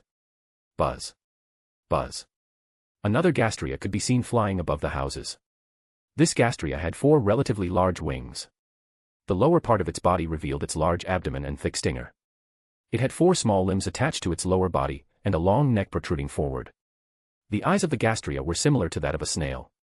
The mouth of the Gastria had home to several small teeth and a small tongue sticking out. It was a bee Gastria. The bee Gastria saw a human walking alone on a street. Finally finding its prey, it charged at him. Men, huh? Because the sound of its wing was loud, the men heard it and looked behind. Men, hey. Becoming afraid, the men fell on his butt as it watched the Gastria coming for him. But then. A black bullet penetrated the bee Gastria head from behind and it fell dead in front of the men. Thud. As the man was still shivering, Preeis walked up to him and showed him his civil officer ID before giving a call to police. Then he left, leaving the men and the corpse of the Gastria behind. Just like that, Preeis moved all around the Tokyo area, killing the Gastria as well as completing the requests. Thud. Just when he killed a lizard Gastria, he received a call from Kazara. Ring. Forward slash Preeis, looks like they accepted. Forward slash Kazara, yeah. I received all the money from 279 requests, Forward slash Preeis, what is it? Forward slash Kazara, just worried that it will be too much for you. Forward slash Preeis, I will manage. For now, I want you to send the documents of contracts between both parties to IISO. Forward slash Kazara, Okay. And, take care. Forward slash Preeis, I will. Forward slash After putting down his phone, Preeis looked Asaka. Preeis, we are moving even faster from now on. Asaka, okay, Dad. Night came. Outer area. Preeis and Asaka swiftly completed all the small and medium requests before night. Now only the high-level ones were left. And all of them were in outer area. Preeis, there are 53 high-level requests left. And the payment for every single one of them is 10 million yen or higher. And you also only have an hour left to complete them. Preeis, yeah. Making their way to an abandoned playground, they witnessed many Gastria there. Asaka, they made this place their base. She said as she held the handle of her sword tightly. Preeis, you take the front this time, Asaka. I will provide support from behind. Asaka, okay, Dad. Shin. Drawing out her sword, Asaka took a deep breath as her eyes turned red and charged. Swoosh. With her speed, she reached the first target in a second and attacked.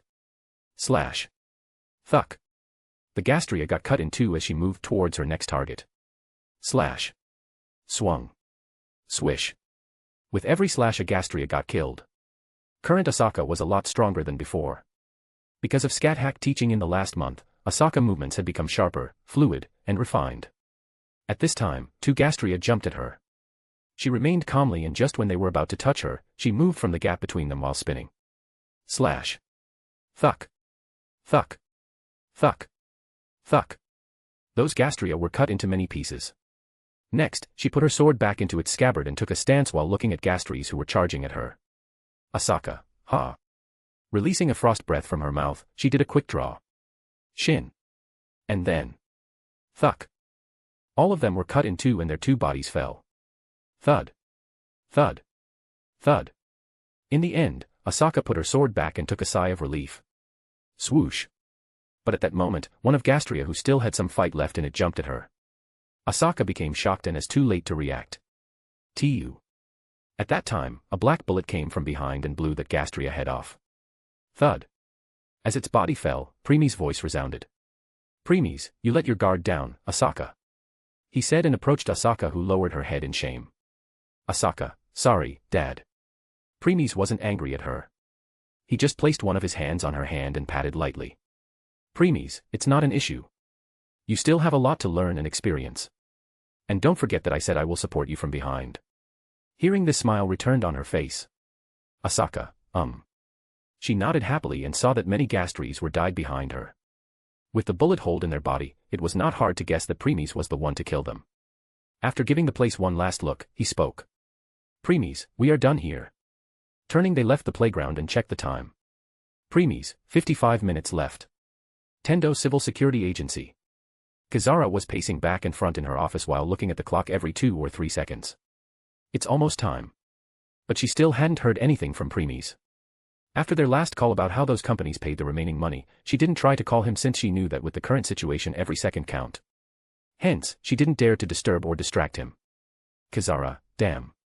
If we failed, then we will in a debt of almost trillion yen. That's not the money I would be able to earn even if I sell myself. Heck, even the 2-digit or 1-digit promoters won't earn this much money. And the most important thing, is he himself fine? I hope he doesn't meet with any mishap while forcing himself to complete the requests. Please be alright, Ersta. Biting her thumbnail, she started wondering what she had to do next. Kazara, I am having a feeling that by being with him I will face worriedness many times again in future. Sigh, just why do I even agree to join him? Suddenly a realization struck him as she couldn't help screaming inwardly. Kazara, instead of joining, it's more accurate to say that I sold myself to him for revenge. After grunting for some more, she sighed. Kazara, no point in talking over spilled milk now. Sighing again, she looked at the clock. Kazara, hick sob, it's over. Only 15 seconds are left. Hick sob. Click. At this time, the door opened and Preeis entered. Kazara, you're here.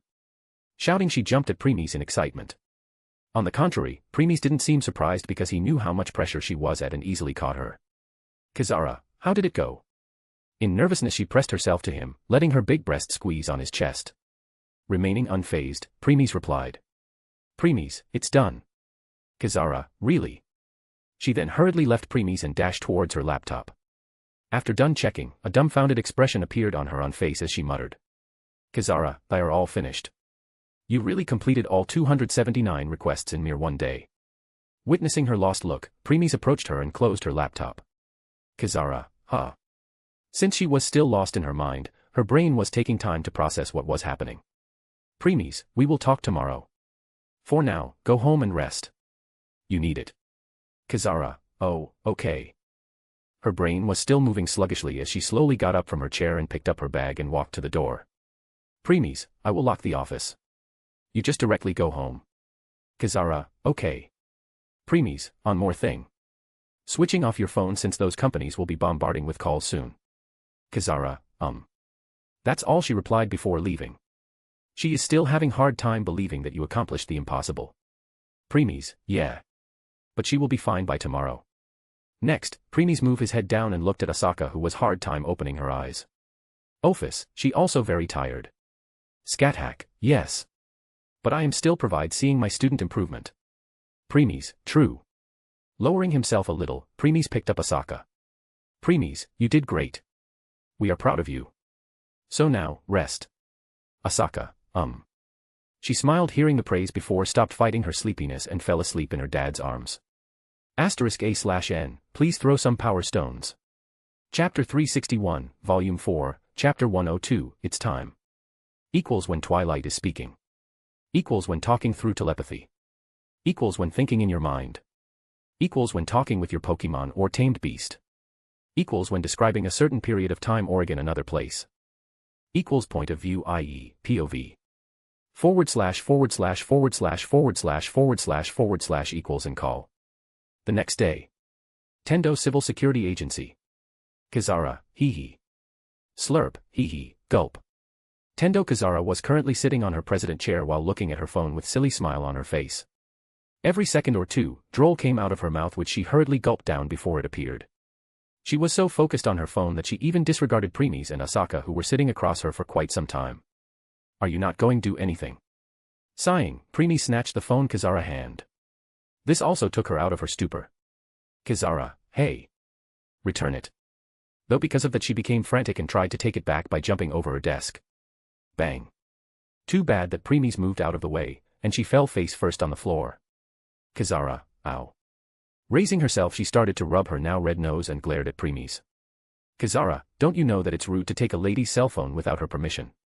Preeis, don't you know that it's rude to ignore the people who were sitting in front of you for more than 2 hours? Kizara. This made Kizara shut her mouth as she turned her head to look at the clock on the wall.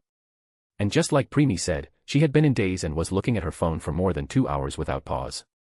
Hiding herself of embarrassment, she gave fake cough and replied. Kizara, ahem, it can't be helped, you know. Just 2 days ago, I was thinking of how to run the business and was short on money. And now in a single day, I become a billionaire.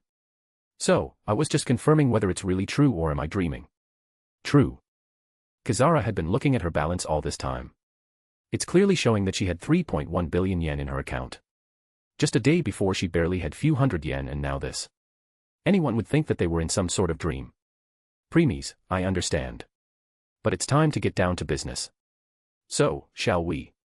Hearing this, Kizara also decided to get serious. Standing up, she returned her seat while Preeis returned her phone. Kizara, before that, let me transfer your share of money to you. Since you have done most of the work, you will take 3.09 billion while I will keep the remaining 1 million. What do you think? Oh. Not bad. She really didn't let the money cloud her judgment and only take what she deserves. Preeis, yeah. It was easily for Preeis to tell that Tendo Kizara was really being sincere and didn't have any other intention. Preeis, no need for that. Just transfer 1 billion to me, another billion is yours and keep the remaining for company. Kizara. A dumbfounded expression appeared on Kizara's face hearing that.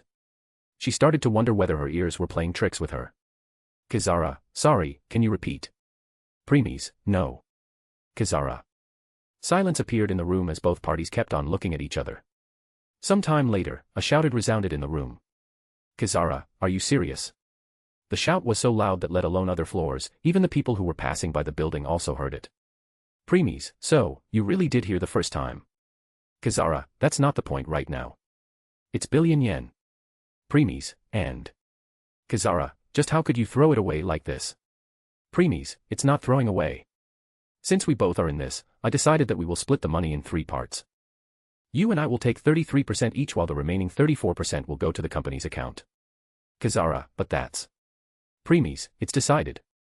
Now sit down. When Preeis said in stern tone, Kazara flinched and sat back on her chair. Lowering her head, she muttered. Kazara, thank you. Nodding his head, Preeis spoke. Preeis, in this month, spend at least $500 million for yourself and another $500 million for the company. Kazara, wait, what? Where would I spend that much money? Preeis, none of my concern. Whether use it on food, clothes, cars, or anything else. I don't care. By the end of this month, both yours and company's account should have equal to or less than the current balance. Kazara, now you are being unreasonable. Preeis, I know. And I also know that you won't spend more than $1 million thinking that's the only you deserve, and rest of the money is still mine. Kazara, that's. Kazara fell silent since that's exactly what she was thinking. In her mind, she had decided to think that Preeis just wanted her to keep his money for the time being. This will prevent her from spending his money. Preeis, in case you won't do that, then I will leave your corporation. Kazara, okay. Okay. I understand.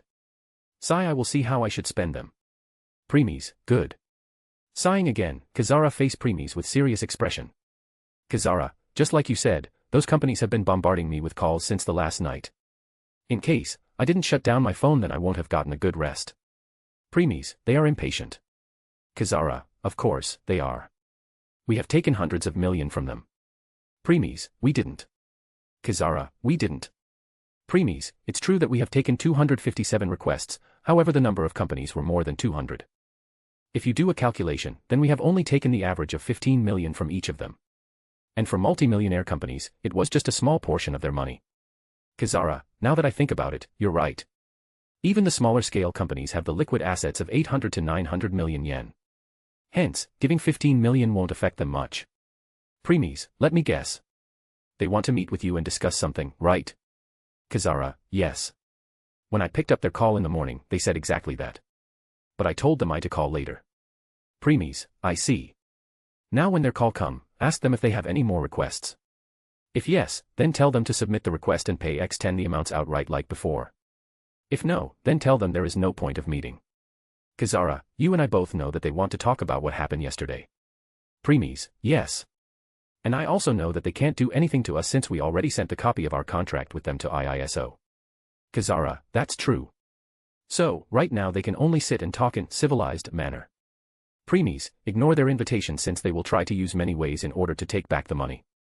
Kazara, all right, I will do so. Preeis, as for the next thing. Pausing, Preeis started patting Asaka's head, who narrowed her eyes, started enjoying it and spoke. Preeis, our IP rank has been raised to 7,000. Kazara. Preeis. Asaka. Kazara. Preeis. Asaka. Kazara. Preeis. Asaka. Kazara. Preeis. Asaka. Kazara, what did you say? Another shout resounded in the room. Tap. Tap. Tap. Tap. She then hurriedly took out her laptop and started checking. Soon her movement stopped as Kazara looked at the screen with wide eyes. Kazara, no way, your IP rank really is 7,000 now. While Kazara was still stunned, Asaka crossed her arms in front of chest and looked proudly. Kazara's shock was not that surprising since yesterday Preeis' IP rank was 774,487 and now it's 7,000. He skipped over 767,487 ranks in one go. It's completely unheard of. One should know that at the start of plot, Satomi Rentaro IP rank was 123,452. It was raised to 1,000 only when he defeated that masked man Hiriko Kajitane, whose rank was 134. Not only that, Satomi Rentaro also almost died many times during that. Compared to that, what Preeis did was just a walk in a park. Kazara, you said you would be able to enter the ranks of thousands and hundreds in the next 2 months. However, you accomplished that in one day. I really have no words. Shrugging his shoulders, he replied. Preeis, can't be helped. I never expected that increasing one's IP rank is this easy. Hearing this, Kazara's lips started to twitch. Kazara, like hell it is. Just bring me one freak like you who can complete over 200 requests in just a mere day. Kazara, Sai, what do we do now? Your name has already spread throughout the world for accomplishing impossible. I am sure that no other company is willing to let us take their request if we charge them X10. Preeis, doesn't matter. One's IP rank is not measured by how many requests they completed but how many Gastries they killed. I just need to go to outer area to kill them. Preeis, or the unexplored territory, since it has several stage 4 gas trees. Killing them will increase my rank even faster. Kazara, that's dangerous. Preeis, I will handle. Knowing she can't change Preeis' mind, she murmured. Kazara, please be careful when you go there. Hearing her worried voice, Preeis paused for a second and replied. Preeis, I will. With this, Preeis and Asaka left. 2 months later. Unexplored territory. Slash. Ding. Swish. Shin. Ding. Bam. Asaka, coup. Taking some steps back, Asaka clutched her stomach in pain while looking at her teacher, who didn't continue with follow-up attack. No matter from which angle or side she attacked. Scathack warded off with hardly any efforts and hit at her weakness. As Asaka started to think of next strategy, Scathack spoke. Scathack, you spend too much time on thinking, Asaka. Do you really think your opponent will give you such luxury? Hearing this, Asaka grabbed the handle of her sword tightly and attacked. Scathack, charging without a plan is also a foolish thing. Slash. Sidestepping, she dodged Asaka's attack. Scathack, you have many opportunities to think of your next move. Dang. Pushing her back again, she continued. Scathack, liking when we are exchanging blows with each other or the time interval between when I push you and you landed. Remaining standing on her spot, Asaka listened her teacher words carefully. Scathack, in a life and death fight, every second counts. And strategizing ahead of time can change the entire course of battle. With this they continued fighting again as Scathack kept on pointing out Asaka flaws from time to time. Some distance away from them, Preeis and Ordverse could be seen sitting on a rock while looking at the rising sun in the horizon. It would have been an attractive moment if only they were not surrounded by countless corpses of gas trees. Ordverse, it's time for the protagonist to come out of his training and become promoter. Preeis, yeah, we should also return since Kazara kept on calling me 10 to 20 times a day asking when I will return. Ordverse, chuckle well, when you tell her that you will go to unexplored area to raise your rank, she never expected that you will go right away. Yes. After that talk with Kazara, Preeis left the Tokyo area and kept on venturing in the unexplored area for the last 2 months. He also received Kazara call 4 to 5 times asking if he and Asaka was fine. She also told him the things that were happening after his leave, and in a simpler word, the condition of Tokyo area was getting worse. Preeis, from her tone, it's easy to tell that she also under a lot of pressure. Next, he and Ordverse stood up and walked over to Asaka and Scathack. It's time to meet the remaining 2 main characters of this world. *A/N, please throw some power stones. Chapter 362, Volume 4, Chapter 103, Main Cast. Equals when Twilight is speaking. Equals when talking through telepathy. Equals when thinking in your mind. Equals when talking with your Pokemon or tamed beast. Equals when describing a certain period of time or again another place. Equals point of view, i.e., POV. // equals and call. Tokyo area. The Tokyo area branch chief of a secret anti-children organization with almost 100,000 members in Japan was found dead in a park a few kilometers north of his home in Tokyo area District 2. The park was a gathering spot for young delinquents, so at first, it was thought to be their doing, but that was not the case. According to the eyewitness report, the man was attacked by a group of children who looked like they were from the outer district, and in the heat of the fight, he hit his head on the handrail near the stairs. His skull was cracked, and he died at the hospital he was brought to due to a cerebral contusion. Before he died, he was also confirmed to have traumatic cuts. The Pureblood Japan Association was a large organization said to have many politicians and influential people from different areas. The chairman was subsequently reported as harshly denouncing the savagery and brutality of the case. As Preeis and others were walking down the street after returning from 2 months of their hunt, they heard what the reporter was saying on the huge TV. The female reporter was polite. She kept to the broadcast codes and continued speaking respectfully. However, the words she used dripped with contempt for the cursed children. Ordverse, This will greatly change public opinion about cursed children, said Ordverse while Asaka's face turned gloomy. However, it turned even gloomier when Preeis searched through his phone and spoke. Preeis, it's already did. Saying he passed the phone to Scathack, who narrowed her eyes after reading it. Scathack, Saitenchi's measure that was going through the House of Counselors that would respect the basic human rights of the cursed children, the new Gastria law, was rejected. In its place, a newly prepared measure on the re-evaluation of the danger of transmission of the Gastria virus from the children to humans and countermeasures against it was already submitted and passed through the lower house of the Diet. Ordverse, she truly is an incompetent head of this state. Preeis, yeah. She still doesn't realize that her true enemies are within her ranks. This measure was popularly known as the Family Register Revocation Law, and the moment this measure will go into effect, the cursed children had their family registration and citizenship taken away, losing all protection under the Japanese constitution. It's an extremely cruel law.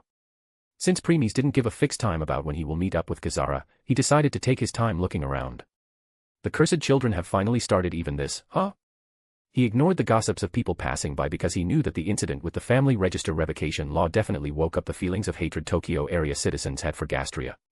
Shaking his head to put those thoughts away for now, they approached a 5-road junction in the middle of the city. All of a sudden, Preeis heard singing and stopped. It was the characteristic soprano of a young girl, and a hymn at that. Turning his head toward the sound, he realized that it was coming from the wide pedestrian bridge above. Ophis, she makes appearance sooner than expected. Plot hasn't even been commenced yet. Looking at him, Ophis whispered. Preeis, yeah. Next, Preeis and others ascended the stairs of the pedestrian bridge. There was a rush mat spread out near the middle of it, and the voice was coming from there. Somehow, it seemed different from a street performance. Getting closer they saw who it is. The singer was a beggar girl clad in rags. Even though she had good features, they were stained, and the cape she wore was greasy, giving an overall shabby impression. The girl held out a beggar's bowl with both hands and sang at the people who were heading to the road. On a piece of scrap wood next to her were the words, "I am one of the cursed children from the outer district. I need money to feed my little sister. Please give what you can." Preeis, yeah. She is that blind girl. Glanced at Asaka by his side, Preeis noticed that she was also calm. Well, she is used to witnessing this since she lived here before. Preeis, do you have a death wish? The way things in Tokyo area are right now, people won't hesitate to make you the target of their animosity. Hearing an unfamiliar voice, the girl stopped singing, smiled, and looked towards Preeis' direction. Blind girl, so that's how it is. That must be the reason why I have been hit more and have had dirty words yelled at me more often, which is a little painful. Preeis. Ophis. Scathack. Asaka. The group becomes silent for a second before Asaka decided to get rid of this awkward atmosphere. Asaka, cursed children are immune to diseases, so what happened to your eyes? And how can still smile after being treated like this? The girl seemed to smile persistently in the face of unimaginable adversity. This was not something 9 years old should do. The girl did not answer Asaka questions but quietly stretched her hands out to her. Asaka was surprised at first, but once she realized that the girl had no ill intent, she let her be. In place of her hollow eyes, the girl's hands traced Asaka's features, from her hair and face to her neck, collarbone, and shoulders, brushing over them, until finally the girl lifted her face slowly. Blind girl, are you one of the cursed children, too? Becoming surprised, Asaka asked. Asaka, how did you know? The girl's smile grew bigger as she continued. Blind girl, you're pretty. I'll bet the boys can't leave you alone, right? Asaka, I don't think so. Blind girl, you know, I can't live without depending on others, so I naturally learned to smile. Besides, I don't know what face to make other than this anymore. Pausing here, the girl showed a bitter smile and answered the second question. Blind girl, as for my eyes, they are mutilated by the lead I poured into them. Asaka, you did this to yourself. Why? Blind girl, because I couldn't think of another way to feed my little sister. And because the mother who abandoned us hated my red eyes. Asaka. Preeis, Gastria shock. Ophis, the eyes that shone red and were the same in all Gastria. During the war, there were people traumatized by fear from seeing them, and the red eyes became the trigger for attacks of convulsions or cramps or other symptoms. It became the most widespread disease of society after the Gastria War. Scathack, this girl is too brave and have strong heart for being able to do such a painful thing to herself and still trying her best to smile for her sister. At this time, a passerby who holding a cane drink tried to throw the pull tab into the girl's bowl. Though when he was about to do so, Preeis glanced back at him. The man noticed Preeis' gaze and looked at him. In the next instant, the movements of his body stopped as he looked into Preeis' dark eyes. His body started shivering as he got covered in cold sweat. He had never experienced such fear in his life. It was as if death was looking at him. Fortunately, before he could have a mental breakdown, Preeis turned his gaze back to the blind girl. Man 1, pant. Man 2, hey, are you alright? The man's friend realized that something was wrong with him and asked in worried tone. Man 1, why, yeah. Let's go. Deciding not to stay any longer with the devil, the man hurriedly put the pull tab in his pocket and dragged his friend away with him. Ignoring them, Preeis spoke. Preeis, it's almost sunset. Let's leave. Asaka, Blind girl, oh. Then take care, big brother. Preeis didn't reply. He instead grabbed the girl's little hand and took her with him. This action startled the little girl as she asked. Blind girl, where are you taking me, big brother? Did I say or did something wrong? Preeis, no, you didn't. We are just going to pick up your little sister. Blind girl, my little sister. But WH. The girl didn't get to complete as Preeis interrupted her. Preeis, and I am not your big brother. From now onwards, I am your dad, and you are my daughter. Blind girl. The girl body trembled at this, and she became silent because she didn't know how to react at this situation. Preeis, you said you can't live without depending on others, then as your parent you sisters have every right to depend on me. Blind girl, I am a sea-cursed children. Preeis, I see. Blind girl, everyone hate us since we are related to GG Gastria. Preeis, I see. Blind girl, people will also hate you for affiliating with us. Preeis, I see. Just like that, the girl kept on saying one thing after another while Preeis kept on giving same response. After speaking for some more, the girl became silent again as Preeis started hearing a sobbing sound behind. Just like that, the girl who could only smile no matter what she had go through showed a new emotion for the first time in years. Sadness. Tendo Civil Security Agency. Currently, Kizara was sitting on her president chair while looking at the three people in front of her. One of them was a young teen of small frame and messy dark blue hair, with slightly slanted eyes and blue irises. He was wearing black suit covering his body entirely and high black shoes that have a much lighter color at the bottom. Another one was a little girl with long crimson hair and had large red irises and very small, black pupils. She was wearing a small orange hooded sweater with orange and red square designs on the inside along with knee-high boots with extremely thick, heavy, black soles. Last as well as uninvited guest was teenage girl of average height with fair skin, blue eyes, and brown hair. There was also a beauty mark under her left eye.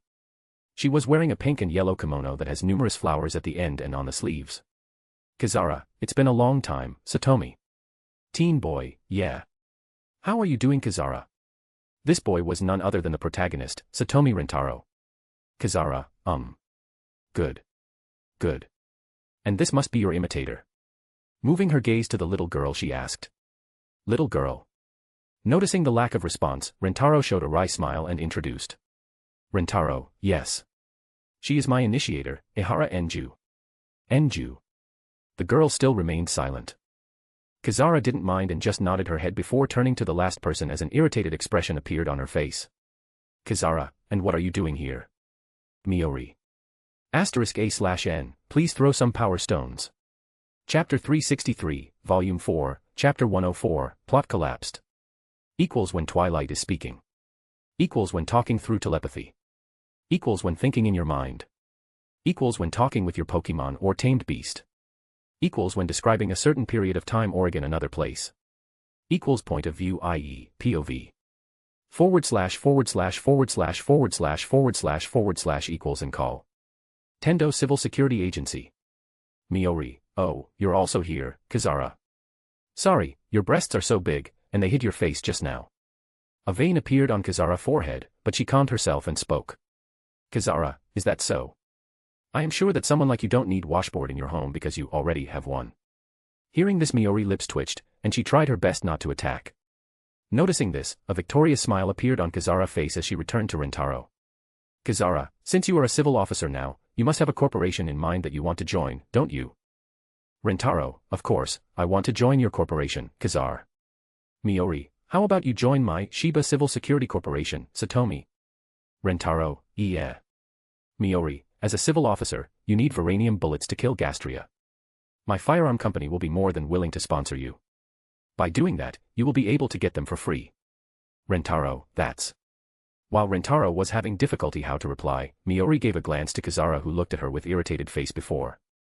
However, she was surprised the next second. Why? Because Kizara was calm and unfazed by Miori's invitation to Rentaro. Kizara, it's Satomi's decision which corporation he wants to join. Whether it's yours or someone else, I will support his decision, nonetheless. Miori. Rentaro. For the first time, smile vanished from Miori's face. She never expected such response from Kizara. She thought that they both will fought for Rentaro to join their corporation. Rentaro was also surprised that Kizara didn't try to press him even once to join her corporation. Miori, then you don't mind if I will take Satomi to myself. Kizara, go on. Miori. Rentaro. Don't forgive the Gastria. Don't forgive the Gastria. Throw out the cursed children. Throw out the cursed children. This attracted their attention. Kizara stood up and walked back to the window. There she saw people rally as they spoke loudly. Rentaro and Miori's face turned bleak as they looked at Enju, who was shivering with her head down. Witnessing this, Rentaro couldn't help but clenched his fist in frustration because of his powerlessness. On the other hand, Kizara couldn't help but sigh inwardly. Kizara, this has become regular occurrence since the last month. The way things are right now, it won't be long before the government come to a decision. And I am pretty sure that decision will endanger the lives of the cursed children. Click. At this time, the door opened as Preeis and Asaka walked in. Everyone turned their head towards his direction. While Rentaro and Miori looked confused seeing the new face, a gust of wind went past them and in the next instant they saw Kizara throwing herself at Preeis. Catching her, Preeis saw a sweet smile on her face along with stars in her eyes. Flick. Kizara, ow. Preeis, that could be dangerous for you. Rubbing her forehead, Kizara pouted and replied. Kizara, it wouldn't because I know you will catch me. Raising one of his brows, Preeis used his hand to gently rub her forehead. When he did so, Kizara closed her eyes in content. A while later. Someone interrupted their reunion. Miori, Era. Kizara, won't you introduce us with your boyfriend? Returning back to herself, Kizara heard this, and her face turned bright red. She then started shaking her hands to hide her embracement and replied. Kizara, he is not my BBBBB boyfriend. Miori, really? But you seem too close to him. Calming herself a bit, she replied. Kizara, ahem. Well, oh of course. Straightening herself, she grinned and spoke. Kizara, he is my company's promoter. For the last 2 months, he was away on a mission. That's why I was excited seeing him again. Pausing, she continued. Kizara, let me introduce, he is heirs der Scharfrichter. And that girl is his initiator, Asaka Mibu. Rentaro. Miori. Both Rentaro and Miori opened their eyes wide in shock hearing this. One should know that der Scharfrichter became a legendary figure in the whole promoter community after completing more than 200 requests in one day and raising his rank from 700,000 something to 7,000 in one go. After then many corporations tried to find and recruit him, but he just disappeared without leaving a trace behind. On top of that, from that day onwards, his information was made highly classified by the IISO. No one knew his new IP rank or where he lived or whether he was still alive or dead. In the end, once almost all the corporation joined together to put pressure on IISO, they revealed that not only was he still alive, but his IP rank had also risen to top 100. That's all. In other words, it could 100 or 99 or 95 or even 1. Yet, IISO didn't disclose that. Not only that, but they also hid the information about which civil security corporation he belonged to. Those who knew about it got a strict warning to not reveal it. In case someone tried to, then they would be killed before they could even open their mouth. Hence, except his name, everything else was hidden. Preeis only gave Rentaro and Miori a glance before turning his attention to the Enju, who had a downcast expression. It seemed that she didn't even realize of a new arrival. When Ahara Enju was assigned to Satomi Rentaro in plot, at first, she maintained some distance. It was later that she started opening up to him. Preeis, yeah. Since he had just completed his training and got his initiator, this explains why the current Enju is not as lively as in the plot. Walking over to her, he crouched down to her level before pulling out a lollipop from his pocket. Finally, Enju raised her head and saw at Preeis for the first time. Seeing the lollipop he was presenting to her, she hesitated for a bit and took it. Slowly she unwrapped it, opened her little mouth and put it inside. A second later, her brows relaxed as a smile appeared on her face. Others in the room also became happy witnessing this. Patting her head for a bit, Preeis stood up. Preeis, Asaka, why don't you take her to the lower floor and play some games together? Asaka, okay, Dad. Approaching them, Asaka took Enju's hand and left the room with her. Kizara had already bought this entire building with the money she got 2 months ago. Hence, except the current people, there was no one else present in the whole building. She used the money to renovate the building and also turn the lower floor into gaming room. In there were many games. Like computer games, table tennis, air hockey, and many more. If you were bored, it was the best place to pass time. Preeis knew all of this since Kizara was in contact with him and told him whatever she did during the last 2 months. Once they were gone, Preeis turned his attention to the Rentaro and Miori. Noticing his gaze, they both straightened up and introduced themselves. Rentareo, and nice to meet you, Mr. Dieter Scharfrichter. I am new promoter who completed his training recently. Satomi Rentaro. And that girl is my initiator, Ahara Enju. Miori, I am Shiba Miori of Shiba Civil Security Corporation, as well as the Student Council President at Megata High School. It's a pleasure to meet you, Mr. der Scharfrichter. Nodding his head, Preeis replied. Preeis, since Kazara already introduced myself, there is no need for me to repeat that. Rentaro, well, of course. Preeis, anyway.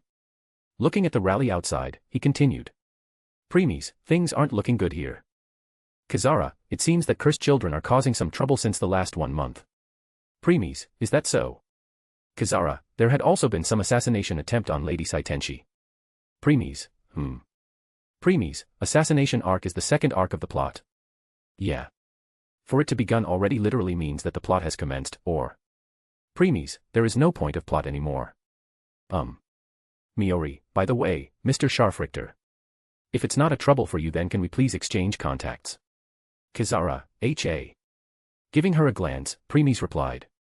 Preeis, I don't mind. Kazara, no need. Grabbing Preeis' right arm, Kazara pulled him away and glared at Miori before speaking. Kazara, if you want something from my promoter just tell me. I will pass your message to him. Miori, oh my, I don't know that I need your consent to talk to Mr. Scharfrichter. What are you, sir's mother? Kazara, gore. While Miori and Kazara were having their cat fight, Preeis ignored them as his mind was occupied with other things. Preeis, since the assassination attempt has already begun, this means Sprout Tina is already in the Tokyo area. This also means that Seitake Sojin, the governor of the Osaka area, will also be making his way here to demand the Ladder of Heaven from Saitenshi. Well, he is an ambitious man who dreams of one day ruling the world after Gastria are all gone. For that, he needs this Ladder of Heaven. Preeis, he is not the only one. Governors of other areas also have the same ambition. If it was before then they might have been a little bit chance. But the appearance of Stage 6 Gastria change everything. Against it, their so-called massacre weapon, Ladder of Heaven, is amount to nothing. Preeis, yeah. Returning his attention back to present, Preeis saw that their catfight was still going on. He looked at Rentaro, who noticing his gaze and could only shrug his shoulder in defeat as he also didn't know how to stop them. In the end, Preeis decided to break this deadlock. Preeis, Kazara. Kazara, Miori, someone like most probably What is it, Scharfricht? Once Preeis called Kazara, she immediately started ignoring Miori. Put her attention to Preeis. Preeis, I have just returned and tired. Tell me the hotel you booked for me so that I can go rest. A sad expression appeared on her face as she replied. Kazara, I am sorry, Scharfrichter. Because of Miori, I completely forget you. Preeis, So, where is it? Kazara, actually, you see, from the information I gathered I found out that because of growing animosity against cursed children, hotel and apartment landlords are overcharging the promoters. Preeis, so, things have escalated so much that people are not even willing to give a face to civil officers. Kazara, ahem. So, I have decided that since there are one more room in my house, why don't you live with me? Rentaro, wah. Miori, you really don't let go of opportunity, Kazara. Ignoring Miori for now, Kazara kept on looking at Preeis. Kazara, what do you think? Preeis, I don't.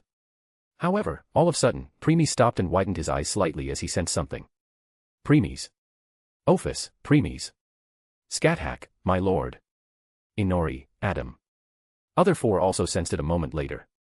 Preeis, I know. Kazara, is something the matter, Scharfrichter? You stopped all of a sudden. Hearing Kazara's worried tone, Preeis hid his expression and spoke. Preeis, I just remember something so I must leave. Kazara, right away. Preeis, yes. But don't worry, I will be back in 2 to 4 hours. So, just message me your home address. I will be there once I am done.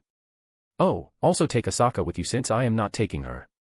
Once he was done saying that, Kazara tightened her hold around on his arm. Kazara, is everything really alright? She asked, feeling concerned. Preeis, yeah. Kazara, oh okay. Separating from her, Preeis looked at other two people. Preeis, I have some urgent matters so I can't stick together for a chat. Rentaro, it's fine. Miori, yes, it's alright. Nodding, Preeis walked to the door, opened it and left. Click. Closing the door behind, Preeis' body flashed as he wore his plainer lord clothes.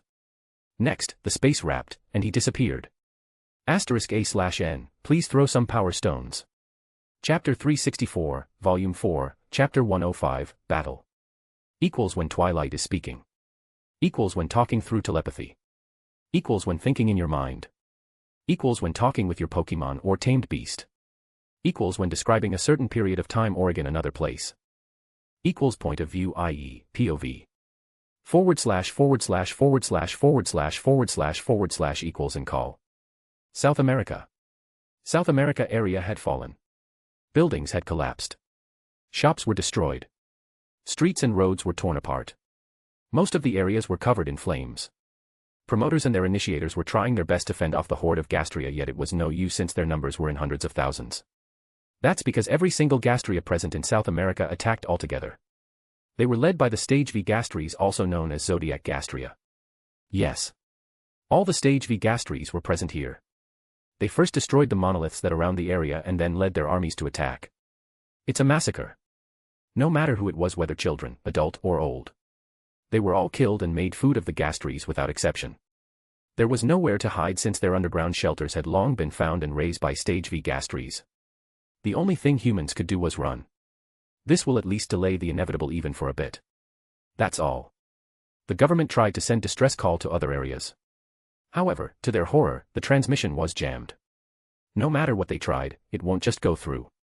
Cries of children, their mothers, their grandparents resounded throughout. Yet, there was no savior. By now most of the promoters and their initiators had died. The remaining ones decided to abandon the people and ran for their own safety. Nevertheless, before long they also got surrounded by Gastries and wiped out. Everyone was running for their lives but to no avail. Realizing that they would die soon, the government ordered the remaining civil officers to stop the Gastries while they escaped through the helicopters. Though they didn't get the chance to do so because a Stage V Gastria shot them with some kind of beam and incinerate them. There was no hope, only despair. A minute later. Space wrapped in the sky and Preeis appeared. He glanced down at the carnage that was going on before raising his head and looking towards a particular direction. He didn't care about the people below. He's here for something else. There was some distance away from him, high in the sky, he saw someone. Looking at the person, he couldn't help but narrow his eyes. Preeis, this confirms it. Now I know what is going on in this world. Are you planning on joining this muddy water? Preeis, I wonder. TCH. The person flying there was a slender, white-haired girl with yellow eyes and crosses-shaped pupils. She was wearing a white and black short-armored dress that is rather thin and tight and has a considerable short skirt. The dress exposed her shoulders and cleavage, it also exposed her legs. She was also wearing a black elbow glove with pink glowing strings on the left hand while she a white and orange glove on the right hand. She had a fur-trimmed neck made of crow's black fur with a black and golden accessory in front of it. She wore black thigh-highs that reached just above her knee, while down she was wearing a black and yellow shoe made of the same material of her thigh-highs. Even though Preeis knew who she was and saw through her strength, Twilight still decided to provide the information. Name, Hershers of the Void, Sirin/Kiana Kaslana/K. Rank, 5th Dimensional God. Note, suppressed to level 10 because of World's Limit. As Preeis was looking at her, Hershers of the Void sensed it and turned her gaze at him. For a moment, a flash of surprise passed through her eyes as she disappeared all of a sudden. Seeing this, Preeis glanced back and saw her behind him.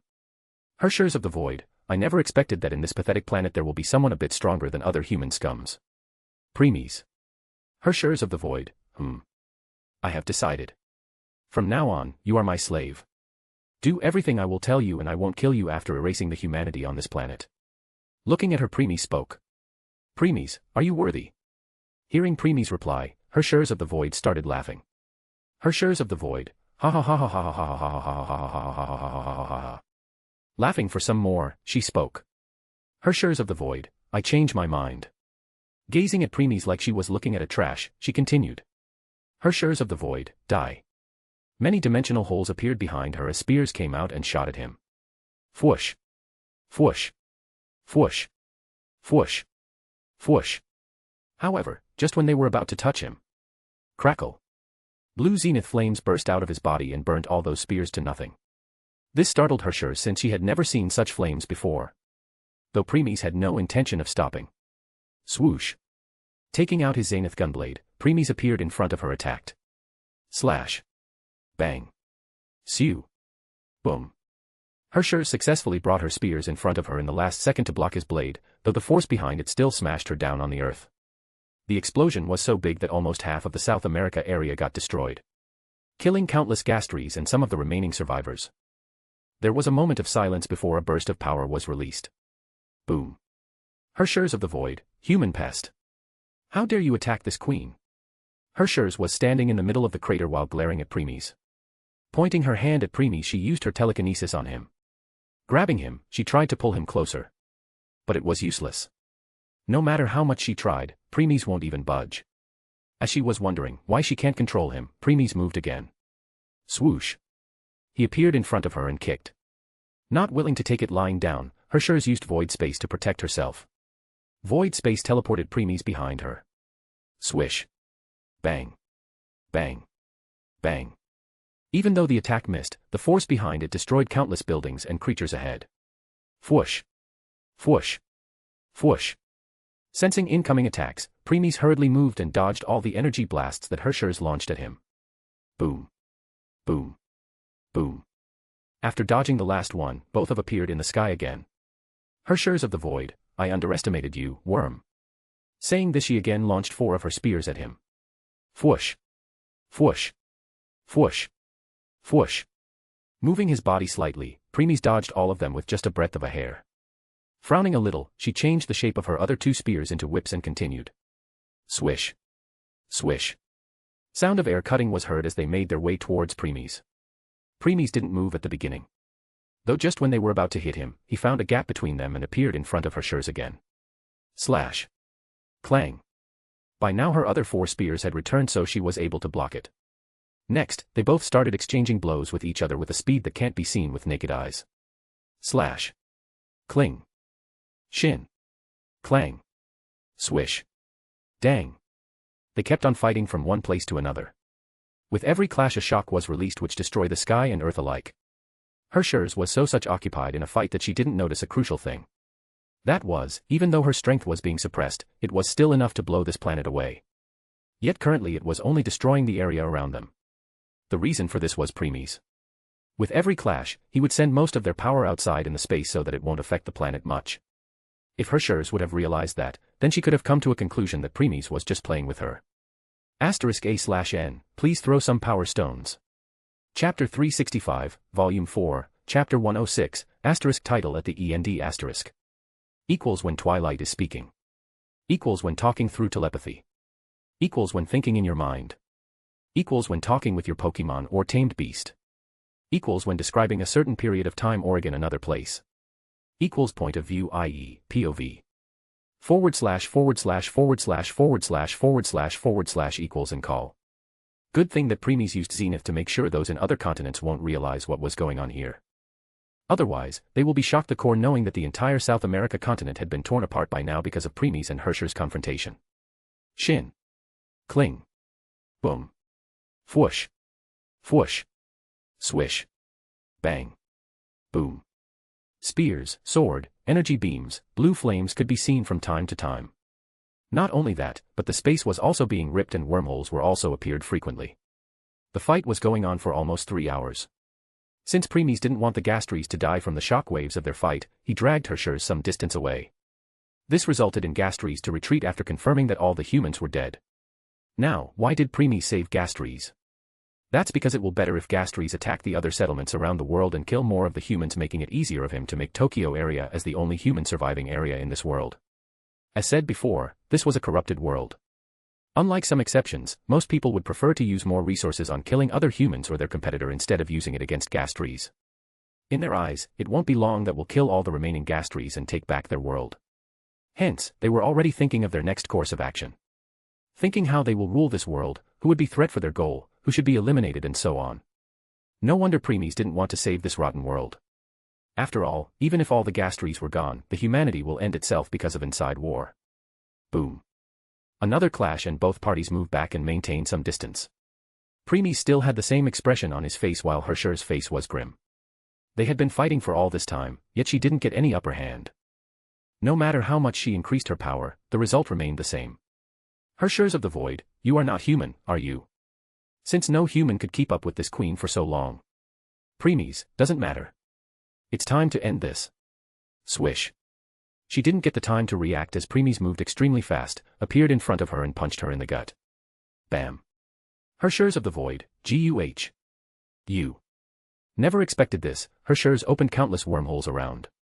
Preeis, useless. A sliver glint passed in his eyes and all of them disappear. Hershers of the Void, wah. Startled Hershers tried to understand what just happened, but Preeis caught her head and smashed her down on the land below. Sew. Boom. When the dust settled down, we can see Preeis grabbing Hershur's face and pushing it against the ground. No matter how much she struggled to break free, it was to no avail. Even though she had high strength, Preeis easily overpowered her. In the last attempt, she tried to use her space power to teleport herself or Preeis away, but another silver glint passed Preeis' eyes, and to her horror she realized that her control over space had been taken from her and now she can no longer use space manipulation. Hershurs of the Void, just what did you do? She asked while gritting her teeth in frustration. She never expected that one day she will be humiliated like this. Preeis, no matter how much authority you have over space, against my spatial incantation symbol, it's still nothing. Yes. The silver glint that appeared in Preeis' eyes was due to spatial incantation symbol. Using it, Preeis locked the entire space, turning Hershur's space power useless. Preeis, it's time for you to serve your new master. Hershurs of the Void, huh? Before she could understand what Preeis meant, she moved her eyes to look at Preeis' face. There she noticed Preeis' crystal-like irises. They were not like this before. Bang. Suddenly, the ground behind him burst open as a crystal cross came out. Without waiting, Preeis raised Hershurs and threw her at it. Bam. Hershurs of the Void, coo. She didn't get to enjoy her freedom as a crystal vine came from behind the cross and tied her hands over her head to the cross. As it was not enough, even more of the crystal vines came and tied her entire body to it. Hershurs of the Void, this. She suddenly started having bad premonition and tried to break free. But too bad, no matter how much she struggled, the crystal vines won't even budge. At this time, Preeis approached and stopped in front of her. Hershurs of the Void, what do you want? Her queen-like tone had dropped somewhat as she started feeling nervous and scared for some reason. Instead of answering, Preeis pointed his left hand at her. The blue command seal under his glove started releasing weak glow as an illusion of crystal ring appeared in his ring finger. Next, crystal ribbons appeared out of thin air and started spiraling around Preeis' arm for a second and entered Hershurs, causing her to gasp in pain. The base of the cross where she was hung on began glowing a pink hue as it began materializing a flower of sort that began to cover Hershurs. Crack! The crystal flower that embraced Hershurs slowly began breaking into pieces. Hershurs of the Void. With every broken flower, Hershurs could feel a part of her mind falling into the control of Preeis while her connection with the will of the Honkai disappearing. Hershurs of the Void, stop this, please. She begged, realizing her predicament, but Preeis put a deaf ear to her plea as the flowers around her continued to break apart. Crack! Crack! Crack! After 30 or so seconds, most of the flowers were gone. Hershurs' yellow eyes seemed dull as the crystals began covering her whole body. Preeis, by now your connection with the will of the Honkai is completely shattered. Hershurs, what's will of the Honkai? Preeis, yeah, I wonder. Finally, the crystallization process completed. Now, there was only a pillar of crystal and Preeis left in the battlefield. Crack. Shatter. Next, that crystal pillar shattering into pieces and disappeared, leaving nothing behind, guilty crown. Currently Inori was standing on top of one of the highest crystallized buildings while looking in the sky. To be more precise, she was sharing vision with Preeis and witnessing what just transpired outside. It was at this moment that the crystal pillar that encapsulated Hershurs shattered into nothing. Seeing this, Inori turned her head and looked down at a particular direction. Her gaze penetrated through every crystallized structure in the way and finally landed on the huge crystal that appeared out of nowhere. Compared to other crystals, this one was glowing red in color and inside it was woman. That was none other than Hershurs of the Void herself. Not feeling surprised, Inori returned his gaze back to the sky, South America. After done with the Hershurs, Preeis glanced at what remained of South America. Confirming that all the Gastries had left, Preeis flew towards one of the remaining lands of the continent. Soon, he came across a hill and saw a huge, abandoned house. Landing in front of it, Preeis pushed the door open and entered. Creak. As if he knew where to go, Preeis made his way to the kitchen. He then moved an old shelf away and a hidden door appeared. Burning the door to nothing, he saw a staircase leading downstairs. Walking down, he came across another door. Burning this door too, Preeis entered a dark basement. And then he was met with hundreds or thousands of pairs of glowing red eyes. All of them were looking at Preeis with confusion or fear. Preeis, the remaining cursed children of this continent. Tendo Residence. Tendo Residence was Tendo Kazara's personal home which belonged to her parents. When they died, the house came under Kazara. We can see Ophis and Scathack sitting on a rooftop on the dojo while their gaze was at Preeis' direction. They had watched Preeis and Hershurs' entire fight and was just waiting for him to return. And since Preeis didn't return yet, Kazara took Asaka in her room for rest. At this time, a ripple appeared in space as Preeis appeared and sat between Ophis and Scathack. Ophis, so, it's confirmed. Preeis, yeah. Looking at the horizon, Preeis continued. Preeis, this world is in the middle of planar war. Preeis POV. Planar war. Just as the name said, it is a war between planes. As we know that there are many worlds or planes in existence. From level 0 world to megaverse. The point is that the strength of all lower worlds or planes are fixed. Mere second-level existences can't increase or decrease plane's strength. This can only be done third-level existences means true gods. But as said before, true gods don't care about the lives of mortals. Whether they live or die, it's none of their concern. After all, compared to the so-called dimensional gods who required the power of faith from mortals, true gods have no need for that. All the more reason not to involve with mortals. However, there is an exception to everything. Even here. There is an unorthodox way that they can help a plane to reach higher rank. And that is planar war. Planar war occurs when 5 or more worlds come together and collide with each other. People of their respective planes have to join forces to invade, attack, and fight the people of other planes. Only one plane can emerge victorious in the end. Once the winner is decided, then that plane will absorb all the other planes into it and become even higher plane. That's what a planar war is. Chapter 106, Planar War. *A/N, please throw some power stones. Chapter 366, Volume 4, Chapter 107, shall we start? Equals when Twilight is speaking. Equals when talking through telepathy. Equals when thinking in your mind. Equals when talking with your Pokemon or tamed beast. Equals when describing a certain period of time or again another place. Equals point of view, i.e., POV. // equals and call. Scathack, so, that a husk really did come here for a reconnaissance mission to check what kind of world is this and if there exist people who can be threat to them. Wow. She really didn't sugarcoat her words. Preeis, that's right. Even though I get my hands on Hershers of the Void, in truth, she was not the real Hershers. In the first place, the real Hershers of the Void never entered this world. She only sent her puppet which she was controlling from her own world. Preeis, once someone entered another world, they must face the suppression of that world. The stronger the being, the stronger the suppression. However, in planar war such suppression will disappear with time as war keeps on going. Office, well, normally, you first send your minions, then elites, then captain, and so on in order. You can't just send a final boss right away. That's what the suppressions are for. Scathack, chuckle, there is no point of war if it will end right away. Preeis, Planar war also gives the opportunity for the someone as weak as soldiers to get stronger and enter the ranks of elites or even commanders. Office, that's why in planar war even the weak world has chance to win after their people went through the baptism of blood. Scathack, weak perishes while the strong survive and become even stronger. Preeis, yeah. Preeis, when I saw Hershers of the Void for the first time, I realized that the suppression on her were very weak compared to what a fifth-dimensional god should face. And while fighting it was confirmed. When you are extremely strong and are facing suppression, then from time to time subconsciously your power would try to shoot back to its original limit. Of course, it would fail, but there will still be an attempt. Preeis, but that was not the case for the Hershers. Her power remained constant as if it was her true strength. That's when I came to a conclusion that her true strength is that level 12 pseudo-god which was suppressed to level 10 by the world. And the reason why Twilight information showed 5th dimensional god is because the puppet was indeed controlled by that god. Preeis, when my zenith flame entered her body, I was able to sense its controller. The power signature of both the puppet and the controller matched completely. Office, in other words, the controller was the real Hershers of the Void, not someone else who was deliberately using her puppet. Preeis, correct. Scathack, in that case, why did Lord take that husk if it was not the real deal? Hearing this, the corner of Preeis' lips curled up a little as he replied. Preeis, even though it's just a doll, but thanks to that very doll, I can now get my hands on every other Hershers. Not just Hershers of the Void, but every single one of them. Releasing a small laugh, Office spoke. Office, as expected, how could things be so simpler with you? Preeis, yeah. I have already ordered Inori and Mana what to do next. I really want to see the face of the Will of the Honkai once it's realized that I took its Hershers under its nose. Scathack, that's why Lord erased even a minor brank of Will of the Honkai from the doll. Office, if Preeis hadn't done that, Will of the Honkai would have soon realized something is wrong and would be in guard.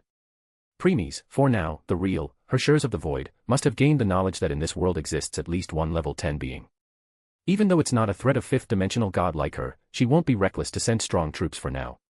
Office, true. Though with this we have confirmed 3 worlds who are part of this planar war. Scathack, first, Black Bullet. Second, the world response for the evolution of Stage 6 Castria. Third, Honkai Impact. Preeis, with time we will know the remaining ones too. Office and Scathack, Appearing inside the house, Preeis saw a note placed on the table. The note was written by the Kizara stating she had put his portion of food in the kitchen. Reheat it before eating. There was also a side note in the end in which she was saying that since she had just started cooking, he shouldn't expect much. Preeis started cooking. If I remember, in plot she and cooking don't go well together. Office, mainly because she spent most of her time on earning money for her corporation that she barely had time for herself. Scathack, thanks to Lord Intervention, she didn't have to go through same and have free time now. Preeis, I guess. Saying this, Preeis entered the kitchen, heated up his food and ate it before sitting in the drawing room with Office and Scathack. Preeis, for now, I am sure other worlds will also be soon sending their scouts to check out this world. Office, what do you plan to do? They can appear in any corner of the world. Preeis, that's true, but let's think about it later since I found something interesting. Office, oh. Preeis, Scathack, pass that newspaper. Scathack, Picking up the newspaper that was laying at one corner of the room, Scathack gave it to Preeis. Preeis, see this new article. Office, if this keeps up, I don't think that woman will survive for long. Reading it, anyone can tell that after the rejection of new law of protection of cursed children rights, Saitenchi had lost most of her support. There were many negative comments with people saying she was incompetent as the leader, and the governor should be changed. A minority was even suggesting on making Tendo Kakunaju, i.e., Kizara's grandfather, the new governor of the Tokyo area. Scathack, so, Tendo have decided to make their move. Preeis, it seems so. And this also means that it's time to remove them. Morning came.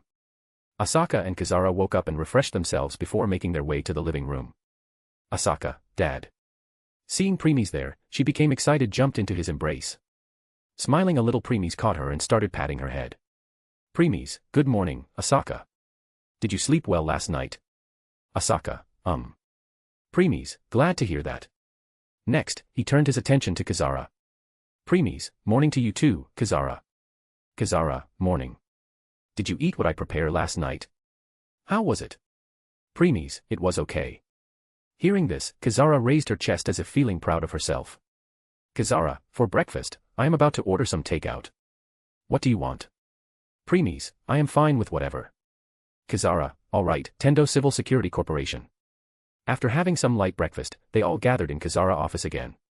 Satomi Rentaro had decided to join Kizara Corporation like in the plot, and hence Kizara was completing his paperwork. Asaka, where's Enju? Not seeing Enju with Rentaro, Asaka questioned. Rentaro, well, I think Enju will open more with the children of her age. Hence, I made her join a school. Asaka, a school. Rentaro, yup. Magata Elementary School. Saying the Rentaro seemed proud to himself while Preeis at the side could only shake his head in disappointment. Preeis, that was the foolish thing he did. It's fine that as long as other children don't realize that Enju is cursed children.